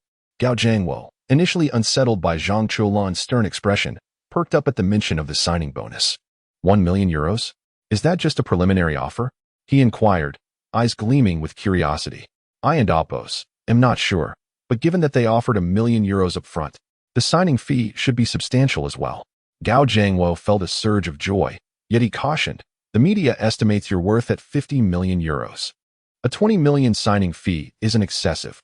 Asking for 30 or 40 million is reasonable. Yes, I understand. Even if the signing fee is 30 million, Dortmund could easily flip you for 50 million to another club. There will surely be interest. Just know that. It and Apos. That's good to know. Gao Zhengwo was visibly thrilled. Dad, take a look at what car you want. Or you could also consider the X7. I just bought one, Gao Jinxiu suggested. Seeing her father genuinely interested in choosing a car, Zhang Qiulan snapped. Do you really have the audacity to ask? Have you ever taken care of our child since they were born? Zhang Qiulan had a tendency to dismiss others and Apos' contributions if she perceived them negatively. Fortunately, Gao Jinxiu had her own thoughts. Otherwise, she might have harbored resentment towards her father for life. Gao Zhengwo halted in his tracks upon hearing this. Gao Jinxiu quickly interjected. Dad, you go pick a car. I'll accompany my mom to see if there are any houses for sale. I haven't and Apos bought her a gift yet, and she might feel envious. I and Apos am not envious. Zhang Qiulan shot a glare at Gao Jinxiu. Ha ha ha, you and Apos, re not envious. But you do deserve a house, Mom. I can and Apos, be partial. Buying a house. With this money, you and Apos, just waste it. 2 cars cost nearly 2 million. Buying a house will set you back another 2 or 3 million. You'll burn through half of that million in a day. That's excessively wasteful. Mom. This is 1 million euros, not 1 million yuan. The 2 cars only cost around 200,000 euros. Even if I buy a villa, it won't exceed 1 million euros, leaving me with 9 million euros. Such a sum? Zhang Qiulan's eyes widened in disbelief. How much exactly did they offer you last night? Unaware of the details of Gao Jinxiu's conversation with Borussia Dortmund's financial department, Zhang Qiulan assumed the figure of 1 million was in yuan. 1 million euros, when converted to yuan, is approximately 80 million. 80 million? Zhang Qiulan felt a wave of disbelief wash over her, nearly gasping for breath. Gao Jinxiu rushed to support Zhang Qiulan, alongside Bai Xiaohua, helping her to a nearby chair. After a moment of recovery, Zhang Qiulan murmured, with that much money, you could buy an entire street in town. She had never imagined her son could earn so much. The revelation of 1 million had already left her restless the previous night, and now she was being informed that it was 80 million. It felt like an astonishing milestone. Had she known that playing football could be so lucrative, she would never have hindered Gao Jinxiu's aspirations. I nearly ruined your future, she mused, feeling grateful that her child had his own ambitions, or else she might have derailed his path. Chapter 60. Jason Smith as Zhang Qiulan wobbled unsteadily. Gao Zhengwo intended to step forward to assist her. However, upon noticing that Gao Jinxiu and Bai Xiaohua had already supported Zhang Qiulan, he halted in his tracks. Over the years, Zhang Qiulan had perhaps become nothing more than a sense of obligation for him. Sitting in the chair, Zhang Qiulan berated herself for a moment, but soon came to an understanding. Indeed, boys are inherently rebellious. The more you forbid them from doing something, the more determined they become to pursue it. Therefore, similar to how Su Sun's vast collection of books gave rise to the Su family's 3 literary prodigies, Her son's achievements today also owe a debt of gratitude to her, Zhang Qiulan. With this realization, Zhang Qiulan felt revitalized, beaming as she patted Gao Jinxiu's hand, exclaiming, "What a wonderful son you are." Following this, she exuded an air of confidence, striding with purpose, and found Gao Jiangwo less objectionable than before. However, when Gao Jiangwo indeed chose an X7, she could not resist a sarcastic remark. "You truly dare to choose this. Biting off more than you can chew at just over 40. How shameless." Gao Jiangwo chuckled, offering no rebuttal. He understood Zhang Qiulan's temperament. Her willingness to engage was a sign that he had earned her recognition, a far cry from the days when she would hardly acknowledge him. After Gao Jinxiu settled the payment for the vehicle, he turned to Gao Jiangwo, saying, "Dad, we'll head to buy a house first. We want to wait for you." There were still some formalities to complete regarding the car purchased for Gao Jiangwo. "All right." Gao Jiangwo nodded in agreement, then paused to call out to Gao Jinxiu, "Let us find a time to treat Andre to a meal and discuss the details of the contract." Sure. Though Bai Xiaohua possessed a driver's license, she was not accustomed to driving, and suddenly being behind the wheel of a luxury car worth $1 million made her rather apprehensive. Not only did she drive at a snail's pace, but she also braked suddenly, causing a cacophony of honking from the vehicles behind them. Gao Jinxiu nearly felt nauseous in the back seat. Zhang Qiulan, too, was feeling queasy. "Xiaohua, do you really know how to drive?" "Ah, auntie, I haven't driven in ages. I'm a bit nervous. I just need to get familiar with it." However, the next moment, bang. Another sudden brake caused Gao Jinxiu's head to collide with the seat back in front. What happened? The car in front suddenly darted out and slammed on the brakes. Bai Xiaohua exclaimed, trembling with fear. Just then, the rear door of a Mercedes-Benz station wagon opened, and a bald man emerged, brandishing a baton and striding menacingly towards Gao Jinxiu and the others. What does he want?" Bai Xiaohua screamed in terror. The bald man swung his baton, initially aiming for the windshield, but upon noticing Bai Xiaohua was a female driver, he shifted his focus to the driver's side. Yanking on the door handle with a roar, "Get out! Get out of the car!" Bai Xiaohua's face turned pale with fear, trembling and unsure of how to respond. Gao Jinxiu gestured for her to remain still, then opened the door and stepped out. "Excuse me, have we offended you in some way?" "Offended? I should be asking if I've offended you. You ran 2 red lights." The bald man stepped closer, grabbing Gao Jinxiu by the collar. Zhang Qiulan and Bai Xiaohua quickly opened their doors and rushed out, but someone was quicker. The newcomer seized the bald man's arm and exclaimed, "Brother, let go. Quickly let go. This is our team S. Gao." To their surprise, it was Jason Smith. He had been in the car ahead, serving as the driver. The bald man paused. "Gao? You mean that Huaxia guy who has been looking out for you?" Yes, that's him. Let him go." Jason Smith pried the bald man's hand away and turned to Gao Jinxiu with a smile. "It's all a misunderstanding. Just a misunderstanding." "Haha, Gao, what brings you here?" Gao Jinxiu was taken aback, realizing that it had been Jason Smith honking incessantly behind them. "Oh, it's you. Jason. Where have you been these past few days?" Before Jason could respond, the bald man grumbled, "My brother got kicked out of the club. Didn't he, you know? I've been a bit preoccupied and didn't pay much attention," Gao Jinxiu admitted, feeling guilty for not checking in on Jason's situation. Unexpectedly, Jason's eyes glistened with emotion. "Gao, you don't need to hide it from me. Jerk and the others told me you've been losing your appetite and not training properly because of my dismissal." Gao Jinxiu was bewildered. "When did I lose my appetite over your dismissal? I didn't even know you had been let go." Yet, seeing the sincerity in Jason Smith's expression, Gao Jinxiu felt reluctant to shatter the illusion Jason held about his concern, sighing, "It was I who caused the trouble, yet you were the one dismissed." Jason's eyes brimmed with tears. "Gao, you shouldn't feel guilty about this. It has nothing to do with you. I've long wanted to confront that referee." Bai Xiaohua, overhearing their exchange, pondered. No wonder Gao Jinxiu didn't seem distressed during the online harassment. He had isolated himself in his room over Jason's dismissal. Moved by Bai Xiaohua's words, Jason Smith's emotions surged anew. "Gao, although I'm a bit older than you, I acknowledge you as my leader. I, Jason, am just a simpleton. No one has ever cared for me like this. You are the first." Gao Jinxiu. This misunderstanding runs deep. Were it not for the bald man menacingly brandishing a baton nearby, Gao Jinxiu would have eagerly clarified the situation with Jason. As the vehicle remained stranded in the middle of the road, traffic quickly backed up.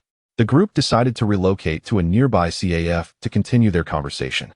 After sipping coffee, Gao Jinxiu inquired, "So, with soccer no longer in your future, what do you plan to do?" Jason sighed, For now, I'll follow my brother and work in hardware design. Hardware design? You, a soccer player, are venturing into hardware design? That requires significant expertise, doesn't it? My brother will teach me. He is quite skilled. Infineon offered him $1 million salary, and he turned it down. Feeling skeptical, Gao Jinxiu questioned, "Do you even know how to draw schematics?" Despite never having graduated from junior high, Gao Jinxiu was indeed a prodigy. Having participated in the World Robotics Competition in the 8th grade and secured 3rd place, thus possessing some understanding of hardware design. Not yet. My brother is teaching me to solder circuit boards. Jason Smith's voice trailed off, embarrassment creeping in as he confessed. Over the past couple of days, his attempts at soldering circuit boards had resulted in a chaotic mess, culminating in the destruction of an FPGA chip worth over €1,000. Those minuscule components were far beyond his capabilities. He could hardly distinguish between 0306 and 0204 sizes. Hearing Gao Jinxiu's inquiry, the brothers fell into contemplation. Was someone like Jason, who had never attended high school physics, truly suited for hardware design? Wasn't this a complete waste of time? "I'm at a loss for what else to do besides hardware design," Jason admitted, feeling despondent and regretting not having taken his studies seriously. This scenario echoed the plight of many youth academy players, with limited education. Their only recourse upon failing to secure a professional contract was often relegated to laboring on construction sites or tightening screws in factories. Chapter 61. The agent Gao Jinxiu suddenly invited sincerely. "How about this? For the time being, why don't you come over to my side? Once I ascend to the first team and establish some connections, I will find a way to bring you to my club, regardless of whether you get to play. At least you can engage in a football-related profession. What do you think?"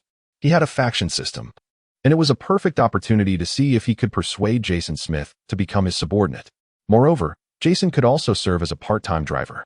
Bai Xiaohua's driving was exceedingly perilous, and Gao Jinxiu genuinely feared he might meet an untimely demise. Upon hearing Gao Jinxiu's words, Jason's eyes gleamed with hope. He had been playing football since childhood, and the thought of abandoning it for something else was truly difficult to accept. If there was a chance to continue playing, he could not let it slip away. Jason, filled with excitement, grasped Gao Jinxiu's hand and declared, "If you can truly help me play professionally, you will be like a brother to me." In Europe, every year, hundreds of thousands of youths immerse themselves in football training. Yet fewer than 3 ever make it to the professional level, and even less than 1 play in the top 5 leagues. Most aspiring footballers face the harsh reality of unemployment upon graduation. This is also why Borussia Dortmund could dismiss Jason without hesitation amidst public scrutiny and a 10,000 fine. After all, someone had to take the blame, and it certainly wouldn't be Gao Jinxiu, who could fetch millions. Thus, a nearly 20-year-old substitute player, who had yet to attract any attention and struggled with controlling the ball, was naturally sacrificed. In contrast to Jason's enthusiasm, the bald man exhibited caution. He delivered a playful slap to Jason's head and chided, "If he is your brother, then what am I? You are my brother too." Jason looked somewhat aggrieved. His pitiful expression elicited a chuckle from Bai Xiaohua, who stood nearby. After teasing Jason, the bald man extended his right hand toward Gao Jinxiu and introduced himself. "Hello. I am Erwin Smith, Jason's elder brother." Gao Jinxiu shook his hand in return and said, "Hello, I am Gao Jinxiu." After the pleasantries, Erwin directly addressed the matter at hand. "I must ask a potentially offensive question, but it is necessary, as you are still a trainee player. What gives you the confidence to make such bold claims?" Gao Jinxiu smiled slightly and countered, "Do you believe it is more reliable for Jason to follow me, or you?" Erwin was momentarily taken aback. Gao Jinxiu's assertion rang true. It was undoubtedly better for Jason to be with him than to remain with Erwin. A person without even a basic understanding of physics should not attempt hardware design, as it would merely be a waste of time. After pondering for a moment, Erwin asked, "If no team wants Jason in the future, what do you plan for him?" Gao Jinxiu responded, "If it comes to that, Jason can serve as my training partner. Or he can drive for me. I even aspire to establish a football training school where he could coach. Besides, I am confident I can cultivate Jason's talents." Gao Jinxiu could assess the personal attributes of his disciples through the faction system and with the targeted training from the virtual training ground. He was certain he could guide Jason effectively. "All right, I hope you remember this promise today." Thus, Jason became Gao Jinxiu's driver that very day, taking them around several properties. Purchasing a house is not akin to acquiring a car. Zhang Xiulan visited various developments, leaving Gao Jinxiu, the football player, with sore feet, yet in the end, no purchase was made. "If you are busy, you can let the driver and Xiaohua accompany me tomorrow," she said, still energetically perusing the property brochures in her hands. Although she did not understand German, she could comprehend floor plans and numbers, especially with Bai Xiaohua serving as her translator. Gao Jinxiu nodded. "All right. Then you should open a bank account first. I will transfer 5 million to you." In Germany, buying a house does not require years of tax proof or a green card, as in some countries. In Germany, it can be said that as long as one possesses wealth, acquiring property is feasible. Thus Gao Jinxiu need not accompany her, as her identity sufficed for the purchase. Upon returning home, it was nearly dinner time. He instructed Bai Xiaohua to arrange accommodation for Jason before meeting his father, Gao Jiangwo. Gao Jiangwo had already coordinated with Andre for a dinner together that evening. Gao Jiangwo made a grand entrance in his newly purchased X7 to pick up Gao Jinxiu. Upon arriving at the agreed-upon Western restaurant, Andre had already arrived. Gao Jinxiu, Gao Jiangwo. As soon as they entered, Andre warmly rose to embrace both men. "Come, sit down. Order whatever you wish. No need to be polite. I am exceedingly happy today. This meal is on me." Of course, Gao Jinxiu and his father would not allow Andre to treat them. After much politeness, they finally persuaded him otherwise. "Gao Jinxiu, I knew you could do it. Truly remarkable. Your performance in the youth team was a complete dominance." Recently, not only the club but several renowned agencies had also contacted him, hoping to facilitate introductions. "I understand you plan to consider signing and transfers after the season ends, hence I did not want to intrude. However, I have already discussed it with Gao Jiangwo." Andre produced a notebook and flipped it open. "Among the agents interested in signing you, some notable names are Mendez, Raiola, and Struth. If you intend to remain in Germany long-term, I suggest you choose Struth, as Bundesliga clubs tend to regard him highly. If you are contemplating other leagues, then Mendez or Raiola would be suitable. Raiola can secure the best financial interests for you, while Mendez prioritizes harmony, which may yield a better reputation for you, albeit with some financial compromises. Each option has its pros and cons. You may discuss this with your father." Andre spoke at length, clearly invested in Gao Jinxiu's contract renewal. After contemplating for a moment, Gao Jinxiu replied, "Mr. Andre, please arrange meetings with all 3 agents for me this Sunday." He indeed required an agent, not only to handle contract and transfer matters, but, more importantly, to assist him with public relations. During this period, the online discourse in Huaxiao was filled with praise for him. Although Gao Jinxiu had not viewed it, ignorance did not equate to absence. No one wished to be perpetually criticized. Although these 3 agents were all based in Europe, it mattered not. For Gao Jinxiu's path was to gain prominence in Europe and confront the Football Association. As long as he managed to cultivate a good reputation in Europe, he found it hard to believe that the Huaxia Football Association would dare to continue slandering him. Chapter 62. The playoffs begin Saturday arrived swiftly, marking the day of the match. Borussia Dortmund's U19 team was set to face off against the U19 squad from Wolfsburg, hailing from the northern region, known as the Wolves.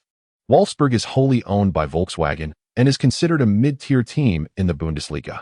However, their youth training programs are commendable, consistently securing the top position in the U19 league, making them a formidable opponent. Perhaps due to the first team's struggle for championship glory, Wolfsburg places significant emphasis on clinching the U19 league title. To the surprise of many, the crowd of fans present was larger than that of Dortmund U19, nearly reaching 3,000 strong. Thankfully, the spacious Red Earth Stadium could accommodate such a number. Smaller youth training venues would likely have been overwhelmed. Even before the match commenced, the Wolfsburg fans began to pound drums and chant slogans. Volkswagen Wolfsburg shall prevail. Wolfsburg shall triumph. The Dortmund supporters, not to be outdone, unleashed their own spirited rendition of High Autumn with vibrant enthusiasm. In a venue hosting fewer than 5,000 spectators, the atmosphere rivaled that of some first-team matches. Amidst this fervor, several players felt their bodies tremble slightly. Lars, observing the anxious demeanor of his teammates, attempted to lighten the mood with jest. "Is this anxiety? What will you do when you advance to the first team with tens of thousands of fans? Will you still play?" His attempts at reassurance yielded limited results, as the players subconsciously regarded him as detached from their predicament. At this juncture, the role of the captain became pivotal. Regrettably, since Teep's injury, the team had yet to appoint a new captain. Gelk, stepping in as a temporary leader, lacked the necessary gravitas. In football, sometimes the battle lies within the psyche. Gao Jinxiu recognized that if his teammates remained in such a state, Their prospects for the match would be grim. Lars continued to soothe the players. When I first joined the first team, I was quite nervous. Back then Coach, were you on the verge of wetting yourself? Gao Jinxiu interjected, standing up to inquire, much to Lars's confusion. Not exactly. Lars struggled to comprehend why Gao Jinxiu would pose such an embarrassing question. However, recognizing Gao's significance to the team's success, Lars refrained from chastising him. Instead chuckling, well, it was a bit nerve-wracking. Surely, you must have secretly worn adult diapers back then? Ha. Laughter erupted among the players. Lars paused, then joined in the mirth, giving Gao Jinxiu a thumbs up. That could be a viable strategy, though I prefer using deep breaths to alleviate tension. Surely you and Oppos have seen Cristiano Ronaldo take penalties? He employs deep breathing techniques to calm himself. You could try that as well. After this lighthearted exchange, the players felt more relaxed. Mimicking Ronaldo's deep breathing method. Minutes passed, and the referee signaled for the players to enter the field. Let us go. Think of it as an opportunity to experience the first team atmosphere. Trust that as long as Gao is with us, victory is assured, Lars exclaimed, extending his right hand and shouting, victory. The players responded in unison, slapping their hands together, victory, as Gao Jinxiu stepped onto the field. A tremendous cheer erupted from the stands. Gao, Gao, Gao. Some female fans were so moved that tears welled in their eyes. Particularly the girl who had previously gifted Gao a jersey. Gao, for the next home game, I'll be the cheerleader again. I must make you remember me. Among the crowd were individuals from the Huaxia Aki Sports Video Network, equipped for filming and commentary. Just a week prior, when Gao Jinxiu scored 6 goals in a single match, Aki Sports rushed to negotiate broadcasting rights with Dortmund to outbid other media outlets. They invested heavily in securing the rights and even enlisted the most popular football poet, He Wei, and the charming commentator, Hu Yifan. However, to their dismay, public sentiment shifted drastically, and prior to this match, it was confirmed that Gao Jinxiu had been placed on a blacklist for misconduct. The potential of such a promising young player, now marred by the Federation's actions, was nothing short of infuriating. I wonder if we can even air this footage. Hu Yifan expressed her frustration. Formerly a commentator for Gumi Sports, she had shifted her allegiance to Dortmund upon being captivated by Gao Jinxiu, only to face this unfortunate turn of events. He Wei consoled her. Football is love, not hate. We need not dwell on such matters. We must focus on our duties. Our mission in Germany is akin to soldiers on a campaign. Even if we fall, we shall do so from the commentary booth. Indeed, let us excel in our roles. Perhaps one day, Tangu and Amp, Oppos, and will expose those responsible, and our efforts will not be in vain. Let us get ready. Hu Yifan nodded, acknowledging the necessity of punctuality for Dortmund's match, especially considering Gao Jinxiu had scored in 2 of the previous 5 games. As He Wei and his team prepared to record their segment, Mendez smiled at a nearby Chinese beauty, who was enthusiastically singing Gao Jinxiu and Oppos as praises. You seem quite reserved usually. Who knew you had such passion? Have you developed a fondness for Gao Jinxiu? 15 goals in 5 matches, averaging a hat-trick. If I were a Dortmund fan, I would be utterly enamored. She replied with a smile, before rejoining the chorus of fans chanting, Gao, goal, goal. Mendez had arrived in Germany early, eager to meet Gao Jinxiu, and the spirited Chinese beauty singing praises was the assistant he intended to recommend to him. Chapter 63. Restrained. Although many speculate that Gao Jinxiu and Oppos' future achievements will be remarkable, Mendez wishes to observe Gao and Oppos' match closely to form his own judgment. This assessment will influence tomorrow's negotiations regarding commissions, as well as determine whether Mendez will take a hands-on approach to the management of Gao or delegate the responsibility to his Chinese assistant. Despite Mendez and Oppos' skepticism about a player emerging from a footballing desert like Huaxia reaching great heights in Europe, he acknowledges that every situation possesses dual aspects. There are inherent advantages to being from a footballing wasteland, based on Gao Jinxiu's current performance. The possibility of surpassing Wu Lei to become Huaxia and Oppos' premier football star appears quite promising. Mendez has tasted the sweetness of representing elite athletes. The likes of Cristiano Ronaldo and Jose Mourinho propelled him to global fame as a football agent. Should Gao Jinxiu secure a starting position in one of the top 5 leagues, Mendez could harness this momentum to expand his business into Asia, much like he did with Ronaldo and Mourinho. As athletes approach their 30s, their physical abilities decline, often leading to retirement when they can no longer compete in Europe. Mendez perceives this as a grave waste. These players could easily transition to lower-tier leagues to secure a comfortable retirement, particularly in the lucrative Huaxiao market. Furthermore, with agents like Raiola entering the fray, Mendez is determined not to falter in direct competition with them. Thus, despite his reservations about Gao Jinqiu, Mendez is resolute in his commitment to manage Gao's career. The stands are not solely occupied by Mendez and Raiola. Struth has also arrived. And even Horobchin and Jonathan have shown up, having caught wind of the buzz surrounding Gao Jinqiu. While fans may not recognize these agents, the media certainly does. Upon spotting Mendez, journalists began drafting articles. Prominent football agent Mendez spotted in the stands of Dortmund U19. Just as the article was released, another journalist exclaimed, "Isn't that the hefty figure of Raiola over there? Quick, write another piece." Scanning the vicinity, another shout followed. "Wait, is that Struth? He's here too?" As yet another article was hastily penned, the journalist noticed, "Good heavens, Jonathan and Horobchin are also present." The presence of so many renowned agents at a youth match raised questions. Are they all here to sign Gao Jinqiu? This seemed to be the only plausible explanation. With a sense of curiosity, the reporters sent out article after article, generating unprecedented attention for the match. Fans flocked to the Dortmund website and live streams, including by Xiaohua's channel. Soon, Gao Jinqiu noticed a rapid increase in system endorsements, quickly surpassing 100 million. "I can finally buy some shoes." Gao Jinqiu rejoiced, yet regrettably. The items purchased through the system materialized out of thin air, a phenomenon he dared not demonstrate in front of so many spectators. He would have to wait until halftime to make his purchases. At that moment, the referee blew the whistle, signaling the start of the match. Dortmund U19 kicked off. The Wolfsburg U19 had studied Gao Jinqiu, as well as Dortmund U19. Following Tepui's injury, Gao had emerged, scoring 15 goals in 5 matches. He was capable of seizing opportunities and executing long-range shots, making him Dortmund U19's unequivocal attacking force. However, this attacking player was a lone wolf, 15 goals, yet no assists. Statistically, Gao Jinqiu appeared as a solitary predator. If they could contain him, Dortmund would become a toothless tiger. Thus, their strategy was twofold. First, apply high pressure to prevent the opponent from passing into the penalty area.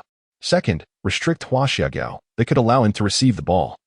But he must not be permitted to shoot. Even if it meant receiving a red card, he must not be allowed to comfortably take a shot. Of course, they would not easily earn red cards. Last week, Gao Jinqiu had kicked the referee, and within the officiating community, it was widely believed he needed a minor lesson. So, they understood. Remember, we are Wolfsburg, and a pack of wolves is always stronger than a lone wolf. Go forth, children, and let Dortmund witness the might of the Wolfsburg pack. The Wolfsburg U19 players diligently executed Coach Schmidt and Amp Oppo's pre-match strategy, charging forward and applying relentless pressure on Dortmund U19. Remarkably, this tactic proved effective, especially as the young Dortmund players struggled to shake off the nerves of the momentous match. Soon enough, midfielder Karai made a critical error. Upon receiving the ball, he was quickly pressured, prompting a hasty pass that inadvertently struck the opposing player, number 14, Mason Timothy. The ball ricocheted to Wolfsburg U19's Nick Otto, who controlled it and launched a long pass to his twin brother, Yari Otto. The two brothers, having played together since childhood, exhibited exceptional synergy. As Nick Otto gained possession, Yari Otto was already in motion. The ball soared over Dortmund U19 and Amp Oppo's defensive line, and Yari Otto, meeting it with a powerful header, redirected it swiftly into Dortmund U19 and Amp Oppo's net. Goalkeeper Ellen Martin sensed impending doom and lunged for the save, but alas, it was too late. The shot was too close, and the ball zipped past his outstretched fingertips, finding its home in the back of the net. Goal. A mere minute into the match, Wolfsburg U19 took the lead.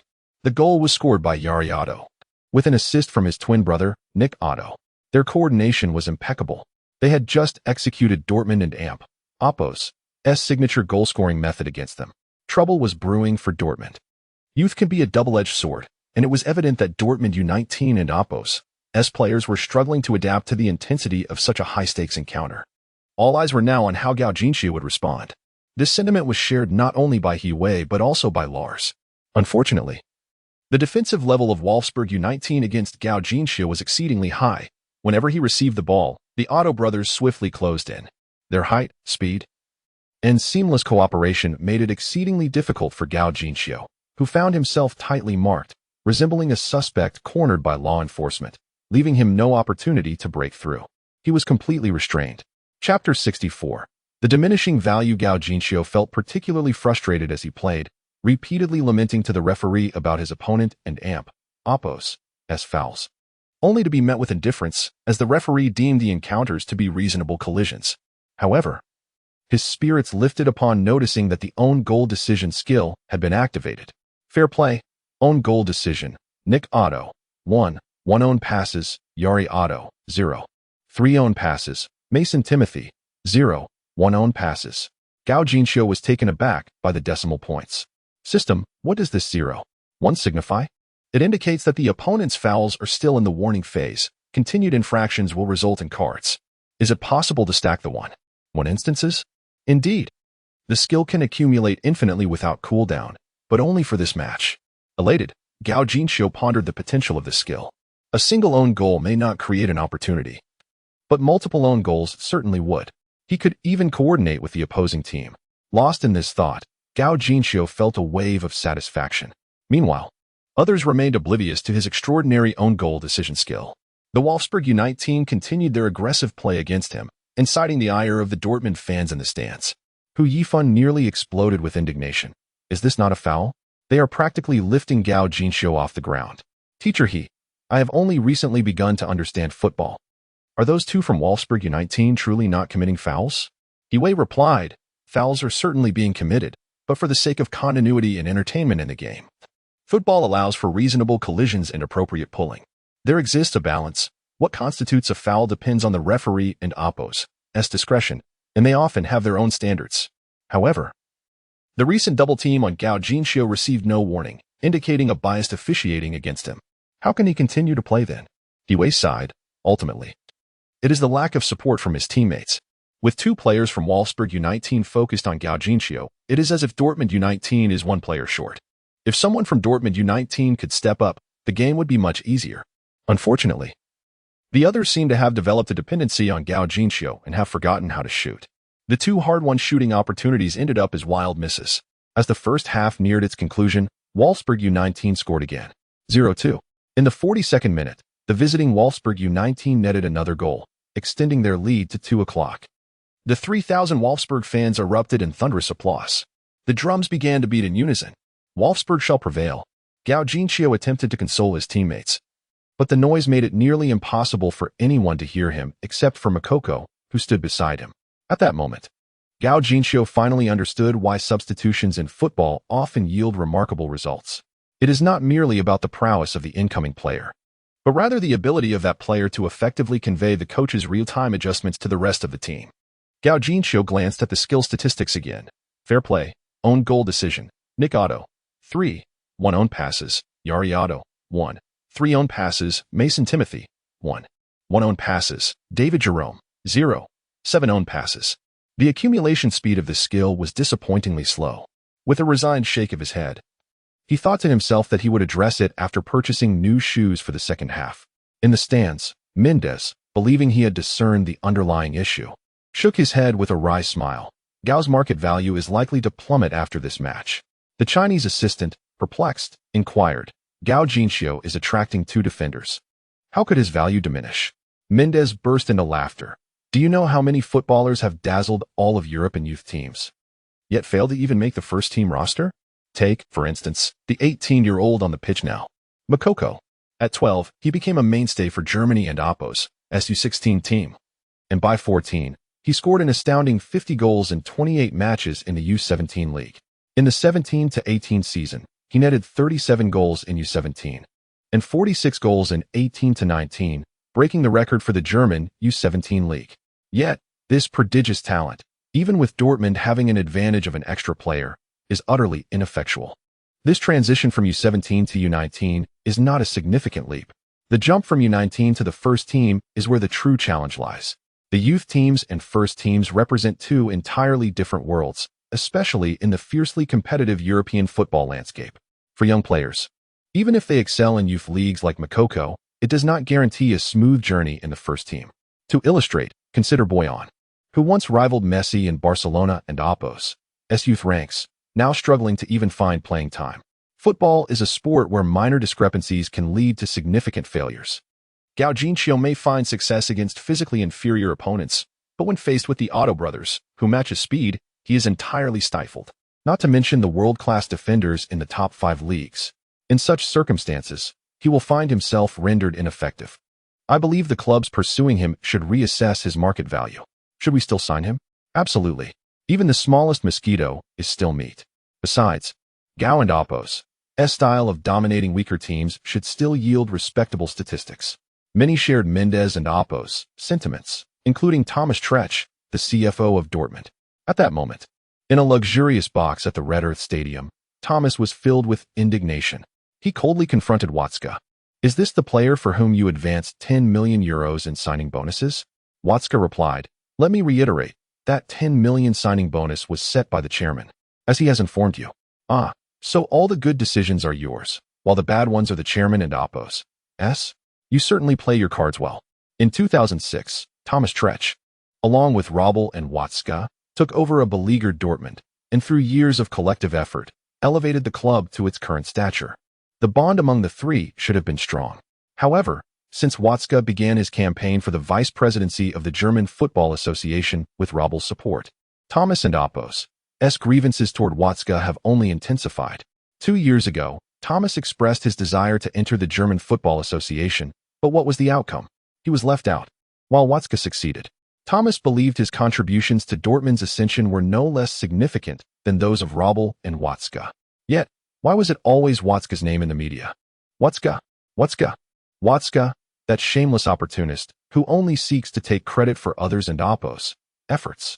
Thomas harbored deep resentment toward Watzke, though his self-restraint prevented him from expressing it openly. Nevertheless, Watzke and Oppo's recent actions had crossed the line. Just days ago, he authorized a 10 million euro deal for a youth player without consulting him. It is essential to recognize that he is the chief financial officer of Borussia Dortmund. Such a substantial transfer could not have been executed without his consent. Otherwise, what value does his position hold? 1 million euros is not a trifling sum. Thomas exclaimed in fury. So, in the future, will you drain Borussia Dortmund and Oppo's resources without even consulting me? Watzke, aware that this matter had not been handled with finesse, patiently attempted to clarify. Let me reiterate, this decision was made by the chairman, and when I called you that evening, you did not answer. The chairman insisted that a decision be reached that night, which is why I instructed the finance team to proceed with the transfer. A feeble defense, indeed. I am curious to see how much you are willing to offer that individual from Huaxia, given his performance today. After uttering these words, Thomas huffed and stormed out. Chapter 65. The return of value before long. The referee blew the whistle, signaling the end of the first half. Upon hearing the sound, Gao Jinxiu excused himself, claiming a stomach ache, and dashed to the restroom, leaving his teammates exchanging bewildered glances. Was he battling with nature during the game? Perhaps. No wonder he had been lackluster in the first half. It was astonishing. I surely would not have been able to hold it in. Could it be that he mentioned adult diapers this morning for a reason? The teammates fell into contemplation, their faces filled with admiration. They were deeply impressed by Gao Jinxiu's dedication. Just look at our captain, playing even in adult diapers, and here we are. What nonsense did we play in the first half? I weep. If I don't give my all in the second half, it would be a disrespect to the captain. The team was profoundly shaken, their eyes filled with determination, and their spirits ignited. Gao Jinxiu rushed into the restroom and locked the door. System. Quickly. Bring up the system panel. Host. Gao Jinxiu likes. 100, 034, 567 age, 18 height, 175 centimeters control, 73, dribbling, 70, breakthrough, 74, ball control, 86, passing, 67, shooting, 67, defense, 66, tackling, 67, speed, 76, explosiveness, 66, balance, 66, jumping, 66, stamina, 67, goalkeeping, 66, charisma, 66 overall rating, 70 skills, certain goal from the small box, precision targeting, Marcelo ball control, fair play zone goal, equipment, energy absorbing shin guards. The number of likes had indeed surpassed 100 million, and there were an additional 30,000. Alleviating any concerns about the consumption in tonight's virtual training ground. There was no room for hesitation. System, open the system all. I wish to purchase acceleration cleats. Gao Jinxiu initially considered acquiring rapid cleats or explosive cleats, but given the team's 2-goal deficit and the 30-minute cooldown for both, he could only utilize the skills twice, with each skill lasting a mere 10 seconds. Even if he successfully evaded the two pesky defenders twice, it would not guarantee a goal, and at most, he could score only 2. Therefore, under the current circumstances, rapid cleats and explosive cleats would not be significantly beneficial. After much contemplation, Gao Jinxiu decided to purchase the acceleration cleats. Although they only offered a 5-speed increase, considering the reckless playing style of the Wolfsburg U19 in the first half, their stamina would undoubtedly falter in the second half. At that point, a 5-speed boost, combined with the own goal skill, should allow him to shake them off. Ding! The host spends 100 million likes to purchase a pair of acceleration cleats. The item has been placed in the temporary storage space. Would you like to claim it? Claim. In an instant, the shoes on Gao Jinxiu's feet transformed into a pair of technologically advanced cleats.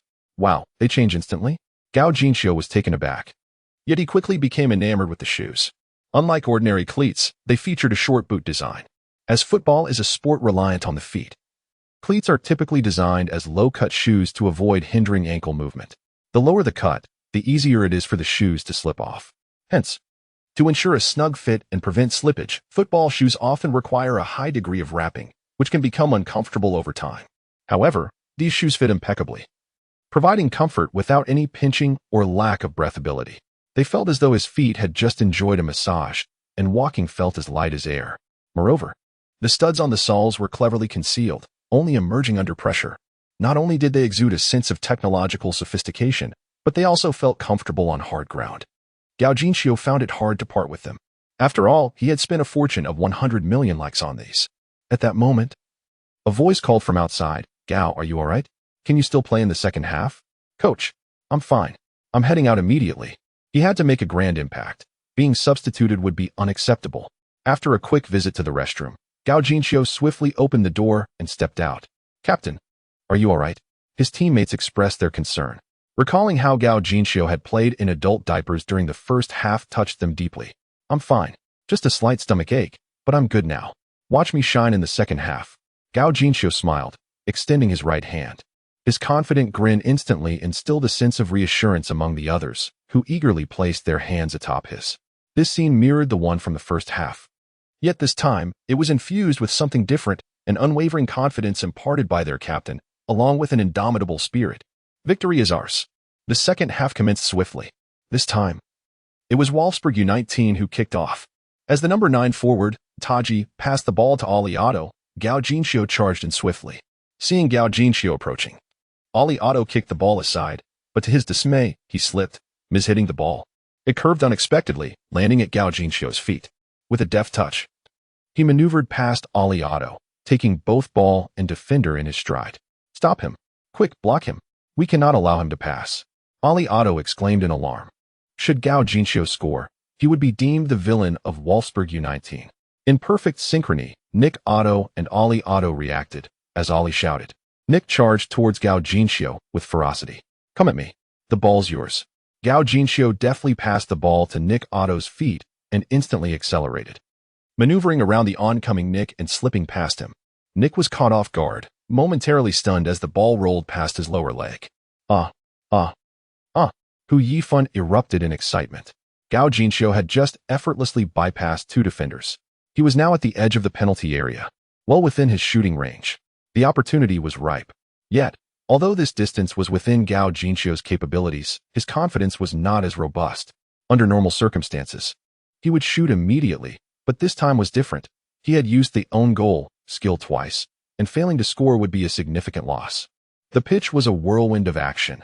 Gao Jinxiu hesitated just for a moment, and the 2 defenders from Wolfsburg U19 converged upon him. What? So quick?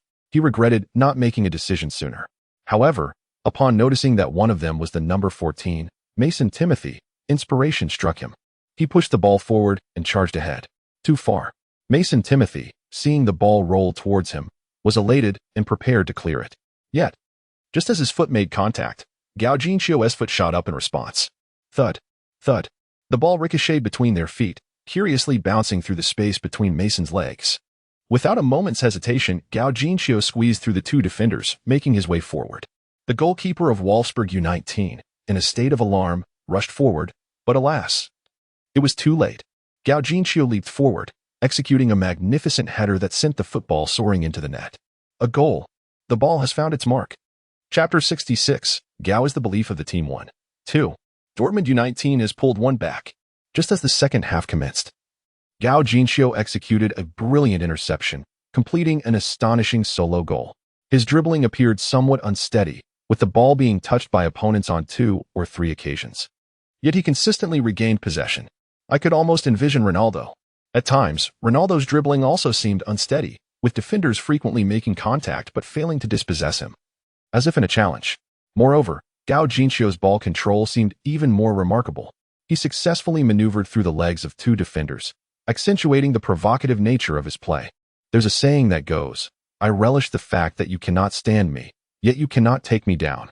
The camera pans to the Otto brothers of Wolfsburg U19, both wearing expressions of exasperation.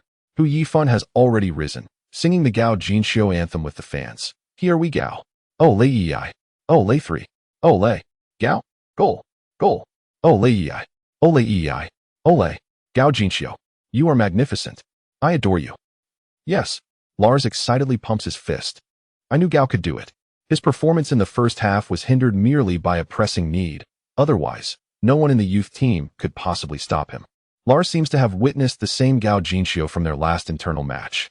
In that encounter, U18 faced U19 and Gao Jinxiu, with 2 provocatively brilliant goals, united a disjointed U18 team. This time, observing his teammates excitedly rushing towards Gao Jinxiu, Lars knew that Dortmund U19 was destined for victory, for Gao binds the team together. He is the very embodiment of their belief. As anticipated, in the ensuing match, the players of Dortmund U19 appeared to possess boundless stamina, pressing relentlessly across the field. During the first half, the Otto brothers were involved on both ends, exhausting their energy. Now, with Gao Jinxiu equipped with his speed shoes and supported by teammates, they quickly found themselves unable to keep up. After being toyed with by Gao Jinxiu like a dog on a leash for about 10 minutes, they soon found themselves gasping for breath, nearly collapsing. In the first half, Gao Jinxiu had surmised that the frantic running of Wolfsburg U19 would surely result in fatigue in the second half. Thus, despite feeling somewhat constrained, he remained patient, waiting for the moment in the second half to don his speed shoes and maximize his advantage. Indeed, within 10 minutes of the second half commencing, the brothers were already breathless, utterly unable to pursue Gao Jinxiu, resorting instead to incessantly committing fouls. The referee frequently cautioned the two, even issuing a yellow card to Nick Otto. Yet without awarding a free kick, Gao Jinxiu managed to accumulate a significant amount of own goal skill points. Own goal and fair play. Number 4 Nick Otto. 3. 9 own passes. Number 11 Yari Otto. 2. 3 own passes. Number 14 Mason Timothy. 1. 2 own passes. No. 22 David Jerome. 1. 7 own passes. Number 23 John Luca. 0. 2 own passes. Almost there. Just one more goal. Gao Jinxiu clenched his fist, preparing to use his skill once again. Did he think so little of them? Nick Otto's face darkened with anger. Fuck. Don't be so arrogant. Do you think you can just score whenever you say? Gao Jinxiu smiled. Perhaps others might stop me, but you might not. Feel free to try. Fuck. What did you say? Nick Otto nearly charged at Gao Jinxiu, his frustration boiling over. He was already seething from being toyed with by Gao Jinxiu, and now this taunt was unbearable. Fortunately, Yari Otto restrained him. Calm down. He knows you have a yellow card. He is trying to provoke you. With that, Nick Otto regained his composure, glaring fiercely at Gao Jinxiu. I advise you not to be so cocky, or I'll break your legs even if it means getting a red card. Referee, he is threatening me. Gao Jinxiu immediately raised his hand. The referee indeed approached, warning Nick, if you curse at your opponent again, I will show you a card. Own goal and fair play. No. 4 Nick Otto. 4 own passes. Number 11 Yari Otto. 2. 3 own passes. Number 14 Mason Timothy. 1. 2 own passes. Number 22 David Jerome. 1. 7 own passes. Number 23 John Luca. 0. 2 own passes. Just an additional 0. 1 skill point. Gao Jinxiu scoffed, thinking the system was rather stingy. However, upon seeing that Nick Otto's own pass skill points had reached exactly 4, he was suddenly elated. If he could receive 4 consecutive passes from him, that would signify he could effortlessly maneuver past him 4 times, wouldn't it? This was exhilarating. Come, Jelki, pass me the ball. Gao Jinxiu began gesturing for Jelki to pass. Jelki, already in awe of Gao Jinxiu, despite the presence of the Otto brothers, unhesitatingly passed the ball to him. Do you think we're invisible? How arrogant. Nick, witnessing Gao Jinxiu demanding the ball while being entangled with his brothers, felt an overwhelming rage. He pushed aside Gao Jinxiu, leaping to intercept the ball, intending to disrupt the pass. Little did he know, Gao Jinxiu completely ignored him. With that push, he surged forward. Boom. The ball was passed a bit high. And just as Nick jumped, he realized he had misjudged it, the football striking the top of his head and rebounding towards Gao Jinxiu. Perfectly executed. Gao Jinxiu controlled the ball with his chest, swiftly turning and charging toward the opposing goal. Nick was infuriated. As soon as he landed, he sprang up, fiercely pursuing Gao Jinxiu. His mind was clouded with anger, his sole thought being that he must intercept this ball. Yari Otto also sensed the impending disaster and sprinted after him. Unfortunately, with Gao Jinxiu donning his speed shoes, his pace was simply beyond their reach, and in no time, he had once again penetrated the opponent's penalty area. The defenders now were number 14 Mason Timothy and number 22 David Jerome, both of whom had accumulated own goal skill points. Thus, Gao Jinxiu showed no intention of slowing down. He charged forward, and as he neared the two, he pushed the ball forcefully. The ball swiftly flew between Mason Timothy's legs. He hastily clamped his feet together, but alas, it was too late. The football striking the inner side of his calf and passing through. Meanwhile, Gao Jinxiu had already accelerated past him. Brilliant. Another clear shot. Gao Jinxiu's play was mesmerizing. The goalkeeper charged out. Gao Jinxiu executed a lateral touch, evading the shooting angle. He shot. The ball found the net.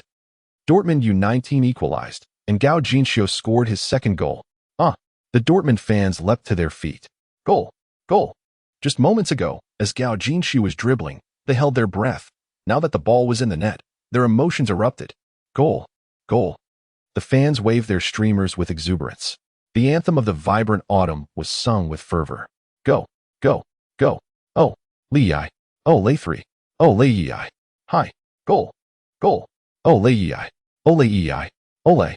The stands of Borussia Dortmund's fervent supporters transformed into a joyous sea as colorful streamers danced in the air. Chapter 67. The despairing fans of Wolfsburg. It was utterly astonishing. It seemed as though Gao Jinxiu had known in advance that Nick would head the ball there. Everyone was left in shock by Gao Jinxiu's remarkable skill. This was already his second spectacular solo goal of the day. Such a sharp breakthrough was a feat that even Messi might not accomplish in every match. Yet Gao Jinxiu had managed to do it twice in succession. Gao Jinxiu, you were simply magnificent. Hu Yifan, brimming with excitement, leapt and jumped, cupping his hands like a trumpet and shouting towards Gao Jinxiu, Gao Jinxiu, I love you. He Wei chuckled, we're still filming. If you stand up so suddenly, the camera can only capture your chest, and you're bouncing around like that. I apologize. I got a bit too carried away. Hu Yifan said, sitting back down, a hint of embarrassment in his voice. It's quite all right. This is a normal reaction for a fan, Huey reassured him. As commentators, transforming passion into profession comes with its own set of challenges. Akin to running naked in a raincoat, watching a match should be a fully immersive experience, yet we are compelled to maintain an observer's stance, always separated from perfection by a thin veil. Teacher you articulated that beautifully. Hu Yifan blushed, suspecting that Huey might be making a suggestive remark, yet lacking any proof. In the VIP box, Watzke ran a couple of laps in excitement, clenching his fists and waving them energetically. Good. Well done. The echoes of his enthusiasm filled the room. He glanced around and suddenly regretted watching the match alone in the box. Thomas had already left, leaving him without anyone to share in the thrill. Without further hesitation, Watzke pushed open the box door and stepped out, ready to join the other Dortmund fans in cheering for Gao Jinxiu and the Dortmund U19 team. Due to Gao Jinxiu being blacklisted as a controversial figure by Xiaohua and Appos, its domestic short video platform had already been shut down. Currently, there were only about 30 people in the live stream, but they were all diehard fans. And upon witnessing Gao Jinxiu's 2 goals, they nearly jumped out of their seats in excitement. It was a pity that such brilliant goals were seen by so few. Damn it, without sea cucumbers, I can't even make it into the national team. A genius like Gao Jinxiu ends up on the blacklist. I ask, are athletes considered entertainers? The Football Association is truly trash. Just when we finally have a promising talent, they seek to silence him. Do they have a grudge against Chinese football? It's not that they harbor a grudge against Chinese football. They fear that genuinely skilled players will emerge, rendering their own positions untenable. The analysis from the upper level is spot on. Unfortunately, rational fans are always in the minority, due to restrictions and the U19 League's insufficient status. Gao Jinxiu's 2 goals failed to make waves online domestically. The number of likes from domestic netizens was alarmingly few. Thankfully, the Football Association's reach does not extend to Europe. Otherwise, they might not even gather the 100 million likes needed to buy a pair of shoes today. Back at the stadium, within 10 minutes of the match starting, the Wolfsburg U19 team had already conceded 2 goals, shattering their morale. Their running distance in the first half was nearly 1.5 times that of Dortmund U19. And after putting in all that effort only to have the score equalized by that Chinese player, it was impossible for their spirits not to collapse. Especially since both goals were directly related to Nick and his defensive efforts against Gao Jinxiu. The players began to blame one another. Nick, which side are you on? Are you intentionally passing to that Chinese player? Do you think I want this? Fuck. You're either an idiot or a fool, and when you make a mistake, you don't want anyone to say anything? Fuck. Who are you cursing? Nick nearly swung a punch in retaliation. He had already been fuming after being toyed with by Gao Jinxiu, and now this fool dared to provoke him. Thankfully, Ayala intervened. Brother, don't waste your breath on such an idiot. Ayala pulled Nick away and, seeing his teammate Ibame still cursing, became furious himself. If you're so capable, then you defend him. Ayala Otto had lost faith in being able to stop Gao Jinxiu. In the second half, that Chinese player seemed to have been injected with adrenaline, not only increasing his speed but also appearing to have sharpened his skills. Some plays even made it seem as though he anticipated their mistakes, deliberately kicking the ball towards them, especially with Nick and Oppo's. As wayward header, it was as if he had known beforehand that Nick would misplace it, darting forward early. No wonder he had scored 15 goals in 5 matches. This Chinese player was terrifying. Ayala Otto was ready to throw in the towel, since Ibame wanted to step up. Let him experience the humiliation of being toyed with by a Chinese player. I only listened to the coach and Oppo's orders. Ibame was no fool. He understood Nick and Oppo's abilities. If both of them struggled to contain Gao Jinxiu, how could he possibly manage alone? He was merely venting his frustration after conceding 2 quick goals. You're scared to defend, yet you still talk big? Ayala shouted, dragging Nick away. As the match resumed, following their internal conflict, the Wolfsburg U19 players had completely lost the fighting spirit they had shown in the first half. The consequence was that they were pressed back into their half, being relentlessly attacked by Dortmund U19. With the opposing team on the offensive, Gao Jinxiu's own goal became increasingly effective, often requiring just a few skillful maneuvers to penetrate the opponent's penalty area. Coupled with his lightning speed, Gao Jinxiu thrived in the Wolfsburg U19's box, darting left and right. In a mere 10 minutes, he scored 2 more goals, achieving a remarkable quadruple. By the time the second half was even halfway through, Gao Jinxiu had netted 4 goals, and the visiting stands fell into a haunting silence. The 3,000 Wolfsburg fans wore expressions of utter despair. If the fans felt this way, one could only imagine how the players on the field felt. They were devoid of any fighting spirit, all yearning for the match to conclude swiftly. On the sidelines, the Wolfsburg U19 head coach was shouting in frustration. Yet, it was all in vain. The players were intimidated and had even forgotten their coach's pre-match instructions, lacking the courage to foul Gao Jinxiu. However, when Gao Jinxiu scored his 5th goal, Lars made the decision to substitute him early. This was his prized gem. If he were to be injured by the frantic Wolfsburg U19 players, he would never forgive himself. In the 70th minute of the match, after scoring 5 goals, Gao Jinxiu was replaced by Coach Lars. The home crowd erupted in sustained applause, accompanied by the resounding chants of Gao Jinxiu. Go, go, go. Chapter 68. Are you driving? Oh, lay, ole. Iwei, filled with excitement, stood up and sang the anthem of Gao Jinxiu alongside the fervent home fans. Although his visual presence was not as striking as that of Hu Yifan, the emotional resonance felt by the fans during this match was undoubtedly comparable. Those familiar with Iwei understand that he is a composed individual, a football poet who maintains his poise at all times. Yet, it is precisely because of his usual steadiness that this momentary display of fervor struck a profound chord with the fans. Despite being hailed as a football poet, he often finds himself at a loss for words when commentating on the Huaxia national team's matches, frequently uttering, "Time is running out for the Huaxia team." However, today, he was so overwhelmed with emotion that he could hardly articulate his thoughts. "I apologize, I truly am too excited," he confessed. Hu Yifan chuckled. "Teacher he. It seems you just engaged in a perfect streak of unrestrained enthusiasm. Due to Gao Jinxiu's controversial circumstances, it was evident that this program might not air. Allowing Hu Yifan to speak freely and even just about He Wei burst into laughter. Indeed, it feels even better than a perfect streak of unrestrained enthusiasm. I have never felt so invigorated, so moved, since entering the world of football. Our Huaxia has finally produced a football genius, although, due to various reasons, this genius is unable to represent our nation and is even labeled a controversial figure domestically. Nonetheless, life may not be as splendid as one imagines, but it is also not as dreadful. I believe that one day, Gao Jinxiu will become a source of pride for Huaxia. As a commentator, it may not be appropriate for me to express such views, yet as a fan, as a Huaxia supporter, I must proclaim, even if this program never airs, I will continue my commentary, because I believe in Gao Jinxiu. I believe in this man who can achieve 5 successes in just 25 minutes. It was evident that He Wei was thoroughly captivated by Gao Jinxiu. Hu Yifan nodded in agreement, like Teacher He. Even if the program cannot be broadcasted, even without compensation, I will continue my commentary. Gao Jinxiu is the pride of Huaxia football. He should not be subjected to online harassment. Given the uncertainty of the program and Oppo's airing, Hu Yifan decided to speak her mind. In order to provide a more insightful commentary for this match, I have taken the time to delve into Gao Jinxiu and Oppo's background. I want to assert that he is not the arrogant, unpatriotic figure portrayed online. On the contrary, I find him remarkably humble and upright. Someone who loves passionately and despises vehemently. This is evident from his comics. Many may not know that Gao Jinxiu is also a young manga artist. His work titled, and Amp, Oppos, the most money spent to join the Huaxia national team, and Amp, Oppos, sold 300,000 copies in Germany. This comic satirically narrates the journey of a young boy who continuously enhances his national team VIP status through monetary means, ultimately earning a spot on the national team. This comic was created during Gao Jinxiu's expulsion from the Olympic team, and I believe the implications are clear.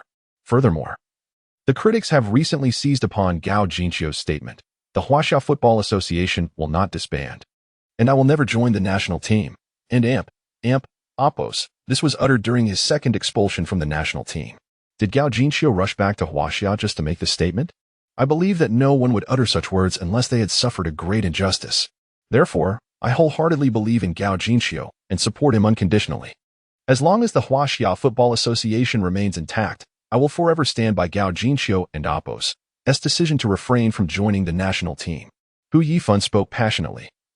Full of indignation, He Wei contemplated intervening, but realizing the program and Amp, Oppos' uncertain fate, he allowed her to express herself freely.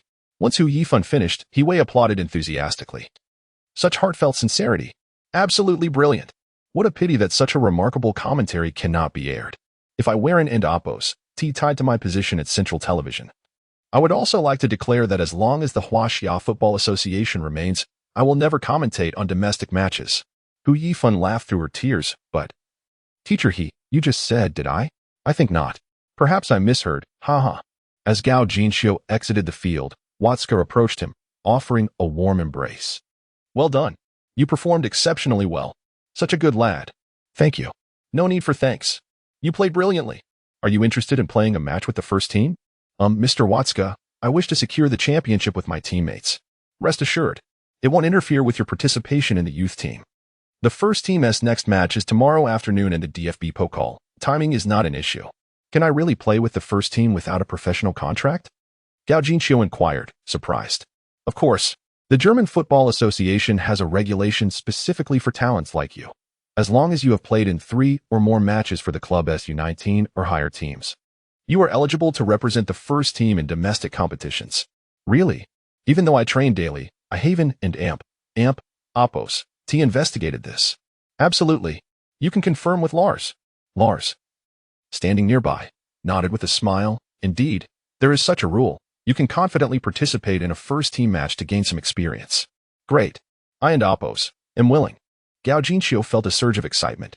Given his ban in the domestic league, his popularity seemed stagnant. If he couldn't and Amp, Oppos, quickly build a fan base in Europe, he might struggle to gain access to the Amp, Oppos, virtual training ground and Amp, Oppos, in the future. Although the Cup and Amp, Oppos' attention might not be overwhelming, it far surpasses that of the Youth League. especially now that the DFB Pokal had reached the quarterfinals, garnering significant media coverage, unlike the Youth League, which only attracted insiders and a handful of genuine fans. Most importantly, representing the first team and potentially scoring would greatly enhance his market value. Seeing Gao Jinxiu and Amp, Oppos, as affirmative response, Watzke beamed, his face lighting up with joy. Not the least bit intimidated, just as I expected from a player of your caliber. All right, I will speak to Tuchel and ensure you at least get a chance to come off the bench. Gao Jinxiu nodded appreciatively. Thank you, Mr. Watzke. The cup matches were knockout rounds, so he didn't dare request a starting position.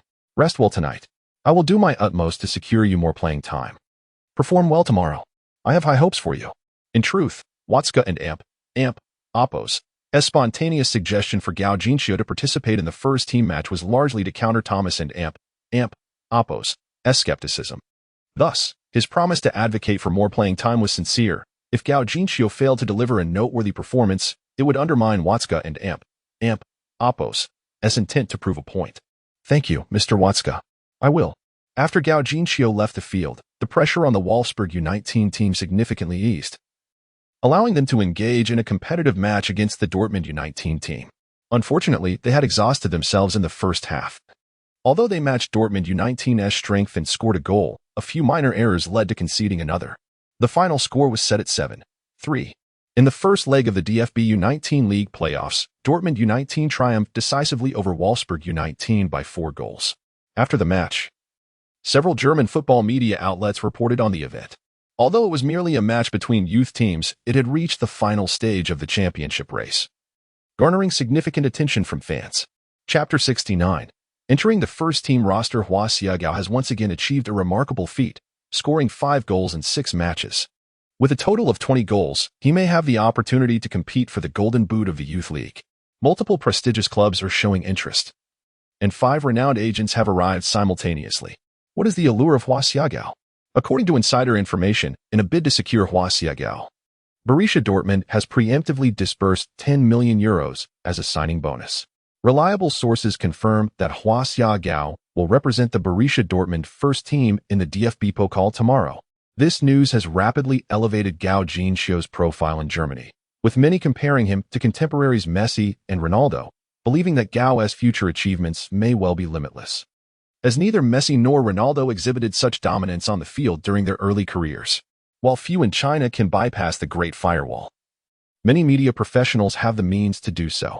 Upon witnessing the German media's fervent coverage of Gao Jinxiu, even drawing parallels to Messi and Ronaldo, they have sensed a sensational news story.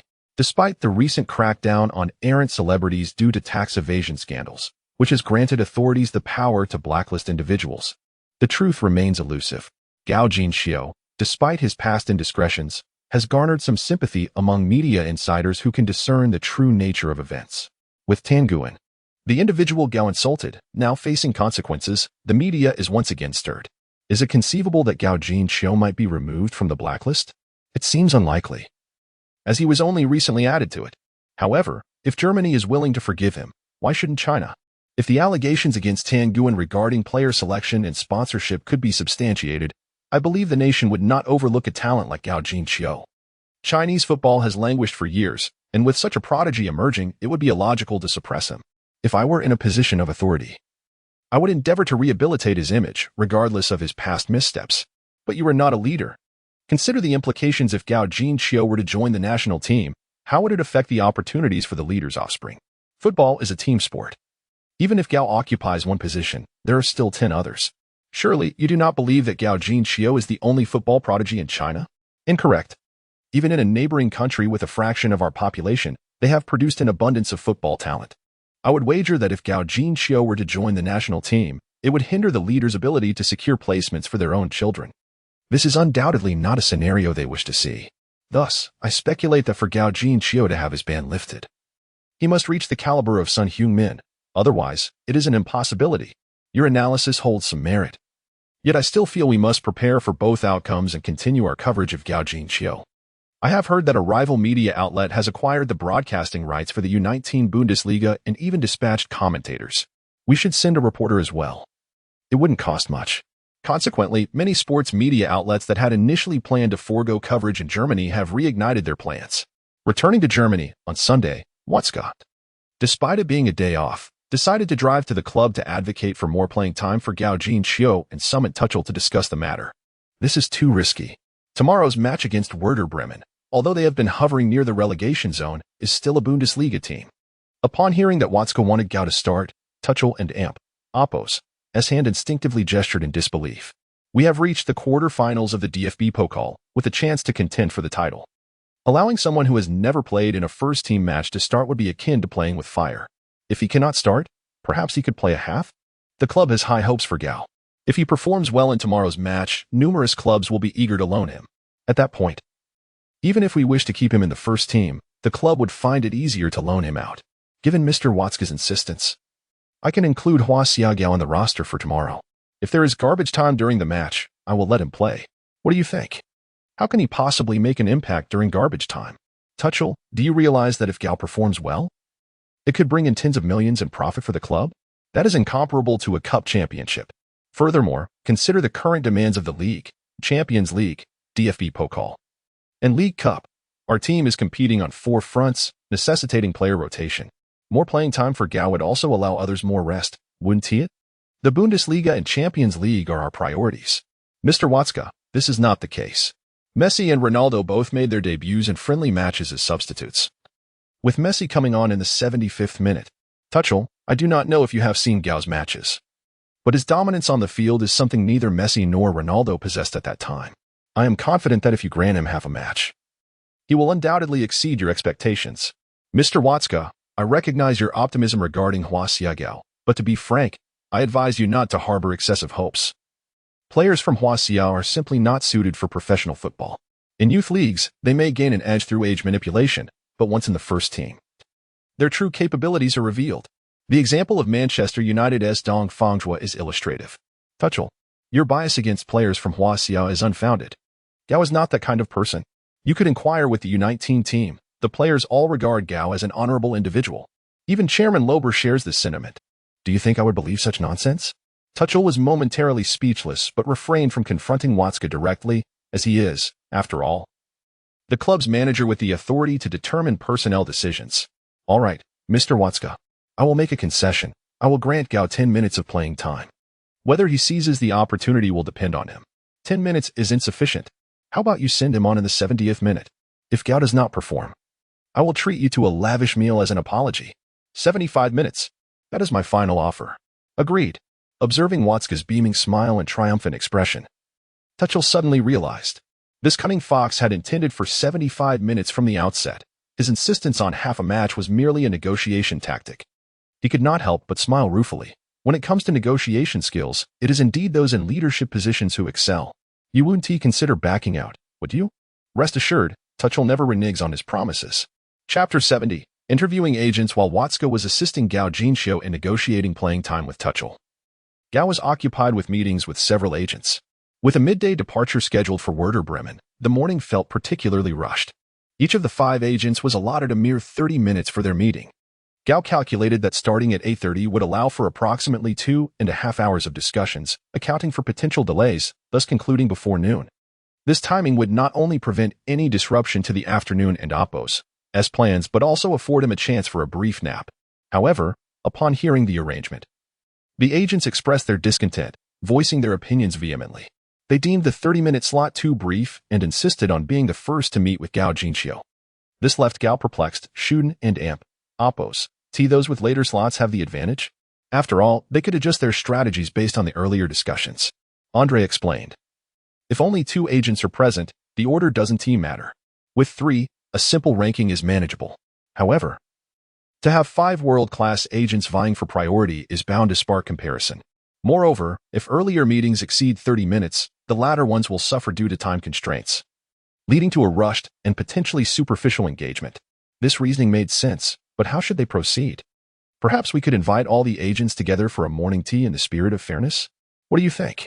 Suggested Andre. Gao Jianguo hesitated. Will that make them think we are putting on airs, as if we consider ourselves important? What if the agents who don't attend feel slighted? After all, Xiao Qiu is still a Tier 2 player. Gao Jinxiu had only recently been labeled as pretentious in his homeland. If such a reputation took root in Europe, it could solidify. What does it matter? With Xiao Gao's talent, he will undoubtedly become a star. I'm not exaggerating. From the moment I laid eyes on him, I knew he would be a future sensation. Look at him now. He's already invincible at this level. I'll say it again, he will be a superstar. He may not surpass Messi or Ronaldo, but he will certainly rival Haaland and Mbappe. Andre's exuberance was evident, much to the delight of the Gao family. Moreover, do not overestimate the agents. To put it bluntly, agents work for the players. They serve the athlete, while Xiao Gao is the true master. Very well. Let us indulge in a bit of bravado. In truth, it is rare for multiple agents to simultaneously vie for a single player in the football world. Typically, agents secure footballers through two primary avenues, either via club recommendations or introductions from other players, or by identifying potential talent before they make a name for themselves during matches. In this instance, the presence of Mendes, Raiola, Jonathan, Struth, and Horobchan was entirely due to Gao Jinxiu's meteoric rise. Just over a month prior, he was relatively unknown. By the time agents recognized his potential, he had already captured the attention of all of Europe. As some of the most renowned football agents globally, they could not afford to overlook such a promising prospect, leading to the spectacle of 5 top agents competing for Gao Jinxiu's allegiance. Initially, Mendes was indifferent to Gao, but after witnessing his extraordinary performance, he became fervently excited, exclaiming to his assistant, "We must sign him. He is the future Cristiano Ronaldo." The other agents shared similar sentiments, displaying no signs of reluctance about meeting with Gao Jinxiu all at once. Upon arriving at the designated hotel, the agents were already gathered, accompanied by a few journalists. "Hello, Gao. I am Mendes." "Hello, Gao. I am Raiola." "I am Struth." "I am Jonathan." "I am Horobchan. We represent the Ruhr Sports newspaper. We are from the German football newspaper." The agents greeted Gao Jinxiu warmly. After exchanging handshakes, Gao quickly got to the point. "I apologize for the sudden change in plans. I must travel to Bremen with the team at noon, so I could only arrange to meet all of you simultaneously." The agents expressed their understanding and offered their best wishes for Gao's success in scoring goals and achieving a perfect debut with the first team. After dismissing the journalists, the meeting began in earnest, akin to an interview. "Please, share your strengths and what you can offer me." Mendes stated, "I only sign superstars, and you, Gao, will undoubtedly be a future superstar. My connections span all of Europe. If you sign with me, I can facilitate your move to any club you desire. Furthermore, I can manage not just your football affairs but your personal life as well." Raiola asserted, "I can help you earn more money." Jonathan added, "The Premier League is the world's top league, filled with prestigious clubs and the most successful commercial ventures. I am well established in the Premier League." Horobchan claimed, "I have connections worldwide and collaborate with Huaqiao. I can resolve any conflicts you have with the Huaqiao Football Association, allowing you to return to the national team." Struth boldly declared, "I can help you strike a blow to the Huaqiao Football Association." Horobchan and Struth had evidently done their homework, as they were aware of Gao Jinxiu's grievances with the association. However, Horobchan's understanding was lacking, considering how the association had treated Gao. If he were to reconcile, he would lose respect for himself, let alone actively seek reconciliation. Thus, Horobchan was the first to be dismissed. Conversely, Struth's proposition piqued Gao Jinxiu's interest, prompting him to smile and inquire, "How do you intend to help me embarrass the Huaqiao Football Association?"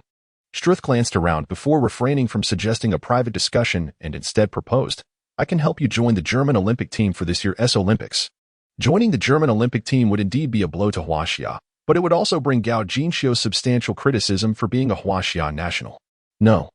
I want to let you bear the brunt of the blame. You need not worry. Joining the German Olympic team will not prevent you from representing Huaqiao in the World Cup. According to FIFA regulations, players who have not participated in senior international competitions retain the right to choose their national team." Chapter 71. I will represent the German U23 national team. Is there really such a notion? Gao Jinxiu was instantly intrigued. Indeed, the regulations state that an athlete who has not yet represented their original football association in any official A-level international competition, whether for the entire match or just part of it, may represent another national team if, at the time of their debut in an official international competition for their original association, they possess the nationality of the new football association they wish to join. Otherwise, they cannot switch teams. If they have previously played for their original association in any competition, they cannot play in that competition for the new association again. This applies to all competitions. In simpler terms, if a player has already represented their original association in senior international competitions, such as World Cup qualifiers, It is impossible for them to change nationality and participate in matches for a new association. However, the U23 team, being a youth competition, does not fall under the restrictions of switching national teams. Thus, if you wish to return to the Huaxia team in the future, there will be no issue whatsoever. There are precedents, such as Kevin Prince Boateng, who represented Germany at U15, U16, U19, and U21 levels before ultimately choosing to play for Ghana. Similarly, Chadli represented Morocco in a friendly match in 2010 but opted to play for Belgium starting in 2011. Therefore, you need not worry about not being able to represent the Huaxia team in the future. Strut and Oppo's passionate discourse indicated he had done his homework. What you say is quite appealing, yet the Huaxia national team already went home during the qualifiers. It's futile to try to defeat them directly, and the slap in the face wouldn't even hurt. 2 years ago, the players chosen by Tangu and Oppo's, and for sponsorship fees were utterly inept, suffering a 2-0 defeat to Qatar, a humiliating 5-0 loss to South Korea, and an 8-0 thrashing by Japan, culminating in a dismal aggregate score of 15-0 across 3 matches, earning them 0 points and an early exit. Gao Jinxiu had no opportunity to confront them face-to-face. No, sometimes, a sideways slap can sting more than a direct one. You could indeed wreak havoc on Japan and South Korea by representing Germany. Wreak havoc on Japan and South Korea? Gao Jinxiu's eyes sparkled with excitement. Exactly. It's irrelevant that we cannot defeat the Huaxia team directly. We can certainly crush Japan and South Korea. Not only would this embarrass the Huaxia Football Association, but it would also serve as revenge against Japan and South Korea. Brilliant. If this were to come to fruition, not only would my reputation remain unscathed, but I might even become a hero for Huaxia. Excellent. It's settled then, Gao Jinxiu exclaimed, slapping his thigh in excitement, and apologetically clasped his fist toward Mendez and the others. My apologies, everyone. I have made my choice. You may leave. Mendez, Raiola, and the others exchanged glances, surprised by the abrupt decision. Did it seem a bit childish, as if playing house, choosing a manager without prioritizing future development, but rather for the purpose of embarrassing the Huaxia Football Association? Only the young would act in such a manner. However, recalling that Gao Jinxiu was merely 18, they soon reconciled, shaking their heads with wry smiles, regretting not having understood his character sooner. Andre stood up, presenting a small gift he had prepared in advance, and ushered them out. The spacious private room was left with only the Gao father-son duo and Strut. Now, tell me, how do you intend to facilitate my entry into the German U23 team? If feasible, let us sign a contract today, with no one else in the room. Gao Jinxiu shifted closer to Strut. Strut replied, the current head coach of the U23 team, Stefan Kuntz, is my friend. With your talent, coupled with my recommendation, I am confident he will be amenable. Really? Absolutely. I can call him right now, Strut responded, pulling out his phone and dialing the head coach of the German U23 team, Stefan Kuntz, activating the speakerphone. Soon, the call connected, and a hearty laugh resonated from the other end. A busy man. What brings you to call me today? Enough with the pleasantries. I'm calling for a reason. Do you know Gao from Huaxia? I am now his agent. Congratulations, my old friend. I saw the news yesterday and knew you were interested in signing him. I never expected you to succeed. Quite impressive to stand out among so many renowned agents. Haha, my skills have always been formidable. However, I didn't call just to chat. I wanted to recommend Gao to you. You're not suggesting he join the U23 team, are you? Kuntz asked, suddenly surprised. Gao is indeed a Huaxia national, but he emerged from our German training camps. Since you are aware of him, you must also know his capabilities. I dare say he is invincible in non-professional leagues. So, I agree. Strut had finished speaking before Kuntz had already responded affirmatively. What did you say? Strut exclaimed, somewhat incredulous. I said I agree. I have seen that boy play, and as you said, he is absolutely dominant in his age group. His inclusion will undoubtedly bolster our championship aspirations. Is that true? That is wonderful. Thank you. Let us arrange a time to meet and discuss further. Sure. You set a time, and bring your young client along. With just over 2 months until the Olympics, he needs to gel with his teammates. Understood. Today he has a match with the first team. Once he is free, I will discuss it with him. And so, it was settled. Gao Jinxiu was indeed set to join the German U23 team. He felt a surge of excitement, yet beneath it lay an indescribable bitterness. If given the chance, who would he wish to fight for their country? Just like Holland, who could have chosen to play for England, a team capable of contending for championships. Yet he opted for Norway, a nation that struggles to qualify for the World Cup. solely because of his Norwegian heritage. Gao Jinxiu felt the same. Had it not been for the tumult with the Huaxia Football Association, he would have fought to represent the Huaxia team, even if it meant enduring insults. Yet, such is the nature of life. He wished to join the Huaxia U23 team but was required to pay a sponsorship fee of 500,000. He reported Tangu and Amp, Oppos, and for soliciting sponsorship fees only to be slandered as harboring malice. He sought to join the Huaxia national team but was compelled to delete a comic and publicly apologize. He merely criticized the scoundrel Tangu and Amp, Oppos, and yet was labeled a low-quality artist, facing total online ostracism, with even his mother subjected to online harassment. What could he do? How could he possibly serve such an association? To aid them in vanquishing South Korea and Japan was already an act of utmost generosity. At least, that was how Gao Jinxiu perceived it. Chapter 72. A reserve player surprisingly garnering fans. The emergence of the local German agent Struth, who has become the representative for the rising star of Huaxia, Gao Jinxiu, has drawn significant attention. Mendez has faced defeat, expressing that Struth and Amp, Oppos, German identity undoubtedly provides him with an advantage. Although news surrounding Gao Jinxiu and Amp, Oppos, contract with an agent has been scarce, the recent success of 5 goals in a match has attracted considerable interest. German fans are actively discussing Mendez and Amp, Oppos, implications. Why does Struth and Amp, Oppos, German identity confer such an advantage? Is it possible that Gao Jinxiu does not intend to transfer to other leagues and wishes to play in Germany until retirement? Given that the Bundesliga ranks just below the Premier League and Bayern Munich is second only to Real Madrid among elite clubs, such a scenario is plausible. The analysis from the forum is spot on. I too believe that Gao Jinxiu aspires to play for Bayern until the end of his career. Come on. Must one join Bayern to play in the Bundesliga? Gao Jinxiu belongs to our Borussia Dortmund. The debate escalated quickly, with fans vehemently clashing, even extending to fan forums and short video platforms, capturing the attention of those who typically do not follow reserve matches. Much like how foreigners shouting "I love Huaxia" on social media can attract the attention of numerous compatriots. Gao Jinxiu's choice of a local German agent has instilled a sense of pride and national identity among Germans. Their mutual recognition fosters a burgeoning interest in the suddenly prominent Huaxia youth. As they delved deeper, many were astonished by Gao Jinxiu's astonishing goal-scoring efficiency. Oh my! Another prodigy has emerged from the Dortmund Youth Academy. Amid this buzz, many expressed their eagerness to witness Gao Jinxiu's debut with the first team. Notably, the most enthusiastic supporters were local Chinese expatriates. While the Chinese community does not typically engage extensively with football, the discovery of a fellow compatriot making waves in Germany stirred a profound sense of pride, especially given the adulation he receives from Germans. Consequently, Gao Jinxiu, as a bridge between the two cultures, swiftly amassed a fan base that extended beyond the typical student and parent demographic, reaching ordinary citizens. In essence, he has transcended his previous confines of popularity. It is widely understood that circles of influence can be limiting, akin to schools where, until one gains recognition beyond their institution, their achievements often go unnoticed. However, achieving national recognition, such as being the top scorer in a national exam, ensures that one captures the attention of not just local peers but also parents who may take pride in their accomplishments.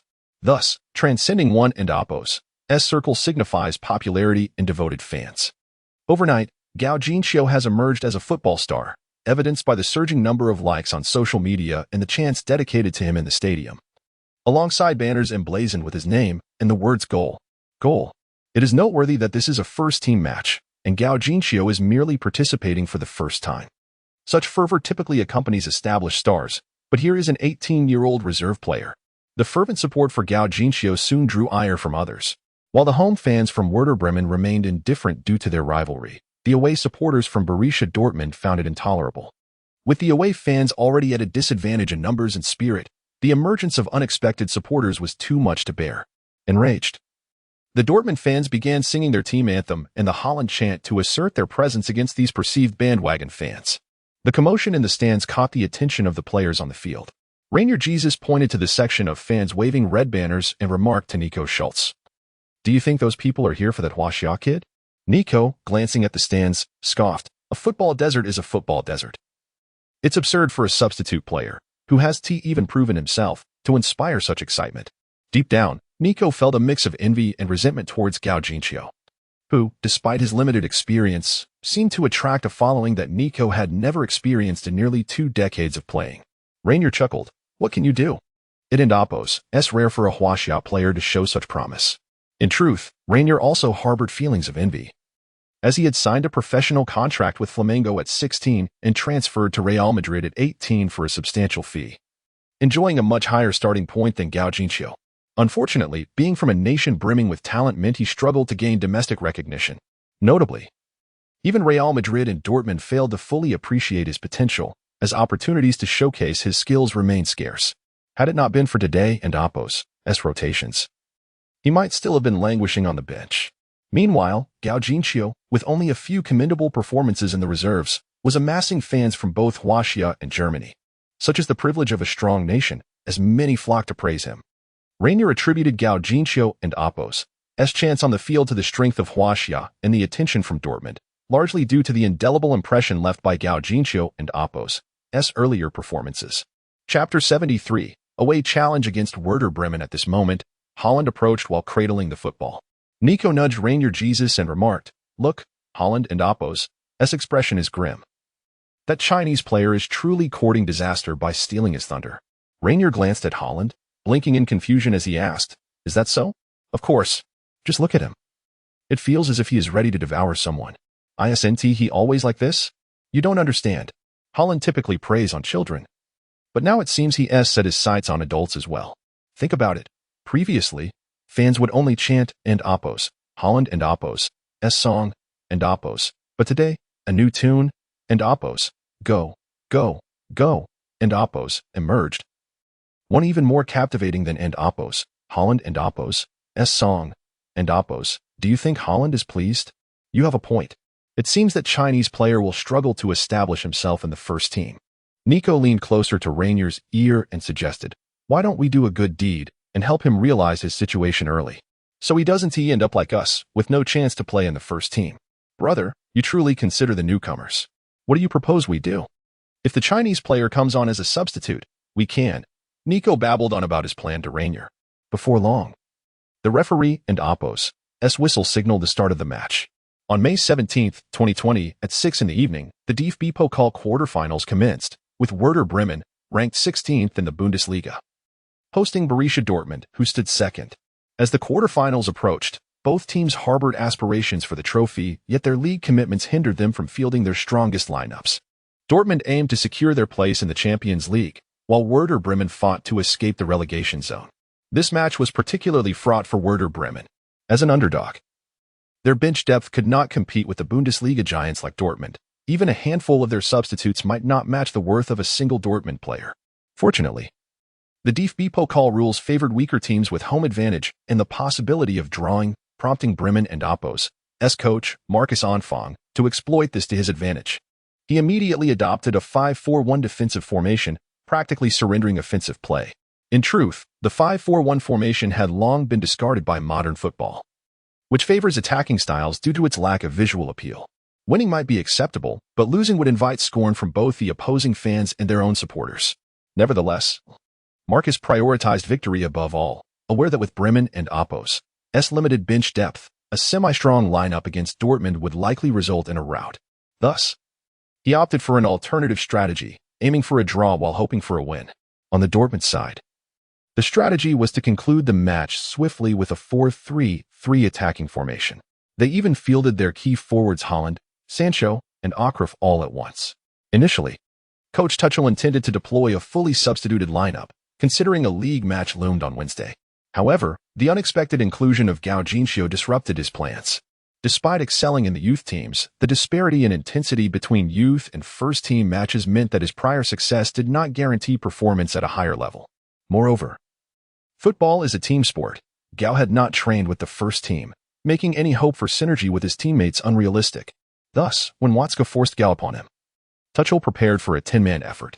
He deployed Holland and Sancho, known for their attacking prowess, hoping they could resolve the match quickly, allowing the game to enter garbage time. This would prevent him from taking the blame should Gao be substituted in and the team suffer a loss. Due to the sudden turn of events and uncertainty surrounding Gao and Oppos' potential participation, AIG Sports did not acquire broadcasting rights for this match. After all, even with ample funds, It would be unwise to squander them. The broadcasting fee for each DFB Pokal quarterfinal was a substantial 200,000. Although commentary was not necessary. The possibility of Gao and Apos' appearance prompted He Wei and Hu Yifan to attend the match in person, who even took out her phone to live stream the event. Being a popular online streamer with a considerable following, she quickly attracted over 1,000 viewers as soon as she began broadcasting, unbeknownst to the officials. Hu and Apos' live stream was related to Gao, hence there were no restrictions on viewership. He Wei, noticing her live stream, approached her. "Hey, not bad. You've almost got 2,000 viewers just after starting." Upon hearing a man and Apos' voice in the live stream, the audience erupted in despair. "Xiao Fan is watching the game with a man? I can't live anymore. She has a man now. Man, explain why you were watching the game with my wife." "Xiao Fan, you were digging your own grave. I just unfollowed you." "Hu Yifan, I'm home alone with the kids, and you're out watching a match with some guy. You've disappointed me greatly. You better come back and kiss me 250 times, or I won't forgive you." Seeing the barrage of comments in the live stream, Hu Yifan smiled wryly. "Teacher He, can you show your face? Otherwise, my account will be ruined." He Wei chuckled and turned the phone towards the camera, waving, "Hello, football fans. I'm He Wei, and I'm here with Hu Yifan providing commentary in Germany, not on a date." The fans erupted with excitement upon recognizing He Wei. "I knew that voice sounded familiar. It's the poet of football, He Wei." "Teacher He, what match are you commentating on? Can we watch it on TV?" He Wei replied, "Unfortunately, you can't watch it on TV. AIG Sports didn't acquire the broadcasting rights for this match. However, streaming on mobile is perfectly fine. Later, I will join Hu Yifan in her live stream for commentary, so those who haven't followed can do so." "Oh yay. We get to hear Teacher He's golden remarks again. Teacher He, what match is this? It looks like it's abroad. Have you gone overseas?" "Yes." He Wei straightened up. "All right. The referee has blown the whistle. The match has begun. Let us introduce the teams." He Wei and Apos' sudden seriousness nearly caused the viewers to burst into laughter. In the DFB Pokal quarterfinals, Borussia Dortmund faced Werder Bremen away. To my left, clad in green and white stripes, are the home team Werder Bremen, while to my right, in yellow and black, is the visiting Borussia Dortmund. Today, Dortmund has deployed a 4-3-3 formation. The goalkeeper is Hitz, with defenders Piszczek, Akanji, Zagadou, and Schultz. The midfield comprises Witzel, Rainier, and Thoron Hazard, while the forwards are Akraf, Haaland, and Sancho. Although this is a semi-reserve lineup, the presence of Haaland, Sancho, and Akraf in the starting 11 indicates that coach Tuchel regards this match with considerable importance. Chapter 74. A foul play let us return our focus to the home team. Werder Bremen has adopted a 5-4-1 formation, with goalkeeper number 1, Pavlenka, and 5 defenders comprising number 4, Lang, number 23, Selassie, number 24, Egestein, number 36, Gross, and number 32, Findel. In the midfield, we have number 10, Bittencourt, number 35, J. Egestein, and number 30, Klaassen, number 39, Taylor. Leading the attack is Bremen and Apos' top scorer, the 20-year-old American prodigy, Sargent. Number 19, Sargent, is a pacey forward, indicating that Werder Bremen is prepared to employ a defensive counter-attacking strategy. Suddenly, Ashraf makes a run, strikes the ball. Oh dear, what a pity. As the second-best team in the Bundesliga, Borussia Dortmund still possesses formidable offensive capabilities. Within just 1 minute of the match, Dortmund executed a quality shot on goal. However, Bremen and Apos' defensive setup was impenetrable, and Ashraf and Apos' powerful strike deflected off a defender, resulting in a corner kick for Dortmund. Sancho took the corner, targeting the back post with a well-placed ball for Haaland. Regrettably, despite his towering stature, Haaland and Apos' heading ability faltered as he was jostled by Bremen and Apos' defenders and lost his balance, sending the ball crashing into the crossbar. Bremen and Apos' defenders were a tad too aggressive, having elbowed Haaland in the back. Unfortunately, the referee seemed oblivious to the foul and did not issue a penalty, leaving Haaland visibly frustrated as he approached the referee to voice his grievances, hoping for a card against the opposition. However, his pleas fell on deaf ears, inciting his ire even further. Just then, Sancho noticed the brewing storm and approached Haaland, offering him a comforting embrace to soothe his troubled spirit, thus averting a potential clash. At that moment, a wave of astonishment erupted from the stands. The ball had somehow been swiftly released by goalkeeper Pavlenka to Sargent near the center circle. Due to the corner kick and Bremen and Appos' compact defense, Dortmund and Appos' formation was pushed forward. Upon receiving the ball, Sargent took only a few strides before finding himself in a one-on-one situation. Dortmund and Appos' center back, Akanji, hurriedly pursued him. Alas, Sargent and Appos' speed was too much for Akanji, who found himself grasping at straws as Sargent approached the penalty area. At this juncture, Akanji dared not commit a foul, for that could lead to a penalty kick, a grave risk he was unwilling to take, especially considering that Sargent might still miss the shot. Goalkeeper hits crouched low, inching forward, preparing for a potential double team with Akanji. Despite his youth, Sargent displayed remarkable composure. Noticing the goalkeeper and Appos' hesitance, he seized the moment and unleashed a powerful shot. Bang! The force was tremendous, and from such close range, hits dove in the right direction but could only deflect the ball with his fists. The ball ricocheted off Akanji and Appos' knee and found its way into the net. An eerie silence enveloped the stadium. Moments later, the Bremen supporters erupted in joyous celebration. A perfect start. Werder Bremen had taken the lead. In less than 3 minutes, Bremen caught Dortmund off guard with a swift goal kick. Blasted! Tuchel fumed. Breaking through a dense defense had already been a daunting task, and now that Bremen had taken the lead, their audacity would be even more pronounced. How would they proceed? According to the rules of knockout competitions, a draw equated to a loss for Dortmund, meaning they needed to score 2 goals to have any chance of victory.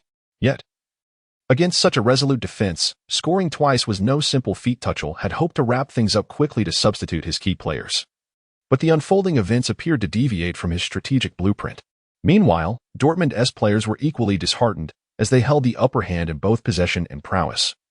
Yet it was their adversary who had struck first. The referee is clearly biased towards Werder Bremen.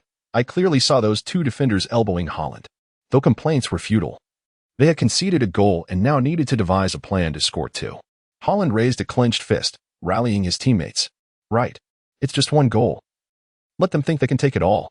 Regrettably, despite their verbal bravado, the players and Appos' mental state had shifted dramatically. The psychological burden of trailing by 2 goals was vastly different from being a goal down. Conceding 1 goal left the possibility of a comeback, whereas trailing by 2 required a first goal to ignite hope. Under such psychological strain, Dortmund became increasingly frantic. In contrast, Bremen, buoyed by their early goals, relaxed and found their rhythm, their impenetrable defense proving a formidable barrier. For over 20 minutes, Dortmund bombarded Bremen and Appos' box but failed to find the net. In this scenario, even Haaland couldn't and Appos' help but feel the pressure mounting. Tuchel had intended for him to finish the match early. Yet with the first half nearing its end and no goals to his name, his anxiety was palpable. In the stands, he began to fret. If Dortmund couldn't score soon, Gaugincio might not get a chance to play. His casual remark ignited a flurry of excitement in the comment section. What? Did I hear Gaugincio? Is it the same Gaugincio I know? Has he and Hu Yifan gone to watch his match? Isn't he part of the youth team? When did he ascend to the first team? Chapter 75, Gaugincio? Is he not the one with stinky feet? Despite being blacklisted as a disreputable artist, Gaugincio has recently found himself trending on social media, indicating that his notoriety still holds some weight. Although many online voices disparage him, they are often merely echoing the sentiments of paid commenters.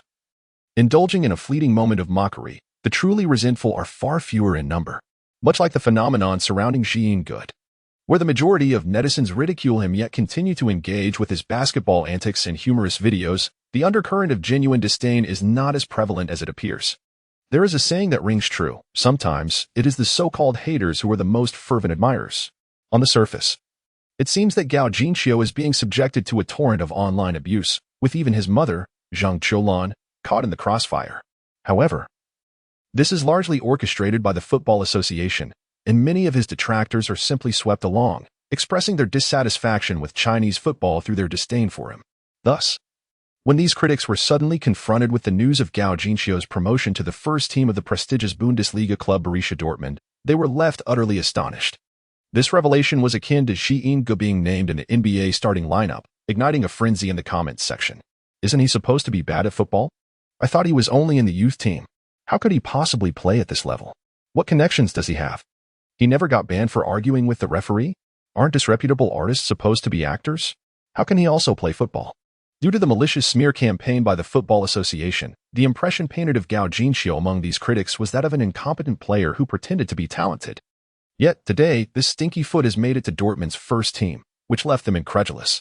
Observing the barrage of supportive comments from fans, Hu Yifan couldn't contain her joy. Laughing unabashedly, she turned the camera towards the stands filled with banners supporting Gao Jinxiu, reading each one with enthusiasm. Go. Go. Goal. Jinxiu. Score. Gao Jinxiu scores. Gao.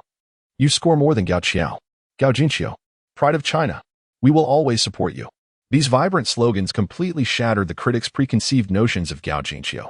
How could a player with such a tarnished reputation in China have so many fans in Germany? The notion of him being the pride of China seemed absurd, especially since he was on the disreputable artist list. Did the Germans not know this? Surely, they must be eyeing the Chinese market, believing Gao Jinxiu's popularity would translate well. There were, however, some rational commentators, even those privy to the behind-the-scenes truths, who began to enlighten others in the comments. Things are not as they seem. The rumors about Gao Jinxiu being arrogant and insulting his coach were spread by Tang Guan, who has since been apprehended. Don't you understand the context? If you want to know why Gao Jinxiu made it to the first team, look at his performance in the youth squad. 6 matches, 20 goals. An average of a hat trick per game. How can you call such a player a stinky foot? Even Messi and Ronaldo couldn't dominate like that at the same age. Hu Yifan added, this user named Lu Zhongyuan makes a valid point. Those unfamiliar with the backstory should watch Gao Jinxiu and Oppo's recent matches. I and Oppo's am commentating for Aki Sports. And while I can't say everything outright, consider this. Someone who doesn't stoop to associate with the likes of Tan Guan can't be that bad. Just as she finished speaking, the live stream abruptly went dark, displaying a single message. This live stream is suspected of promoting disreputable artists. The stream is banned for 3 hours. Damn it. Damn it. Both Hu Yifan and the viewers in the chat erupted in frustration, yet felt powerless to change the situation. Back at the match, following the stream's suspension, Hu Xiaofan turned her full attention to the game. Dortmund was still dominating play, yet luck seemed to elude them. Sancho and Hakimi both struck the woodwork. And even Haaland's follow-up shot hit the post. It was incredibly frustrating. Breaking through a dense defense is challenging enough, but with the added misfortune of hitting the post, the chances of winning this match seemed bleak. As the minutes ticked away, Tuchel anxiously rubbed his head. If this continued, he would soon face a difficult decision about whether to substitute key players in the second half. Substituting them and losing would be intolerable, but if they won, it would feel unjust to remove them. If they lost, the situation would be even worse.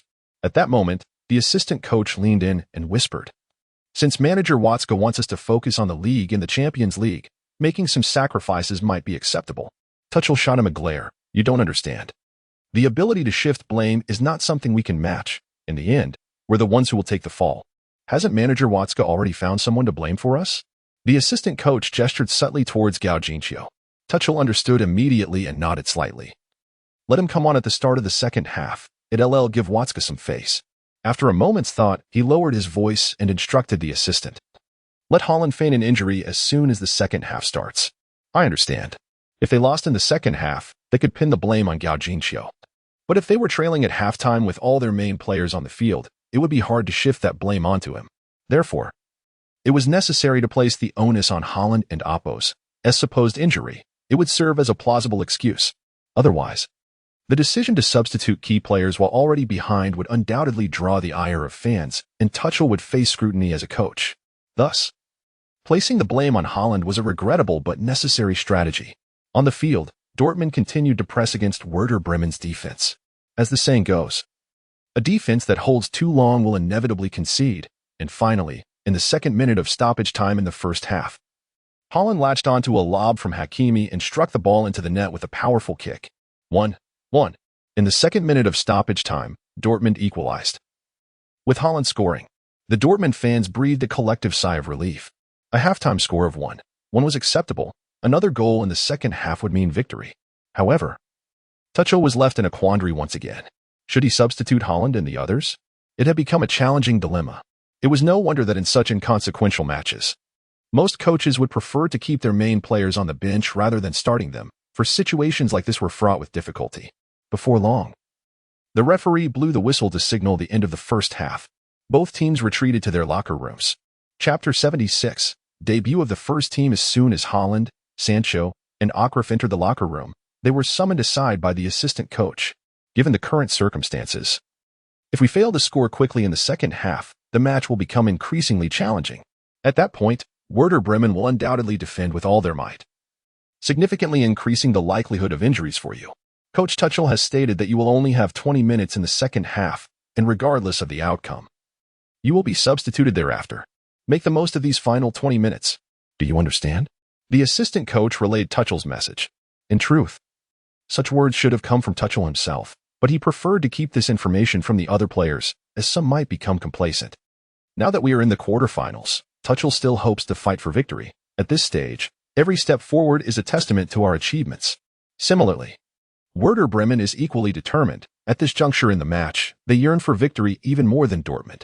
A score of 1-1 would return them to square one. But the difference lies in the fact that the remaining time has diminished from 90 minutes to just 45 minutes. This scenario favors Werder Bremen. If they can maintain this score, they can advance past Dortmund under the cup competition's rule of weaker teams progressing in the event of a draw. Marcus, the head coach of Werder Bremen, understands Tuchel and is well aware of Dortmund's tendencies. He believes that if Werder Bremen displays sufficient tenacity, Dortmund will inevitably retreat. The proverbial notion that the barefooted fear not the shot holds true. A player worth hundreds of thousands of euros competing against those worth millions will invariably be the one to yield. As Marcus bellowed, Werder Bremen shall triumph. The players echoed his fervor. This rallying cry invigorated Werder Bremen's morale. Soon, the second half commenced. Although Dortmund maintained a superior presence on the pitch, with possession peaking at 82, they began to exhibit signs of anxiety when confronted with Werder Bremen's ferocious defense. Tuchel's assessment was indeed accurate. Werder Bremen had gone all out. They adopted an extremely aggressive defensive strategy, persistently challenging Dortmund and Oppo's players in an effort to diminish their offensive capabilities. Particularly against Dortmund and Oppo's formidable attacking trio, Werder Bremen showed no mercy. Whenever Haaland and his teammates approached their penalty area, they would be relentlessly pressured, with some players resorting to reckless tackles. In the 55th minute, Akrif surged into the penalty area, only to be met by a fierce challenge from Gross, who wore the number 36 jersey. The impact of their clash was thunderous as the ball ricocheted between them, followed by a sharp crack as their shins collided. Both Akrif and Gross fell to the ground, clutching their legs in agony. The reverberating sound startled players on both sides. What are you trying to do, kill someone? Haaland rushed over, intent on teaching Gross a lesson. But upon witnessing his pained expression, hesitated, realizing that Gross had indeed made contact with the ball first. The referee swiftly approached, prompting Haaland to relent and call for the team doctor. The medical staff promptly attended to the injured players, conducting a brief examination. Fortunately, both were equipped with shin guards, sparing them from any serious injury. After applying some chlorothane spray, both players rose to their feet and rejoined the game. However, this incident instilled a degree of trepidation among Dortmund's players, leading to a noticeable decline in their attacking fluidity. Observing this, Tuchel let out a deep sigh. Jitsu, Glain, and Gao, you three, warm up. Yes, the trio responded with delight. With just over 60 minutes played, a warm-up meant they would surely be on the pitch within the next 10 minutes, granting them at least 20 minutes of playtime. As Gao Jinxiu began his warm-up, the Chinese fans in the stands erupted in cheers. Red flags and banners emblazoned with slogans waved energetically, transforming the south stand of Weser Stadium into a sea of red. This young man enjoys quite a following, the assistant coach remarked with a smile. Tuchel replied, this is likely why Watzke insists on fielding him. The Chinese market is indeed substantial. Meanwhile, Marcus, observing Dortmund's substitutions, also called two players to warm up. Osako, Veljkovic, you two, warm up as well. In the 68th minute, seizing an opportunity from a dead ball, Dortmund made a triple substitution. Akrif, number 5, was replaced by Jitsu. Number 10, Haaland, number 17, was substituted for Gao Jinxiu. Number 30, and Sancho, number 7, made way for Glain, number 6.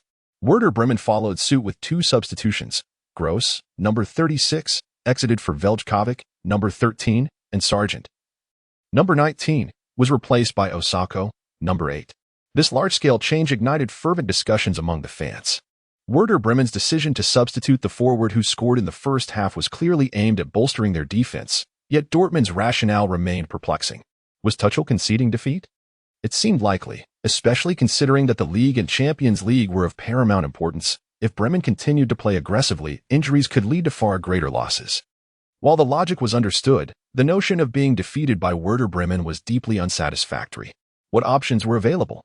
Injuries to players could not only jeopardize their current Champions League hopes but also threaten their participation in the next.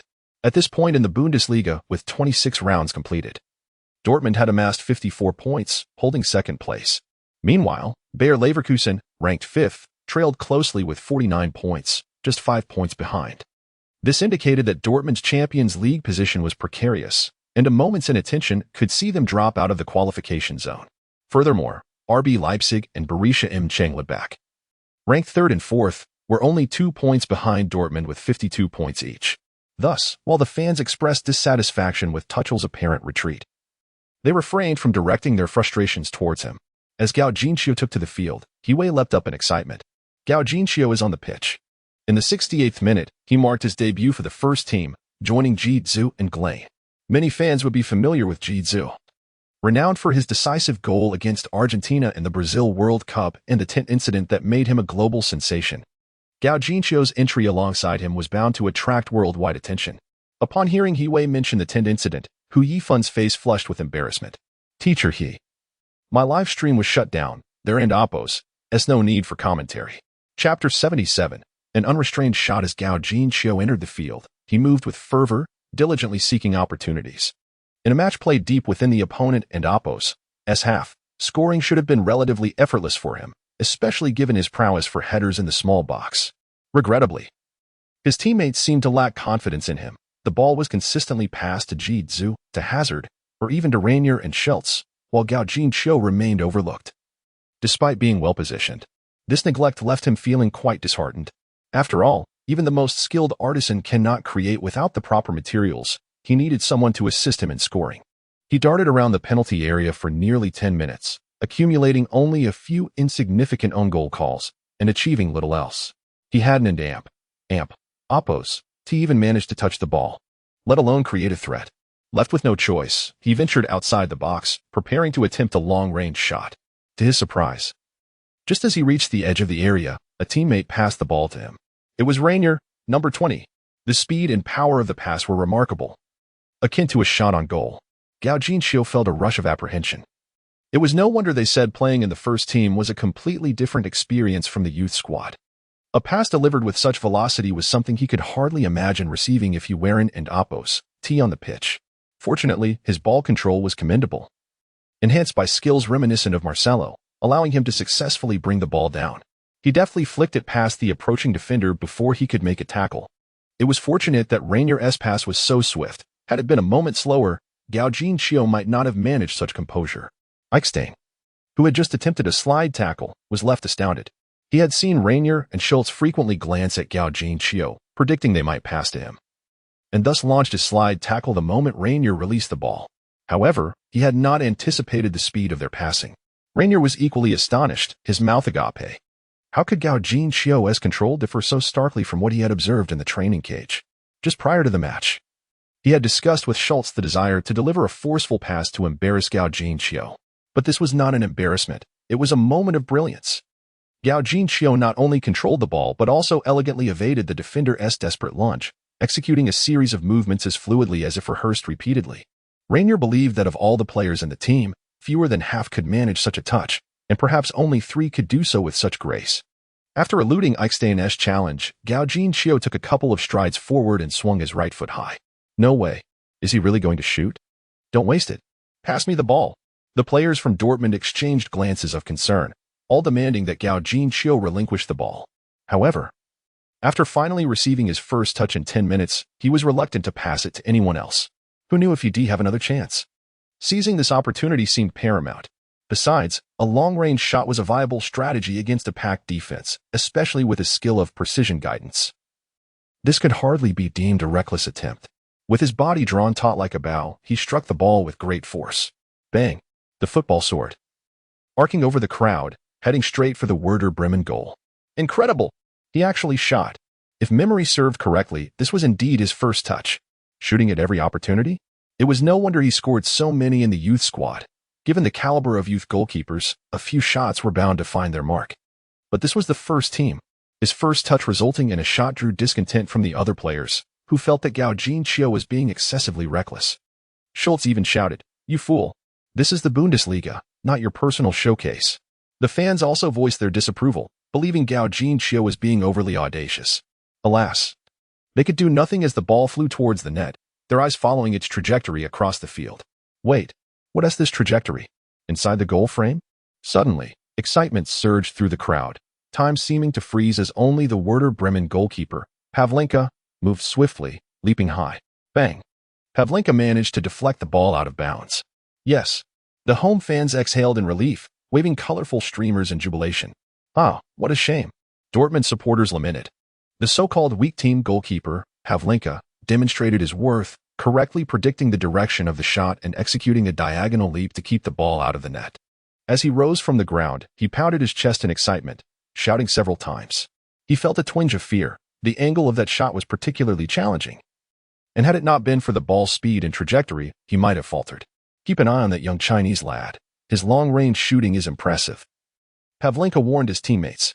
Gao Jinqiu's attempt not only startled Werder Bremen, but also left Dortmund players in awe, particularly Reinier, who had passed him the ball. His mouth had yet to close. Though Gao Jinqiu and Appos' shot did not find the net, it was undeniably commendable. They questioned whether they could have executed such a strike themselves. Aside from Schultz muttering about wasting an opportunity, the others silently resumed their positions, preparing for a corner kick. Gao Jinqiu approached Reinier, offering him a friendly thumbs up. "Friend, that was a splendid pass. Thank you." He expressed gratitude to the first player who had believed in him. Reinier awkwardly smiled back, revealing a broad grin. "Was that meant to be a pass for you? I was hoping to make you look foolish." "Oh, what a pity." In the stands, the fans were filled with both surprise and regret. Had that shot gone in, his debut would have been flawless. Hu Yifan sighed, Pavlenka. The Werder Bremen goalkeeper was truly fortunate. "I never expected him to block such a tricky shot." Dewey replied, "It is a bit of a shame. But Pavlenka is not just lucky. His skills rank him among the best in the Bundesliga. He could even be called a goalkeeper god." "A goalkeeper god? You think the Werder Bremen keeper is a god?" Hu Yifan questioned, puzzled. This season, he has conceded 62 goals. This season, in 26 Bundesliga matches. Werder Bremen had won 6, drawn 6, and lost 14, with a staggering 62 goals against, an average of 2 goals conceded per match. With such a performance, how could he be considered divine? Hiwei chuckled. Although Werder Bremen concedes many goals, we cannot deny Pavlenka and Appos' contributions. If it weren't and Appos' for his heroic efforts this season, their goals against could have reached 3 figures. Their defense is abysmal. Have I mentioned the trivia? Pavlenka has the highest penalty save rate in the Bundesliga. He saved 5 of the 13 penalties faced this season. That's a staggering success rate of nearly 40. In stark contrast, Dortmund's second-choice goalkeeper, Birki, had faced 20 penalties and failed to save a single one. Perhaps this dismal record was why Birki lost his starting position to Hitz. Just as Hiwei and Hu Yifan were engaged in their light-hearted banter, Dortmund was awarded a corner kick. Chapter 78. Is this not a foolish move? Gao Jinqiu initially sought an opportunity for a header within the small penalty area. However, the first-team players were all robust and muscular, while he was still in a phase of physical growth, lacking any advantage. In the small box, he found it challenging to stand his ground amidst the imposing figures surrounding him, each one as fierce as a wolf, pushing against him with their bulk. The discomfort was palpable, if it weren't for the prospect of accumulating a few decimal points from an own goal penalty. Gao Jinqiu would have been tempted to lash out with a swift kick. Bang! At that moment, a corner kick from Dortmund was executed. Aimed at the near post with a ground pass, Gao Jinqiu felt a wave of frustration wash over him. The probability of capitalizing on a header from such a delivery was exceedingly slim. Consequently, he relinquished his position in the box and instead sprinted outside the penalty area in search of a more favorable opportunity. After Haaland's departure, Dortmund's height was not particularly advantageous, making the near post play somewhat understandable. Unfortunately, Jitsu, who managed to reach the near post, seemed to have forgotten his shooting boots, as his powerful strike was effortlessly blocked by an opposing defender.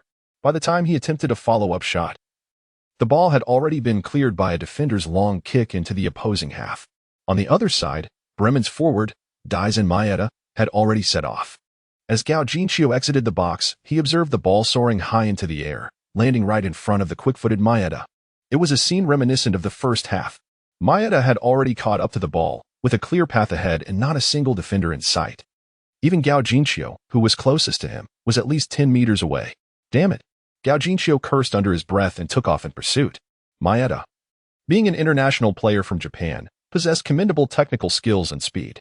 Despite Gao Jinxiu's 76 pace combined with his acceleration cleats, he still struggled to keep up.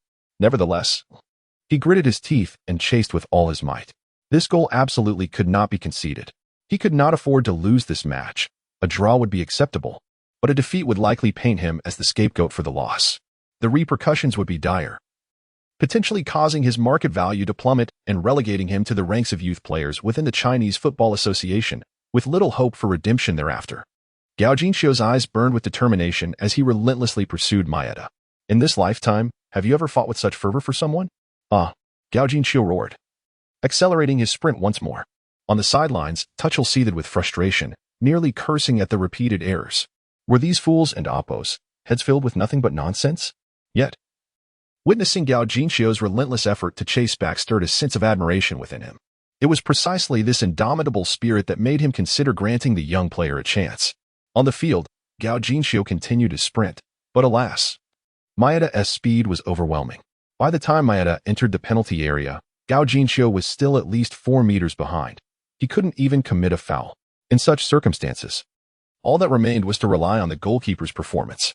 Hitz, having learned from the previous goal conceded, charged forward early. Unfortunately, rushing out to confront a one-on-one situation was the worst possible tactic. Maeda, initially hesitating between a close-range shot or a finesse strike to the far corner, seized the moment as Hitz advanced, deftly lifting the ball over him into the open net behind. This was disastrous. Hitz reached out in vain, unable to make contact, and fell to the ground, helplessly watching the ball sail over his head. Oh, no. Tuchel despaired, clutching his head. The players were engulfed by a wave of helplessness. The away supporters fell silent, many wearing expressions of disbelief. Everyone understood what conceding a goal at this juncture meant. With less than 10 minutes left in the match, a goal conceded against Bremen's defensive formation would leave little chance of a comeback with a 2-goal deficit. Many fans closed their eyes, unable to bear witness. Yet they failed to notice a flash of yellow and black racing toward the ball. Bang! Clang! Just as the ball was about to cross the goal line, Gao Jinxiu extended his foot and deflected it out of bounds, only to collide violently with the goalpost. The crowd erupted in astonishment. Did that player from China just clear the ball? He caught up, perhaps fearing he would kick the ball away with too much force. Maeda's lob was not particularly swift, and in a last-ditch effort, Gao Jinxiu managed to clear the ball just in time. However, that final moment left him no opportunity to halt. His head collided forcefully with the post, producing a resounding clang. Bang! The echo rang through the suddenly quiet stadium, resonating sharply. Gao Jinxiu emitted a muffled groan and fell to the ground. Team Doctor! Team Doctor! Bai Xiaohua, who had come to watch the match, shouted anxiously, while Zhang Qiulan, her mind racing, stood up, ready to rush onto the field. He expressed his concern, saying that was quite a hard hit. I could hear it from here. Gao Jinxiu might need to come off. Hu Yifeng clasped his hands under his chin, repeatedly praying, please, don't let him be injured. Please, don't let him be injured. Why exert oneself so fiercely? Isn't this simply foolish? Some empathetic fans shed tears. Gao Jinxiu's head buzzed, and he felt disoriented. He attempted to stand but found his head spinning, his limbs uncooperative. Damn, am I going to end up concussed? He reached up to touch his head, realizing he was bleeding. At that moment, Dortmund's team doctor hurried over, carrying a medical kit.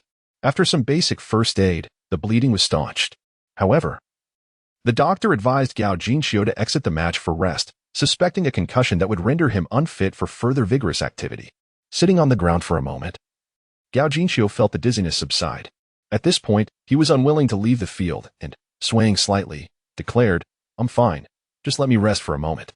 Tuchel considered substituting Gao Jinxiu, but unfortunately, the 5-substitution rule was only being trialed in the Bundesliga, meaning it would not be implemented in cup matches until the season concluded. Thus, Tuchel had no substitutions left to make. Since you insist, stay on for a while longer, but be cautious. If you feel unwell, exit immediately. Understood? The doctor gravely instructed. Rest assured, I know my own body, Gao Jinxiu replied, leaning against the goalpost as he stood up. His head was no longer as foggy. The players from Werder Bremen gathered to prepare for the corner kick. With less than 10 minutes remaining, they began to strategize regarding this corner, despite the inherent risks. However, they were reluctant to relinquish this hard-earned opportunity. Bremen and Oppos' captain, Clausen, called the players together, relaying the corner kick tactics devised by the coach. We need at least 5 players in the midfield. Find in the Agerstein brothers, you 3 are relatively tall. Occupy the box and contest for the ball. Whoever gets it, take a shot at goal. If we concede, everyone must sprint back immediately. Is that clear? Understood. Chapter 79, the final free kick on the side of Dortmund. Hitz was vocally directing his teammates' positions. With less than 10 minutes remaining in the match, every corner kick was crucial, especially since this one had been valiantly saved by Gao Jinqiu. To concede a goal now would be a disservice to his efforts. After a brief pause of 2 minutes, Gao Jinqiu felt less disoriented and quickly got back into position.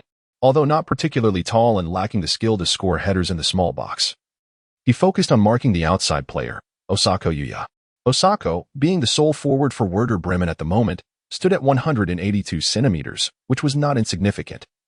Yet he positioned himself on the periphery. This made Gao Jinqiu suspicious that he was concocting some scheme. It seemed that Jidzu had also noticed this issue. He approached Gao Jinqiu and said, "You just recovered from an injury. Let me mark this guy. You move a bit closer to the center circle. There might be an opportunity." Gao Jinqiu nodded, acknowledging his defensive shortcomings against Osako Yuya. Thanking Jidzu, he retreated to the outermost circle. Moments later, the referee blew the whistle, signaling Werder Bremen to take the corner kick. Bang! The corner was taken. The ball soared towards the goal. Gao Jinqiu and Jidzu had correctly anticipated the situation. As the corner was taken, Osako Yuya charged into the box. Fortunately, Jidzu was prepared, positioning himself to obstruct Osako, denying him the chance for an initial jump. Nevertheless, Osako managed to push past Jidzu, controlling the ball with his chest. Although Jidzu was at a disadvantage due to the momentum, he maintained his position, preventing Osako from turning. Without the ability to pivot, Osako had no angle to shoot. Just as Dortmund's players moved to cover, Osako unexpectedly elbowed Jidzu aside, falling to the ground and lifting his right foot. Bang!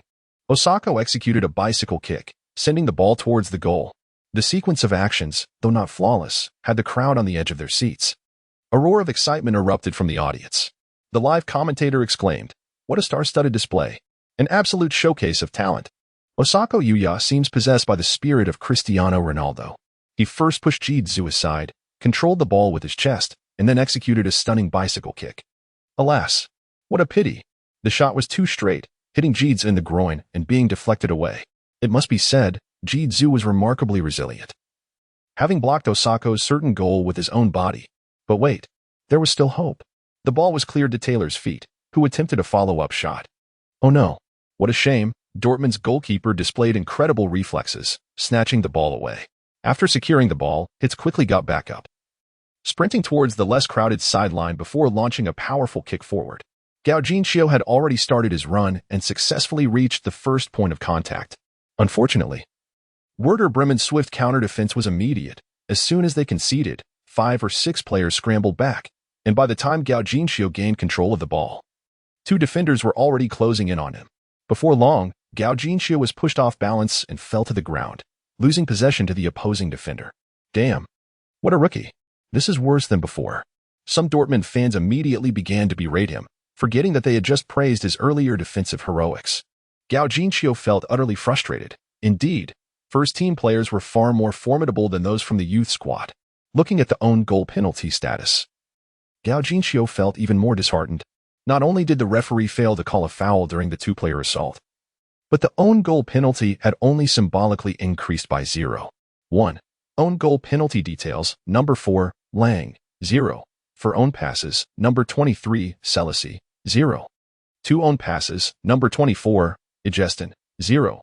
2 own passes, number 32, Finder, 0. 1 own passes. It was utterly ridiculous. The 4 players combined had not even earned a single skill point. With less than 10 minutes left in the match, it seemed that this particular skill would not be utilized. Just as Gao Jinqiu wallowed in his disappointment, Jidzu approached him, clutching his groin, and patted his shoulder with a smile. "We're in this together." Noticing Jidzu and Oppo's unsteady gait and his awkward grip on his injury, Gao Jinqiu couldn't help but ask, "What happened?" In the chaotic scramble in the box, Gao Jinqiu had only seen Jidzu block Osako and Oppo's bicycle kick and was unaware of the specifics of the impact. Blocking a cannonball, but it didn't hold up. That must hurt a lot. Gao Jinqiu struggled to find comforting words. "Well, let's push through. Only 10 minutes left." The ensuing minutes were intense. Dortmund launched a final offensive, while Werder Bremen fought tooth and nail in defense. The referee began issuing warnings and calling fouls frequently. Amidst the fierce competition, Gaugincio accrued several own goal penalty skill points, with the opposing number 4 even surpassing 1 point. Yet, the trajectory for the own goal passes could only be set outside the penalty area, proving futile for this match. During this time, Gaugincio attempted a long-range shot, but Pavlenka, as if embodying a guardian spirit, made yet another stunning save, leaving Gaugincio feeling somewhat disheartened. Perhaps I should focus on improving my shooting skills to enhance my shooting attributes. Soon, the regular time concluded, and the referee awarded 3 minutes of stoppage time. This was the last opportunity for Dortmund. Damn. Clearly biased towards Bremen. The time wasted after that collision with the post was well over 2 minutes. Tuchel was infuriated but realized there was no point in protesting. The referee had made his decision, and arguing would only squander precious time.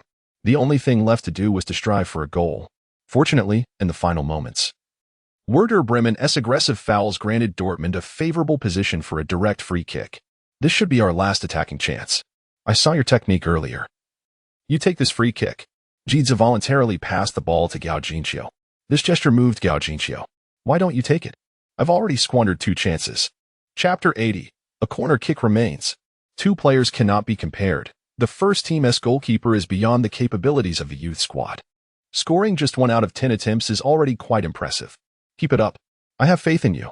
Giedza, noticing Gaugincio's hesitation, patted him on the shoulder and walked away with a smile, leaving no room for Gaugincio to decline again. Although he was unsure why Giedza suddenly showed such care for him, Gaugincio felt genuinely touched. He nodded vigorously and said, "Thank you. I will strive to make this shot."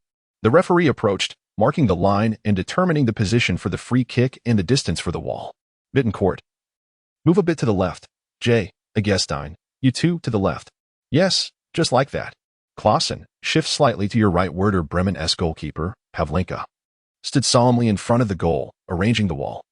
He sensed that Giedza seemed to be handing over the opportunity to take the free kick to that young player from Huaxia, and an unease gripped his heart. Although Pavlenka had easily saved Gaugincio's previous 2 long-range shots, he dared not relax even slightly. It was likely he alone truly understood the terror that Gaugincio possessed. The angles of his shots were exceedingly tricky. Had the power been greater or the trajectory more unpredictable, the outcomes of those earlier attempts might have been entirely different. Thus, he had to take this free kick seriously. Fortunately, it seemed that this young Huaxiao player was not one to kick a banana shot. So Pavlenka positioned the wall in a manner he deemed capable of blocking most angles of approach. In the stands, Hu Yifan saw Gaugincio standing at the penalty spot and suddenly screamed with excitement. "Ah, teacher He, look! Giedza seems to have given the chance to take this free kick to Gaugincio. This is insane. Gaugincio has gained the recognition of a big name like Giedza in his very first match. If he scores, he could very well become the savior of the team." Hiwei also remarked, although Giedza has gradually become a substitute since his recovery, his prestige remains. Gaugincio receiving his approval in his debut is indeed a testament to his strength. It is said that heroes recognize heroes. Gaugincio has only been on the field for 20 minutes but has demonstrated commendable performance on both ends of the pitch. His fighting spirit likely contributed to Giedza's acknowledgement. Regrettably, such an exhilarating scene was lost on domestic fans. What a significant loss. Hu Yifan consoled. It's all right. I'll record it now, and teacher He, you can provide commentary later. I believe that one day, all of Huaxia will witness Gaugincio's performance today.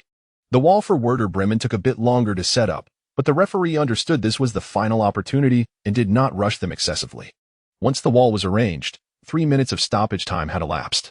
This meant that if Werder Bremen could defend this free kick, the match would conclude. From Tuchel's perspective, this situation seemed entirely biased toward Werder Bremen, infuriating him to the point where he nearly charged onto the field. However, the referee insisted he had not shown favoritism. The 3 minutes of stoppage time were given considering the persistent fouls against Dortmund players, fearing for their safety. Of course, this was his self-comfort. In reality, the situation on the field was somewhat chaotic, and he was concerned about losing control, which is why he allocated only 3 minutes of stoppage time. 3 minutes were indeed insufficient, and he felt a tinge of guilt toward Dortmund. Nonetheless, the stoppage time had been declared, and there was no turning back. Seeing the wall finally set, he blew the whistle, signaling Dortmund to commence the free kick. Gaugincio stood approximately 5 meters from the ball, taking a deep breath. based on his previous attempts that had been saved. The 196 centimeters tall Pavlenka was quite adept at stopping shots aimed at the upper corners. Unfortunately, Gao Jinxiu was not skilled at low drives. It seemed his shooting techniques were still too limited. With the adjustment of precision guidance, he could consistently direct the ball toward the corners of the goal. Yet shooting involved more than just angles, it also required power and curve. Much like Cristiano Ronaldo, who prioritizes power and curve over angle, resulting in a plethora of goals. Thus, for this free kick, Gao Jinxiu resolved to alter his approach. A banana shot could not be mastered in a short time. So he would instead focus on increasing the power. His previous attempts had lacked sufficient force due to the nature of gameplay, but with this free kick, he had ample time to adjust. Enhancing the power should still be feasible, even if it meant sacrificing some angle. Such is the nature of trade-offs, perfection is an illusion. Having made up his mind, Gao Jinxiu surveyed the wall, pinpointed his shot trajectory, took a run up, and accelerated. He struck the ball with precision. His body arched like a bow, gathering strength. Leaning left, he unleashed a powerful kick with his right foot. Bang!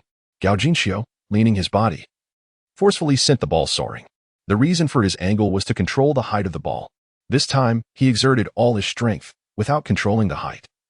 He risked sending the ball soaring over the goal. Anyone who has kicked knows that a full power shot carries a high chance of going astray. Therefore, height needed to be managed. At that moment, as Gao Jinxiu fell to the ground, the ball was propelled forth. The ball zipped past the wall, swiftly flying toward the goal under the watchful eyes of the crowd. Bang! Damn it! The ball was once again deflected by Pavlenka, who seemed like a guardian of the goal today, having thwarted Gao Jinxiu's 3 cunning shots from various angles. Had these 3 shots been in U19, there would likely have been 3 goals. Alas, he faced the Bundesliga's wall. The match concluded, though Gao Jinxiu did not score today. It cannot be said that he performed poorly. On the contrary, he played better than in any prior match, exhibiting remarkable tenacity. Did you notice how soaked his jersey was? In just 20 minutes, he had sweated more than in the usual 90. Regrettably, despite his tireless efforts, he did not find the net. Failing to achieve a perfect debut is indeed a pity. However, it is of little consequence. Success in life is but fleeting. Failure is the prevailing theme. And Gao Jinxiu is still young. Oh, my heavens! The referee has awarded a corner kick. He in mid-sentence, suddenly leaped up in excitement. The match isn't over yet. The referee has granted Dortmund a corner. Such decisions can be contentious. It could have gone either way. It was granted because possession remained with Dortmund, yet it could have been denied since 3 minutes of stoppage time had elapsed. Perhaps considering that 3 minutes was too short or that Tuchel's protest had some influence, the referee ultimately awarded Dortmund this corner kick. Chapter 81. Victory is like a dandelion on a hillside. As soon as the referee and Oppo's decision was announced, the atmosphere in the stadium erupted. The players, coaches, and even the fans of Werder Bremen were incensed, voicing their protest vehemently. Alas, the referee remained steadfast in his ruling. This decision, however, garnered the approval of Tuchel. This referee is commendable. His judgment is quite fair. It seemed Tuchel had conveniently forgotten his earlier tirade over a mere 3 minutes of stoppage time. Such is the nature of humanity. Only that which serves one's interest is deemed just. With the final corner kick approaching, Borussia Dortmund sent all their players forward, including goalkeeper hits. Gao Jinxiu intended to find an opportunity in the small box, but due to his lack of height and physical prowess, he was positioned at the outer edge. Nevertheless, he remained vigilant, inching slightly inward to stand at the top of the penalty arc. From this position, once the corner was taken, he could dash into the small box just as the ball entered. At this moment, Gao Jinxiu's only hope rested upon his header from the small box skill. For the remarkable performance of Werder Bremen's goalkeeper had sapped his confidence in long-range shots. Soon, Little Hazard delivered the corner kick. Gao Jinxiu's prediction proved accurate, as the first point of contact was indeed at the location of Witsel and Hitz. It was unnecessary to guess. In this final opportunity, Tuchel certainly aimed for a decisive strike. With Witsel standing at 186 centimeters and Hitz at 193 centimeters, the likelihood of finding them at the first point of contact was significantly high. Thus, despite being a newcomer to the first team and unfamiliar with the tactical nuances, Gao Jinxiu rushed toward the ball's landing spot. As Gao Jinxiu anticipated, so did Werder Bremen. Several players surged forward, shoving and jostling, effectively pinning Witsel and Hitz to the ground. The ball was headed away by Werder Bremen's number 4, Michael Lang. Bang! The ball soared out of the penalty area. Just as everyone either sighed in relief or disappointment, a figure clad in black and yellow suddenly appeared in front of the ball. Bang! The ball struck that individual's face and ricocheted into the goal. Instantly, the stadium fell into a brief silence, only to erupt in a cacophony of jubilation. Yes. The goal was scored. The goal was scored. It was Gao Jinqiu. At the last moment, he had propelled the ball into the net with his face, enabling Borussia Dortmund to take the lead. Hiwei's voice boomed with excitement. Dortmund has triumphed. Gao Jinqiu has triumphed. He led Dortmund into the semi-finals of the DFB Pokal. Goal. Goal. Goal.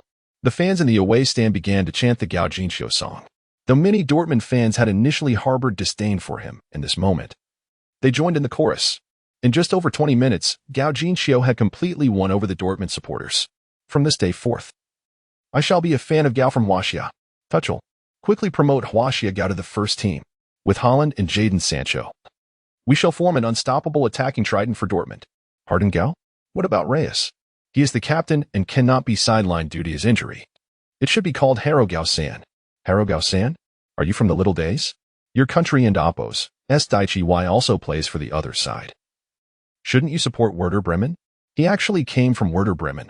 I just saw that under his Dortmund jersey, he wore a green shirt. The crowd pulled at him. And indeed, the fan was wearing a Werder Bremen jersey beneath his Dortmund attire. Haha. The little days truly are a fence-sitter.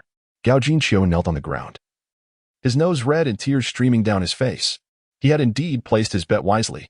Though the own goal skill required that the ball must land outside the penalty area, it did not prohibit intercepting it mid-flight. Gao Jinqiu had skillfully utilized the own goal skill, directing Werder Bremen's Michael Lang to head the ball toward his designated spot, calculating the trajectory to effectuate the interception. Regrettably, a miscalculation caused the ball to strike his handsome face. The impact nearly fractured his nose, and tears burst forth, unaware of his true feelings. His teammates rushed to console him, believing him to be overwhelmed with emotion. Tuchel was the first to dash onto the field, elated beyond measure. After trailing for 70 minutes, he had nearly given up hope, only to witness an unexpected victory. This Huaxia individual was indeed a harbinger of fortune. On the field, the players were caught in a whirlwind of celebration. In the stands, Hu Yifan was moved to tears. He stood, passionately singing the Gao Jinqiu song. Hiwei reflected with great emotion, having trailed for the entire match only to reverse the score at the last moment. How could one not be overwhelmed with joy? This is football. How could one not love it? We saw Gao Jinqiu shedding tears. He appeared to experience a profound joy akin to surviving a calamity, a hard-fought victory. Perhaps no one had anticipated such a challenging match beforehand. After all, on paper, Dortmund was far superior to Bremen. Yet, this is football. This is life. Do not be deceived into thinking that victory is as easily attainable as a dandelion on a hillside. However, do believe that some beauties in life are worth pursuing with all one and amp, Oppos, s might, even at the cost of one and amp, Oppos, s own being, until the very end. One can never know how fate will unfold, yet every effort made toward that end must not be diminished. Today, Gao Jinqiu's performance was undoubtedly of star caliber. It was his unyielding spirit and unwavering determination that propelled Dortmund to a final triumph and into the semifinals. Some may argue that Gao Jinqiu's goal was merely a stroke of luck. Yet, without proactive positioning, how could there be a goal? Without the relentless effort in defense, how could there be a reversal? Congratulations to Gao Jinqiu. Congratulations to Borussia Dortmund. They have advanced to the semifinals of the DFB Pokal. Hiwei, addressing Hu Yifan and Oppos, s phone, spoke with fervor, his voice resonating as though this were a genuine commentary. On the other side, Japanese journalists were disheartened. Werder Bremen had lost. And why? Kuhn could not lead his team to victory. Yet, one could hardly blame why. Kuhn, for the referee had sided with Dortmund, forcing a corner kick even after the match had concluded. Of course, Jinqiu Kuhn had indeed played splendidly, thwarting why Kuhn's sure goal and ultimately netting the decisive strike. We extend our congratulations to Jinqiu Kuhn. Werder Bremen's fans furiously hurled debris onto the field, cursing the biased referee. Damn, this wretched referee must have been bribed. The regular time ended at 1-1, yet during stoppage time, various free kicks were awarded, and even after the period concluded, a corner kick was granted. All I can say is, Hyun Meljibi. They went to great lengths to ensure that the Huaxiao monkeys scored. Trash. For the sake of the so-called Huaxiao market, one must grovel before a Huaxiao player. As a German, I feel a deep sense of shame. As the stoppage time concluded, the question of whether to award another corner kick posed a significant dilemma, as either decision was likely to incite controversy. The South Korean team once faced a similar predicament when, In the final moments, the referee Anthony Taylor blew the final whistle without allowing a corner kick, leading to an uproar against him. The circumstances then were strikingly opposite to those of today. The referee back then adhered to the passage of time, whereas today's referee adhered to the possession of the ball. Chapter 82. A complete counterattack feeling the ire of the Werder Bremen fans. The players of Dortmund did not linger for long. After bowing in gratitude to the traveling supporters, they hastily departed from the Weser Stadium. However, in the players' tunnel, Gao Jinxiu was intercepted by Depokuyu. "Hello, Jinxiu-kun. May we exchange jerseys?" Depokuyu asked earnestly. Certainly. Despite his historical grievances with Japan, Gao Jinxiu could not refuse the gesture of camaraderie from the seasoned Depokuyu, especially since rejecting him could lead to accusations of arrogance from the Football Association. As they exchanged jerseys, Depokuyu exclaimed, "Jinxiu-kun, you truly are remarkable. To perform so splendidly in your first match with the first team. I believe you will one day surpass Sun Heung-min and become Asia and Apos' finest." "Thank you. You are impressive as well. Your speed with the ball is astonishing. I exerted all my effort, but could not keep up with you. And that bicycle kick earlier was particularly stunning. I appreciate your recognition, but alas, those two opportunities did not culminate in goals. You are the real talent. I've witnessed your youth team matches. And you are indeed the king of the penalty area. I've never seen you falter with a header in the small box. Haha, I'm not that exceptional. You must have only seen the highlights." Their mutual flattery in the players and Apos' tunnel caught the attention of numerous media outlets, including several from Asia. Just that morning, the press had been abuzz with the fierce competition among 5 major agents vying for the talents of Chinese football, and now, that evening, the narrative shifted to Gao Jinxiu and Apos' debut performance, where he exhibited a remarkable defensive play and a stunning goal. This sudden turn of events sent the media into a frenzy, clamoring for an interview with Gao Jinxiu. Unfortunately, due to the heightened emotions of the fans, security measures intensified, preventing reporters from accessing him. The only footage they could capture was of Gao Jinxiu and Depokuyu exchanging jerseys and exchanging praises. As for the rest, they would weave their own narratives after all. Fabricating stories was what journalists excelled at. Soon, Gao Jinxiu's debut match, marked by his incredible defensive play and a crucial goal, made headlines across Germany and Europe. Many media outlets described him as a future star, catapulting him to fame in the football world. In Asia, both Japan and South Korea dedicated substantial coverage to the event. Particularly, the Japanese media utilized an entire page to lavishly report on the Asian derby between Depokuyu and Gao Jinxiu, lamenting Depokuyu's misfortune, while also revisiting the grievances between Gao Jinxiu and the Chinese Football Association. They concluded with a pointed critique of the association for lavishing resources on foreign players while neglecting homegrown talent. Upon the return of these reports to China, domestic fans felt a wave of nausea, akin to having swallowed a fly, unable to express their disgust.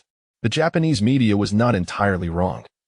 The association had spent over $2 billion in recent years on foreign player naturalization, yet the results were dismal, with early exits from World Cup qualifiers rendering that expenditure nearly futile.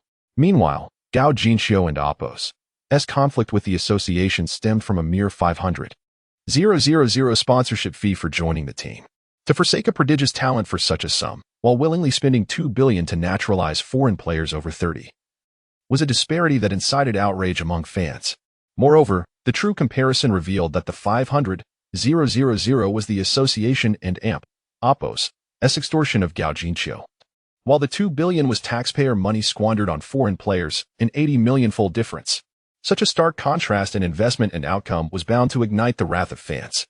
Thus, leveraging Gao Jinxiu's performance in the German Cup and the foreign media's adulation, calls for accountability against the Football Association surged on the internet. Most fans, possessing a modicum of discernment, were not easily swayed by detractors. Previously, they had paid little attention to Gao Jinxiu's youth performances, but now, witnessing his prowess in the first team, they began to delve into his past. With increased familiarity, they could surmise the nature of his conflict with the association. It boiled down to Gao Jinxiu and Apos' refusal to pay the extortionate 500,000 sponsorship fee demanded by Tangu and Apos, and resulting in Gao and Apos' expulsion from the Olympic team. In retaliation, he illustrated a cartoon lampooning the Chinese Football Association, inciting their ire and subsequent attempts to undermine him. Many had hoped that with Tangu and Apos' departure, relations between Gao Jinxiu and the association would improve, but to their dismay, Gao was placed on a blacklist of disreputable individuals. The Chinese Football Association had embarrassed itself on a global scale. Many fans began to organize, seeking to vindicate Gao Jinqiu. Though his name was obscured and he was listed as a disreputable figure, solutions were not scarce. If Gao Jinqiu's name was concealed, it could be replaced with Gao Jinqiu scores or referenced in relation to other Chinese players in Germany. Even if his visage could not appear in videos, masks could be utilized, for ultimately, a footballer and Oppos, as performance transcends the importance of their appearance. Moreover, the irony lay in the fact that while the foreign media celebrated a homegrown player, the domestic portrayal was marred by censorship. This reflected poorly on the Chinese Football Association. Fans compiled highlight reels of Gao Jinqiu's goals, accompanied by He Wei's impassioned commentary, and began disseminating it fervently across platforms such as Douyin, Kuaishou, and Bilibili. Please do not be deceived. Victory is not as easily grasped as dandelions on a hillside. Yet believe that there are beautiful aspirations worthy of our utmost efforts, even at the cost of our very beings. Perhaps one cannot foresee the ultimate outcome until the end, yet every ounce of effort is indispensable. He Wei and Oppos' resounding and emotive commentary captivated numerous fans and even casual internet users. His words resonated not only with Gao Jinqiu but with the entire fan base. While the potential for overturning the association's decisions and vindicating Gao Jinqiu remained uncertain, the pride in our efforts, however minuscule, would allow us to assert to future generations that we contributed historically to the advancement of Chinese football. As events unfolded, He Wei's commentary spread virally across video platforms. Within just a couple of days, nearly every football enthusiast had heard of it. Of course, the support of Struth, the Dortmund club, and Gao Jinqiu's fanbase played a crucial role in this momentum. Before long, fans were collectively outraged, demanding an investigation into the circumstances surrounding Gao Jinqiu's censorship. Honestly, I still cannot comprehend what transgression Gao Jinqiu is alleged to have committed. Was it arrogance? Not to say that he is arrogant. Even if he were, what of it? Many domestic stars exhibit arrogance without facing similar repercussions. Was it the criticism of Tan Gu and Amp, Oppos, and Shuden and Amp, Oppos, Titan Gu and Amp, Oppos, and be criticized? Was it the cartoon satirizing the national team? Was he not merely depicting the truth? And as for the accusations regarding his academic performance, I have evidence of Gao Jinqiu winning third place at the World Robotics Competition while in junior high. Does that still paint him as a poor student? When juxtaposed with the recent smear campaigns against Gao Jinqiu, netizens quickly grasped that he had been unjustly vilified, igniting a wave of indignation. It infuriates me. Such an outstanding individual has been silenced for refusing to conform to their corrupt practices. The challenges facing Chinese football stem directly from the existence of the Chinese Football Association. Currently, I am dining. I am utterly exasperated. A frugal idea struck me. Whenever hunger strikes, simply search for the Chinese Football Association online. Such a serious matter ought not to be trivialized. How utterly ridiculous. The Chinese Football Association is fundamentally flawed. I stand with Gao Jinqiu. Unless the association disbands, he should never represent the national team again. Who bestowed upon them the authority to banish individuals? What heinous act did Gao Jinqiu commit to warrant such a curse upon him? Is there truly no investigation? To so casually banish a prodigious talent is beyond comprehension. What is the internet department doing? Or is it that you are all in collusion? It is evident. Without assistance from the internet department, would the association possess the capability to control public discourse? Collusion? That is putting it mildly. They are indeed in cahoots. The internet department is as deplorable as the association, rotten to the core. Our literature, films, and television dramas in China are being shamelessly plagiarized by foreign entities. While they continue to impose ridiculous restrictions on what can be filmed or written, the national football team flaunts their indulgences, from their protruding bellies to luxury vehicles, leading our youth astray. Why are they not banned? I suspect they too are as corrupt as the association.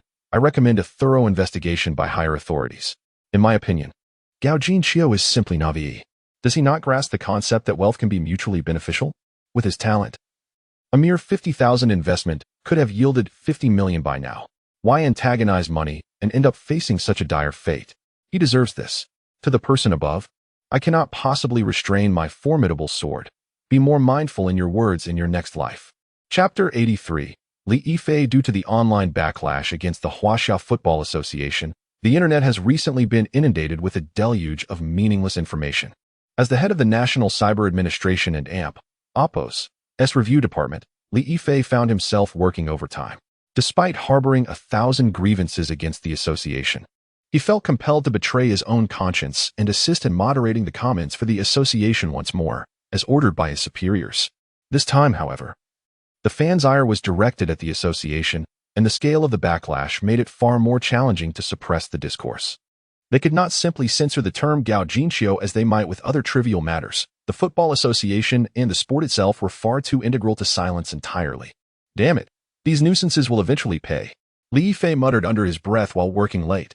Previously, he had advised his superior, Idaoki, to refrain from meddling in the affairs of the football association, and to his surprise, he had heeded his counsel.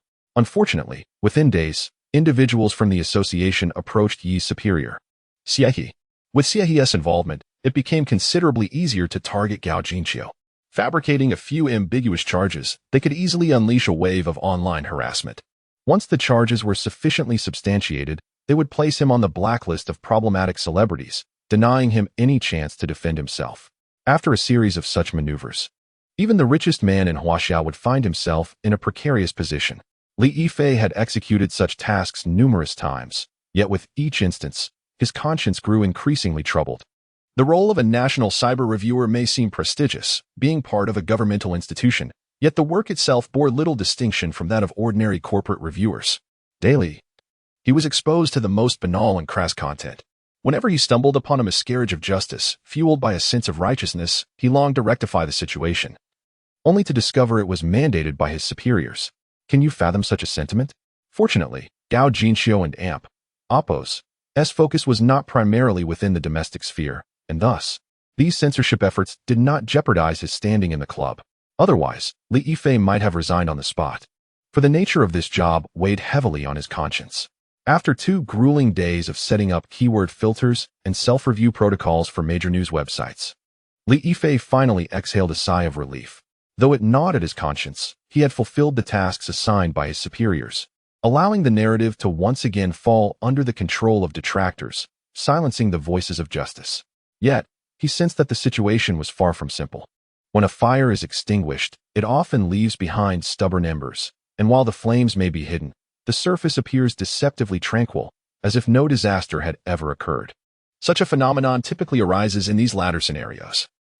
Forgive my frankness, but such a fire cannot be suppressed indefinitely.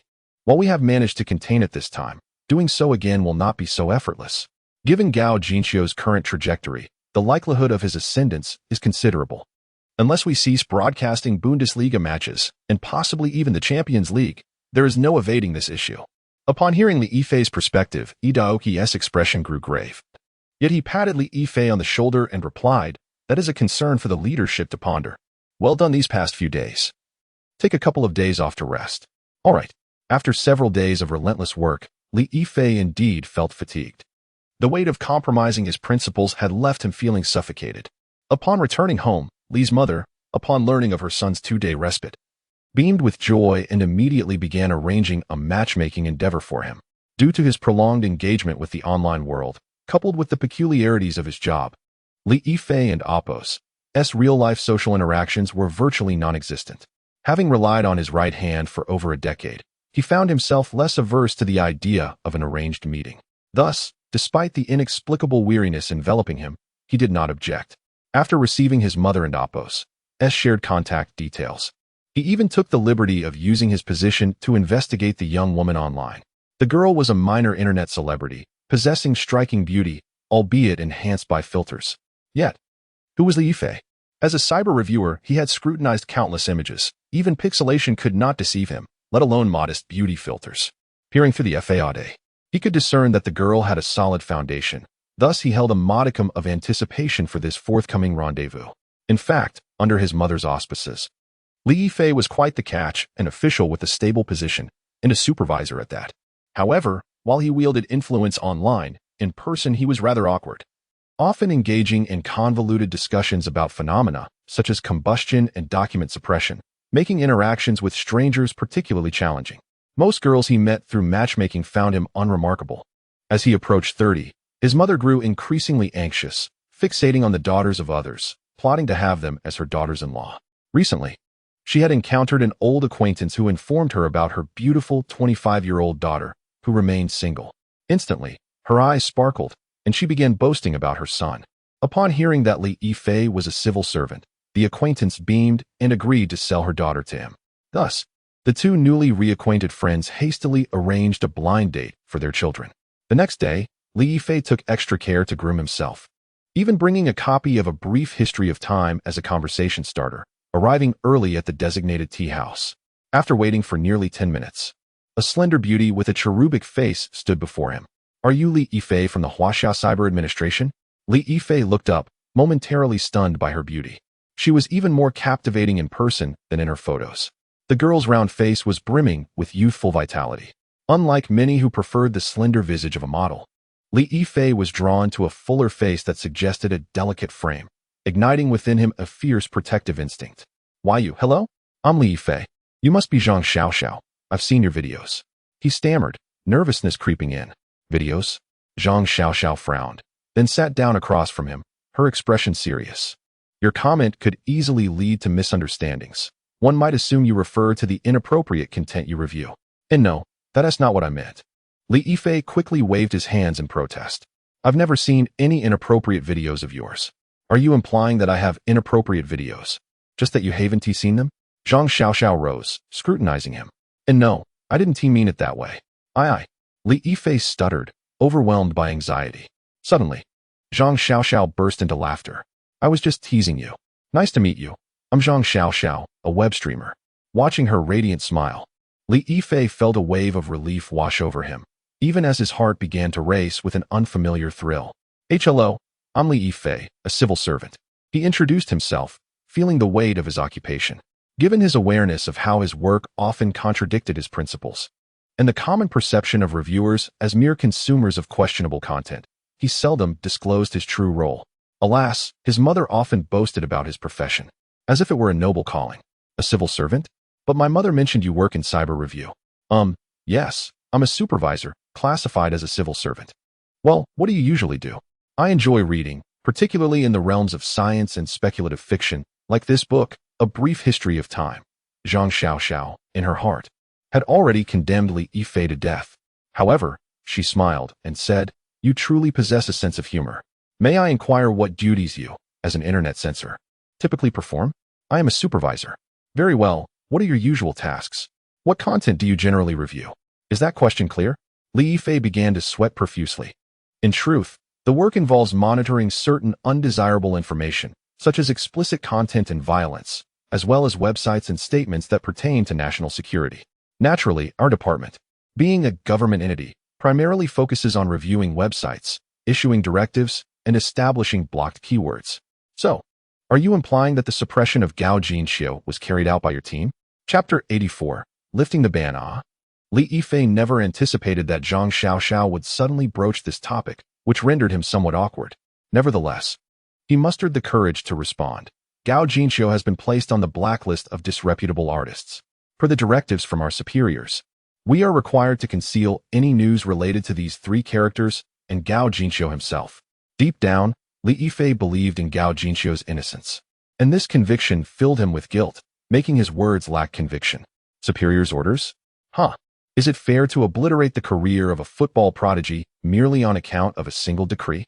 Or do you also believe that Gao Jinxiu's refusal to pay sponsorship fees was a transgression worthy of such punishment?" Upon witnessing Zhang Xiaoxiao's sudden fury, Li Yifei felt an urgent need to clarify. No. I do not think Gao Jinxiu is at fault. On the contrary, I am aware that he has been wronged. I even urged my superiors to reconsider the ban on him, but my voice holds little weight.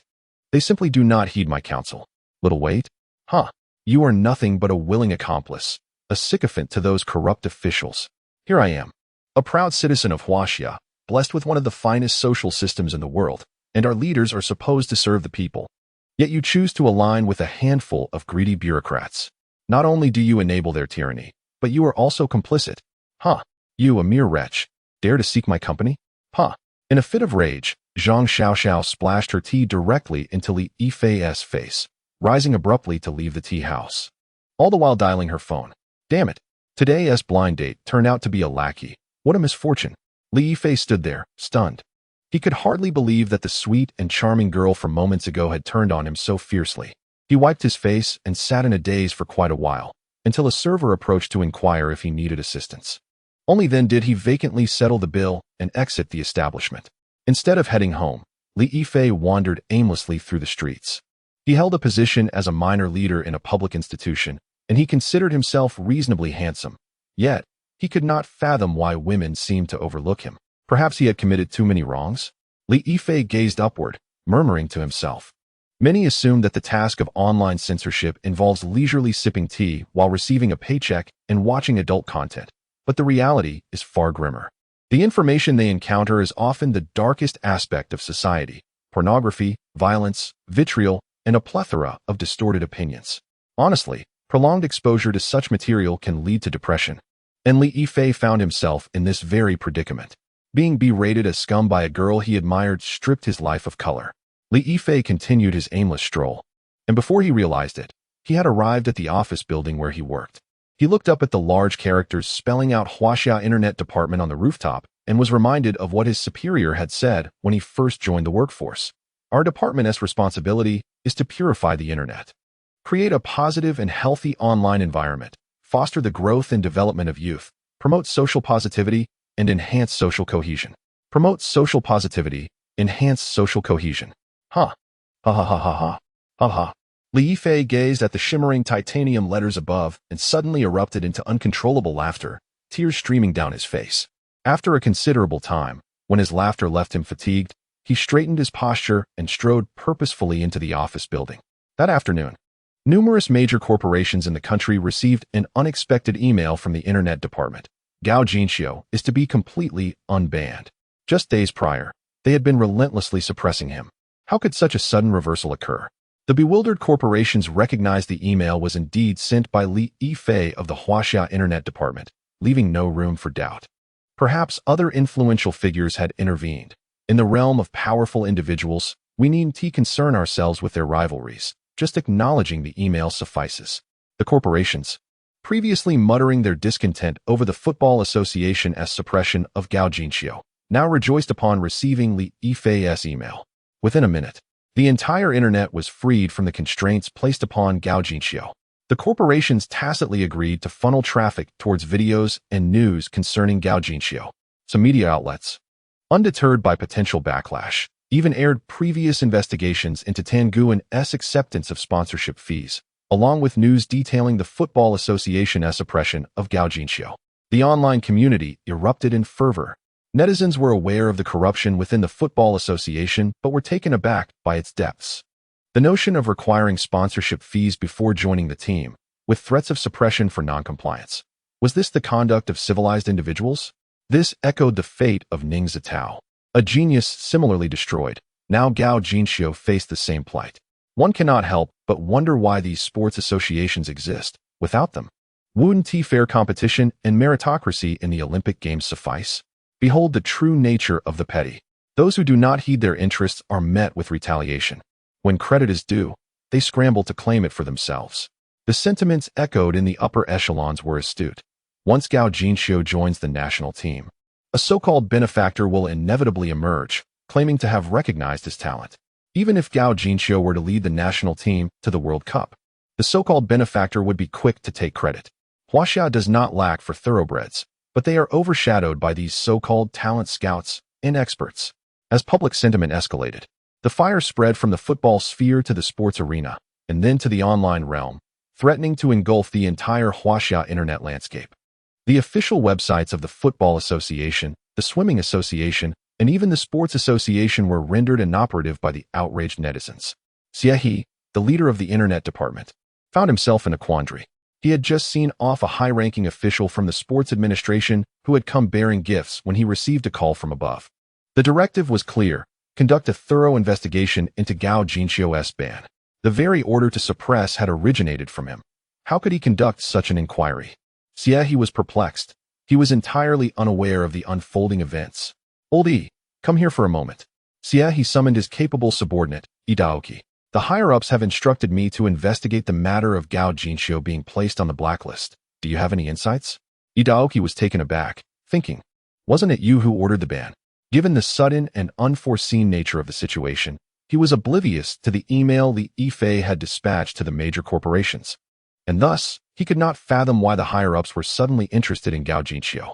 However, upon seeing Xie He's expression, he quickly discerned that Xie He was seeking a scapegoat. Understood. I shall handle this matter. Idaoki had previously cautioned Xie He.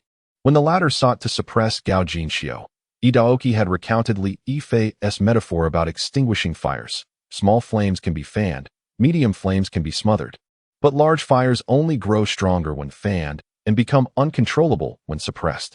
Regrettably, Xie He had dismissed his warning. Claiming a high-ranking official from the sports administration was an old friend, he could not refuse to assist. Now, it seemed that assistance had led to trouble. Nevertheless, as the higher-ups had entrusted the investigation to Xie He, it seemed manageable. A suitable scapegoat could be found, and with Xie He's backing, the scapegoat would not cause a significant uproar. Idaoki had already identified his target. It would be Li Yifei from the censorship department. His audacity had grown increasingly brazen.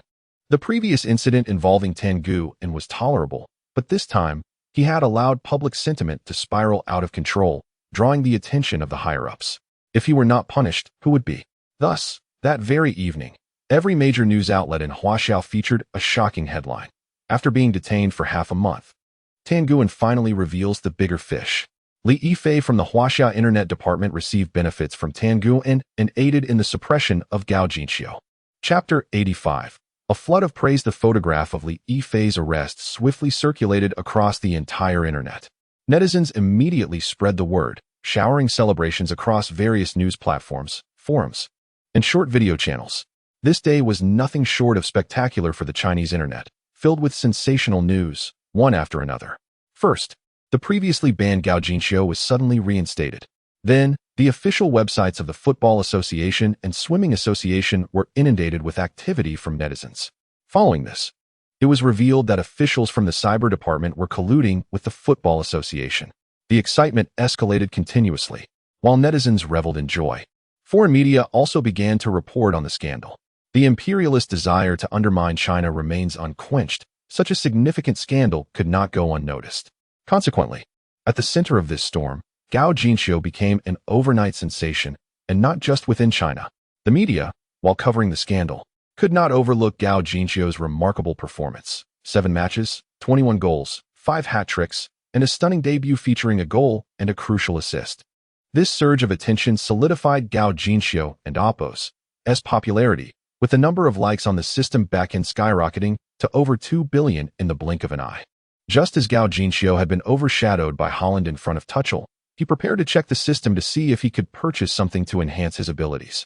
Upon opening the system, he was taken aback by the overwhelming number of likes. What the heck? Is the system malfunctioning?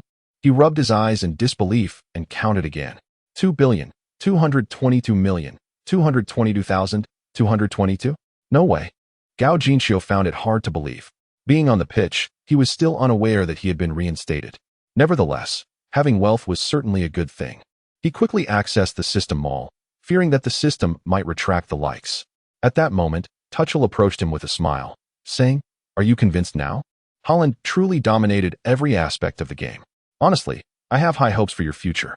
If you serve as Holland's substitute for a year, I assure you that once he leaves, I will build the team around you." Tuchel and Oppo's words were a testament to his regard for Gao Jinxiu. After all, in the recent one-on-one against Holland, Gao Jinxiu had only showcased his shooting accuracy. In every other facet, he had been thoroughly outclassed. Given this level of ability, it is fair to say that if it weren't for his pivotal goal and assist in the last match that turned the tide for the team, Tuchel would never have granted him the opportunity to challenge Holland. "Coach, I believe you should not solely assess my ability based on our one-on-one encounters, but rather consider my overall performance. I scored in every match I've played." Tuchel chuckled. "I know you are eager and tenacious, but you must admit that some luck was involved in that goal. As a young man, it is essential not to reach too high too soon. Train diligently for a year, and you will astonish everyone. You will thank today's decision later." "I would have to be completely daft to thank you for today's decision," Gao Jinxiu thought to himself, feeling somewhat exasperated. If he were to be benched for an entire year, how would he accumulate likes? Without likes, how could he grow? "Coach, let me play in the next match. If I can score again, allow me to be a starter. I won't even demand to replace Holland." Just give me at least 45 minutes on the pitch each game. Huh. Focus on training. The U19 team is at a critical juncture in the finals. Tuchel patted Gao Jinxiu on the shoulder, smiling. Think it over. I truly believe in your future. What good is your faith in my future? I can only grow by scoring goals. Gao Jinxiu wanted to argue further, but Tuchel had already walked away. Holland approached, gently ruffling Gao Jinxiu's hair. You're impressive, but your physique still needs development. There are many in the first team, like me, who are quite robust. A simple clash could leave you unsteady and prone to injury. Coach Tuchel is looking out for your well-being. Gao Jinxiu was at a loss for words, watching as Holland and Tuchel departed. The elation from receiving 2 billion likes faded away. Perhaps I should ask manager Watzke to speak to Tuchel on my behalf. Gao Jinxiu made his way to Watzke and Oppo's office and explained his intentions. Watzke, upon hearing this, laughed heartily. Your primary task now is to secure the U19 League Championship. How can you afford to be distracted? Mr. Watzke, I can manage both, as you know. I just participated in a U19 match on Saturday, and I can continue playing against Bremen on Sunday. That's because you didn't play the full match in either game. Furthermore, to get you on the pitch against Bremen, I've already exhausted all my persuasive efforts with Tuchel. To have you play again, I might need to beg him. As you know, we in management cannot interfere with the head coach's decisions. In truth, Watzke had another thought he didn't voice. Gao Jinxiu's debut in the first team had been sufficiently remarkable. Another match might be superfluous, and a misstep could render everything counterproductive. Thus, unless Tuchel actively sought him out, Watzke was unlikely to allow Gao Jinxiu another opportunity in the first team. Regrettably, Gao Jinxiu did not perceive this. He felt disheartened by Tuchel's lack of faith in him and began contemplating which club to loan to for the next season or even a direct transfer. Although he had received a 10 million signing bonus from Borussia Dortmund, he had yet to sign a contract, retaining control over his fate. He could easily follow Holland's example and set a buyout clause at 60 million or even lower. This way, Dortmund could profit significantly even if they sold him this summer. And he wouldn't feel like he was betraying the club. Moreover, Dortmund's own identity is that of a springboard for young talents. They thrive on such transactions, and fans would likely applaud the prospect of earning millions from a few months of youth training, deeming it a tremendous value. After leaving the club, Gao Jinxiu returned home, ready to meticulously plan how to utilize these 2 billion likes to enhance his abilities, ensuring that the U19 championship was firmly within his grasp. This way, he would be better positioned to compete for a starting role in the first team in the future. System. Open the system mall for me. In an instant, the system mall interface appeared. Gao Jinxiu surveyed the items available and immediately entered a mode of extravagant spending. Silky jersey, 10 million likes. This jersey is exquisitely smooth, making it difficult for defenders to grasp. What a bargain. I'll buy it. Stamina potion, 50 million likes. Restores 20 stamina upon use. Limited to 1 per day. This is the ultimate potion for enduring matches. I'll buy 1 for emergencies. Home field vision experience card, 1 billion likes. Upon use, the host can gain home field vision. This is far too expensive. I won't consider it until I have at least 10 billion likes. Energy absorbing sock sleeves, 50 million likes. Can absorb up to 100 kilograms of impact. This also needs to be included. It seemed there was nothing else of value to purchase. System, your products appear plentiful, yet most are redundant. I can't possibly wear 2 pairs of shoes, can I? Or are you suggesting I could accelerate with my left foot and sprint with my right, wearing 1 pair inside the other? Chapter 86. Acquiring Messi, the host can purchase several pairs of soccer shoes to alternate wearing, with each shoe's cool-down period calculated independently without conflict. Is that truly remarkable? How can I exchange them? Can others see? Others can indeed see. If the host wishes to keep it discreet, they can change beneath the stadium. Do you find this reasonable? Gao Jinxiu immediately thought of the goalkeeper who, while others scored, remained on the sidelines sipping water. What was the purpose of running off the field mid-game? The host can also upgrade the system mall to level 2, unlocking the equipment synthesis feature, allowing 2 pairs of shoes to be combined into 1. Such a feature exists? How does one upgrade the system mall to level 2? The host can upgrade the system mall to level 2 by spending 100 million Huaxia coins. Only 100 million? That's not expensive. Hurry and assist me with the upgrade. Apologies, but the host's assets are insufficient for the upgrade. But I have 2 billion likes. Wait, what? You were referring to Huaxia coins? Are you extorting money? Indeed. This system requires funds. If the host finds it unworthy, they may choose not to upgrade. I knew there was no such thing as a free lunch. You assist me to earn money for yourself, right? Gao Jinxiu felt a sense of helplessness. I don't even have 100 million now. Forget it, I won't upgrade for now. Use the remaining likes to purchase Messi instead. Spending 15 billion all at once still stung a bit. After all, joining Barcelona or having Messi as a subordinate could allow him to incorporate Messi into the virtual training ground. Yet, Gao Jinxiu was hesitant about joining Barcelona. The club had been on a downward trajectory for the past 2 years, and negotiations for Messi and Oppos' contract renewal were dragging on without resolution. The future remained uncertain. If he joined Barcelona only for Messi to leave, it would be quite the joke. Having Messi as a subordinate seemed impossible as well, considering their status and age. Messi would never recognize Gao Jinxiu as an elder brother. While Gao Jinxiu was lost in contemplation, Strutt called, "Gao, you might need to carve out some time in the next few days. We need to meet Kunz to finalize your joining the German U23 team. Afterwards, several major brands wish to discuss endorsement deals with you. It will be a busy few days ahead. Who wants me to endorse? Nike, Adidas, Puma, Coca-Cola, Pepsi, along with your country's Mengniu, Ely, and several lesser-known brands. So many renowned brands." Gao Jinxiu was taken aback. He had just played one match with the first team and attracted such attention? Absolutely. Gao, you have no idea how popular you are right now.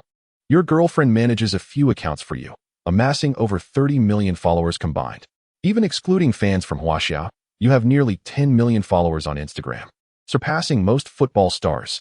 Even Dortmund's Haaland has only a little over 1 million followers on Instagram, and you have 10 times that. Those international brands are not foolish. They will certainly pay a handsome sum for your endorsement. It will come down to who offers the highest bid. The initiative lies with us. Thank you.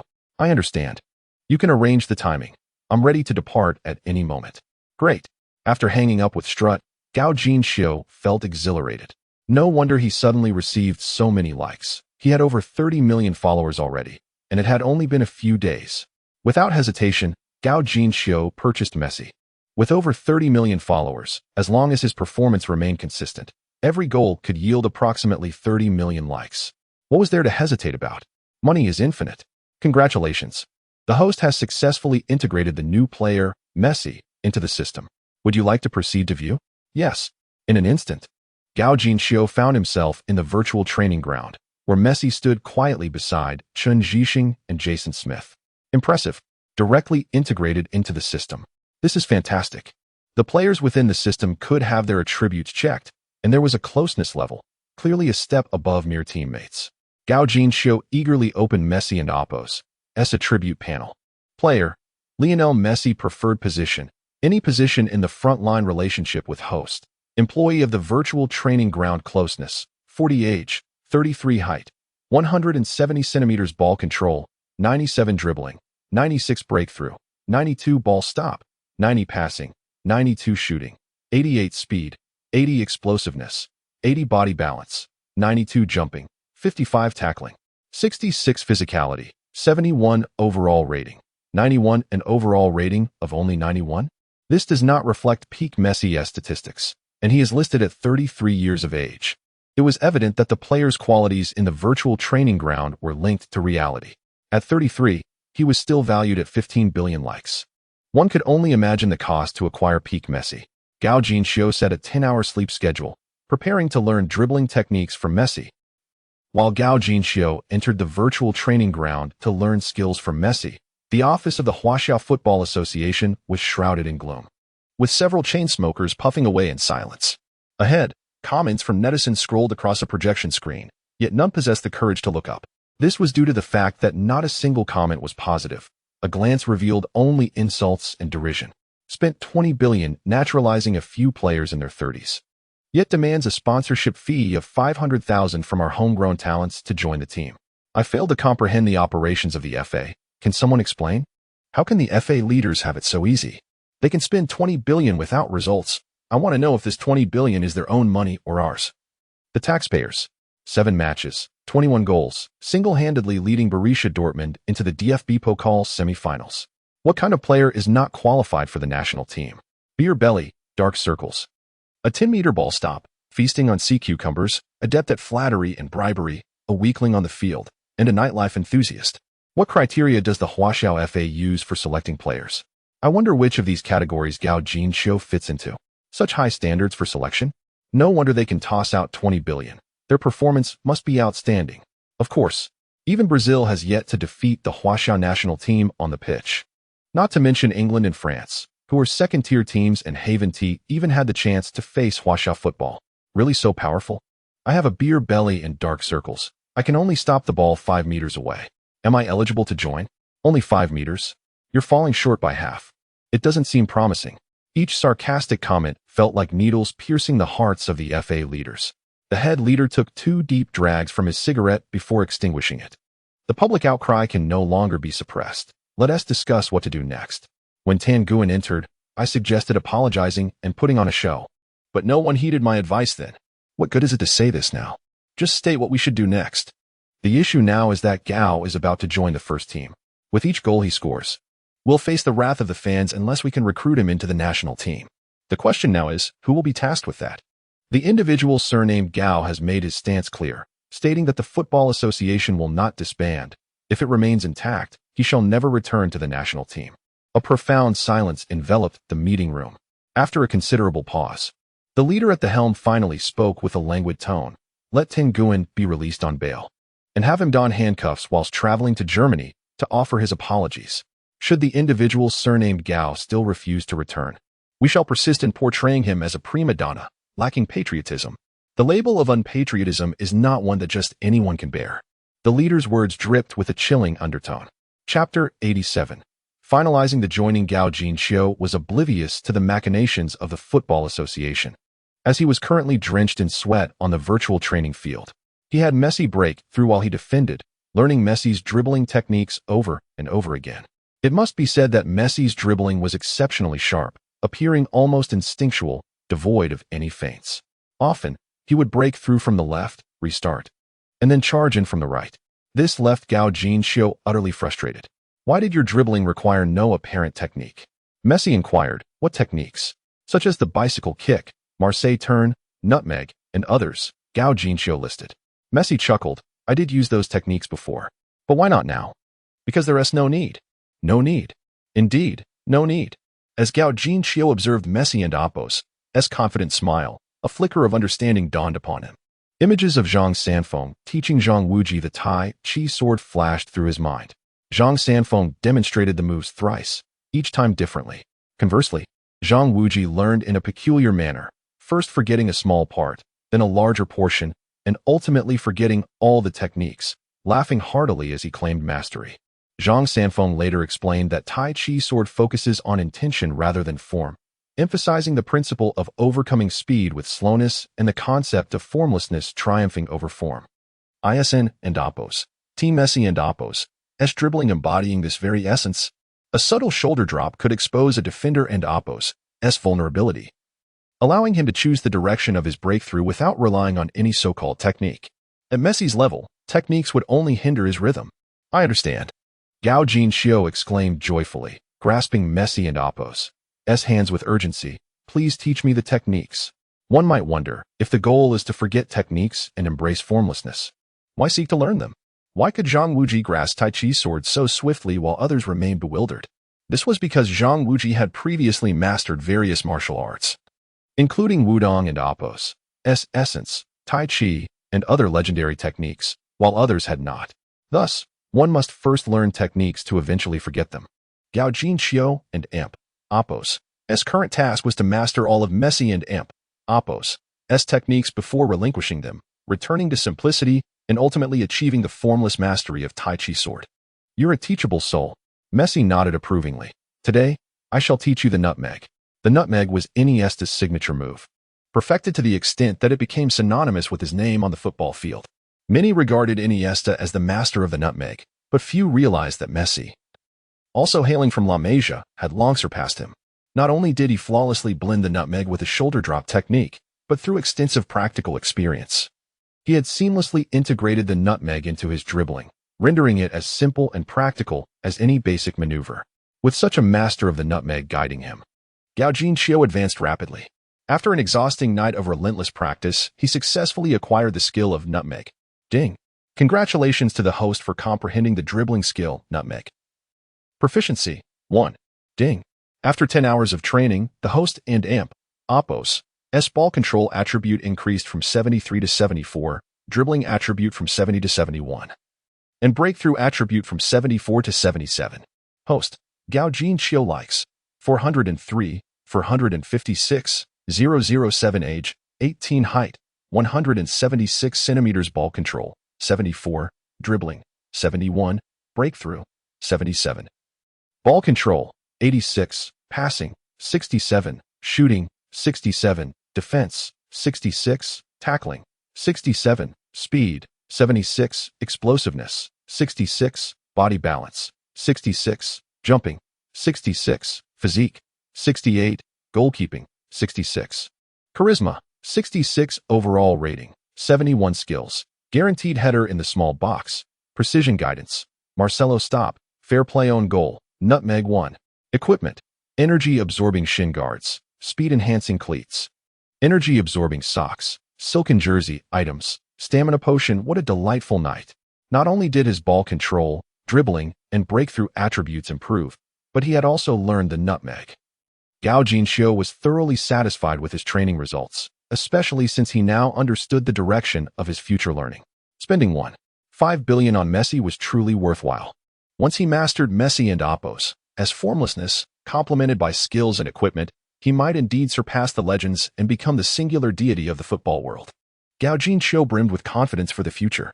As he was scheduled to meet Struth and Kunz in the morning, Gao Jinxiu called Lars to request a day off. Upon learning that Gao Jinxiu was negotiating to join the German U23 team, Lars expressed his delight for both Gao Jinxiu and German football. After hanging up, he even applauded and informed the U18 and U19 players that their teammate Gao Jinxiu was about to acquire German citizenship, prompting cheers for the genius joining their ranks. At the Berlin Olympic Stadium, on an adjacent football training field, Gao Jinxiu arrived with Struth to find Kunz conducting a simple training session with several young players. "My old friend, you've arrived," Kunz scolded the players before walking over to greet Struth. Struth laughed heartily and embraced him. "Old friend, it's been a while. You're increasingly embodying the essence of a coach. Indeed, the younger generation is more spirited. One must be strict to manage them. Absolutely. If you don't impose discipline, they will impose it upon you." The moniker of the AMP, Oppos, 00S generation as workplace enforcers is not without merit. As the two chatted amiably, Gao Jinxiu stood to the side, feeling somewhat disregarded. "As a member of the 00S, is it really appropriate for you to jest about us like this?" After some casual conversation, they seemed to remember Gao Jinxiu. "Old friend, let me introduce you. This is Gao, my employer. A genius from Huaxia." Struth introduced him. Kunz smiled at Gao Jinxiu, saying, "Gao, welcome to my team. Is there no trial?" Gao Jinxiu inquired. "None. Struth mentioned that you are already at the pinnacle of your age group. I trust his judgment." Gao Jinxiu. Struth laughed heartily. "Let us promptly handle the joining procedures. Gao has sponsorships to discuss tomorrow." "So soon? Impressive." "Indeed, impressive. Tomorrow, Nike and Adidas will likely be in contention." Chapter 88. Confirming the endorsement. The process of joining the German U23 national team was quite straightforward. It merely involved filling out a citizenship application and a team application form, followed by a comprehensive physical examination. The remainder of the arrangements was efficiently managed by Struth. Klinsmann escorted Gao Jinxiu to the training ground, where he was introduced to his teammates. Unexpectedly, Gao Jinxiu's arrival was met with a lukewarm reception from his peers, who harbored concerns that he might encroach upon their playing opportunities. Most of these players, currently in training, were not in contention for starting positions, as those with the requisite skill were still engaged in their club matches and were not released so early. In fact, had there not been a friendly match against Saudi Arabia's U21 team scheduled for the following week, Klinsmann might not have commenced training so soon. The selection for the German U23 team was merit-based, unlike in Huaxia, where sponsorship fees often dictated the inclusion of less capable players, necessitating an extended training period of 2 years. Thus, Gao Jinxiu's presence was merely a formality, and he would return to his club post-haste. Klinsmann permitted him to complete his league commitments before joining the training camp. On the way, Struth elaborated on the plans for the following day. Currently, Nike had offered a 5-year contract worth 30 million euros, while Adidas proposed 20 million euros for the same duration.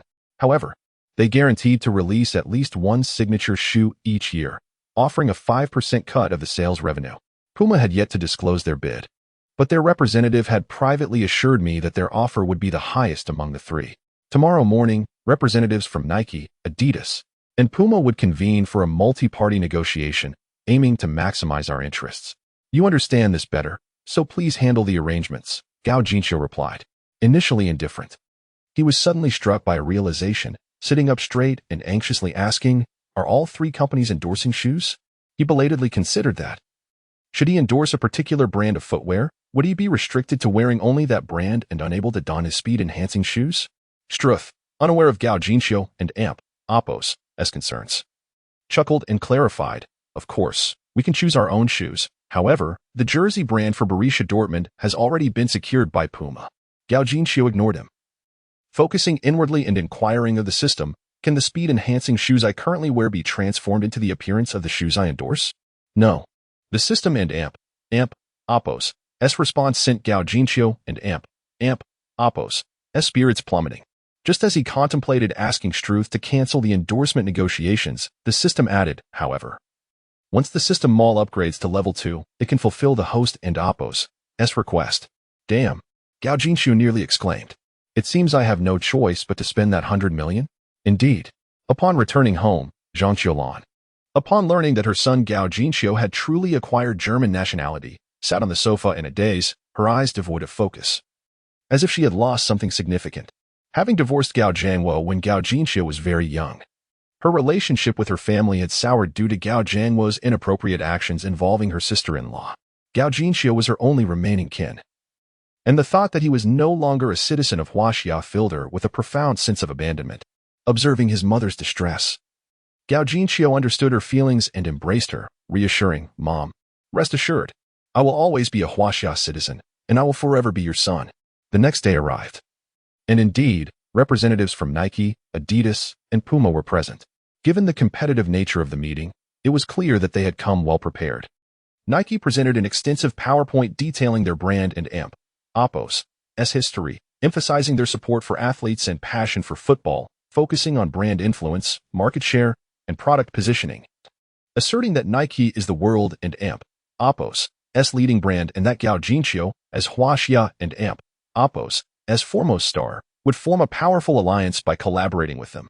Adidas, on the other hand, highlighted their custom footwear designed for players, noting their successful partnerships with numerous football stars and arguing that Gao Jinxiu, as Huaxia and Oppo's leading star, could attract millions of fans within days of his debut, ensuring the shoes would sell remarkably well. Puma, aware of their limited influence compared to Nike and Adidas, revealed their hand directly. We are willing to offer 30 million euros upfront to sign a performance-based contract with Mr. Gao. A performance-based contract? Gao Jinxiu and Oppo's interest was piqued. Puma, noticing his curiosity, promptly suggested a private discussion. After some consideration, Gao Jinxiu agreed. The night before, Struth had provided Gao Jinxiu with references regarding endorsement fees for football stars. He learned that Nike had offered a 10-year, 70 million euro endorsement deal to Vinicius and Rodrigo when they were only 11 or 12 years old. Comparatively, for someone like Gao Jinxiu, who had access to the vast Huaxia market of over 1 billion people, a 5-year, 30 million euro contract seemed somewhat dismissive of his future potential. Thus, Gao Jinxiu felt no obligation to feign enthusiasm. In a newly secured conference room, the Puma representative wasted no time. The 30 million is a guaranteed base fee that we will pay in full upon signing the contract. The performance-based agreement will relate to your achievements, fame, and the sales of your custom signature shoes. The Puma representative elaborated, providing a detailed breakdown of expectations concerning followers, shoe sales, league rankings, goals scored, and accolades such as the Golden Boot and the Ballon d'Or. Gao Jinxiu realized that, should he perform well, his endorsement fees could easily exceed 30 million euros annually, surpassing even those of Cristiano Ronaldo. Naturally, if he were to falter like Wu Lei, he might only secure the base fee of 30 million euros. Puma's motivation for such a contract was primarily the sales of the custom signature shoes. Conditions like the Golden Boot and Ballon d'Or were merely embellishments to enhance the contract's appeal, as they did not genuinely anticipate or worry about Gao Jinxiu achieving those accolades within 5 years. Nonetheless, Gao Jinxiu and Oppo's eyes lit up upon hearing the proposal, and he expressed his intent to consider it earnestly. If Nike and Adidas could not offer a satisfactory price, he would undoubtedly prioritize Puma. After bidding farewell to the Puma representative, Gao Jinxiu returned to meet with the representatives from Nike and Adidas. Ultimately, they only offered an additional 5 million euros, which failed to pique his interest. He conveyed that Puma and Oppo's offer far surpassed the bids from the other two companies, and if they did not present a more sincere proposal, he would have no choice but to sign with Puma. Regrettably, as the leading and second largest sports brands globally, Nike and Adidas maintained their pride, perceiving Gao Jinxiu as merely a player akin to Wu Lei, and did not believe he warranted a higher price. Chapter 89. Upgrading equipment in what seemed to be a desperate attempt to prevent Gao Jinxiu from having second thoughts. Puma hastily signed an endorsement contract with him that very afternoon, transferring a staggering 30 million euros. However, the disheartening reality was that Gao Jinxiu would only receive a mere 15 million euros, as he had to pay a 3% commission to Strut, a 2% fee to Borussia Dortmund for image rights, and a hefty 42% personal income tax to Germany, along with a 3% income tax differential to Huaxia. In an instant, half of the 30 million euros had vanished. Ultimately, after spending 100 million Huaxia coins to elevate the system mall to level 2, only 20 million Huaxia coins remained in Gao Jinxiu's possession. Although it was said he had earned 30 million euros and 240 million Huaxia coins, he found himself with merely 20 million Huaxia coins, leaving him both amused and exasperated. One cannot deny the exorbitance of German taxes. Nearly half of the money had evaporated before it even touched his wallet. Thankfully, he had yet to sign a professional contract with Borussia Dortmund.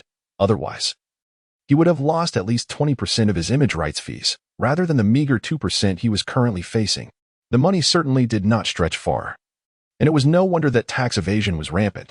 Reflecting on this, Gao Jinxiu felt it was akin to borrowing from a loan shark. One borrows 10,000, yet only receives a few hundred, leaving anyone with a sense of dissatisfaction.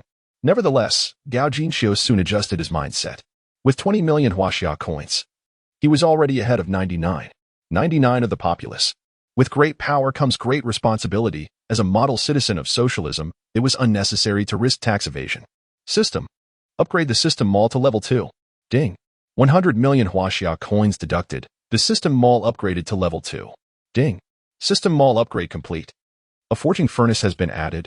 Would you like to check it out? Indeed. Upon entering the mall, he indeed found a shimmering golden furnace. An explanatory text accompanied it. Level 1 forging furnace, capable of refining items into a specified form by the host, and can endow each item with up to 2 attributes. 2 attributes? Does that mean I would need to upgrade to level 3 for 3 attributes? Gao Jinxiu found himself at a loss, sensing that ever since he acquired wealth, the system had been relentlessly seeking more funds. Yes, the host may spend 200 million Huaxia coins to upgrade the system from level 2 to level 3. Would you like to proceed? Upgrade? What nonsense. I'm out of money, Gao Jinxiu replied, somewhat irked. After venting his frustrations at the system, he began to ponder seriously about what items to purchase from the mall. Rebound shin guards, 100 million credits. Can rebound a maximum impact of 100 kilograms. There were only 2 types of shin guards. This one was a no-brainer purchase. Rebound sock sleeves, 50 million credits. Can rebound a maximum impact of 50 kilograms. Following the same logic, he bought these as well. Next came the selection of footwear, which presented a greater variety and thus more difficulty in decision-making. Speed shoes, 100 million credits. Can enhance running speed by 5. Rapid shoes, 100 million credits. Using the skill boost running speed by 15 for 10 seconds. Cooldown time, 30 minutes. Explosive shoes, 100 million credits. Using the skill doubles the initial speed. Cooldown time, 30 minutes. Jump shoes, 100 million credits. Can enhance jumping ability by 5. Gao Jinxiu already owned speed shoes, and he was quite keen on the remaining 3 options, but alas, he could only select one. The jump shoes had no cooldown and would complement the skill corner header quite well, seeming quite fitting. However, he had always favored the exhilarating sensation of speed. Moreover, standing at a height of only 176 centimeters, an inch taller than before, he felt that even with a 5 jumping enhancement, he still paled in comparison to towering figures around 190 centimeters. Thus, rather than pursue jumping ability, it would be more advantageous to leverage his agility and quickness to maximize his speed. Both the rapid shoes and explosive shoes had cooldowns. Yet each use should create an opportunity. Particularly the rapid shoes, with a duration of 10 seconds, was sufficient for him to partake in a 100-meter sprint. Of course, the explosive shoes were commendable as well, In football, often it is the initial speed that matters more than peak speed. Each pair of shoes possessed unique characteristics, causing Gao Jinxiu considerable indecision. He hesitated long between the rapid shoes and the explosive shoes. Ultimately, uncertainty clouded his choice. At that moment, he recalled his debut match with the first team, along with his initial games in the U18 and U19 teams. A commonality emerged. His teammates did not trust him. This reality exposed the downside of the instantaneous speed boost without duration in situations like countering offside if he sprinted into a prime position but was not past the ball. It would waste a skill opportunity. Conversely, the explosive shoes, while only beneficial during the initial burst, incurred a 30-minute cooldown if missed, leaving him feeling somewhat regretful. Reflecting on the rapid shoes, he recognized that, while their effectiveness during offside plays might not match the explosive shoes, his performance in the first team, particularly during plays that required speed, relied heavily on quickness. Moreover, he remembered that during a counterattack, had he been quicker, he might not have been squeezed between two defenders from Bremen. After much contemplation, Gao Jinxiu began to lean towards purchasing the rapid shoes. He was on the brink of changing teammates, and when trust was lacking, the rapid shoes would undoubtedly prove more advantageous than the explosive shoes. Not to mention, given his smaller stature, his acceleration was commendable. Decided. System, I wish to purchase the rapid shoes. Ding. Congratulations, host. You have acquired the rebound shin guards, rebound sock sleeves, and rapid shoes. After procuring the equipment, Gao Jinxiu then accessed the forging furnace, merging the energy-absorbing shin guards with the rebound shin guards to create the energy-absorbing rebound shin guards. The energy-absorbing sock sleeves with the rebound sock sleeves to forge the energy-absorbing rebound sock sleeves, and the speed shoes with the rapid shoes to produce the ultra-speed shoes. As he donned the newly synthesized equipment, Gao Jinxiu suddenly felt as if he could take on 10 opponents single-handedly. The combined shin guards and sock sleeves could withstand an impact of 450 kilograms at this level, even if one were to be tackled head-on. It would be unlikely for a leg bone to fracture. He truly felt invincible. In football, beyond mere technique, sometimes it is about who dares to fight harder. Otherwise, there would not be so many instances of weaker teams triumphing over stronger ones. With such equipment, Gao Jinxiu could confidently dominate the pitch. Akin to a Death Knight in Dota, fearless and unstoppable. Chapter 90.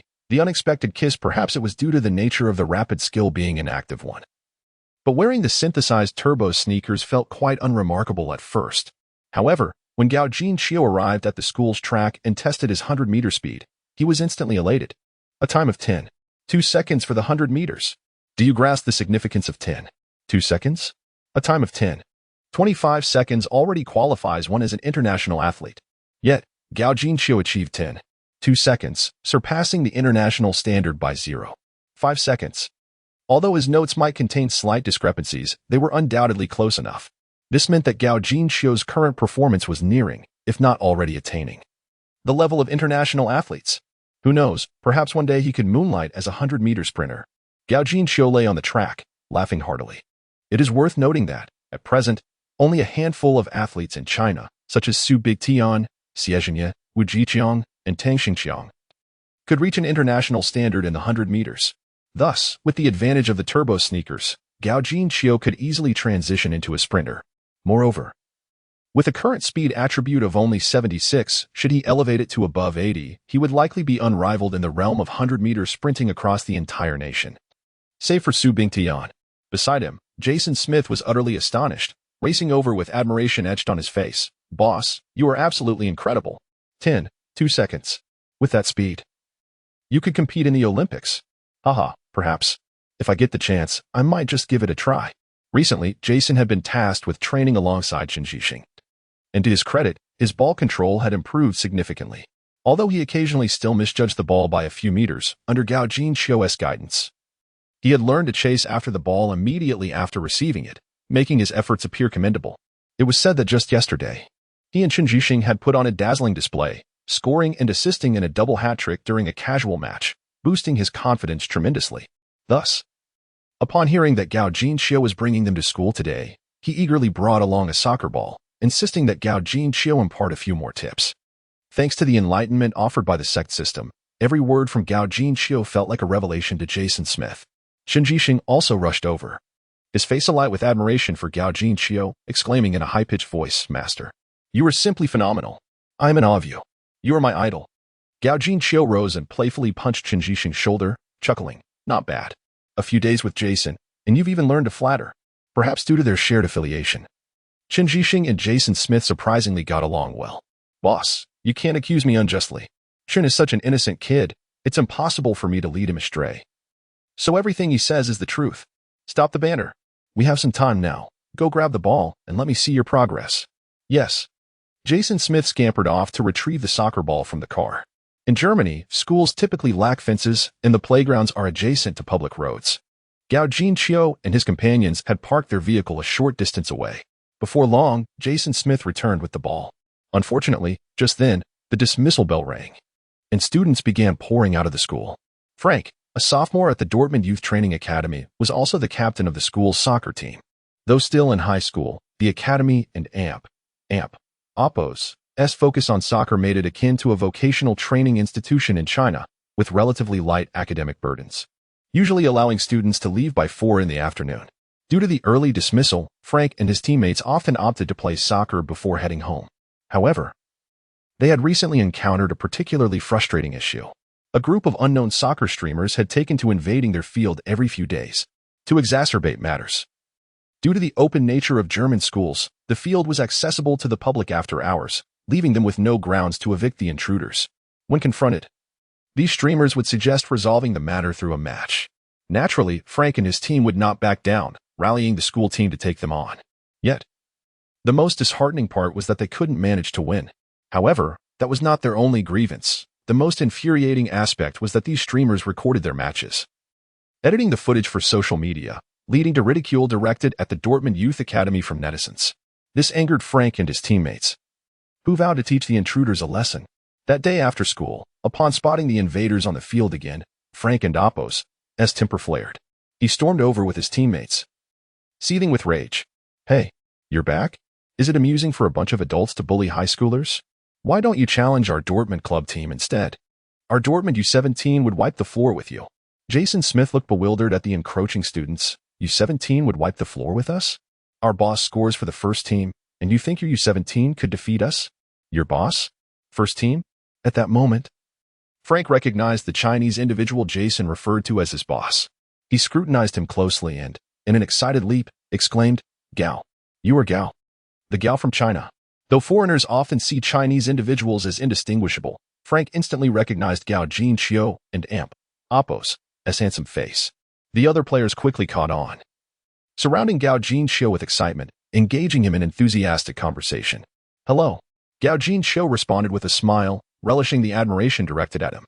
He had been preoccupied with ball control training and had not attended class for quite some time, and during this period, his skills and popularity had soared. One could say that Gao Jinqiu's rapid rise had left Frank and his teammates regretting their missed opportunity to connect with him. Now, with Gao Jinqiu unexpectedly appearing before them, their excitement was palpable. Initially, Gao Jinqiu enjoyed the admiration, but he soon realized that the situation was spiraling out of control.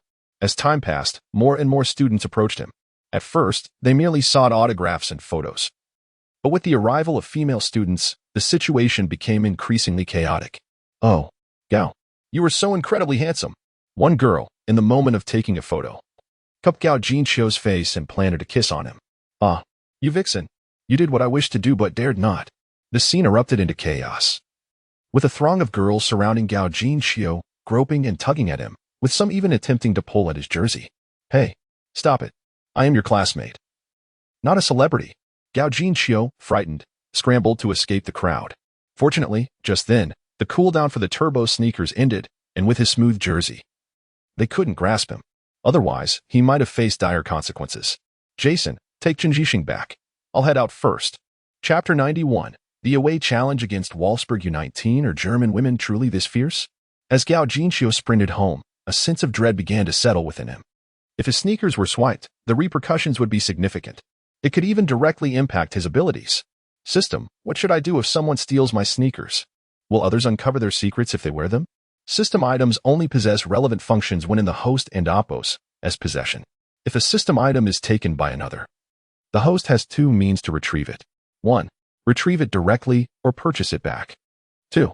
Consume one of the item's value in credits to activate the system's marketplace retrieval function, attaching its attributes to a new item. At least it can be recovered. But one seems rather steep. I acquired these sneakers for 200 million credits. How am I to gather 2 million credits to reclaim them? Goodness. 2 million? That's not merely expensive. It's exorbitant. Is one truly expensive?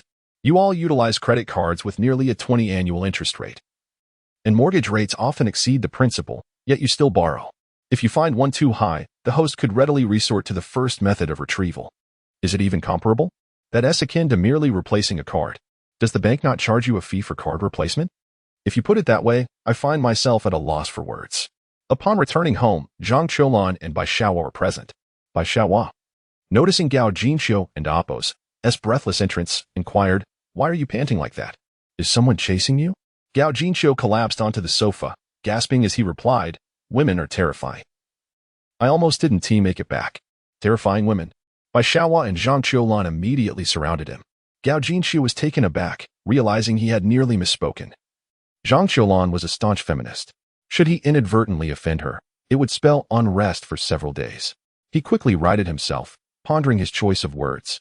At that moment, Jason and Chen Zhuxing returned by car.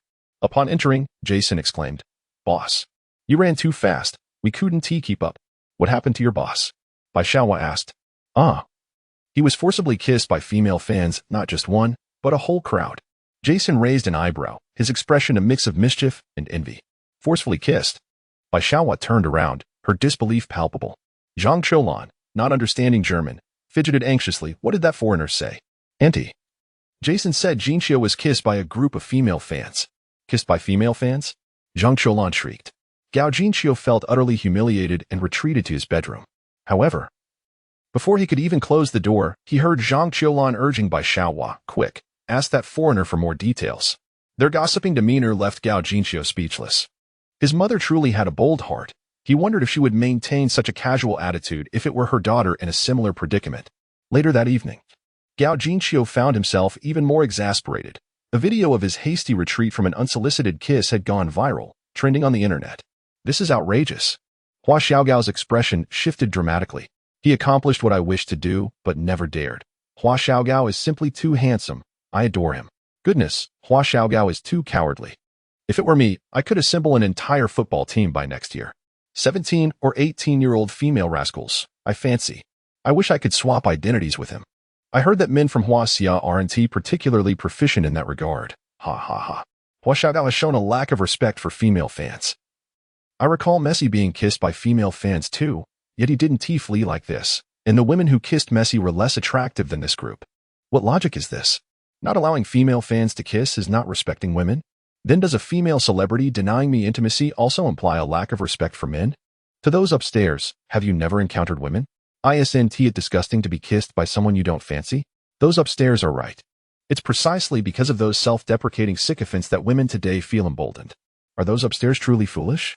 Can't a lighthearted jest be made without dragging gender issues into it? Indeed, Gao Jinxiu himself has no objections, yet you all are overly sensitive. No objections? Are you blind? Would he flee if he had no objections? The online uproar escalated, eventually evolving into a gender divide. Naturally, as the protagonist, Gao Jinxiu became a topic of heated debate. Some criticized him for lacking chivalry and disrespecting female fans, while others praised him for exhibiting gentlemanly behavior, maintaining a respectful distance from women. Amidst this clamor, Borussia Dortmund U19 prepared for their second match against Wolfsburg U19. May 23, 2020. Saturday. The second round of the U19 playoffs, Borussia Dortmund U19 faces Wolfsburg U19 away. On this day, a light drizzle fell from the sky, leaving the entire field damp. Many players struggled to adapt to the slippery conditions, particularly the young goalkeepers, as rainy weather often leads to unexpected slips and altered trajectories of the ball. Young goalkeepers, having less experience, would find this particularly challenging, meaning that scoring might become easier at times. Press the attack. We must dominate their half in this rain. Lars repeatedly emphasized the strategy. Despite leading by 4 goals in the first round, rain could easily lead to a one-sided massacre. In other words, rainy matches often result in lopsided scores. During Holland's 9-goal match, a light rain fell from the heavens. Additionally, playing in the rain poses another dire consequence. Players are more prone to catching colds post-match, especially for away players who may not have easy access to warm beverages. Thus, Lars could not afford to be careless. In this match, Gao Jinqiu was placed on the bench, despite his constant pleas to play. However, he had to consider the player's well-being. Unfortunately, this decision was rather unfriendly to the media from Huaxia, which had traveled a great distance. With Gao Jinqiu's suspension lifted, the media quickly sensed the immense newsworthiness surrounding him. They flocked to Germany, paying exorbitant broadcasting fees and braving the rain with expensive equipment, all to capture Gao Jinqiu's performance on the field. When informed that he might not play in this match, how could they not feel disheartened? Especially after the first half ended in a 0-0 stalemate. Their impatience grew. They all began to shout for Gao Jinqiu to take the field and compete for the league's golden boot. The Borussia Dortmund fans quickly caught on to their enthusiasm and joined in the chorus. Gao Jinqiu, having scored 21 league goals, was just 4 goals shy of the leading scorer and Oppo's 25 goals. Given his average of hat tricks, there remained a considerable chance to contend for the golden boot in the final 2 matches. Moreover, he was an unstoppable force at this age level. Go, go, Olu, Olu, Olu, go, go, goal, Olu, Olu, Olu. Soon, the stadium was filled with synchronized chants for Gao Jinqiu. The fans sought to pressure Lars into fielding Gao Jinqiu.